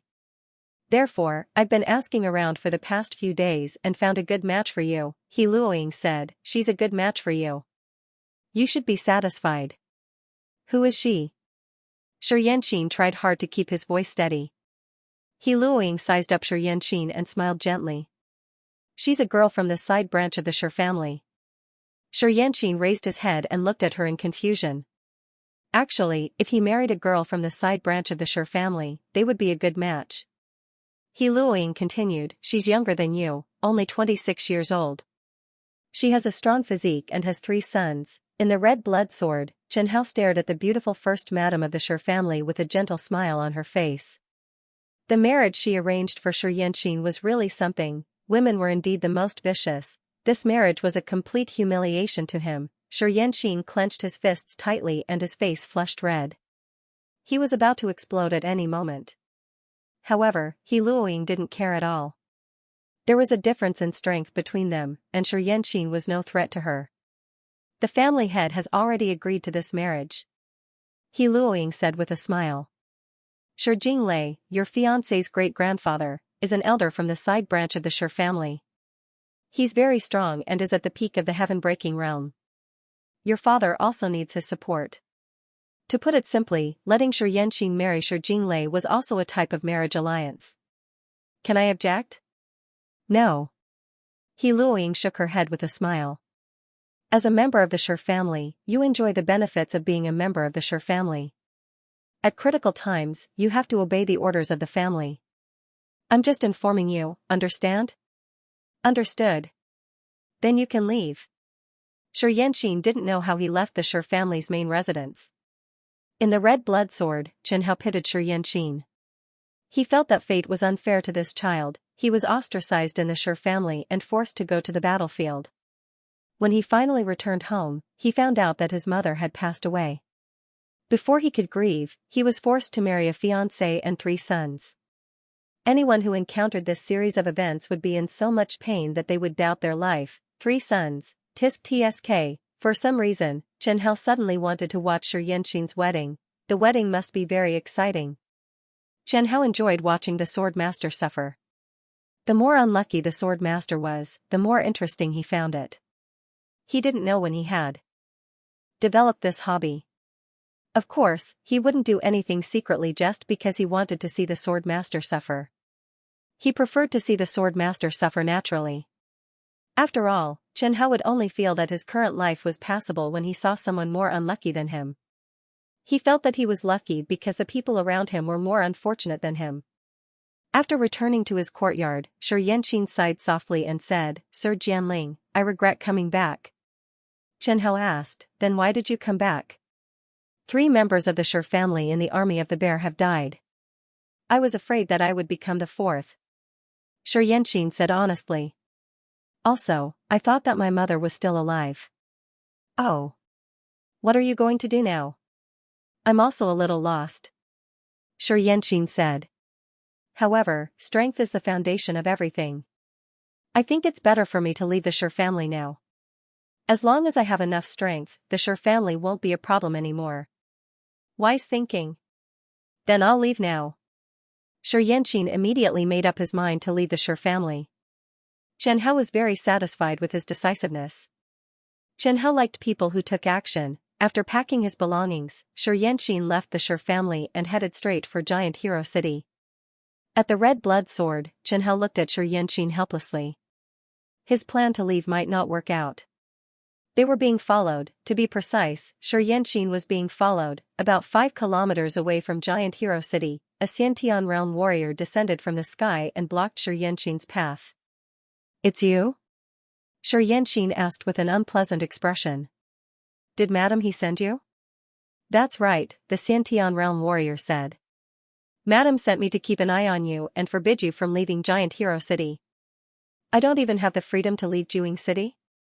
Shi Fanyong said directly, "No." Xianxia was taken back without any ability to resist. Chen Hao suddenly felt dispirited. He felt that everyone in the Shi family was useless. Xianxia was already the 4th Ren Kenju in the Shi family, yet he was still useless. However, Chen Hao still restrained his temper. He wanted to see Xianxia get married. Of course, he wouldn't admit that it was his bad taste. He thought that Xianxia's life was destined to be imperfect since he was almost 30 years old and had yet to get married. Since everyone was gathered together, there was bound to be some sort of fate. As the sword master, Chen Hao and Xianxia were somewhat close. Therefore, even if Xianxia had to die, Chen Hao would still let Xianxia have a taste of the joy of being a groom.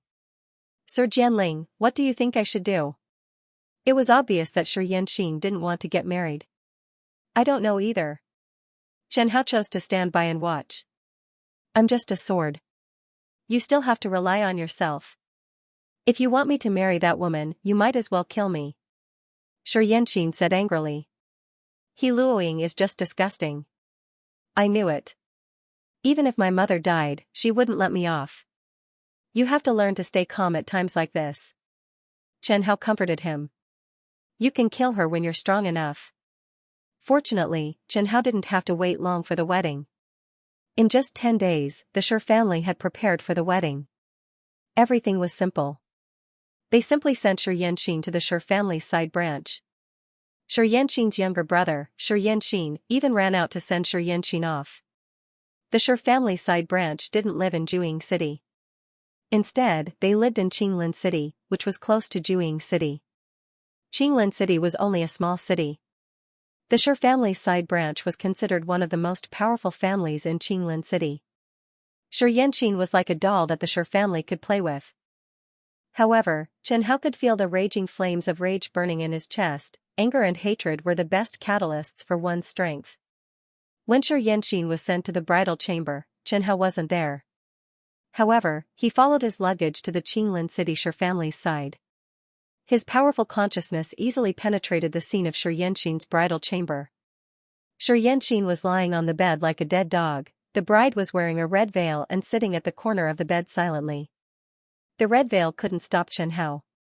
Chen Hao sized up Xianxia's new wife. She wasn't ugly. She was just a little ordinary. Although she was old, she didn't look old. She took good care of herself and looked even younger than an ordinary woman in her 20s. She was stronger than Xianxia. She was at the middle stage of the true energy realm. Chen Hao remembered that the woman's name was Xianxia. Xianxia took off the red veil and slowly stood up in the middle of the night. She took off Xianxia's shoes and placed his feet on the bed. Go to sleep. Xianxia glanced at Xianxia. What? Are you afraid that I'll do something to you? Xianxia turned his head away and didn't look at her. I know you don't like me. In fact, I didn't agree to this marriage either. However, it was a decision made by the higher-ups. I had no choice.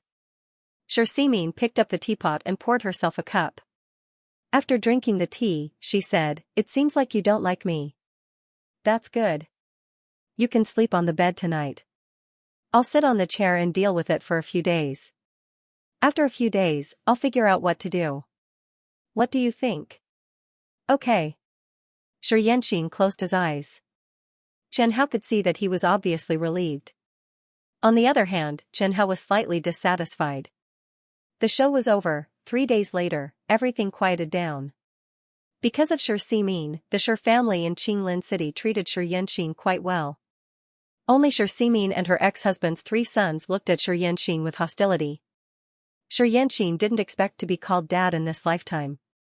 Everyone could understand this. How could the 3 children be in a good mood when a new father appeared out of nowhere? I want to go out for a walk tomorrow. Xianxia said in a low voice as he lay on the bed and stared at the bedspread. Xianxia sat cross-legged on the cattail hassock and asked, "Do you want to leave?" Xianxia looked at Xianxia in surprise and didn't hide anything. Yes, I want to leave. Can you let me go? Xianxia realized that ever since he married into the Qinglin Shi family, he was free. He Luoying was the first madam of the main branch of the Shi family, but she couldn't control the Qinglin Shi family. I've heard about the grudge between your mother and the first madam of the main branch. It's good that you leave. Don't come back. Thank you. Xianxia shook her head and said, "Don't say thank you. You ran away on your own." Xianxia looked at this average-looking but considerate woman and didn't say anything else. The next day, when Xianxia left the Qinglin Shi family, Xianxia stood by the window and heaved a sigh of relief when she saw him leave with her own eyes. Behind her, a young and tender voice shouted, "Mother, has that annoying fellow left?" Xianxia turned around and looked at her 7-year-old son with a gentle smile. Yes, he left. After leaving Qinglin City, Xianxia did not know where to go. He hated the main branch of the Shi family to the core. He wanted nothing more than to kill all those disgusting bastards. However, he knew that he did not have the ability to take revenge at all. The most important thing right now was to leave Qinglin City and Juying City's sphere of influence. It would be best if he could leave Tangshan State completely. Although Xianxia was almost 30 years old, he had rarely traveled far since he was young. He was also a little lost, so he asked Chen Hao, "Master Jianling, which direction do you think I should go?" "Go north." "Why?" Chen Hao explained, "If you want to improve your strength, you must kill martial artists. If you go south, you may encounter a group of nosy bastards." "Are you talking about the Aurora Pavilion?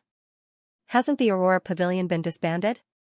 "The Aurora Pavilion has indeed been disbanded, but the people of the Aurora Pavilion are still there." Chen Hao threatened, "Of course, you may also encounter the Aurora Swordsman. He is a nosy bastard." Xianxia quickly said, "Then I'd better go north." Seeing Xianxia's reaction, Chen Hao could not help but laugh. Even if Deng Yifei was dead, he was still a deterrent. Thus, Xianxia began to head north. The journey was not peaceful. Chen Hao could clearly feel the instability in the Tangshan state. After all, there were bandits everywhere, but there was no power to eliminate them. If Xianxia was not alone, had decent strength, and did not have anything valuable on him, he would have met with misfortune. Chen Hao asked, "What's going on? The situation in Tangshan state doesn't seem to be good. Isn't it because of Deng Yifei?" Xianxia said casually, "Ever since Deng Yifei killed the few Grand Dominion realm experts of the royal family, the royal family's power has plummeted. It's now very difficult for them to suppress the other major forces in the country. It's no secret that several powerful families in Tangshan state want to replace the royal family. Then why didn't they fight?" "Sure, let's wait and see," Xianxia said. "Wait for what?" Let's see which country starts fighting first. Xianxia said in a low voice, all the major forces in the Tangshan state are still very afraid of Deng Yifei. Deng Yifei once said that there should be no war in the southern territory. All the forces in the Tangshan state know that. Although they say that they don't care about Deng Yifei's threat, they are still very afraid.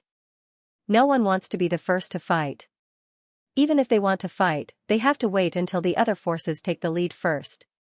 What else could Chen Hao say about this? The momentum of the Tangshan state had been destroyed by Deng Yifei. However, the chaotic situation in the Tangshan state had given Xianxia some opportunities. With his mid-Qi high strength, Xianxia killed many warriors and slowly reached the peak of the Qi high realm. Xianxia was very satisfied with this. It had been a long time since he felt like his strength had increased. When Xianxia first got the red blood sword, he was only 28 years old and was only at the early Qi high realm. At first glance, it seemed that his martial arts talent was not that good. But Chen Hao knew that Xianxia's martial arts talent was not as bad as he thought. It was hard to imagine that a young warrior from a big family would be practicing the upper yellow rank skill heavy gold formula. Even in the Zhou country, any family with a little bit of power would let their young warriors practice dark rank skills. But what about Xianxia? He was born in the southern region, where the overall level of martial arts was higher, but he only practiced a upper yellow rank skill. Xianxia, this was the treatment of a servant. He could not even be compared to those servants who had good talent and were specially trained. Xianxia cultivated the high-grade yellow-level cultivation method heavy gold technique, not to mention the other cultivation resources. He definitely didn't have any of them. Chen Hao felt that Xianxia was really pitiful. As for the heavy sword skill that Xianxia practiced, needless to say, it was also a upper yellow rank skill. He had never learned a dark rank skill. Seeing that Xianxia was working hard and had reached the late Qi high realm, Chen Hao decided to reward him a little. I will teach you a dark rank skill.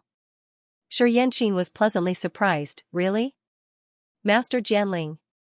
Of course it's true. None of the previous sword masters of the Scarlet Blood Sword cultivated a yellow grade cultivation method. Chen Hao said, I'll pass on to you a profound grade medium grade cultivation method, the heavy gold cultivation method, and a profound grade medium grade heavy sword art, the golden light sword art. Didn't you cultivate a body tempering cultivation method? I will also teach you a middle yellow rank skill, diamond body tempering skill. Chen Hao did not mind the metal element skills and martial skills. These were all accumulated by the Ren Kenju. Some were collected by Zhou Lihua, some by Chen Ruoyan. Thank you, Master Jianling. Xianxia was so excited that he was trembling. Even in his dreams, he wanted to cultivate a high-level cultivation method and martial skill. However, even if it was a profound grade cultivation method or martial skill, they were all extremely precious and difficult for him to obtain, and now, the Lord Sword Spirit had given him all the cultivation methods and martial skills that he had yearned for even in his dreams. Practice hard, improve your strength, and kill more people. Chen Hao encouraged him, as long as you work hard, heaven rank skills are not just a dream. Really? Of course. Chen Hao laughed, as long as you are talented and hardworking, I can teach you Chen Ruoyan's inheritance. I will. Master Jianling, I will. Xianxia was so excited that he knelt on the ground and said, I will work hard and improve my strength so that I can help Red Blood Sword and Master Jianling evolve. Chen Hao carefully observed Xianxia. When Xianxia said these words, they were from the bottom of his heart. Some people would give a little benefit to them. They would shed tears of gratitude. Chen Hao felt that Xianxia was such a person. From the bottom of his heart, however, he didn't care if Xianxia was sincere or not. Chen Hao believed that Xianxia would serve Red Blood Sword well. Driven by benefits, Xianxia quickly mastered 3 skills after receiving the inheritance from Red Blood Sword. Chen Hao felt that Xianxia was such a person. From the bottom of his heart, however, he didn't care if Xianxia was sincere or not. Chen Hao believed that Xianxia would serve Red Blood Sword well. Driven by benefits, Xianxia quickly mastered 3 skills after receiving the inheritance from Red Blood Sword. Chen Hao felt that Xianxia was such a person. From the bottom of his heart, however, he didn't care if Xianxia was sincere or not. Chen Hao believed that Xianxia would serve Red Blood Sword well. Driven by benefits, Xianxia quickly mastered 3 skills after receiving the inheritance from Red Blood Sword.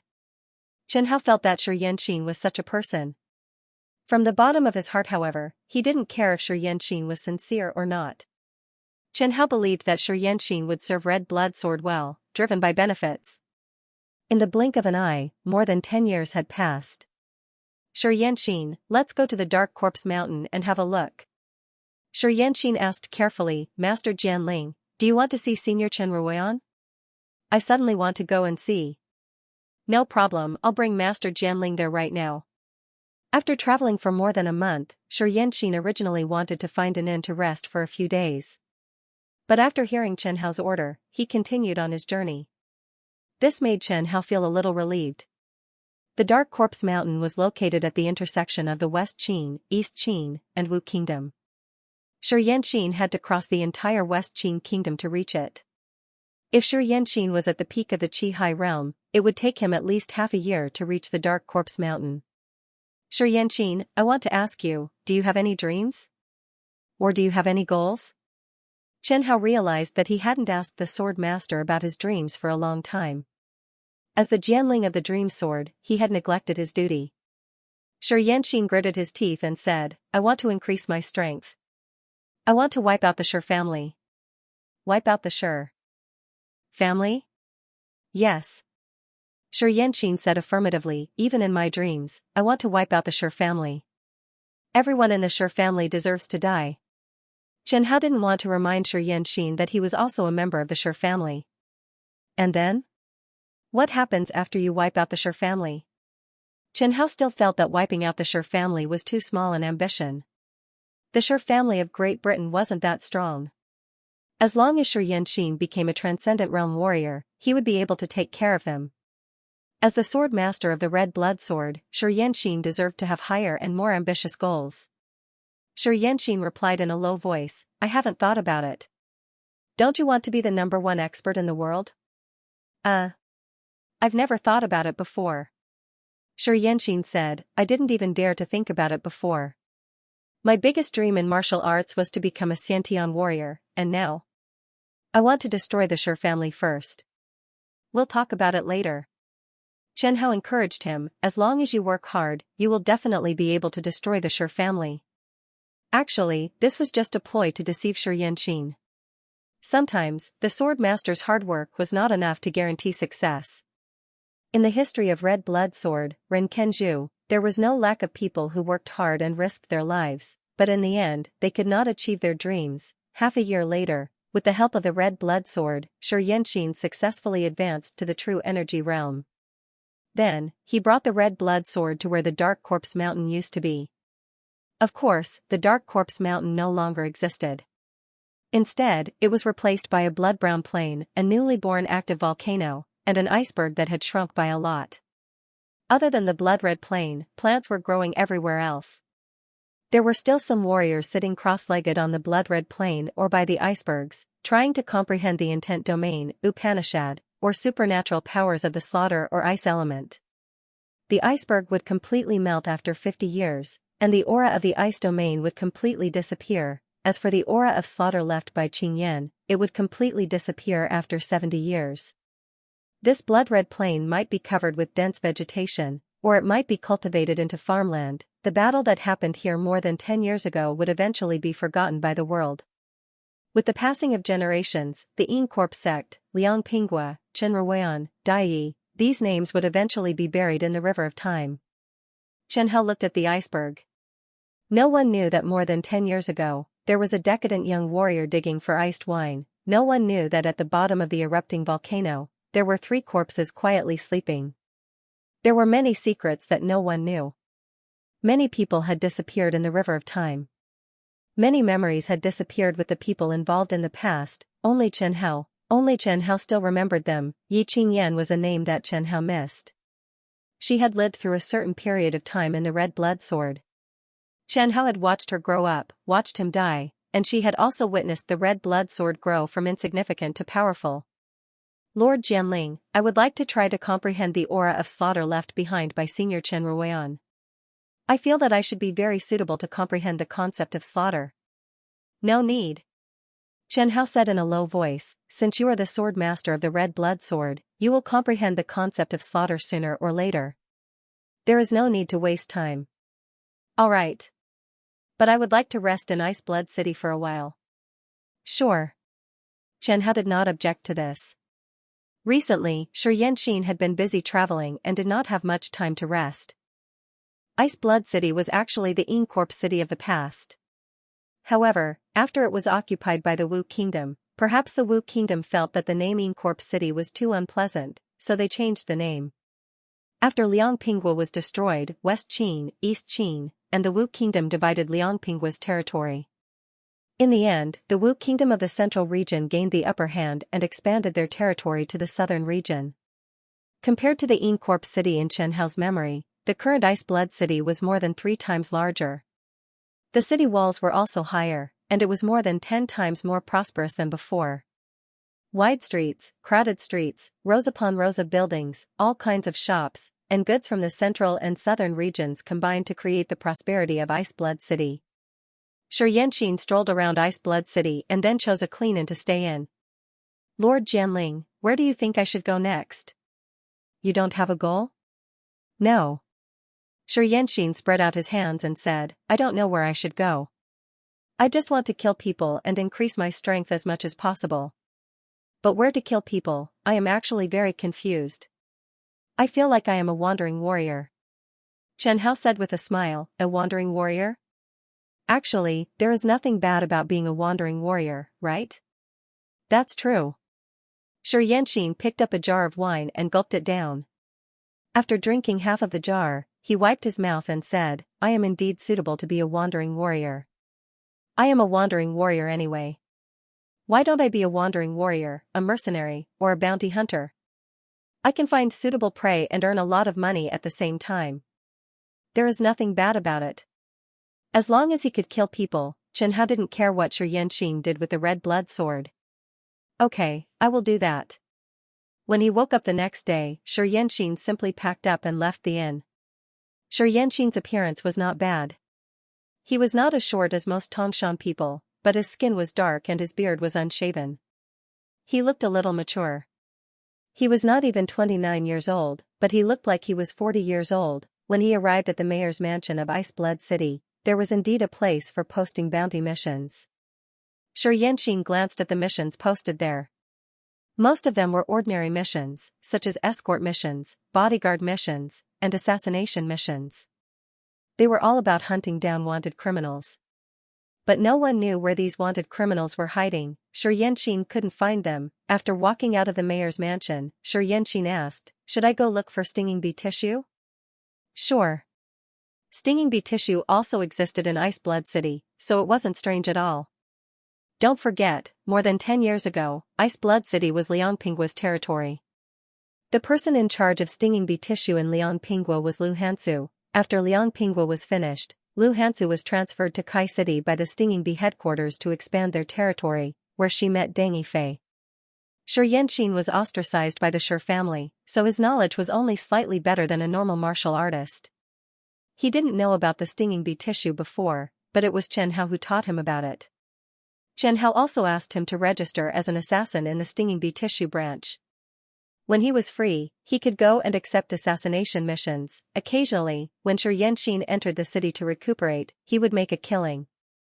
In any case, after killing someone, he would directly leave the city.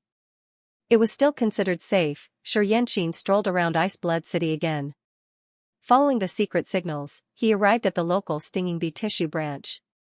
Xianxia found a few assassination missions that were suitable for him. I'll accept this mission. Here's my ID tag. Okay.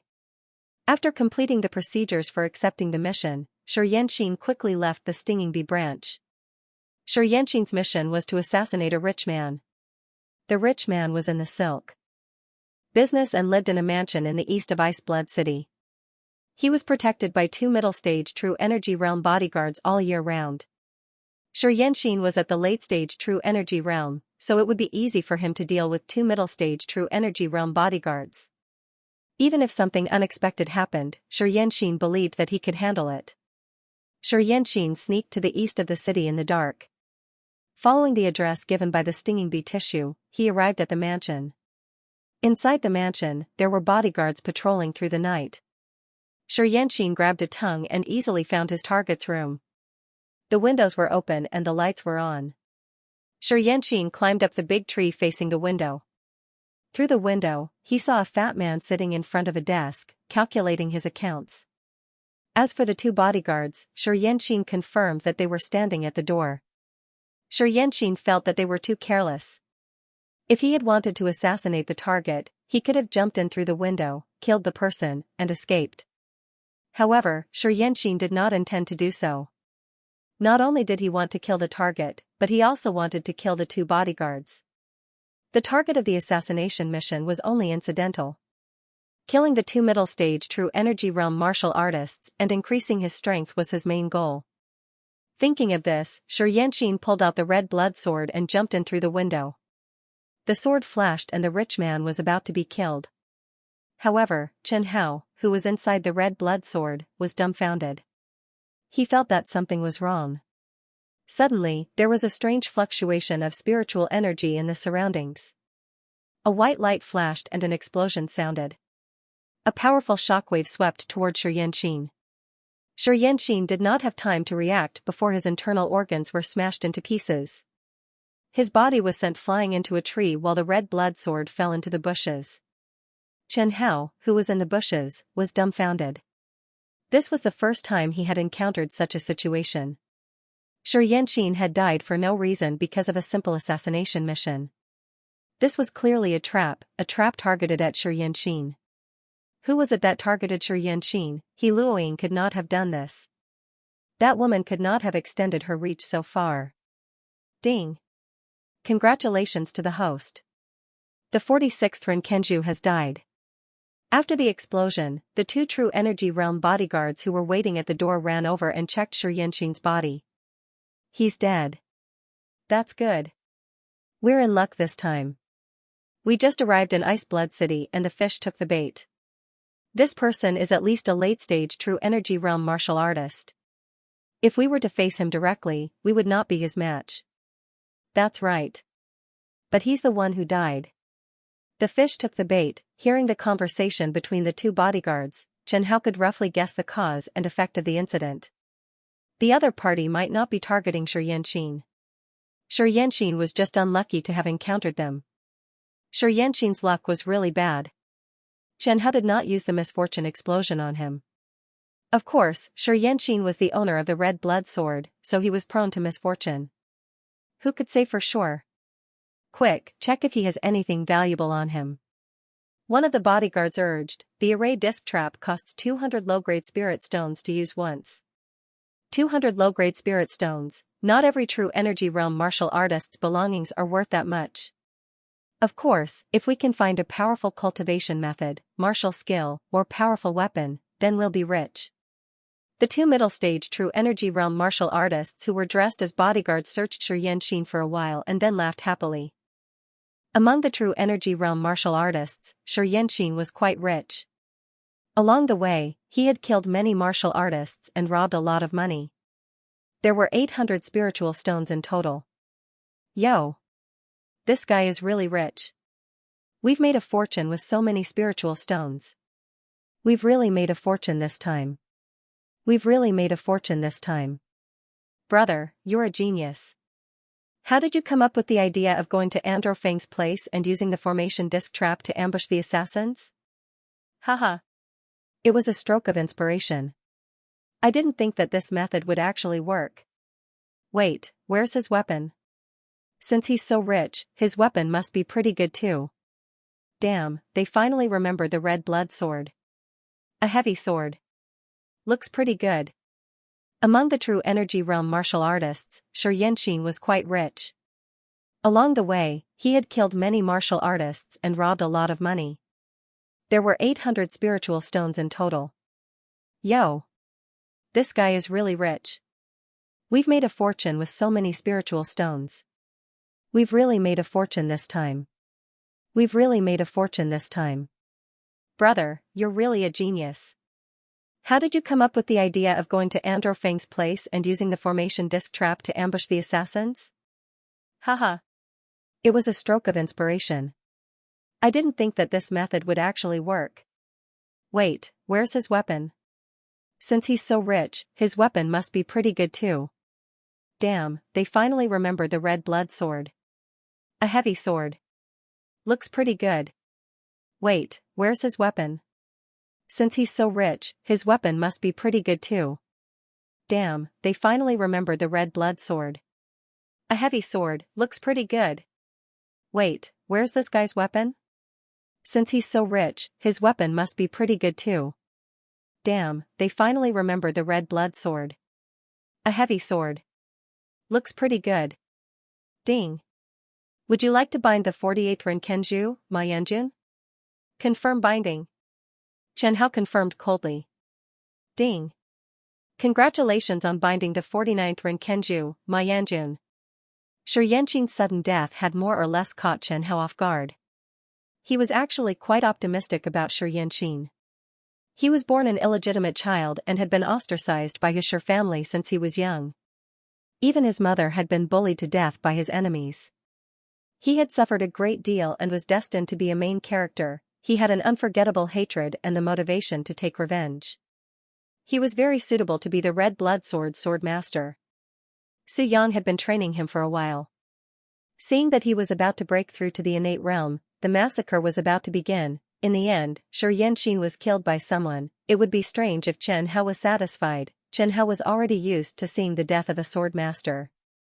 He was usually calm when a sword master was killed. After all, the red blood sword master seemed to die very easily. The problem was that the way the other party killed Xianxia was not so honorable. Chen Hao obviously did not care if the sword master was honorable or not. He only cared that the other party did not use a sword to kill him, but a trap. Do whatever you want. Chen Hao glanced at the Ma brothers and sent all the information about the red blood sword to his older brother, Ma Yanjun. He also warned Ma Yanjun that if the red blood sword left his hands for too long, the red blood sword would choose a new sword master. If the red blood sword chose a new sword master, then Ma Yanjun, as the former Renkenju, would definitely be a thorn in the side of the future Renkenju. Chen Hao did not lie to Ma Yanjun, the 48th Renkenju. But he did have bad intentions. Ma Yanjun was overjoyed when he received the red blood sword. Then, he seemed to think of his younger brother beside him, so he desperately tried to control the expression on his face, trying to make himself look normal. However, as he was the kind of person who was good at controlling his facial expressions, this deliberate control caused his facial expression to become distorted. Ma Yanjun's younger brother, Ma Yanwu, noticed all the changes in his brother's expression. He asked suspiciously, "Brother, what's wrong?" "No, nothing. Is there a problem with the sword?" Ma Yanwu was no fool. He was the one who had used the trapping disc to kill Xianxia. No, how could there be a problem with the sword? Then show me your sword.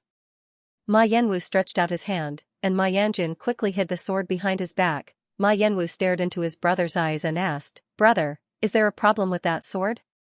Ma Yanjun took a deep breath, looked at his brother cautiously, and slowly retreated. Ma Yanwu looked at his brother in disappointment. He knew that his brother definitely wanted to take the heavy sword for himself. Just how precious was that sword? Was it a spiritual weapon? Or a Dao weapon? Ma Yanwu knew his brother's character, and he also believed in their brotherhood. The most likely thing that could make his brother turn against him was a Dao weapon. Ma Yanjun also saw his brother's disappointment. He felt bad, but he did not dare to take the risk. He had already seen the red blood sword's ability. It was the sword that blood demon Chen Ruoyan used in the past, and its ability was simply heaven-defying. This sword could only stay in his hands. Once this sword left him, it was very likely that it would recognize someone else as its owner. If he gave the sword to his brother, and his brother found out about the sword's ability, he was worried that his brother would attack him. Ma Yanwu asked, "Brother, is that a Dao weapon?" "Brother, I'm sorry. I didn't want it to be like this." "Then are you planning to leave?" Ma Yanjun glanced at the door behind him and hesitated. "Brother, Dao weapons usually don't recognize their owners easily." Ma Yanwu persuaded, "Since it recognized you as its master, it must be because you meet the requirements and I don't. Now that you have a Dao weapon, I'm no longer your opponent. Why don't we continue to work together to kill those martial artists? With you around, I'll be a lot safer." "You don't have any thoughts about the Dao weapon?" "Brother, we grew up together. Ma Yanwu said, don't you believe in the relationship between us brothers? And now that you have a Dao weapon, how can I be your opponent? Ma Yanjun thought for a moment and felt that his brother's words made sense. Moreover, his brother didn't know about the red blood sword's ability. He didn't know that the red blood sword in his hand wasn't some bullsh asterisk T Dao weapon, but a divine sword that could lead to immortality. Then let's stay together? Yes. We brothers went out to explore the world together. Of course, we have to stay together. Ma Yanwu said sincerely, now that you have a Dao weapon, I can ride on your coattails. Okay. Ma Yanjun nodded seriously, patted his chest and said, don't worry, I'll take care of you. And so, the Ma brothers reconciled. Inside the red blood sword, Chen Hao was a little surprised, but then he didn't care. So what if the two brothers had a good relationship? Anyway, whoever became the sword owner would have their life in the hands of Chen Hao. The Ma brothers didn't stay any longer. Before the guards arrived, they packed up the corpses of the rich businessman and Xianxia and left in a hurry. Because of the Dao weapon in Ma Yanjun's hands, the two brothers didn't dare to leave too many clues behind. They discussed for a while and decided to leave Ice Blood City first. Walking on the bustling streets of Ice Blood City, the two of them hurried along in silence. Ma Yanjun walked in front, holding the red blood sword tightly. In fact, he was still a little wary of his brother behind him. It was true that the two brothers had a deep relationship, but they weren't good people either. Although Ma Yanjun wasn't as smart as his brother, Ma Yanwu, he wasn't stupid. He was still wary of his brother. At this moment, Ma Yanjun heard someone ask in his ear, are you Ren Kenju? Ma Yanjun looked around, but didn't see anyone else. I'm in the sword. Are you the godly sword Jianling? Yes. Ma Yanjun said matter-of-factly, that's right.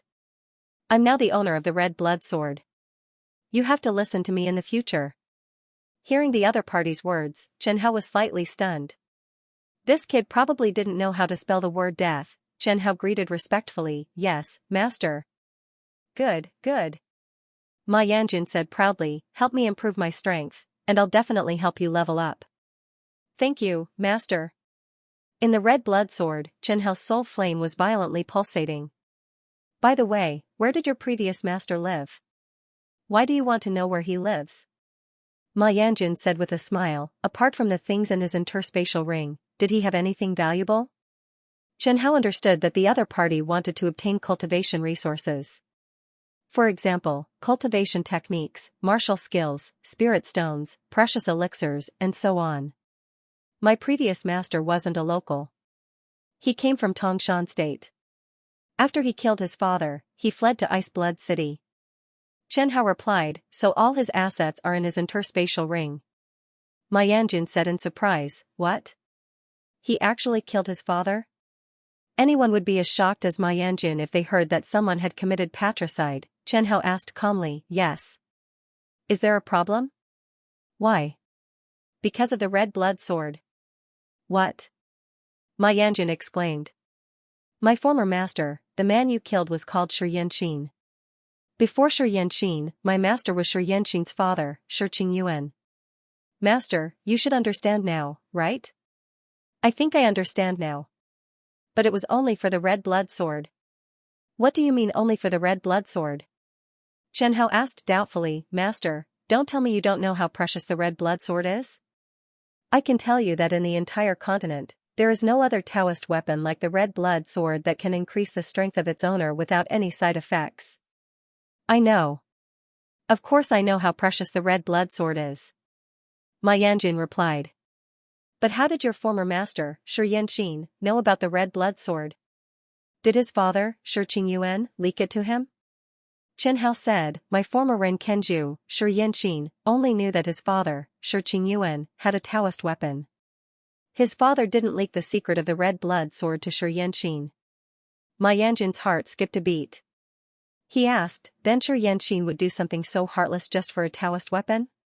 Yes. Master? Don't you know how precious a Taoist weapon is? Chen Hao said seriously. Some Grand Dominion realm experts only have spirit artifacts in their hands. Many of the top powers only have 1 or 2 Dao artifacts. Is it strange for a father and son to be willing to sacrifice themselves for a Dao artifact?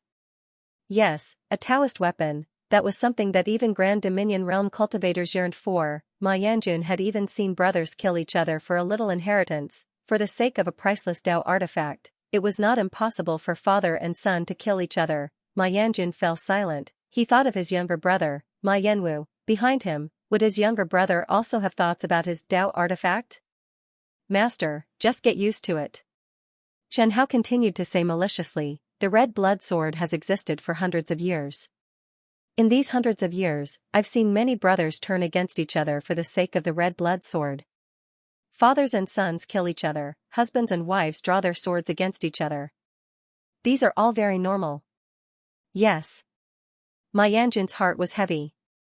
He realized that his younger brother might be a hidden danger. Master, for your own good, I hope that you will try your best to keep the red blood sword a secret. Don't tell anyone. Chen Hao's tone sounded as if he was speaking for Ma Yanjun's good. The red blood sword also has a special disguise ability.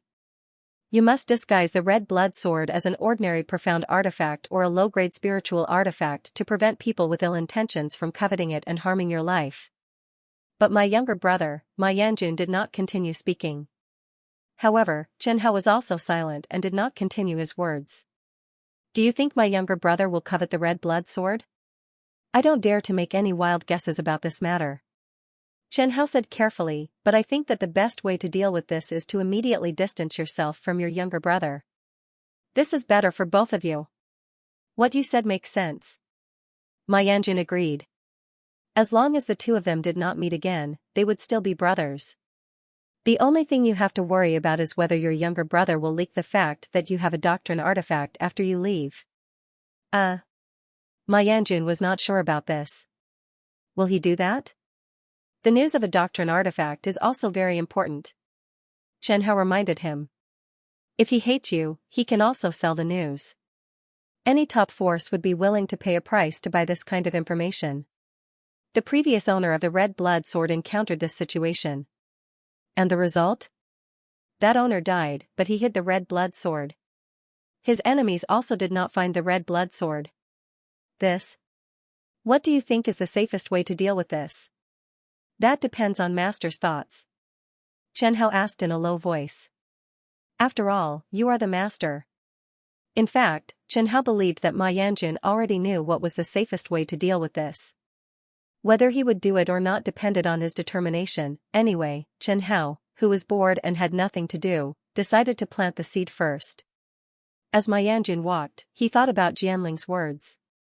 He did not have much doubt about Jianling's words. After all, he was the owner of the red blood sword and Jianling's master. Jianling was always considerate of him. In the end, the one who made the decision was still him, the master.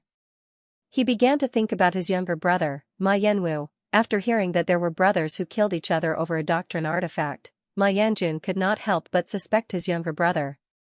If others could do that, why couldn't his younger brother? Moreover, although the relationship between the two brothers was very good, they were not good people. It was not impossible for them to turn against each other over a doctrine artifact. Strictly speaking, it was his younger brother who came up with the idea of using the disc array to kill the killers. Therefore, more than half of the red blood sword in Ma Yanjun's hands should belong to his younger brother. He should not monopolize it. Would his younger brother be dissatisfied? Would he be dissatisfied with him monopolizing the doctrine artifact? Ma Yanjun looked at it from his younger brother's perspective and realized that if he were his younger brother, he would definitely be extremely dissatisfied with him. He thought about his younger brother's evil ideas. He thought about how his younger brother tried to persuade him to stay. Ma Yanjun suddenly felt that his younger brother, Ma Yanwu, actually had ulterior motives for the doctrine artifact. That was why he tried his best to persuade him to stay. Ma Yanjun turned around and glanced at Ma Yanwu. Ma Yanwu nodded at him. Ma Yanjun became even more suspicious, because Ice Blood City was too flourishing. Its city gates were usually closed at midnight. The Ma brothers barely made it to the deadline and left Ice Blood City. They spent some time in the wilderness. Beside the raging bonfire, Ma Yanjun glanced at his younger brother again. Brother, what are you looking at me for? Nothing. Chen Hao laughed in his heart. His sword master, Ma Yanjun, was a person who couldn't hide things. His younger brother, Ma Yanwu, was very sensitive. He seemed to have noticed something strange. The two brothers began to take turns to keep watch. Ma Yanjun hugged the red blood sword and leaned against the tree trunk with his eyes closed. Ma Yanwu added firewood to the bonfire while secretly glancing at Ma Yanjun, who was hugging the red blood sword. He still had some thoughts about the red blood sword. That was a doctrine artifact. Who wouldn't have thoughts about it? Especially, he felt that the doctrine artifact originally belonged to him. His older brother snatched it from him. Thinking about how his older brother, Ma Yanjun, looked at him on the way, Ma Yanwu was afraid, worried, and reluctant to part with him. His emotions were very complicated. He wanted to snatch the doctrine artifact, he was afraid of losing his brother, he wanted to give up and leave, but he was reluctant, he wanted to continue like this, but he was afraid that his older brother would make a move on him. What about Ma Yanjun? Although he remained vigilant, his consciousness soon sank into the dream. In a daze, when he was half awake, he vaguely saw his younger brother's figure quickly approaching him. You want to steal my red blood sword? For a moment, this was the only thought in Ma Yanjun's mind. He didn't even have time to open his eyes before he pulled out the red blood sword and slashed at his brother. With a clang, the two weapons collided. Brother, what are you doing?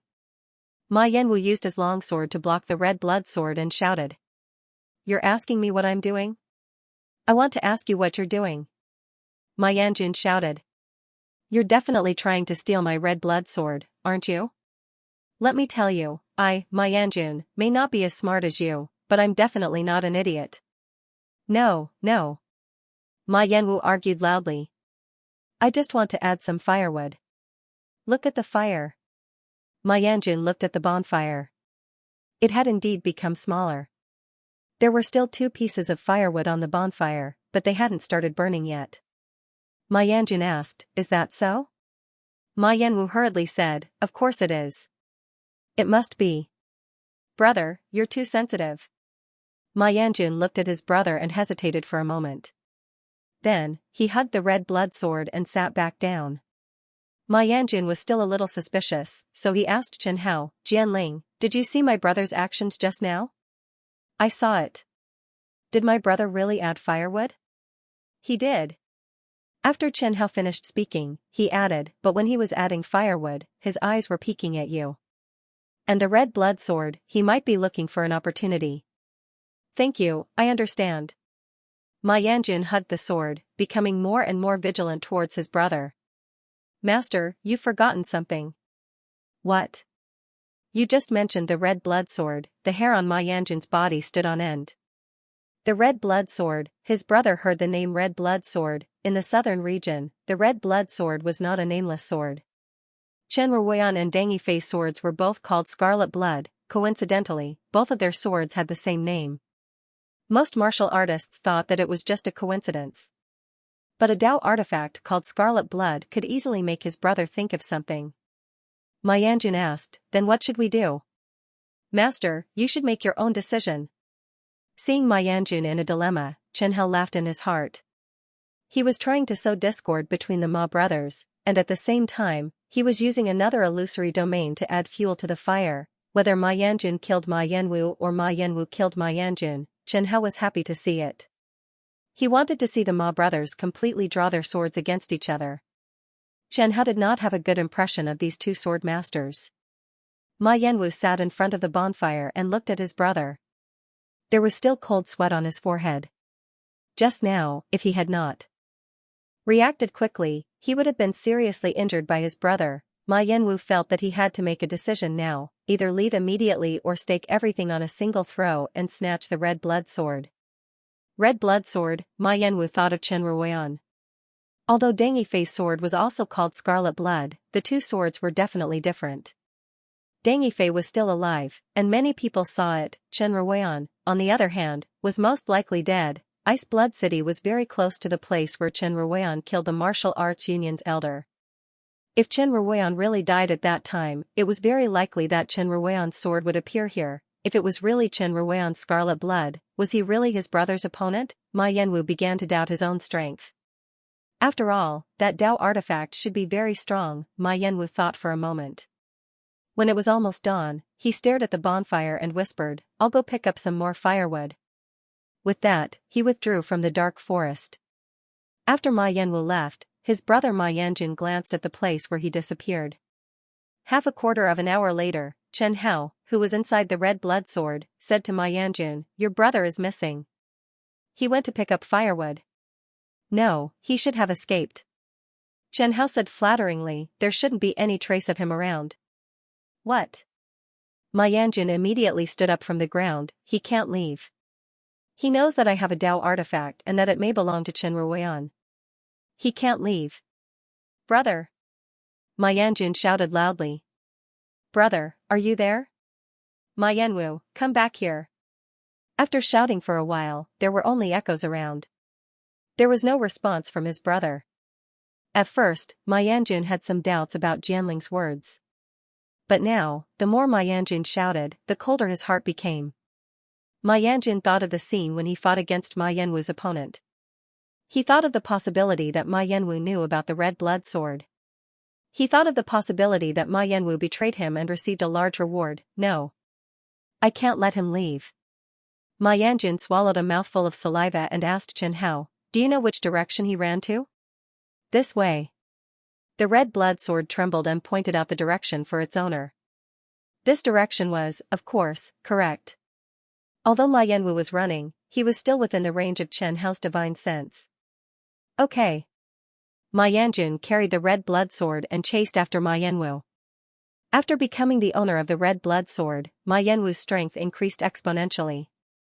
Even his movement was much faster than usual. In less than half an hour, Ma Yanjun saw his brother's figure. Ma Yanjun shouted loudly, "Ma Yanwu, come back here." When Ma Yanwu heard his brother's voice, he was scared out of his wits. He didn't expect that his brother, whose strength was similar to his own, would be able to catch up with him. "If you continue to run, I will make a move on you." "Humph. Ma Yanjun. Don't pretend to be a good big brother." Ma Yanwu shouted loudly, "You think I don't know what you are thinking? You must want to kill me to silence me, right? I am your big brother, how can you think like that? If you really think of me as your brother, then let me go." Ma Yanwu said, "From now on, we brothers will go our separate ways." "No, you must stay here." Ma Yanwu wanted to escape, while Ma Yanjun wanted to keep Ma Yanwu. The two brothers quickly fought each other. Just as they touched, Ma Yanwu discovered that his brother's strength had increased by a lot.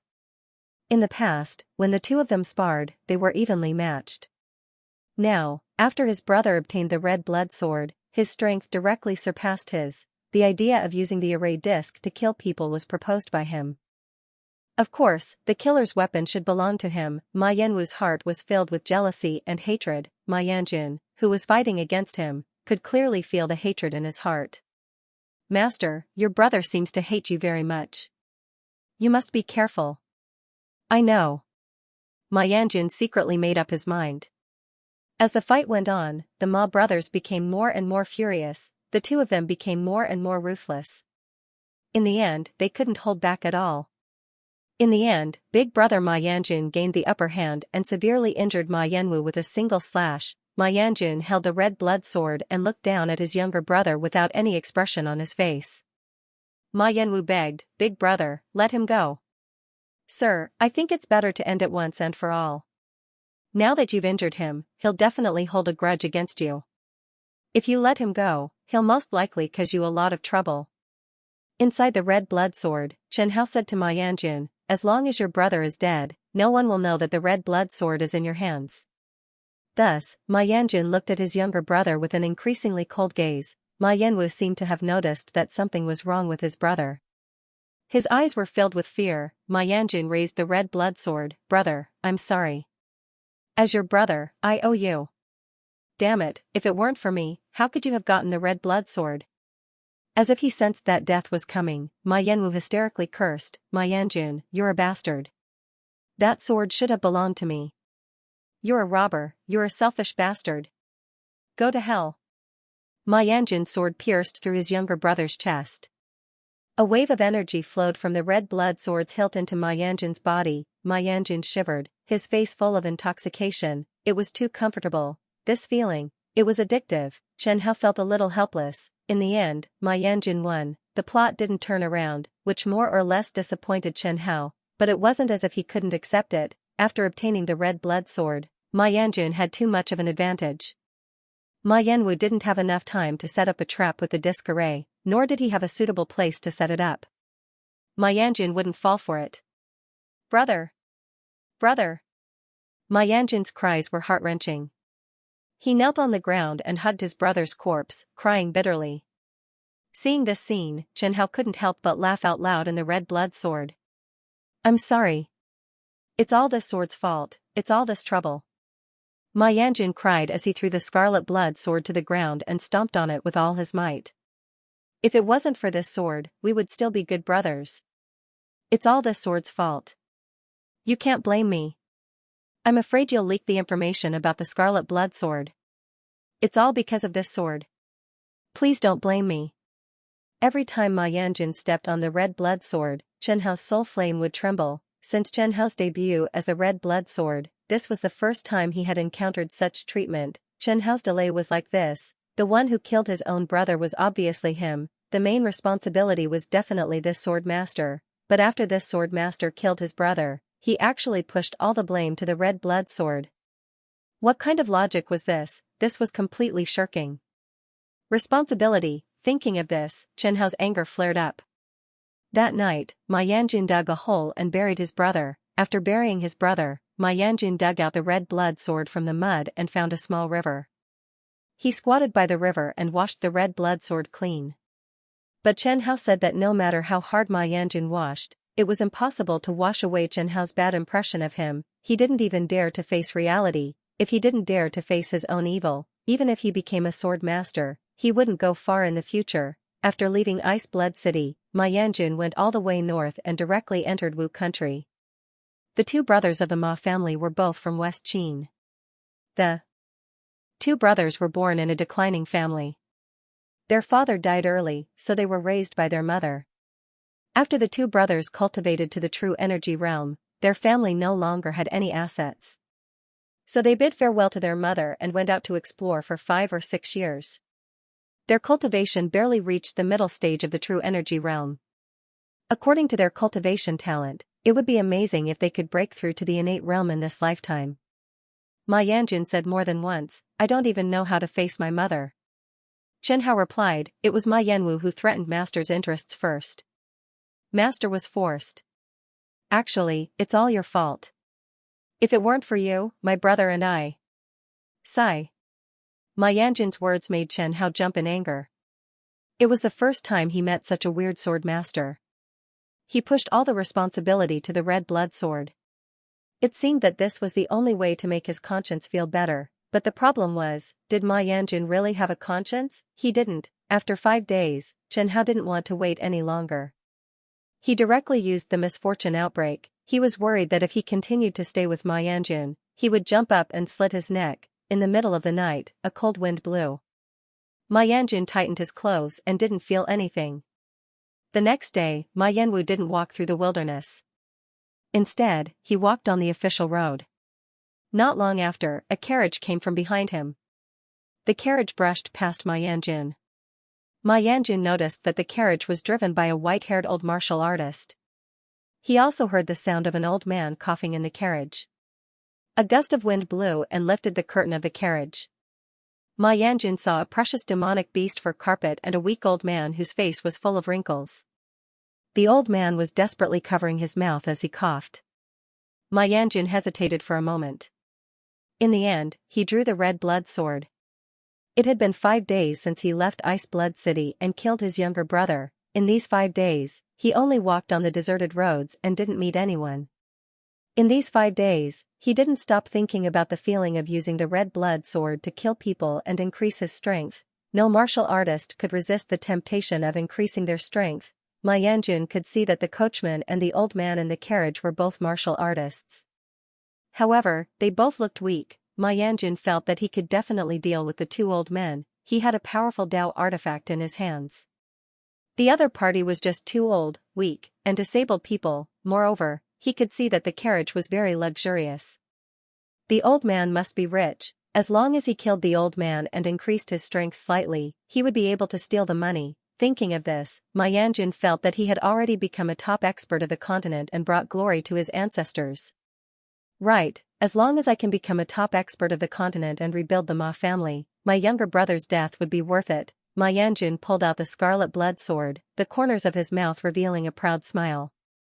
Just as he drew the red blood sword and revealed his killing intent, the old man in the carriage suddenly stopped coughing.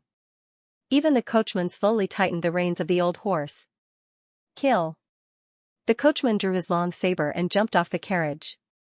He directly charged at Ma Yanjun. As for Ma Yanjun, he was now more than 10 meters away from the carriage. The coachman was already charging at him. He looked even more ferocious than him. Chen Hao, who was inside the red blood sword, knew that Ma Yanjun had successfully kicked an iron plate. These two old men were not easy to deal with. Blood battle. 100 kills. Under the bloody light, the coachman's long sword was dyed red. This coachman, who was at middle stage true energy realm, had comprehended a bit of slaughter concept. Humph, you think I'm afraid of you? Ma Yanjun could tell that the coachman was at the same level as him. He had the red blood sword and didn't take the coachman seriously. Although the coachman had comprehended the embryonic form of the slaughter mentality, it was not the true slaughter mentality after all. Facing Ma Yanjun, who had the scarlet blood sword and a strong body, the old coachman gradually fell into a disadvantage. Cough. In the carriage 10 meters away, the old man with one foot in the grave coughed. The energy instantly pierced through the carriage, and Ma Yanjun's body exploded into a cloud of blood mist. Ding. Congratulations to host. The 48th Renkenju Ma Yanjun has died. To be honest, Chen Hao was quite happy. Ma Yanjun was an eyesore to him for a long time. On the list of Renkenju that he hated, Ma Yanjun was definitely on it. The coachman looked at Ma Yanjun's incomplete body, picked up the red blood sword, and walked towards the carriage. Ding. Would you like to bind the 49th Renkenju Hu Fei? Confirm binding. Chen Hao replied casually. Recently, too many sword masters had died, and he felt like he had nothing to lose. Since he couldn't find a suitable sword master, he might as well do whatever he wanted.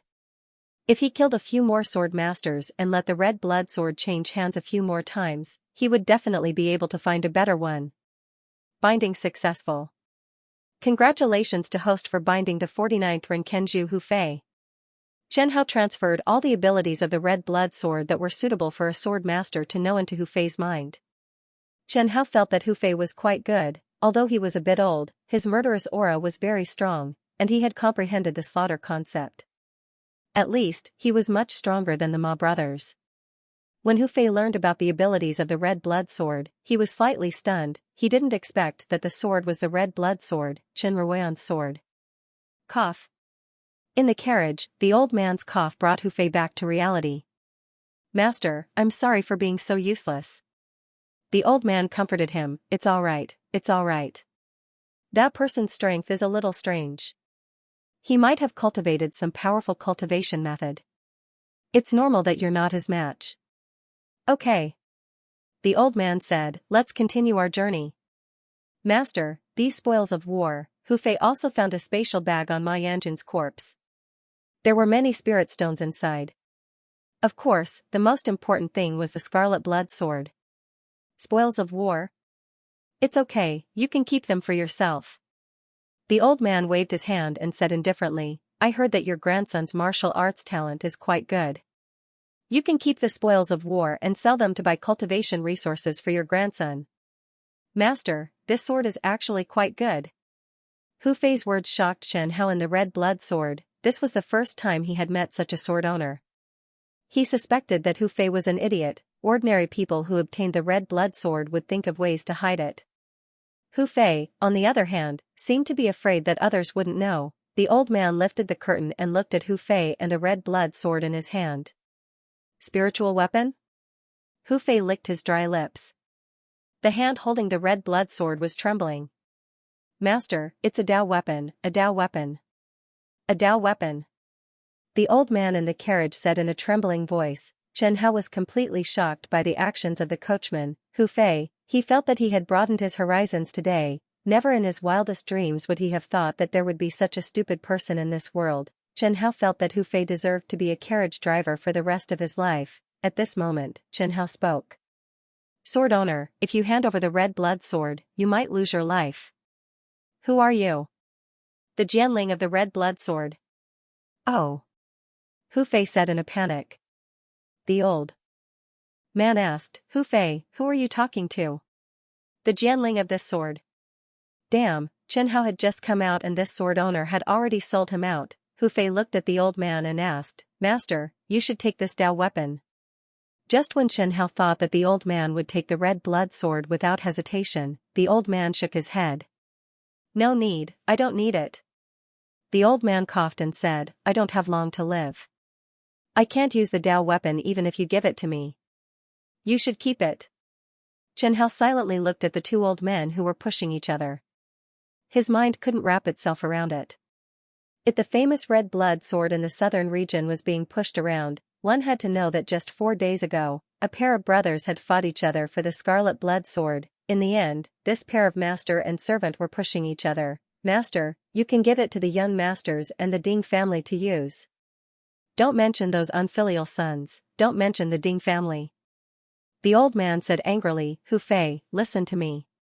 Keep that Dao artifact for yourself and give it to your grandson in the future. Let your grandson use it. As long as your grandson has some potential, he might become an expert in the future. Then, he can establish a Hu clan and help your Hu clan expand. Chen Hao didn't want to talk anymore, he could feel the relationship between the master and servant in front of him. It must be the kind of friendship that had risked their lives. Although the old man in the carriage had deteriorated greatly, his original strength was very strong. If he wanted to kill Hu Fei, one move would be enough to support his weak body. If he said he didn't want the red blood sword, then he really didn't want it. Alright, don't say any more. Let's continue. As Hu Fei drove the carriage, he asked in his heart, Jianling, can you hear me? I can hear you. Chen Hao replied lazily. I want to ask if my master's life is coming to an end and his vitality is deteriorating. Can he be saved? No. The red blood sword isn't good at saving people. As Hu Fei drove the carriage, he took out a wine flask and drank a mouthful of wine. He asked in his heart, if master becomes the sword master, does he have a chance to continue living? Chen Hao looked at Hu Fei, speechless for a long time. Chen Hao seemed to have guessed what Hu Fei wanted to do. Jianling, tell me. Your master's original strength should have been very strong. However, he was seriously injured, which caused his strength to deteriorate and his vitality to deteriorate. His life is coming to an end. Chen Hao said seriously, if he can become the red blood sword's master, as long as he can kill martial artists, he can increase his strength and extend his life. Hu Fei said excitedly, are you serious? Of course. Chen Hao said in a low voice, but you will die. The red blood sword only recognizes one master. If you don't die, he won't be able to become the red blood sword's master. Hu Fei gritted his teeth and said, I understand. However, Chen Hao thought that Hu Fei might not understand anything, this was going to kill him. Master, you definitely want to regain your former strength, right? Hu Fei, why are you bringing this up? The old man sighed. Let's not talk about this anymore. The old man leaned back on the cushions in the carriage and looked at the fluttering curtains. To be honest, I've lived for more than 100 years.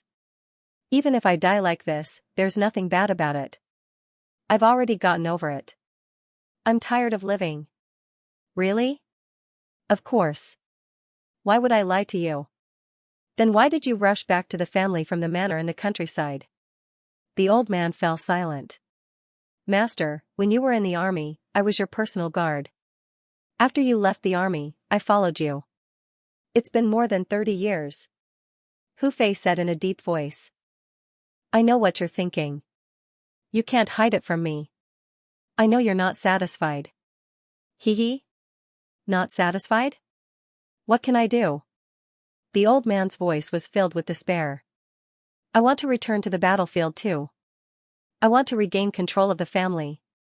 I also want to skin those unfilial sons. But that's just a thought. I can't even defeat those unfilial sons now. Master, how heroic were you back then? How heroic were you? In my heart, you've always been a hero. If it wasn't for you, I would have died on the battlefield. My brother's family wouldn't have survived and I wouldn't have children. Hu Fei sobbed. All these years, I've seen how you've deteriorated. I don't feel good. Sometimes, I hate myself for being so useless. I hate myself for not being able to protect you even though I'm your personal guard. The other old brothers probably have the same thoughts as me. That's a Grand Dominion Realm Master. He's invincible. You don't have to blame yourselves. Let's not talk about what happened back then. The old man was confused. Hu Fei, you seem a little strange today. Why did you suddenly bring up the past? Strange? I feel that ever since you got that Dao artifact, you've been acting strange. The old man lifted the curtain and looked at the red blood sword beside Hu Fei. Is it a demon sword? No, it's a divine sword. Hu Fei pulled on the reins and held the red blood sword in his hand. It can heal Master's injuries and let him recover. Really? The old man slowly stood up from the chair. He stretched out a trembling hand that was as thin as a chicken's claw. Hu Fei respectfully handed the red blood sword's hilt to him. After the old man pulled out the red blood sword, he looked at the blood-red body of the red blood sword and said in a low voice, "This is indeed a weapon that drinks blood. But why can't I feel its spirit? There should be one last step left." What steps? Hu Fei stabbed the red blood sword into his chest. Even though Chen Hao was mentally prepared, he was still shocked when Hu Fei really pierced the red blood sword into his chest. When Deng Yifei died, Chen Hao was somewhat disheartened.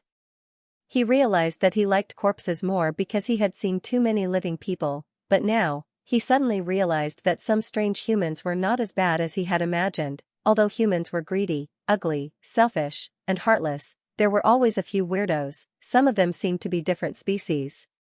Hu Fei, what are you doing? The old man hugged Hu Fei and asked loudly, why did you suddenly want to die? Why did you do this to yourself? Hu Fei spat out blood and stuffed the red blood sword into the old man's hand. Master, this sword is for you. Is it because of this sword? The old man quickly found the crux of the problem. That sword can heal you, but the prerequisite is that you have to become the sword's master. Hu Fei smiled awkwardly. The problem is, when I picked up the sword, it recognized me as its master, so I can only do this, you idiot. The old man scolded angrily. How can you be sure that the sword can heal me? If the sword can't heal me, then wouldn't you have died for nothing? Legend has it that Chen Ruoyan can increase his power by killing people. It might be because of this sword. If Chen Ruoyan can do it, then Master can do it too. I'm afraid that if I don't make this decision now, I won't be able to give it to you in the future. Hu Fei swallowed a mouthful of blood and said, if Jianling lied to me, then avenge me. And Master, please take care of my family. Thank you. After Hu Fei said his last words, he breathed his last breath. The 49th Renkenju of the Red Blood Sword, Hu Fei, had died. Hu Fei. Hu Fei. You idiot. The old man hugged Hu Fei and held the red blood sword. His face was covered in tears as he cried loudly. Ding. Would you like to bind Ding Fengyun as the 50th Renkenju of the Red Blood Sword? Yes. No matter what, Chen Hao had to bind Ding Fengyun to him. The previous Renkenju, Hu Fei, had committed suicide to fulfill Ding Fengyun's wish. Chen Hao only hoped that Ding Fengyun was not a hypocritical person. Otherwise, Hu Fei's hopes would be dashed. Ding Fengyun hugged Hu Fei and cried for a while. Then, he placed Hu Fei's body in the carriage. He had already received the message from the Red Blood Sword. Jianling, are you there? Are you the one who told Hu Fei that you can heal me? Yes. Chen Hao replied. Hu Fei is my brother. I know. Hu Fei also sees you as his brother. Chen Hao replied, that's why he chose you to become the master of the Red Blood Sword. Can my injuries really be healed? Ding Fengyun asked. Yes. Yes. Ding Fengyun said, I have the urge to throw you away, but I can't bear to let Hu Fei down. Also, I really don't want to. Very good, Chen Hao admired Ding Fengyun's resolve. Ding Fengxian clenched his fists tightly and looked at the road in front of him. Ding Fengyun's aura was very heavy, and his qi and blood had declined to the extreme. If not for the Red Blood Sword, he probably only had a few months left to live. Chen Hao believed that Ding Fengyun should be aware of his body's condition. After all, even if he had suffered an injury that was difficult to recover from, Ding Fingyun's cultivation was already at the early stage of the heaven-breaking realm. In other words, before Ding Fengyun was injured, he was very likely a transcendent realm expert. Connecting the dots, Hu Fei said that he used to be Ding Fingyun's personal guard, then Ding Fingyun's identity was obvious. He should have been on the battlefield, his martial arts foundation was very good, and he had been on the battlefield before. Now, he still had the strength of the early stage of the heaven-breaking realm. Chen Hao felt that he was indeed quite suitable to be the master of the red blood sword. It's good that you don't want to. Chen Hao said to Ding Fengyun, as long as you're willing to kill people, the red blood sword can let you regain your heart. That Chen Ruoyan, did she also rely on the red blood sword to reach that step? Chen Hao asked, what do you think? Chen Ruoyan should have borrowed the power of the red blood sword, but I believe that Chen Ruoyan herself should also be very talented. Otherwise, why is there only one Chen Ruoyan in the southern mountain range? Chen Hao felt that Ding Fingyun's analysis was quite reasonable. At least he wasn't as arrogant as Ren Kenju from before. Your analysis makes a lot of sense. Chen Hao agreed. After Chen Ruoyan, there have been many people who have obtained the red blood sword, but none of them have achieved what Chen Ruoyan did. As for Deng Yifei, Chen Hao temporarily excluded Deng Yifei. He didn't want to be a sacred sword anymore. Yes. Ding Fengyun. Yes. Remember, using the red blood sword to increase one's strength isn't without risk. Chen Hao warned. It only looks good. There are no side effects. Ding Fengyun asked seriously, what side effects? Most of the owners of the red blood sword like to increase their strength through killing. Because it's too easy to increase their strength, it's very easy for them to have problems with their state of mind. You mean to say that they have great strength but don't have the right state of mind to match it? Yes. Chen Hao continued. In addition, because of this sword, Ren Kenju of the red blood sword can easily comprehend the killing intent. This will also increase the chances of the owner losing his mind and going berserk. I understand. Ding Fengyun said. Compared to the red blood sword's ability, almost all warriors should be willing to accept this price. Whether you can accept it or not is one thing, but I have to tell you that you can't die without knowing anything. You must be aware of these side effects. Thank you, Jianling. To be honest, when Chen Hao frankly told Ding Fengyun about how the red blood sword could easily cause the owner to go berserk, Ding Fengyun was even more relieved. In Ding Fengyun's opinion, there was no free lunch in this world. If you received benefits, you had to pay a price. If the other party only gave you benefits and didn't pay a price, you had to be vigilant. Ding Fengyun looked at Hu Fei's corpse and sighed heavily. After a while, he put Hu Fei's corpse into his interspatial ring. Did Ding Fengyun hate the red blood sword? Of course, there was some resentment, but this kind of resentment was not deep, and was then extinguished by his rationality.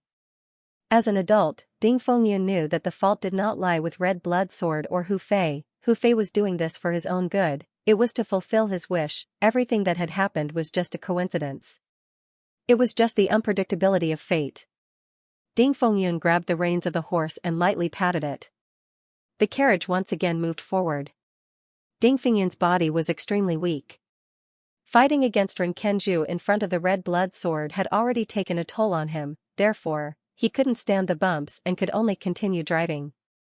Inside the red blood sword, Chen Hao began to talk to Ding Fengyun. There was no other reason. Recently, Ren Kenju and Chen Hao were not very satisfied. Ding Fengyun was the most outstanding Ren Kenju in recent years. Chen Hao was also willing to talk to him. Old Ding, you're now at the early stage of the heaven-breaking realm. What was your strength at your peak? Ding Fengyun sighed.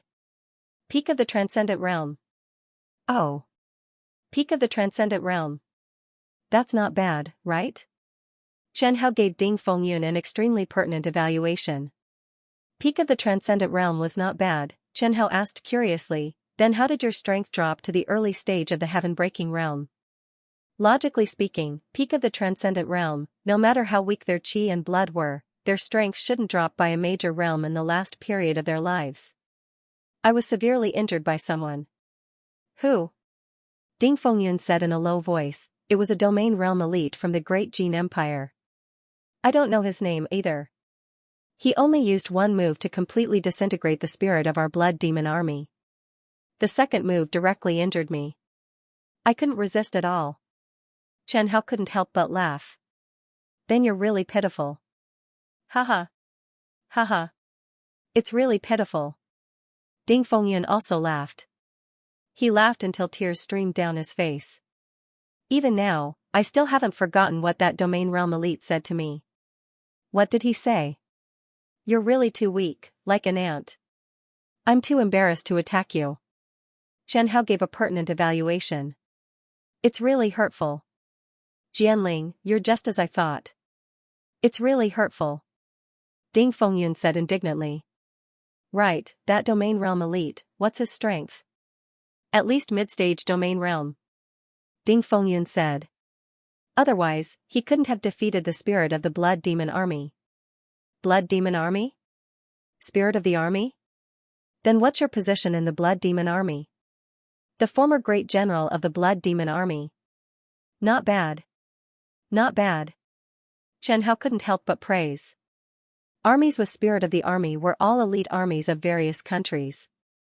None of the great generals of elite armies were easy to deal with. Ding Fengyun was at the peak of the transcendent realm back then. His state of mind and willpower were definitely at the top level of martial artists. He became the sword master of the red blood sword. Before Ding Fengyun reached the peak of the transcendent realm, he wouldn't be affected by his inner demons much. Then where do you plan to go now? I plan to return to my family.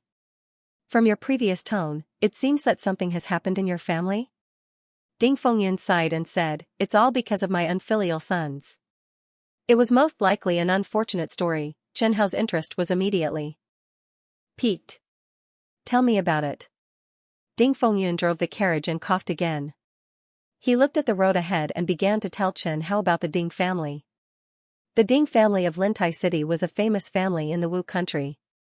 Even before the Wu country was established, the Ding family had already taken root in Lintai City. Ever since the Wu country was established, the Ding family had been very close to the Wu country's royal family. Inside the Ding family, many members were willing to join the Wu country's military and serve the Wu country. When it came to Ding Fengyun's generation, Ding Fengyun's martial talent was extremely strong. His leadership talent was also top-notch. Hence, Ding Fengyun used his powerful strength and excellent leadership skills, as well as the Ding family's connections in the military, to become the Grand General of one of the Wu country's two elite armies, the Blood Demon Army. About 20 years ago, the Wu country and the Great Jin Empire had a great war. Ding Fengyun led the Blood Demon Army to destroy the Great Jin Empire's Wild Tiger Army and Wild Wolf Army. Within a month, they occupied a county of the Great Jin Empire. Ding Fengyun originally thought that what awaited him was a great achievement.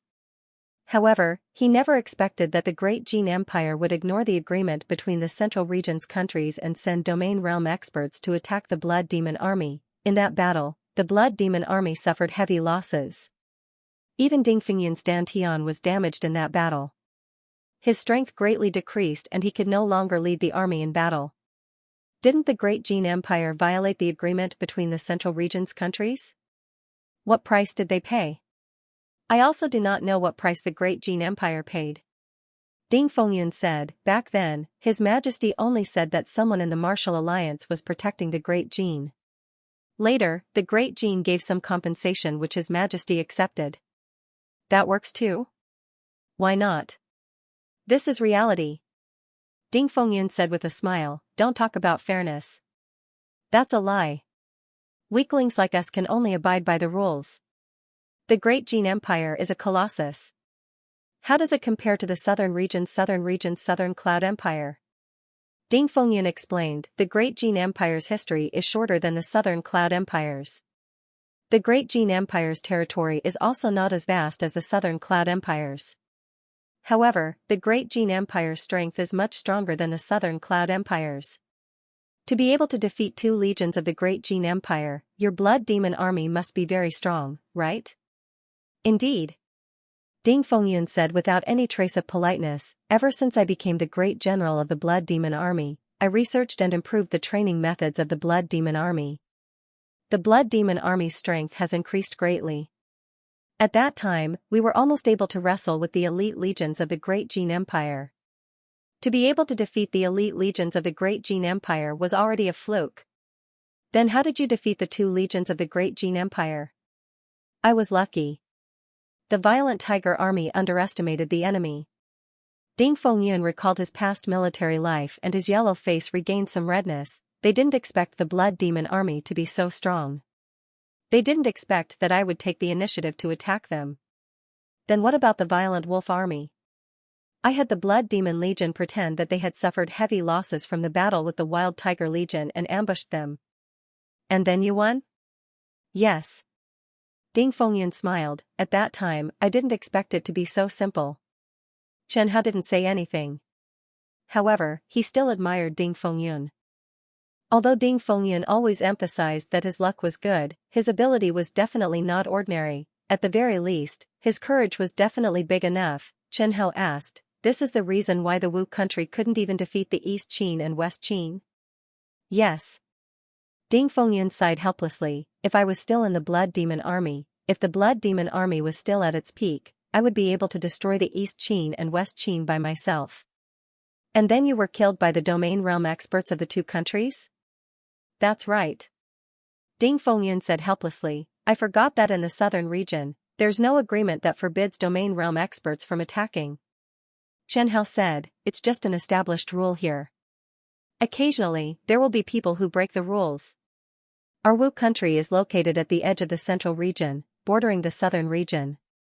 Actually, our position is very awkward. To our north is the Great Jin Empire. Around us is only the Yunliang country, which is a lackey of the Great Jin Empire. Ding Fengyun said unwillingly, if we want to expand into the central region, we have to face the Great Jin Empire.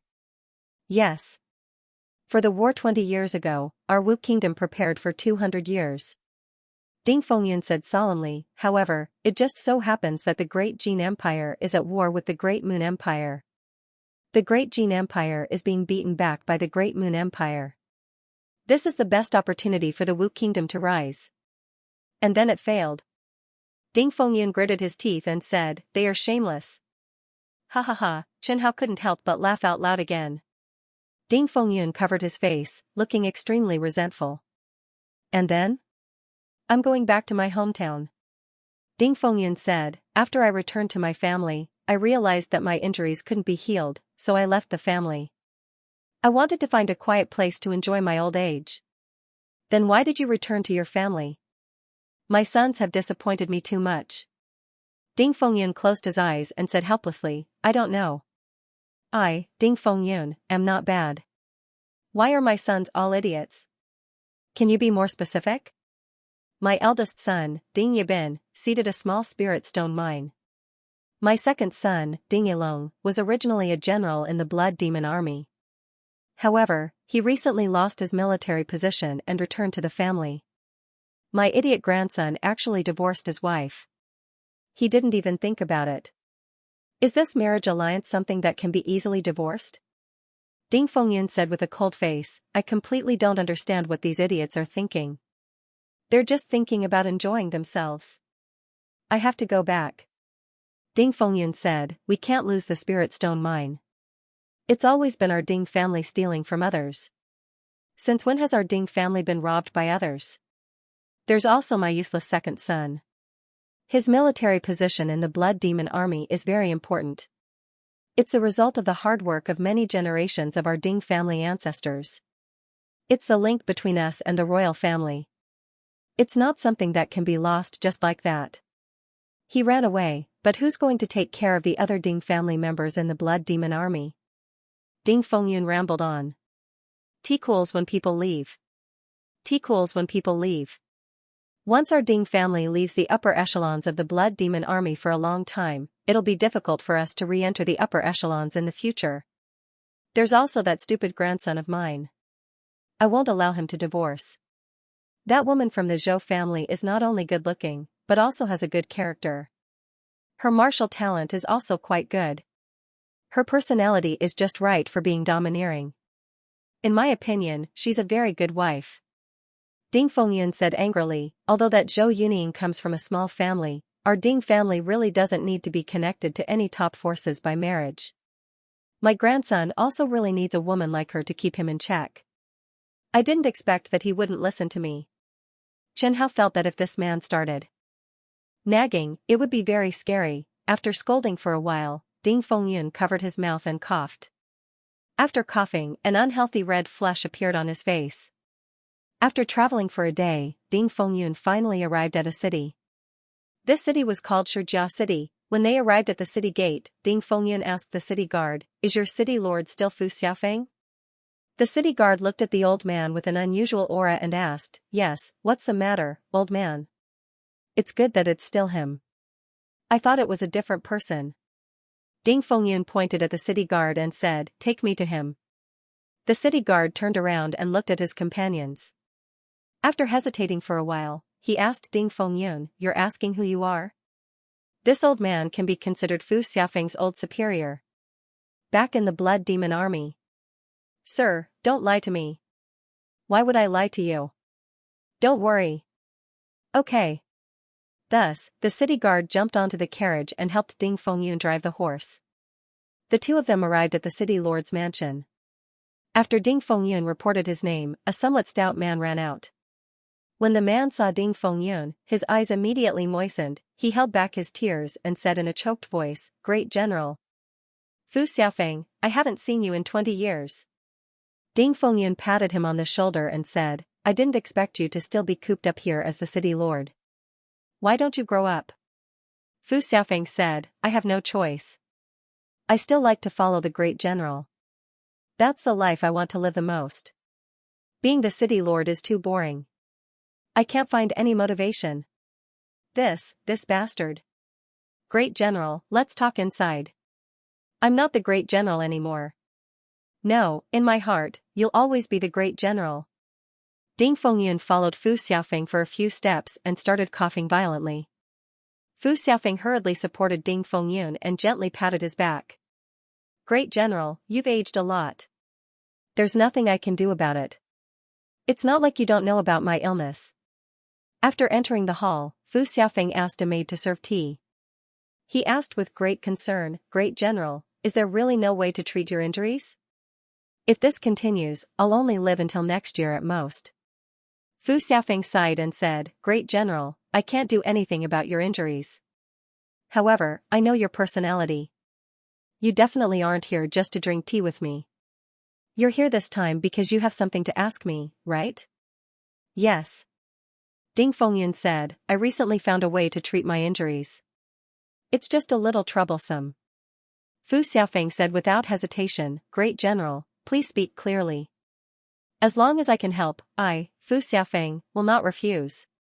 Xianxia seemed to have guessed what Ding Fengyun wanted to ask Fu Xiaofeng for help with. "I obtained a cultivation technique from a demonic martial artist. That cultivation technique has a miraculous effect on healing injuries. It's just that the process is a little bloody." Fu Xiaofeng lowered his voice and asked, "Does it require human lives?" The Wu Kingdom also had demonic factions. However, no country or faction liked demonic martial artists. Most demonic martial artists could only join the army if they wanted to be accepted by a country or faction. Therefore, Fu Xiaofeng was no stranger to the methods of demonic martial artists. There were many demonic martial artists in the Blood Demon Army under Ding Fengyun. "Yes." Ding Fengyun nodded heavily.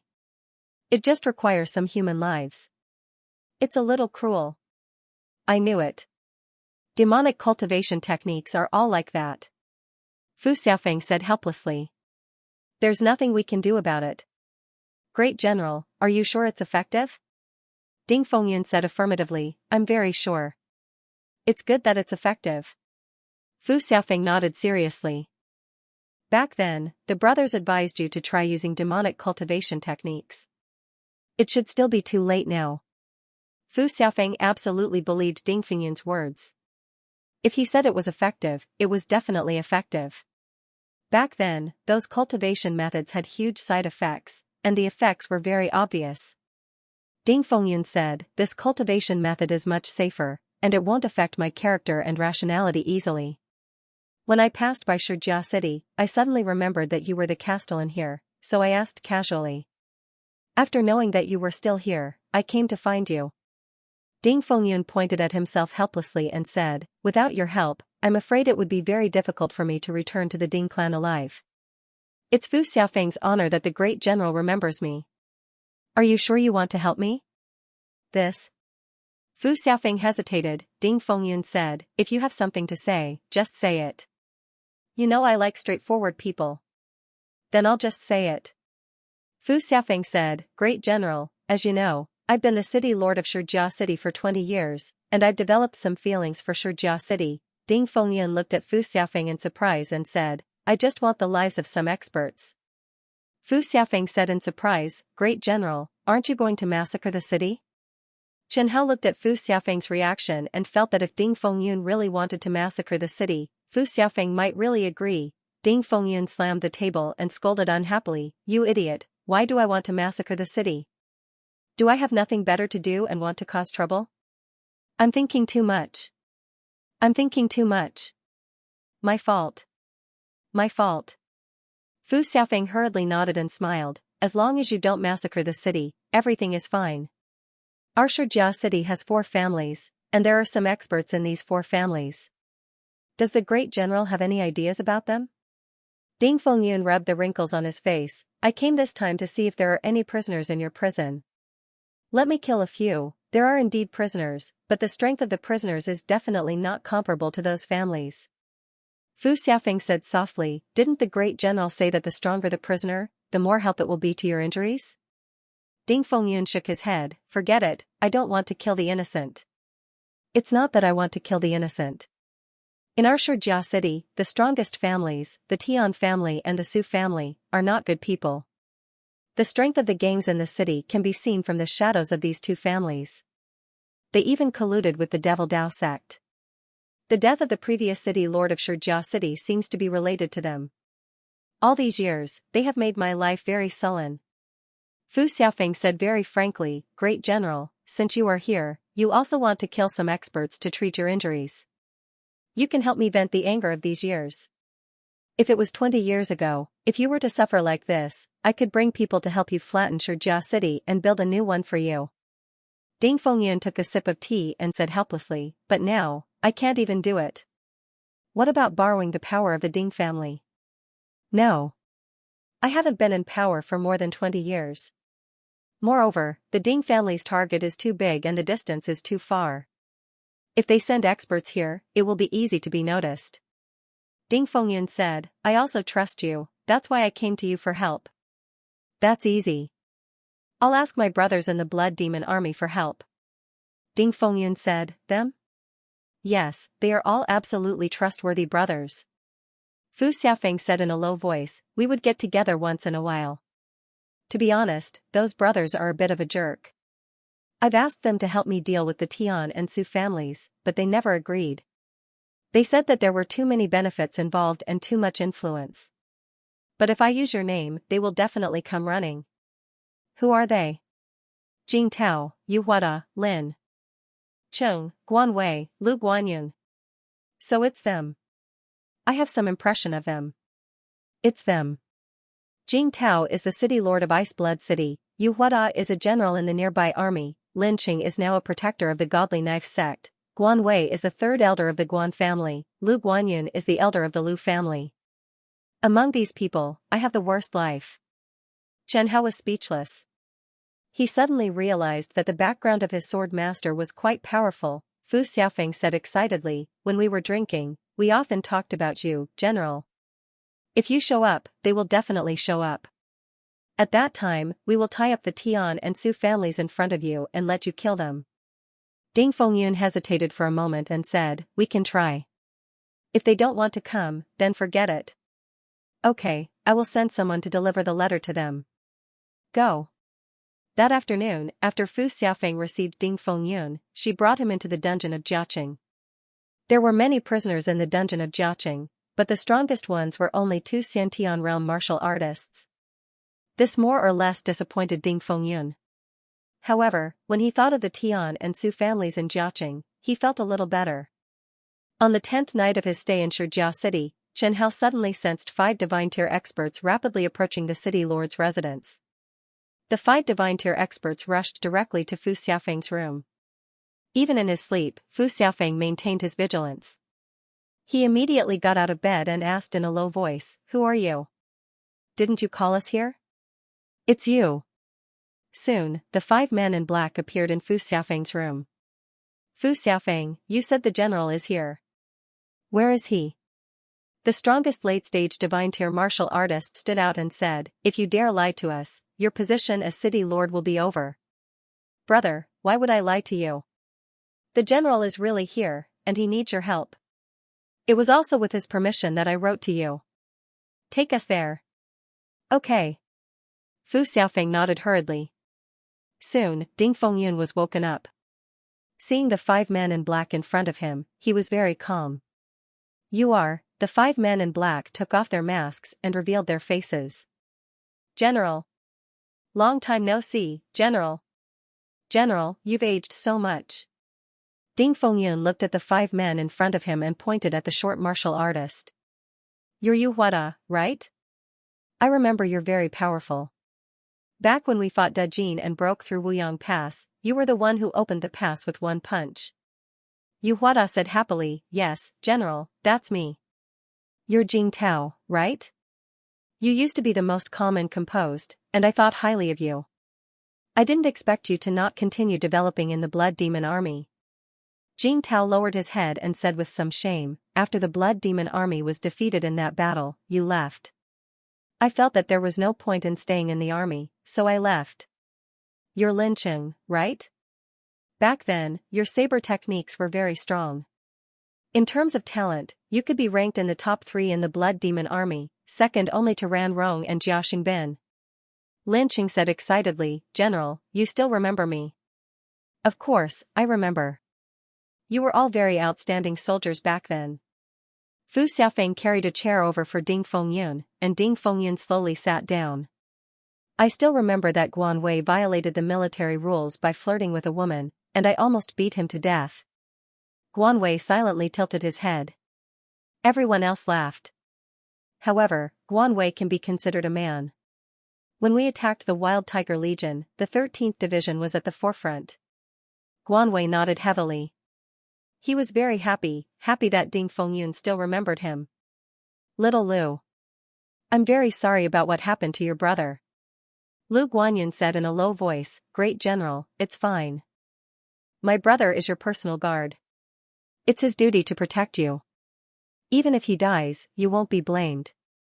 The day we joined the Blood Demon Legion, we've already decided to disregard life and death." Jing Tao asked, "General, what happened this time?" I need your help. 20 years ago, my cultivation level dropped to the early stage of the heaven-shattering realm, and there's no medicine that can cure it. Now, I only have a few months left to live." Ding Fengyun said in a low voice. "Perhaps it's not my time to die yet. I recently found a demon Dao cultivation technique and found that it can cure my injuries. However, I need to kill some martial experts. But now that my blood qi has declined, it's very difficult for me to do anything. When I came to Shijia, I thought of Fu Xiaofeng. I originally wanted to ask him for some prisoners," Lin Qing said. "Fu Xiaofeng definitely wants to borrow your hands to get rid of the Tian and Su clans, right?" "Yes." Ding Fengyun nodded with a smile. "He has his own selfish motives, but it just so happens that I also need help. He suggested that I come to you guys. Our Ding clan is too far away, so I can only try." The 5 transcendent tier experts looked at each other and nodded in unison. Jing Tao said, "It's our honor that the general asked us for help." Fu Xiaofeng asked excitedly, "So, you guys agree?" "Yes, for the general's sake." Jing Tao looked at the old man in front of him who was extremely weak and on the verge of death. He thought of the high-spirited general who led them to attack the great Jin Empire. He choked with sobs and said, "We also hope that the general can recover his strength." "Thank you. No need to thank us. This is what we should do," Jing Tao said in a low voice. "As long as we're brothers of the Blood Demon Army, there's no one who doesn't want the general to recover." Fu Xiaofeng asked in a low voice, "When do we make our move?" "Of course, now." The 5 transcendent tier experts put on their masks and flashed their weapons. Jing Tao said. Fu Xiaofeng, lead the way. Okay. General, are you coming with us, or? Ding Fengyun stood up from his chair and smiled.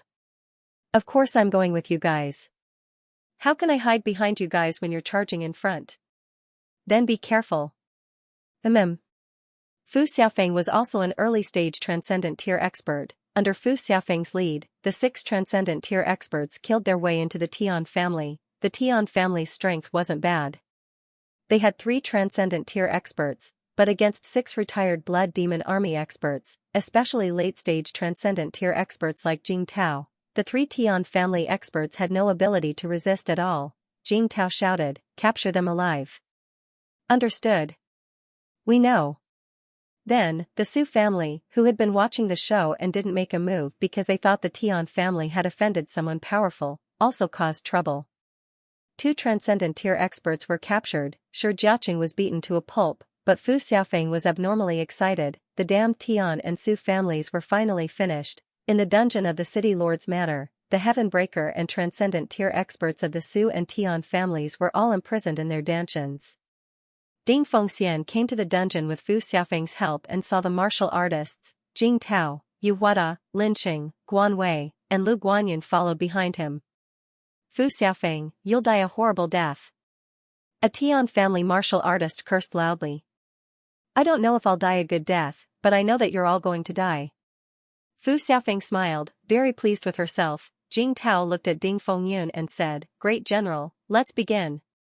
I can't stay long. I still need to go back to Ice Blood City later. Okay.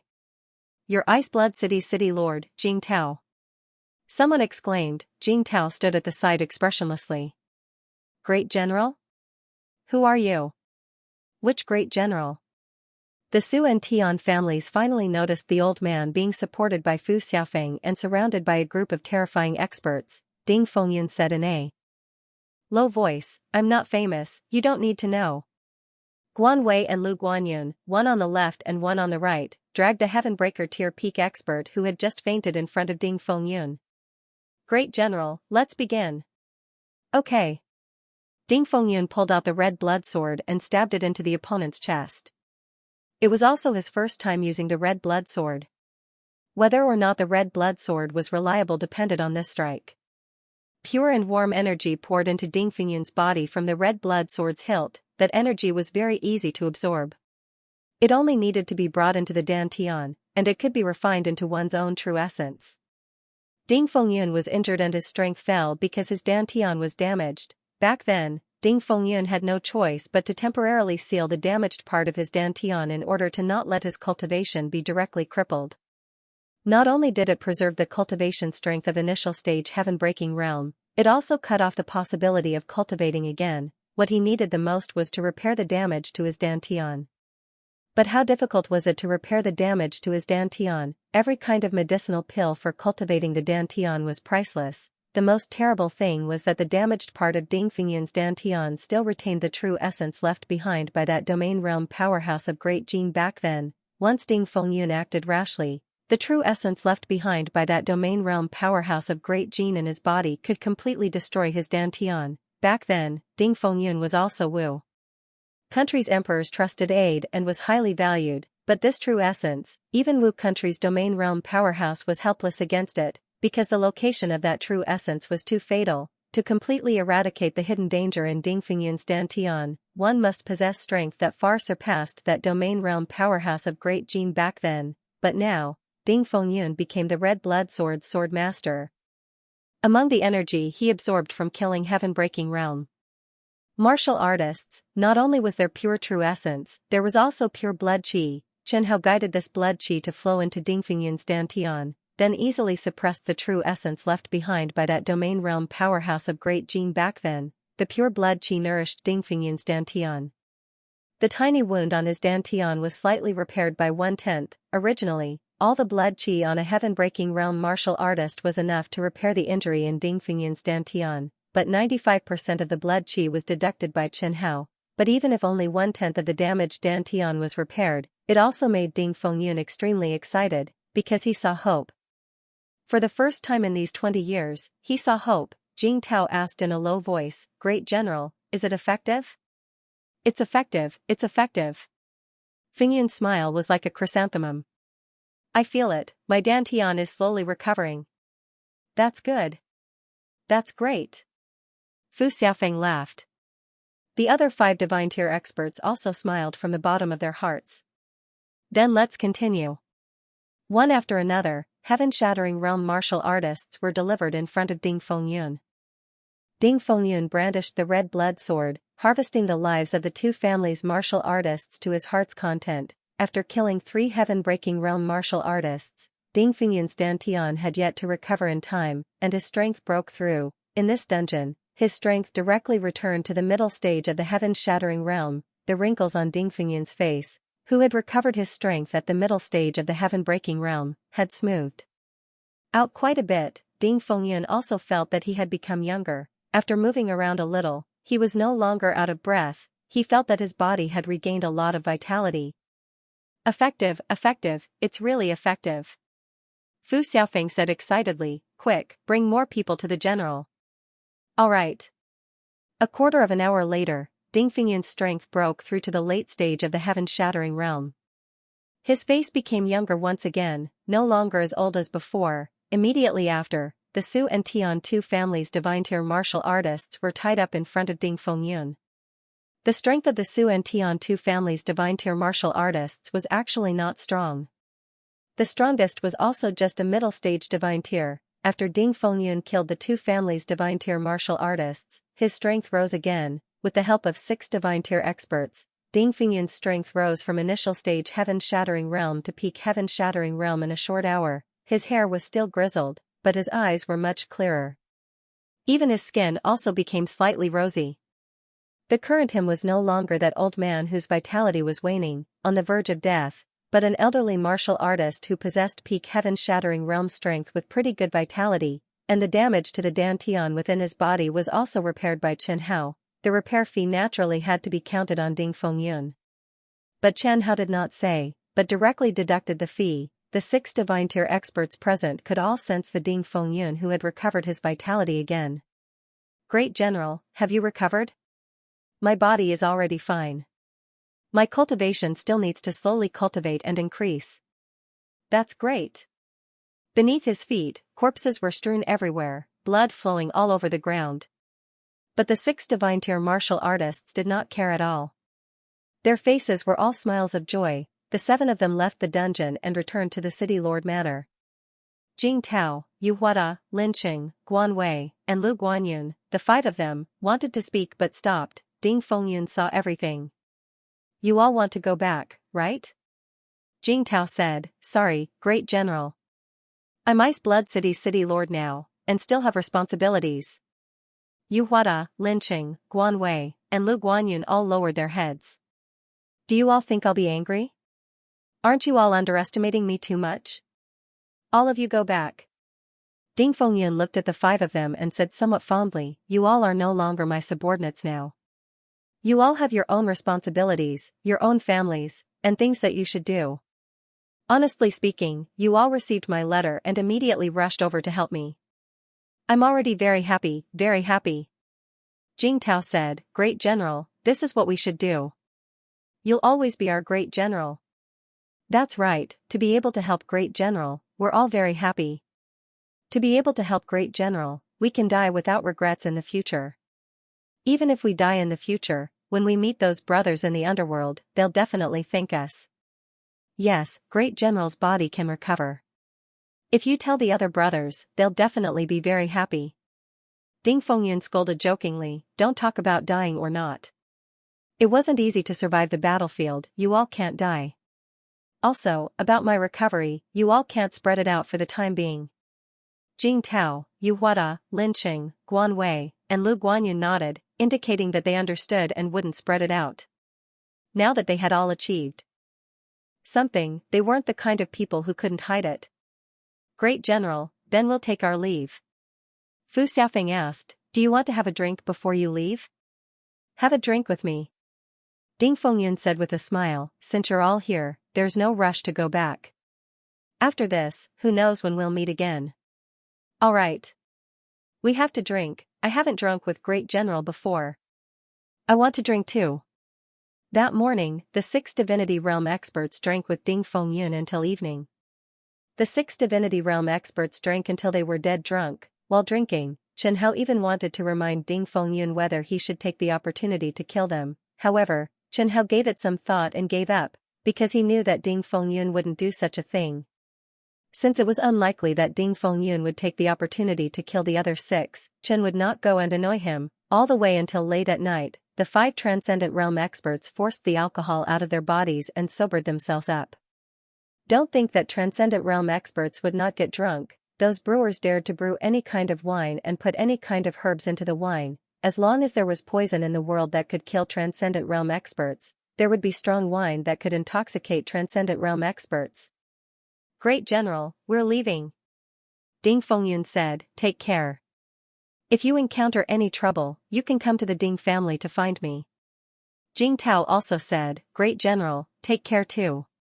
If there's anything you need us for, you can ask someone to send us a letter.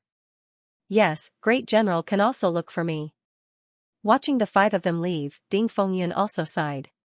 He knew that after parting today, it would be very difficult for them to meet again in the future. Great General, take a bath first. N.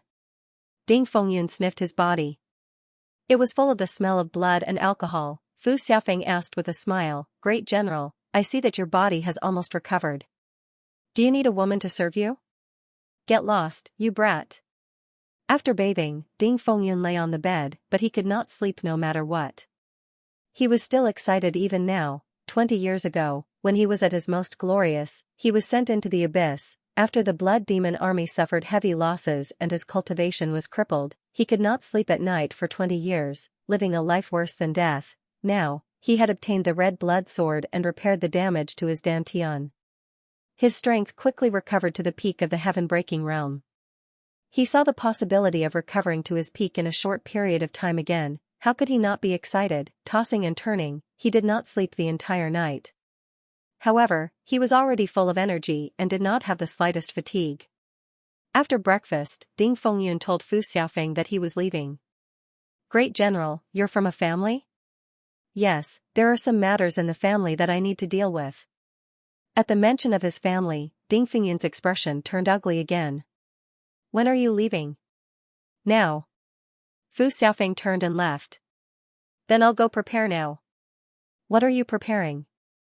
Writing a resignation letter. What resignation letter? Of course it's to resign as the city lord of Xianxia city. Fu Xiaofeng said, this bullshit city lord, I didn't want to be one for a long time. Ding Fengyun was slightly stunned. He was shocked by Fu Xiaofeng's decision. Jing Tao and the others just helped you get rid of the Tian and Su families who had been suppressing you in Xianxia city yesterday morning. You're about to have power in your hands, and now you're saying that you want to resign? You don't want to be the city lord anymore? Yeah. Actually, I have never cared about the position of city lord of Xianxia city. Ding Fengyun couldn't understand Fu Xiaofeng's thoughts. Then why did you stay in Xianxia city for 20 years? 20 years ago, when I first came to Xianxia city, the Tian clan and Su clan gave me a show of strength, causing me to lose a lot of face in Xianxia city. Fu Xiaofeng said indignantly, at that time, I swore that I would definitely teach the Tian and Su families a lesson. So you stayed in Xianxia city for 20 years? Yes. Anyway, I had nowhere to go, so I might as well stay in Xianxia city and find a chance to give those 2 families a ruthless blow. Fu Xiaofeng said with a smile. Just the day before yesterday, I succeeded. You brat, Ding Fengyun was speechless. He felt that this Xianxia city Su and Tian families were really unlucky. At that time, they could have provoked anyone, but they had to provoke a narrow-minded person like Fu Xiaofeng, and then be remembered for 20 years, Fu Xiaofeng said unhappily, being the city lord is not good at all. Other than the cultivation resources that are still okay, I don't feel any benefits. The things are complicated, and there is no freedom at all. If not for that anger, I would have submitted my resignation long ago. Then where do you plan to go? Follow the great general. Fu Xiaofeng said matter-of-factly. Ding Fengyun didn't expect that. Great general, you have just recovered the strength of the peak of the heaven-breaking realm. If you want to completely recover your cultivation, you will definitely need some time. Fu Xiaofeng patted her chest, pointed at herself, and said, "At this time, you will need me. I will be your guard, and guarantee that I will send you back to the Ding clan safely." Hearing this, Ding Fengyun was also touched, however, he still said, "Forget it. With the strength of the peak of the heaven-breaking realm, I will be careful. Returning to the Ding clan safely shouldn't be a problem. You should accompany your family properly." "Great General, I don't have a family," Fu Xiaofeng said with a smile. "Oh. I remember now, you are an itinerant cultivator." Ding Fengyun frowned. "But all these years, you have never married?" "No. You don't even have someone you like?" "Before I became a soldier, I liked a woman. We agreed that we would get married, but later on, she died, so I didn't have any thoughts," Fu Xiaofeng said with a smile. "My parents have passed away long ago. I originally had a younger brother, but he also died of old age. If the great general doesn't take me in, I don't know where I should go. Since that is the case, follow me." "Thank you, great general." Fu Xiaofeng ran over and gave Ding Fengyun a nondescript military salute. "Let me make the rules clear first. I am no longer the great general of the Blood Demon Army, so if you want to follow me, you can't call me great general." "Then what should I call you?" "Call you master?" "You are not my servant, why do you call me master?" Ding Fengyun said angrily. "Sir?" Ding Fengyun asked in return, "Are you my subordinate?" Fu Xiaofeng asked, "Then what should I call you?" "You can call me." Ding Fengyun did not know what to call Fu Xiaofeng. "How about Brother Ding?" Fu Xiaofeng looked at Ding Fengyun expectantly. "All right. Call me that if you like." Since he could not think of a suitable name, he could accept Fu Xiaofeng calling him Brother Gu Ding. "Brother Ding." "Brother Ding. I heard you. Brother Ding." For some reason, Fu Xiaofeng felt very excited every time she called Ding Fengyun Brother Ding. It was as if she was addicted to it. In the entire Blood Demon army of 200,000 people, only Fu Xiaofeng dared to call Ding Fengyun Brother Ding. It was simply too exciting, and Ding Fengyun, he pulled out the red blood sword, he already had the urge to cut someone down. Wait, I won't call you that, I won't call you Brother Ding." Fu Xiaofeng saw the situation and quickly said, "I'll just call you sir." Up to you. Anyway, just follow me first. If you want to leave in the future, you can leave at any time," Ding Fengyun said. "Of course, before you leave, remember to tell me." "All right." Ding Fengyun waited for Fu Xiaofeng to write her formal resignation letter. Fu Xiaofeng's resignation letter was very simple, and Chen Hao wanted to laugh when he saw it. The content was only 5 words, "I don't want to do this anymore." She then left her signature, date, and fingerprint before putting the resignation letter into an envelope and handing it to the commander of the city guards. During this period, the city guard commander would be in charge of the affairs of the city lord's mansion. In less than an hour, Fu Xiaofeng finished writing, handed in her resignation letter, completed the handover, packed her luggage, and dismissed her servants. Everything was done in one go. She had the style of a capable soldier. Fu Xiaofeng even found a carriage for Ding Fengyun.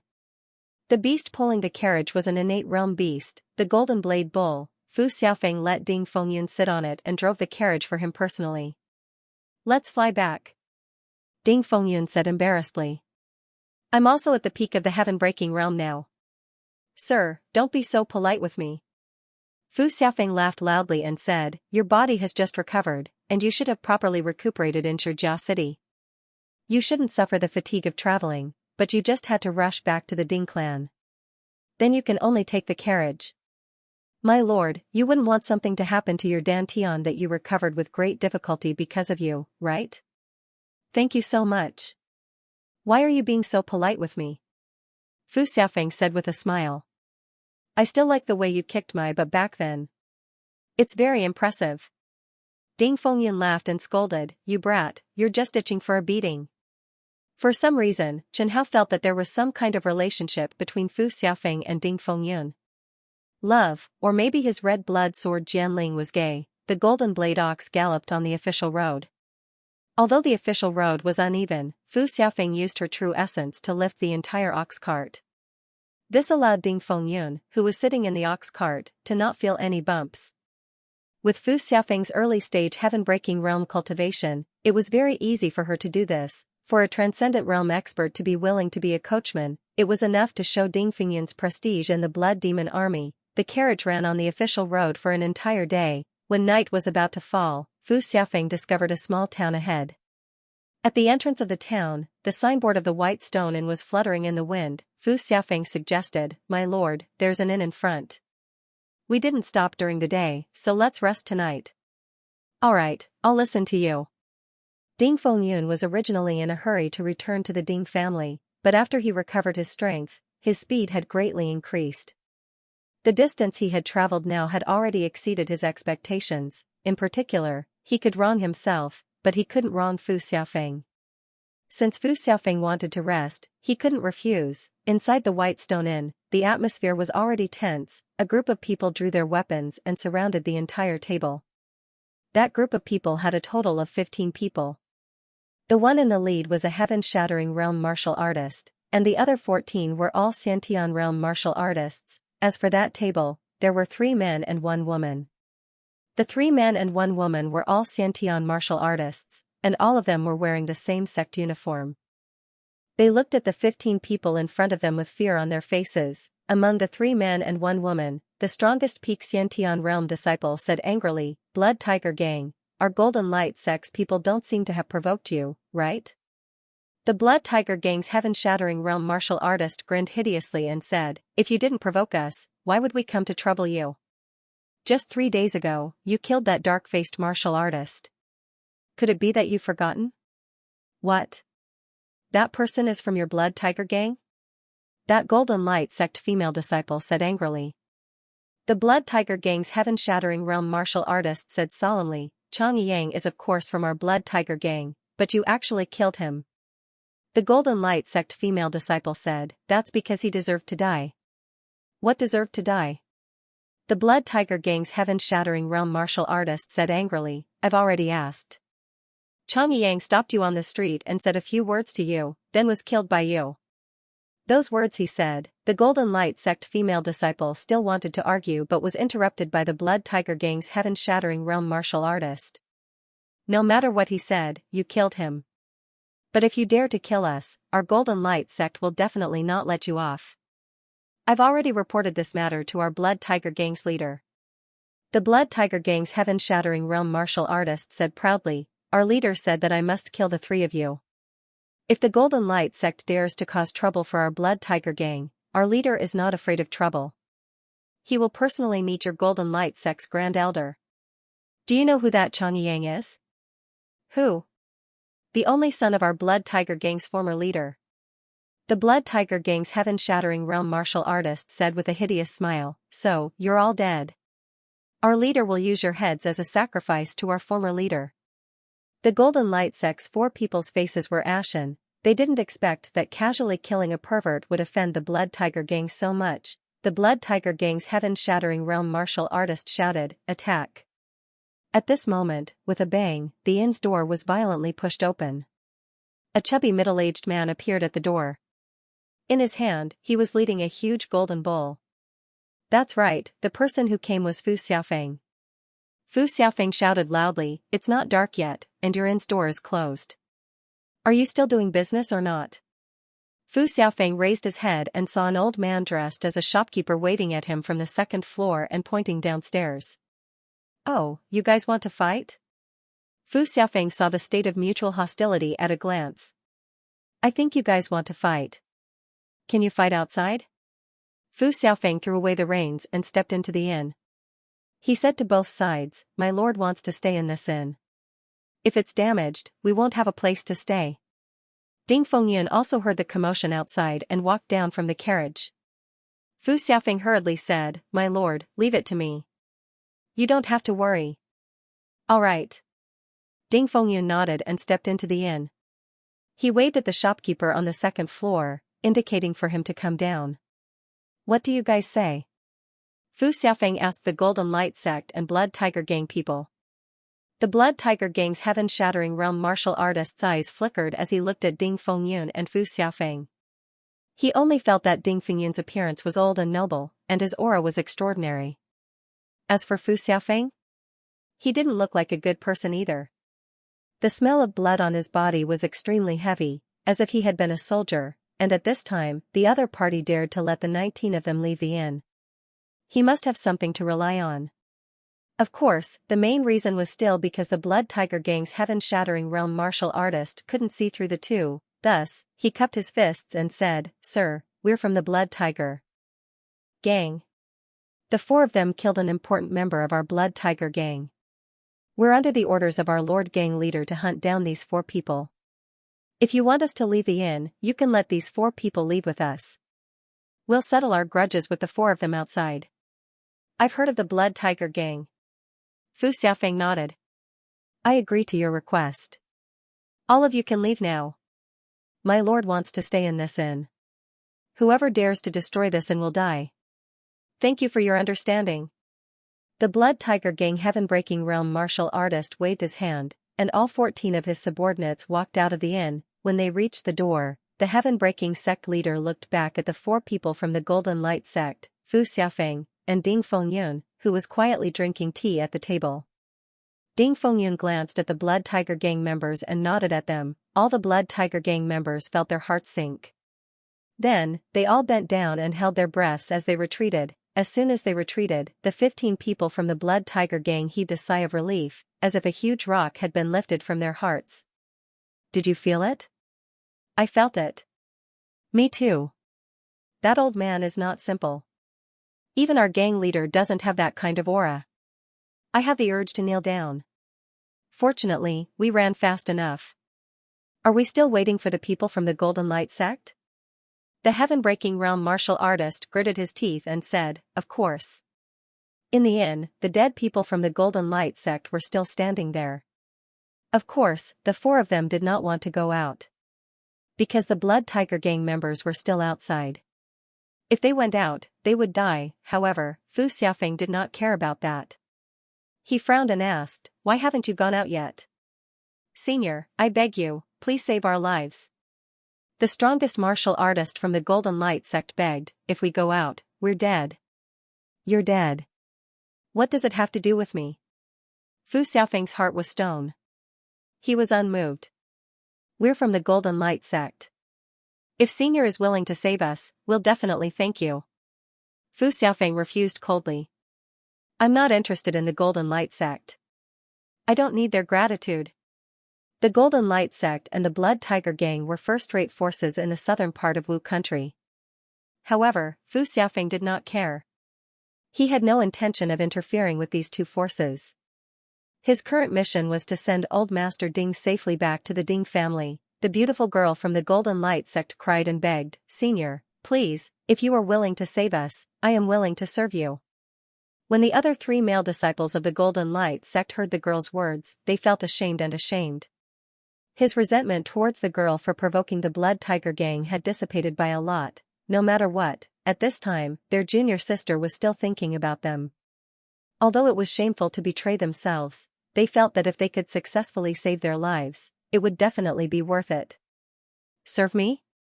"Yes, Senior." The girl from the Golden Light sect looked at Fu Xiaofeng and felt that he was too ugly. If he could really save his life, this price was not unacceptable. "Forget about me." Fu Xiaofeng shook her head. "My lord lacks a servant girl. If you are willing, I can help you ask." The young man from the Golden Light sect glanced at Ding Fengyun, who was sipping tea, and felt that he was a little old. However, so what if he was too old? His life was still more important. "Sure. All right. My lord, did you hear that? That girl said that she wants to be your servant. The journey is long. If no one serves you, it will be very inconvenient." Fu Xiaofeng ran to Ding Fengyun and said, "I think she looks pretty good. Why don't you take her in? Let her serve you along the way and relieve your boredom. How about it?" Ding Fengyun glanced at the 4 people from the Golden Light sect and said coldly, "I don't want any servant girl." Ding Fengyun knew that if he rejected them, they would die, but he still rejected them. There was no reason. He did not want to meddle in other people's business. As the former general of the Blood Demon Army, He had long been used to life and death. Fu Xiaofeng rejected the 4 people from the Golden Light sect in disappointment. My lord doesn't want a servant girl. You can go out. The girl from the Golden Light sect was terrified and unwilling. My lord, please, we don't want to go out. As long as you can save us, we will do anything. I don't want to talk nonsense with you. The 4 people from the Golden Light sect still wanted to stay in the inn, but Fu Xiaofeng directly sealed their cultivation and threw them out of the inn. The dozen people from the Blood Tiger gang saw the 4 people from the Golden Light sect fall in front of them. They were stunned for a moment. Fu Xiaofeng waved her head and said, "You caught these people. You can go now." How could the people from the Blood Tiger gang not understand what she meant? They hurriedly said, "My lord is right. We caught these people. We will leave now." The Blood Tiger gang took the 4 people from the Golden Light sect and disappeared into the night. Fu Xiaofeng and Ding Fengyun did not care about the fate of the 4 people from the Golden Light sect. In the Red Blood Sword, Chen Hao observed the 2 of them and felt that they really had a tacit understanding. They seemed to be the same kind of people. They should be together. After the people from the Blood Tiger gang and the Golden Light sect left, the innkeeper came down from the 2nd floor. "Thank you for your help, sirs. If they had really fought, Aran would have suffered a calamity. Not only in trouble." Fu Xiaofeng smiled and said, "Those people are at least inborn martial artists. If they fought in your house, not only would your inn be gone, but you would also lose your lives." "Thank you, my lord." "Thank you." The innkeeper said gratefully, "In order to thank you for your kindness, your accommodation in the inn will be free of charge." "There's no need for free. Are you looking down on us?" Fu Xiaofeng casually threw a handful of gold coins. The gold coins hit the table and made a clanging sound. Some even fell off the table. The innkeeper quickly bent down to pick them up. Ding Fengyun kicked Fu Xiaofeng's butt and pointed at the gold coins on the ground. Fu Xiaofeng squatted down helplessly and picked up the gold coins on the ground. "Sorry to trouble you, my lord." "It's okay. I dropped them." Fu Xiaofeng waved her hand and said, "Go and serve the good wine and dishes. Then prepare 2 of the best guest rooms." "Yes, my lord. We will order the kitchen to prepare them. By the way, I tied the cow at the door. Just give it some hay. Remember not to touch it. It will eat people if it gets angry." Not long after, the other guests in the inn came down from their rooms and sat in the hall. They already knew what had happened. They ate quietly, not daring to disturb Fu Xiaofeng and the rest. After a full meal, the 2 of them stayed in the inn for a night. The master and servant pair continued on their journey. 7 days later, the ox cart driven by Fu Xiaofeng slowly came to a stop.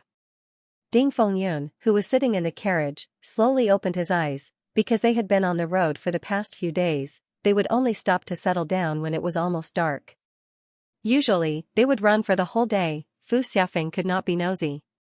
If they stopped at this time, it could only be that they were stopped by someone. Ding Fengxian asked, "What's wrong?" Fu Xiaofeng said helplessly, "The road is blocked." Ding Fengxian slowly lifted the curtain and saw a middle-aged woman standing in midair. With just a glance, Ding Fengxian knew who she was. Ding Fengxian had seen that uniform not long ago. "Golden Light Sect," the middle-aged woman floating in midair said coldly, "Are you the ones who harmed my disciple? Don't think that you can frame us just because you're a woman." Fu Xiaofeng chuckled and said, "This has nothing to do with us. Every injustice has its perpetrator, and every debt has its debtor. Those disciples of the Golden Light Sect were obviously harmed by the Blood Tiger gang. If you want revenge, you can go to the Blood Tiger gang. It's you." The middle-aged woman drew her long sword. "The people in the inn said that you were the ones who knocked out my disciple and threw him out. That's because they were in the way." Fu Xiaofeng said bluntly, "I politely asked them to get out." Although Fu Xiaofeng was all smiles, he wasn't a good person either. Back then, Ding Fengyun's subordinates were not kind people. Otherwise, how could the Blood Demon Legion of Wu country defeat 2 legions of the Great Jin Empire in succession? Ding Fengyun said that luck played a role, but everyone knew that without strength, it was impossible to destroy hundreds of thousands of elites of the Great Jin Empire no matter how lucky they were. A mere early-stage divine power realm martial artist dares to act rashly in front of me. The Golden Light Sect female martial artist's face was red from Fu Xiaofeng's anger. Blue vital energy flowed on her long sword, emitting a terrifying killing intent. Today, I will kill all of you to pay tribute to my poor disciple. The innate realm beast pulling the carriage was so frightened by the Golden Light Sect female martial artist that it lay on the ground, trembling. The perception of a beast was often more sensitive than that of a human. What a fierce woman. Indeed, like teacher, like disciple. Fu Xiaofeng said loudly, no wonder even the Blood Tiger gang did not hesitate to offend the Golden Light Sect and kill your disciple. However, while he was arguing with the woman, he secretly sent a voice transmission to Ding Fengyun, boss, this woman seems very powerful. I may not be her match. I'll hold her back while you run. Ding Fengyun also transmitted his voice, she's at the middle stage of the transcendent realm.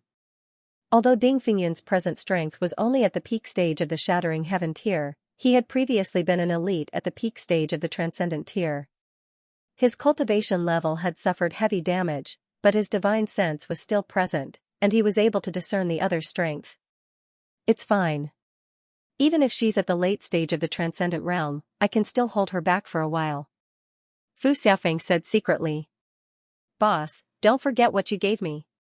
Ding Fengyun knew that Fu Xiaofeng was going all out. As the captain of his personal guards, Fu Xiaofeng could be said to have been trained by him. Ding Fengyun knew exactly what he was capable of. Ding Fengyun walked out of the carriage. Let me do it. Boss, can you do it? Ding Fengyun glared at Fu Xiaofeng. You think I can't do it? No, of course not. Fu Xiaofeng hurriedly apologized, boss is always the best, but are you sure you can win? I'm not very confident, but I still have a chance. Ding Fengyun said. But I'm willing to give it a try. General, you can't die. Bah. Ding Fengyun was so angry that his beard trembled. Every time we fight, it's you guys who charge with me. I don't want to be an exception this time. The middle-aged woman from the Golden Light Sect said coldly, have you guys finished discussing who will die first? Follow me. Yes, General. Haha. The middle-aged woman sneered. What a boule asterisk T general. Ding Fengyun didn't care about her words. His slightly bent body suddenly straightened. He raised the red blood sword, and a murderous intent that was so thick that it had turned into a substance soared into the sky, like boiling magma, erupting instantly, bathing in Ding Fengyun's aura. Fu Xiaofeng trembled slightly. He wasn't afraid, but excited and agitated. Obviously, he was very familiar with this feeling. Inside the red blood sword, Su Yang stared at Ding Fengyun's aura. He sensed a familiar scent. It was slaughter ability. Then, there seemed to be blood, in front of Ding Fengyun, the middle-aged female martial artist from the Golden Light Sect, who was still somewhat dismissive just now, had a solemn expression. She felt that the old man in front of her, whose strength was only at the peak of the Heavenbreaker realm, seemed to have the ability to threaten her life. Kill. Ding Fengyun growled, that voice seemed to be the roar of a demon from hell. Kill. Behind him, Fu Xiaofeng also growled. Just the aura of the two people made Chen Hao hear the sound of golden spears and see thousands of troops galloping. What a familiar smell. Chen Hao hadn't felt this for many years, even his soul was trembling slightly. Jianling, Devil Sword Domain Level 6. Okay. Blood ability, Blood Demon Incarnation. Slaughter ability, Force of 10,000 troops. Suddenly, Ding Fengyun's slightly thin body grew taller, and a tall blood shadow loomed behind him. Then, the Devil Sword domain opened, the blood-red domain merged with Ding Fengyun's ability. Infinite Sword Slash. The blood-red sword light suddenly erupted. The middle-aged woman from the Golden Light Sect raised her long sword, and water curtains blocked in front of her. Then, Chen Hao saw that the terrifying sword light instantly pierced through the layers of water curtains. The blood-red sword light disappeared into the sky, and the Golden Light Sect martial artist disappeared in midair. Countless blood-red pus and rags were scattered on the ground. Just one slash, Ding Fengyun killed a mid-stage transcendent martial artist instantly. Pure energy flowed along the red blood sword's hilt into Ding Fengyun's aging body. Ding Fengyun felt that he had touched the bottleneck of the transcendent realm. His pale face was tinged with a slight blush. After shaking off the blood on the red blood sword and putting it away, Ding Fengyun let out a long sigh of relief. Behind him, Fu Xiaofeng's hand was still on the hilt of her saber. She had already drawn out half of her saber, but it was not completely out yet. He looked at the rags on the mid-stage transcendent martial artist and swallowed a mouthful of saliva. That's it? What else do you want? But. Fu Xiaofeng pointed at the blood-red pus on the ground. Shouldn't she resist? She resisted. But Great General, shouldn't you use a few more moves? Fu Xiaofeng was still in disbelief. You're only at the Heaven Breaker realm now. Even if you want to win, shouldn't you exchange a few more moves with her? How many times have I taught you? If you can use one slash to kill, don't use a second slash. Ding Fengyun said helplessly. It means to be clean and efficient. Don't use your sword carelessly. All right. I understand. Fu Xiaofeng surrendered directly. Ding Fengyun jumped back into the carriage and sat back down. Let's go. Yes, Great General. After a long journey, Ding Fengyun finally returned to the Ding family. Ding Fengyun touched the two large stone lions in front of the Ding family's door, his heart filled with endless emotions. The last time he left was already XVII years ago. XVII years ago, he searched everywhere for doctors and medicine, wanting to cure the problem of his damaged dantian. In the end, he gained nothing. Disheartened, he brought a few subordinates and left the Ding family, planning to spend the rest of his life in a small manor of the Ding family at the border of Wu country. He did not expect that there would be a day when he would return. He did not expect that he would have the possibility of returning to the peak. Just by coincidence, he obtained the red blood sword, the red blood sword. He knew that the red blood sword was very likely a demon's sword, but even if it was a demon's sword, so what? As long as it could be used, as long as it could let him regain a healthy body, a long lifespan, and reach the peak of his strength, there was actually no difference between a demon's sword and a divine sword. Besides, would he, Ding Fengyun, be afraid of a demon's sword? Joining the army at the age of 20 and galloping on the battlefield for more than 100 years, he had long become indifferent to life and death. 20 years ago, in the eyes of the world, he was even more terrifying than a demon. Who are you?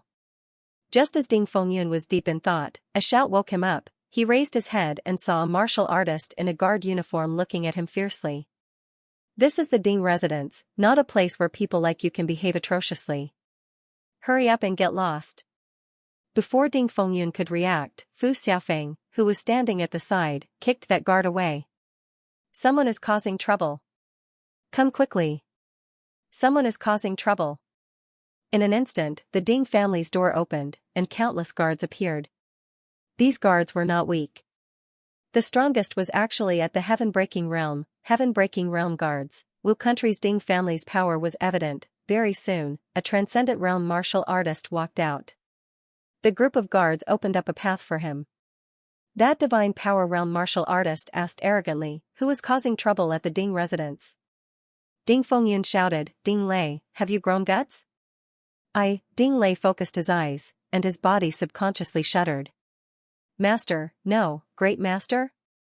Ding Fengyun said in a cold voice, I thought that you didn't recognize me anymore. You bunch of blind fools, this is our great master, the patriarch's father. Ding Lei cursed loudly. Then, Ding Lei bowed and said, Old master, why didn't you inform me that you were coming back? Do you need it? No need. Ding Lei shook his head repeatedly. Tell everyone in the Ding clan that I'm back. All right. Tell my good-for-nothing sons to meet me in the hall.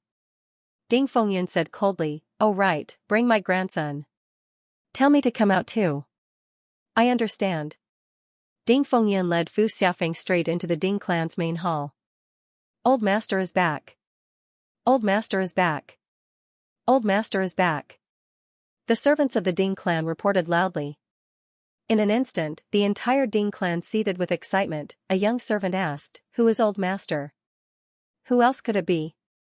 Of course it's the patriarch's father. The young servant asked in a low voice, You mean the blood demon general of the blood demon army? Of course it's him. Who else could it be? Within the red blood sword, Chen Hao scanned the entire Ding clan with his divine sense. He estimated the strength of the Ding clan in Wu country, and the result was not bad. Although they didn't have a single Grand Dominion realm expert, they had 3 peak stage Transcendent Realm experts, 10 late stage Transcendent Realm experts, 21 mid stage Transcendent Realm experts, and 31 early stage Transcendent Realm experts. How should he put it? Their overall numbers far exceeded many of the southern region's noble families. Not long after, a group of direct descendants of the Ding clan appeared. The moment they appeared, they filled the entire hall. The middle-aged man in the lead looked 60% similar to Ding Fengyun. He glanced at Ding Fengyun and immediately shouted, "Father, why are you back? Why am I back? This is the Ding clan. Can't I go home?" Ding Fengyun asked coldly. "Or, do you not want to see me at all?" The Ding clan patriarch, Ding Yibin, quickly said, "How is that possible? This is father's home. If you want to go home, of course we welcome you. Alright, then let me ask you. What's the deal with the spirit stone mine under Mount Chiang? Why did you give it away?" "Father, that spirit stone mine is only a small one. It's not worth continuing to fight with the Lu clan. This will hurt the harmony between the two clans. Not worth it? Not worth it? You're telling me it's not worth it?" Ding Fengyun glared angrily at Ding Yibin. He gritted his teeth and said, "The Ding clan exchanged their lives for that spirit stone mine. I remember that Ding Yuanming, Ding De, Ding Xiaofeng, and Ding Long died for that spirit stone mine. Are you letting their blood flow in vain? Let me tell you, Ding Yibin," Ding Fengyun said loudly. "The wealth of the Ding clan was obtained by our ancestors and peers who risked their lives to fight for it. They risked their lives to protect it. As long as it's ours, as long as we have no other choice, we will not give it up, even if it's a needle or a thread. As a patriarch, we cannot show the slightest weakness. Unless we have no other choice, we cannot give in the slightest. If you take a step back, others will take a step forward. If you take a step back, others will take a step back. Unless we have no other choice, we cannot compromise. If we give up a small spirit stone mine when facing the Lu clan today, even if we face other forces tomorrow, we may give up a medium spirit stone mine, a large spirit stone mine. As long as you show the slightest weakness, they will think that they have an opportunity to take advantage of. They will take an inch and want a mile. They will swarm over and swallow the entire Ding clan." Ding Yibin said, "Father, you're overthinking it." "I'm not overthinking it," Ding Fengyun said forcefully. "If you can give up a small spirit stone mine, tomorrow, when your son inherits the position of patriarch, he can give up a medium spirit stone mine. In the long run, the Ding clan will be completely gone." Ding Fengyun said angrily, "I really don't understand. Why didn't I notice this weakness of yours back then?" Chen Hao noticed that under Ding Fengyun's overbearing aura, Ding Yibin, who was originally somewhat submissive, had an even uglier expression. This was completely understandable. In front of everyone, Ding Fengyun didn't give Ding Yibin, the current patriarch of the Ding clan, any face at all. It was also at this moment that Ding Yibin said in a somewhat forceful tone, "Father, the current patriarch of the Ding clan is me." "What? You dare to talk back?" "Why wouldn't I dare to talk back?" Ding Yibin's tone became even more forceful. "I'm now the patriarch of the Ding clan. The matters of the Ding clan are naturally decided by me. If you have any objections to me, you can raise them with the elders." Chen Hao, who was in the red blood sword, couldn't help but laugh when he heard Ding Yibin talk back to Ding Fengyun. He couldn't help it because Ding Fengyun's face had already turned red from anger. "Father, I respect you, but I'm the head of the Ding family now." Ding Yibin said word by word.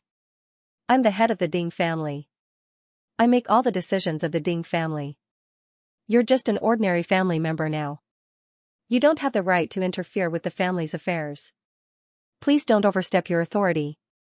Don't overstep your authority. Don't overstep your authority. Don't overstep your authority." Ding Fengyun's head buzzed. "Father, since you're back, I'll rearrange your room for you," Ding Yibin said coldly. "I still have things to do, so I can't stay for long. If you need anything, you can ask Ding Fu. Ding Fu is now the head butler of the Ding family." After Ding Yibin left, Ding Fengyun trembled with anger. It was obvious that Ding Fengyun had never dreamed that Ding Yibin would dare to treat him like this. Very good, very good." Ding Fengyun clenched his teeth and spat out these words. "Very good. Ding Yibin's wings have really hardened." Chen Hao could completely understand Ding Yibin's mentality. Ding Yibin probably didn't want to see his father either. He had been the head of the Ding family for nearly 20 years. Who would want someone to ride on his head? Even his father couldn't do that. Especially an old father like Ding Fengyun, who was a bit overbearing. Ding Fengyun quickly suppressed his anger. Where's Ding Yilong? Tell that bastard to come and see me. I've already sent someone to call him. Not long after, Ding Fengyun's second son, Ding Yilong, appeared. Ding Yilong looked very similar to his older brother, but he was more muscular. The moment he entered, he saw Ding Fengyun and asked, "Father, why are you back?" "Why? Can't I come back?" "That's not what I meant." It seemed that Ding Fengyun was a failure as a father. Neither of his sons wanted him to come back. Ding Fengyun said coldly, "Let me ask you. Why did you leave the Blood Demon Army and resign from your position?" "What other reason?" "Of course I don't want to do it anymore." When Ding Yilong saw his father's sour expression, he replied unhappily, "The rules of the Blood Demon Legion are too strict, and it seems like I'm being targeted. I can't take it anymore, so I decided to come back." The reason why Ding Yilong was being targeted in secret was entirely because of Ding Fengyun. Even though Ding Fengyun had left the Blood Demon Legion, his name still held great appeal within the Blood Demon Legion. As the son of Ding Fengyun, Ding Yilong had inherited his father's legacy. He also had great prestige in the Blood Demon Legion. "Do you think you can easily resign from a position in the Blood Demon Legion?" Ding Fengyun said angrily, "You pighead, do you know how many family resources it took for you to climb to your current position? Do you know how many favors I owe you? All the other families dream of joining the Blood Demon Legion and holding high positions. You're the only one who's resigned from the Blood Demon Legion. Do you know that after you leave, the descendants of our family who are still in the Blood Demon Legion will have fewer opportunities for promotion?" "Father, it's better if you don't say any more. In any case, I've already resigned. If you really want someone to hold a high position in the Blood Demon Legion, you can send someone else from the family," Ding Yilong said nonchalantly. "In this world, strength is still respected. As long as you're strong enough, being a general is a pure waste of time. But are you strong enough? Is our family strong enough?" Ding Fengyun was so angry that he was stamping with rage. "You stupid pig. Father, you've just returned. You should go and rest first." Ding Yilong waved his hand and strode out of the hall. "I'll go and cultivate first. Goodbye." Ding Fengyun roared, "Come back here." In the end, Ding Yilong ignored him completely. When he saw that Ding Fengyun was so angry that he couldn't speak, Chen Hao laughed unkindly. "This old Ding, both of his sons are disobedient. How pitiful, haha." Ding Fengyun smashed the table with his palm and roared angrily, "Where's Ding Shuhai? Where's Ding Shuhai?" Chen Hao could only say that Ding Fengyun was indeed the Blood Demon Army's great general. This fiery temper was quite formidable, Ding Lei said in a low voice. First young master was called away by master. The master Ding Lei was referring to was naturally Ding Yibin. This unfilial son.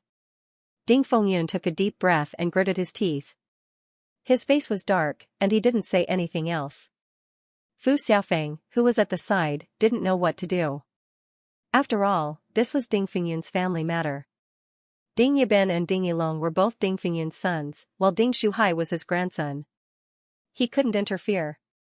"Sir, where should we go now?" "Where can we go? Let's stay here first." Although Ding Yibin didn't want to bother with Ding Fengyun, he didn't treat him unfairly. Although the room prepared for Ding Fengyun wasn't in the inner courtyard, it was still magnificent and showed off the family's heritage. As for Fu Xiaofeng, at Ding Fengyun's request, she stayed next door to Ding Fengyun. Although Ding Fu knew that his master didn't like his great master, he didn't dare to neglect him. As long as he had the authority, he would arrange everything that Ding Fengyun requested. Seeing Ding Fengyun drinking tea, Fu Xiaofeng knew that Ding Fengyun was upset.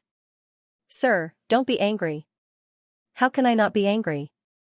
Ding Fengyun put down his teacup and sighed. "No matter what, I, Ding Fengyun, have some achievements on the battlefield. But I didn't expect that I would teach such trash. It's really a misfortune for the family." "No, no." Fu Xiaofeng hurriedly waved her hand and said, "It's normal to have a few prodigals. When I was the city lord, what didn't I see? Yes. Then, sir, what should we do next? Wait for someone first. Wait for someone? Yes.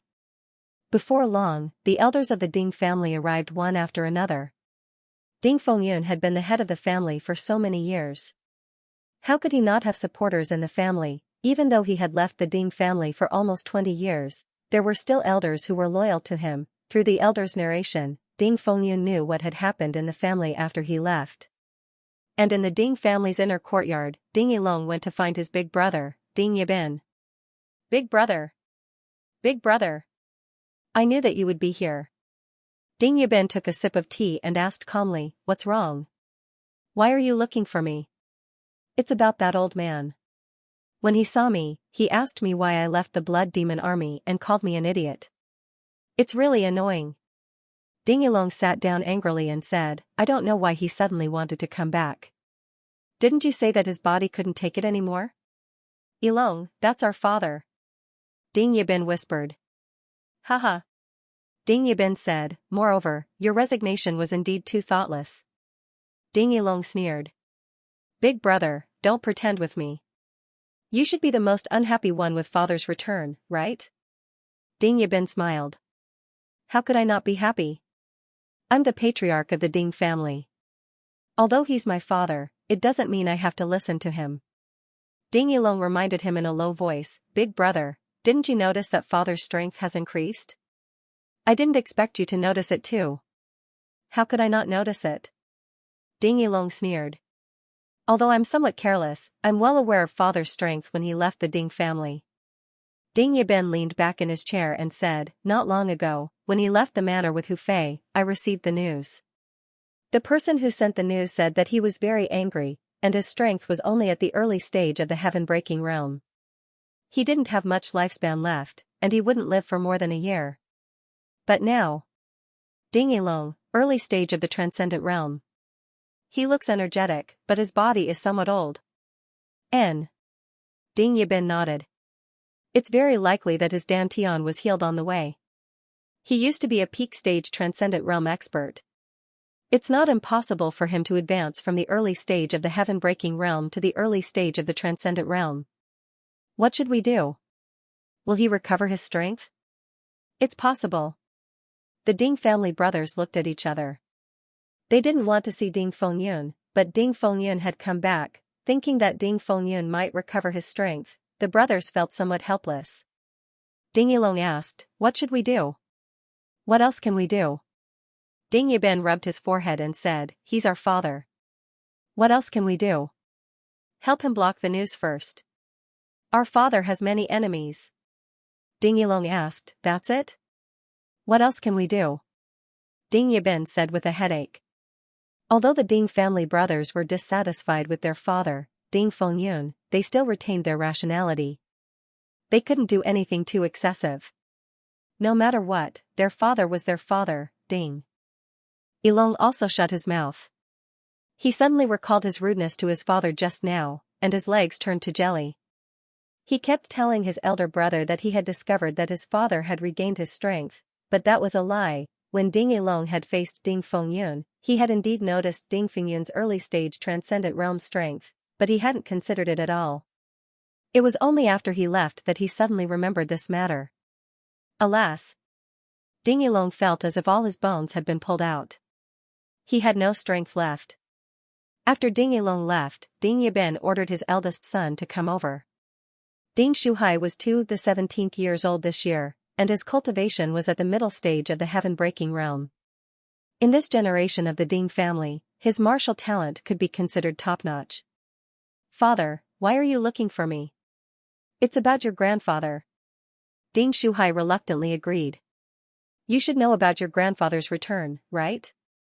Ding Yibin asked. I know. He probably wants to ask you about Zhou Jianv. Ding Yibin said with a headache, you probably don't know your grandfather's temper. He's quite hot-tempered and domineering. Of course, he even fought with our Ding family's patriarch. Ding Shuhai lowered his head and said, Father, I have already divorced. What if your grandfather wants you to get back together? This, Ding Yibin said, you have to be prepared. If you really don't want to get back together, you can go find your grandfather. If you can persuade him, then it'll be fine. Father, I still don't understand. You're the patriarch of the Ding family, right? Ding Shuhai looked around and saw that there was no one around. He lowered his voice and asked, moreover, I heard that my grandfather's dantian was damaged, and his strength decreased greatly. As long as you support me, what can my grandfather do to me? Your grandfather's dantian might have been repaired. What? Ding Shuhai jumped up from the ground. My grandfather's dantian is repaired? Lower your voice. I've already ordered people to block this news. Ding Yibin said in dissatisfaction. How old are you? Still so immature? But can my grandfather's cultivation really recover? What's impossible in this world? Ding Yibin looked out the window and said, nothing is impossible, but that's my grandfather. The great general of the Blood Demon Army who defeated the Great Jin Empire. Ding Shuhai's eyes were shining.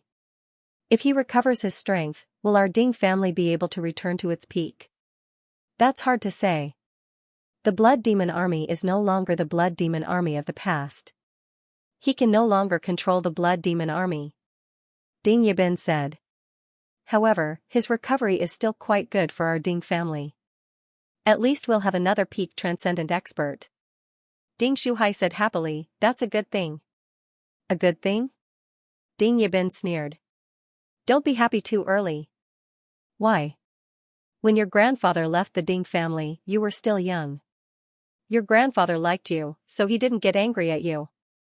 Ding Yibin poured out his grievances. That's why you don't know how overbearing and tyrannical he is.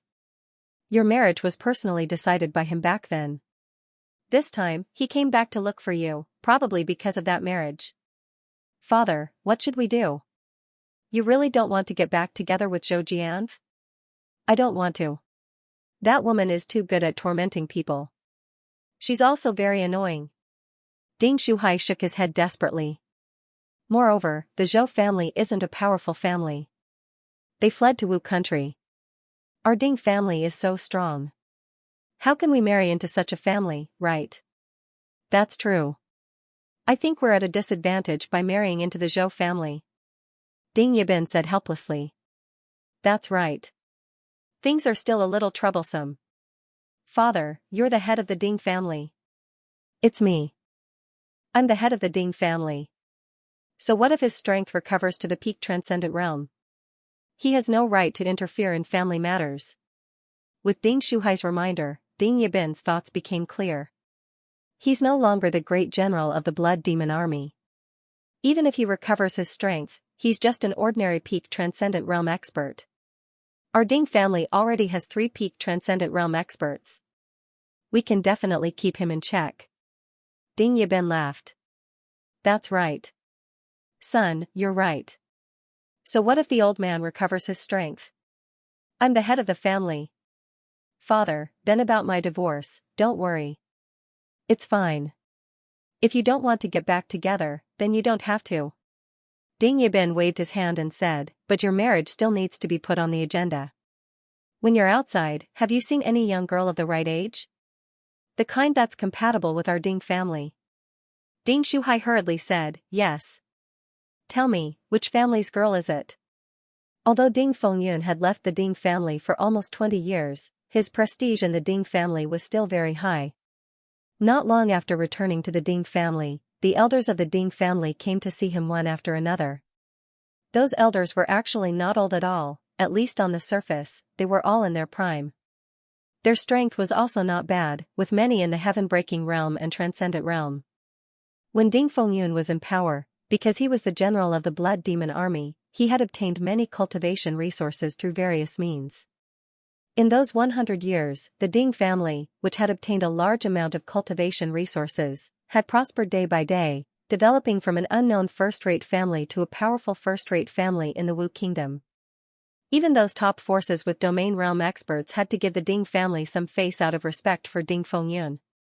After all, the general of the Blood Demon Army was comparable to an ordinary domain realm expert, but ever since Ding Fengyun's dantian was damaged and he stepped down as the general of the Blood Demon Army, the development of the Ding family began to stagnate, and in recent years, it even showed signs of regression. Some elders were already dissatisfied with Ding Yibin. Many of the elders who had followed Ding Fengyun greatly missed the Ding family and the Ding family patriarch, so even though Ding Fengyun had left the Ding family for so long, there were still elders who missed him and mentioned Ding Fengyun, the former patriarch, in front of their children and grandchildren. This was what everyone wanted. After chatting with them for a while, Ding Fengyun asked the second elder, Ding Xian, to stay. Jian, there's something I need to tell you. What is it? My Dantian has recovered. What? Only then did Ding Xian sense Ding Fengyun's strength, and he instantly became excited. It was not Ding Xian's fault for not discovering it in advance. It was just that between martial artists, if they did not fight directly, it was very difficult to sense each other's strength. Unless one used their divine sense to directly see, however, probing someone else's strength for no reason was impolite in the first place. Once discovered, it was very likely to be hostile. And those elders of the Ding family were very obedient to Ding Fengyun, so they naturally would not use their divine sense to probe Ding Fengyun's strength. The reason Ding Fengyun's two sons had probed his strength was because Ding Yilong and Ding Yibin had received information earlier that their father did not have long to live. Now that they saw that their father was full of vitality, they became suspicious and probed Fengyun's strength. Ding Fengyun's spiritual sense was powerful, so he naturally knew that his two sons had probed him. However, he couldn't do anything about it. That's great. Old Patriarch, if you're able to recover your strength, you'll definitely be able to lead our Ding clan to prosperity once more. Ding Xian was confident in Ding Fengyun. Because Ding Fengyun had pushed the Ding clan to prosperity back then. However, I won't be able to return to my prime in such a short time. Ding Xian said excitedly, it's okay, we can wait. I need your help. Old family head, feel free to tell me what you need. Ding Fengyun explained, without a doubt, I obtained a demonic cultivation technique. It was through this demonic cultivation technique that I was able to repair my Dantian. Yes. I understand. Ding Xian nodded. He didn't care about the devil path. In the eyes of these aristocratic families, the demonic Tao and the righteous Tao did not matter. The most important thing was that there was no effect, no use. Aristocratic families were pure pragmatists. For the sake of their family's prosperity, they would do anything behind the scenes. I need the lives of experts. Ding Fengyun said. I will personally kill them. This? Ding Xian said in a low voice, our Ding clan's dungeon still has some experts, but it's a little troublesome to get more. Our Ding clan actually doesn't have many enemies. Back then, the Ding clan had hostile aristocratic families.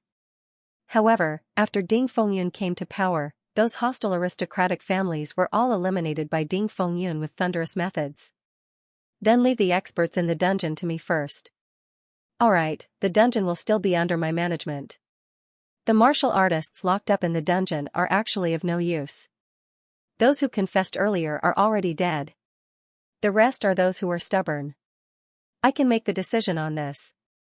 For the sake of the family's prosperity, the Ding clan had also done many evil deeds behind the scenes. In order to seize the cultivation techniques and martial techniques of other factions, they would occasionally capture some martial artists from other factions to interrogate them about their martial techniques and strengthen the family's foundation. Of course, the Ding clan was not the only one doing such evil deeds. Other factions would definitely do such tricks. Arriving at the Ding clan's dungeon, Chen Hao, who was inside the red blood sword, discovered that there were several divine power realm experts locked up in the dungeon. After killing these divine power realm experts, Ding Fengyun's aura flourished even more. However, there was still a distance to break through to the middle stage of the divine power realm. After all, Jianling Chen Hao was too stingy. Seeing that the old patriarch's strength had recovered a bit, Ding Xian was somewhat overjoyed. What's going on with the Lu clan that made Ding Yibin seed the spirit stone mine?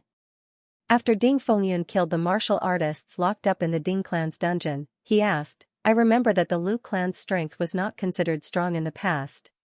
When I was around, the Lu clan did not dare to fight with our Ding clan at all. Old Patriarch, not long after you left, Lu Chungfeng became the sect master of the Green Flame sect, so the Lu clan took advantage of the situation to rise. So it's the Green Flame sect. I didn't expect Lu Qingfeng to be quite capable. Ding Fengyun was no stranger to the Green Flame sect and Lu Qingfeng. The Green Flame sect was a large sect in the Wu Kingdom. There were also several peak divine power realm experts in the sect. It was considered a first-rate faction in the Wu Kingdom. Lu Qingfeng was from the same era as Ding Fengyun. However, Lu Qingfeng had always been suppressed by Ding Fengyun. After Ding Fengyun resigned from his position as the Blood Demon Army's general and left the Ding clan, the Ding clan's power was greatly reduced.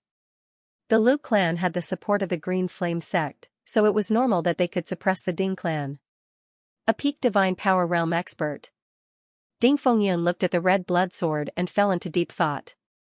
Old Patriarch, you're not thinking of attacking the Lu clan, are you?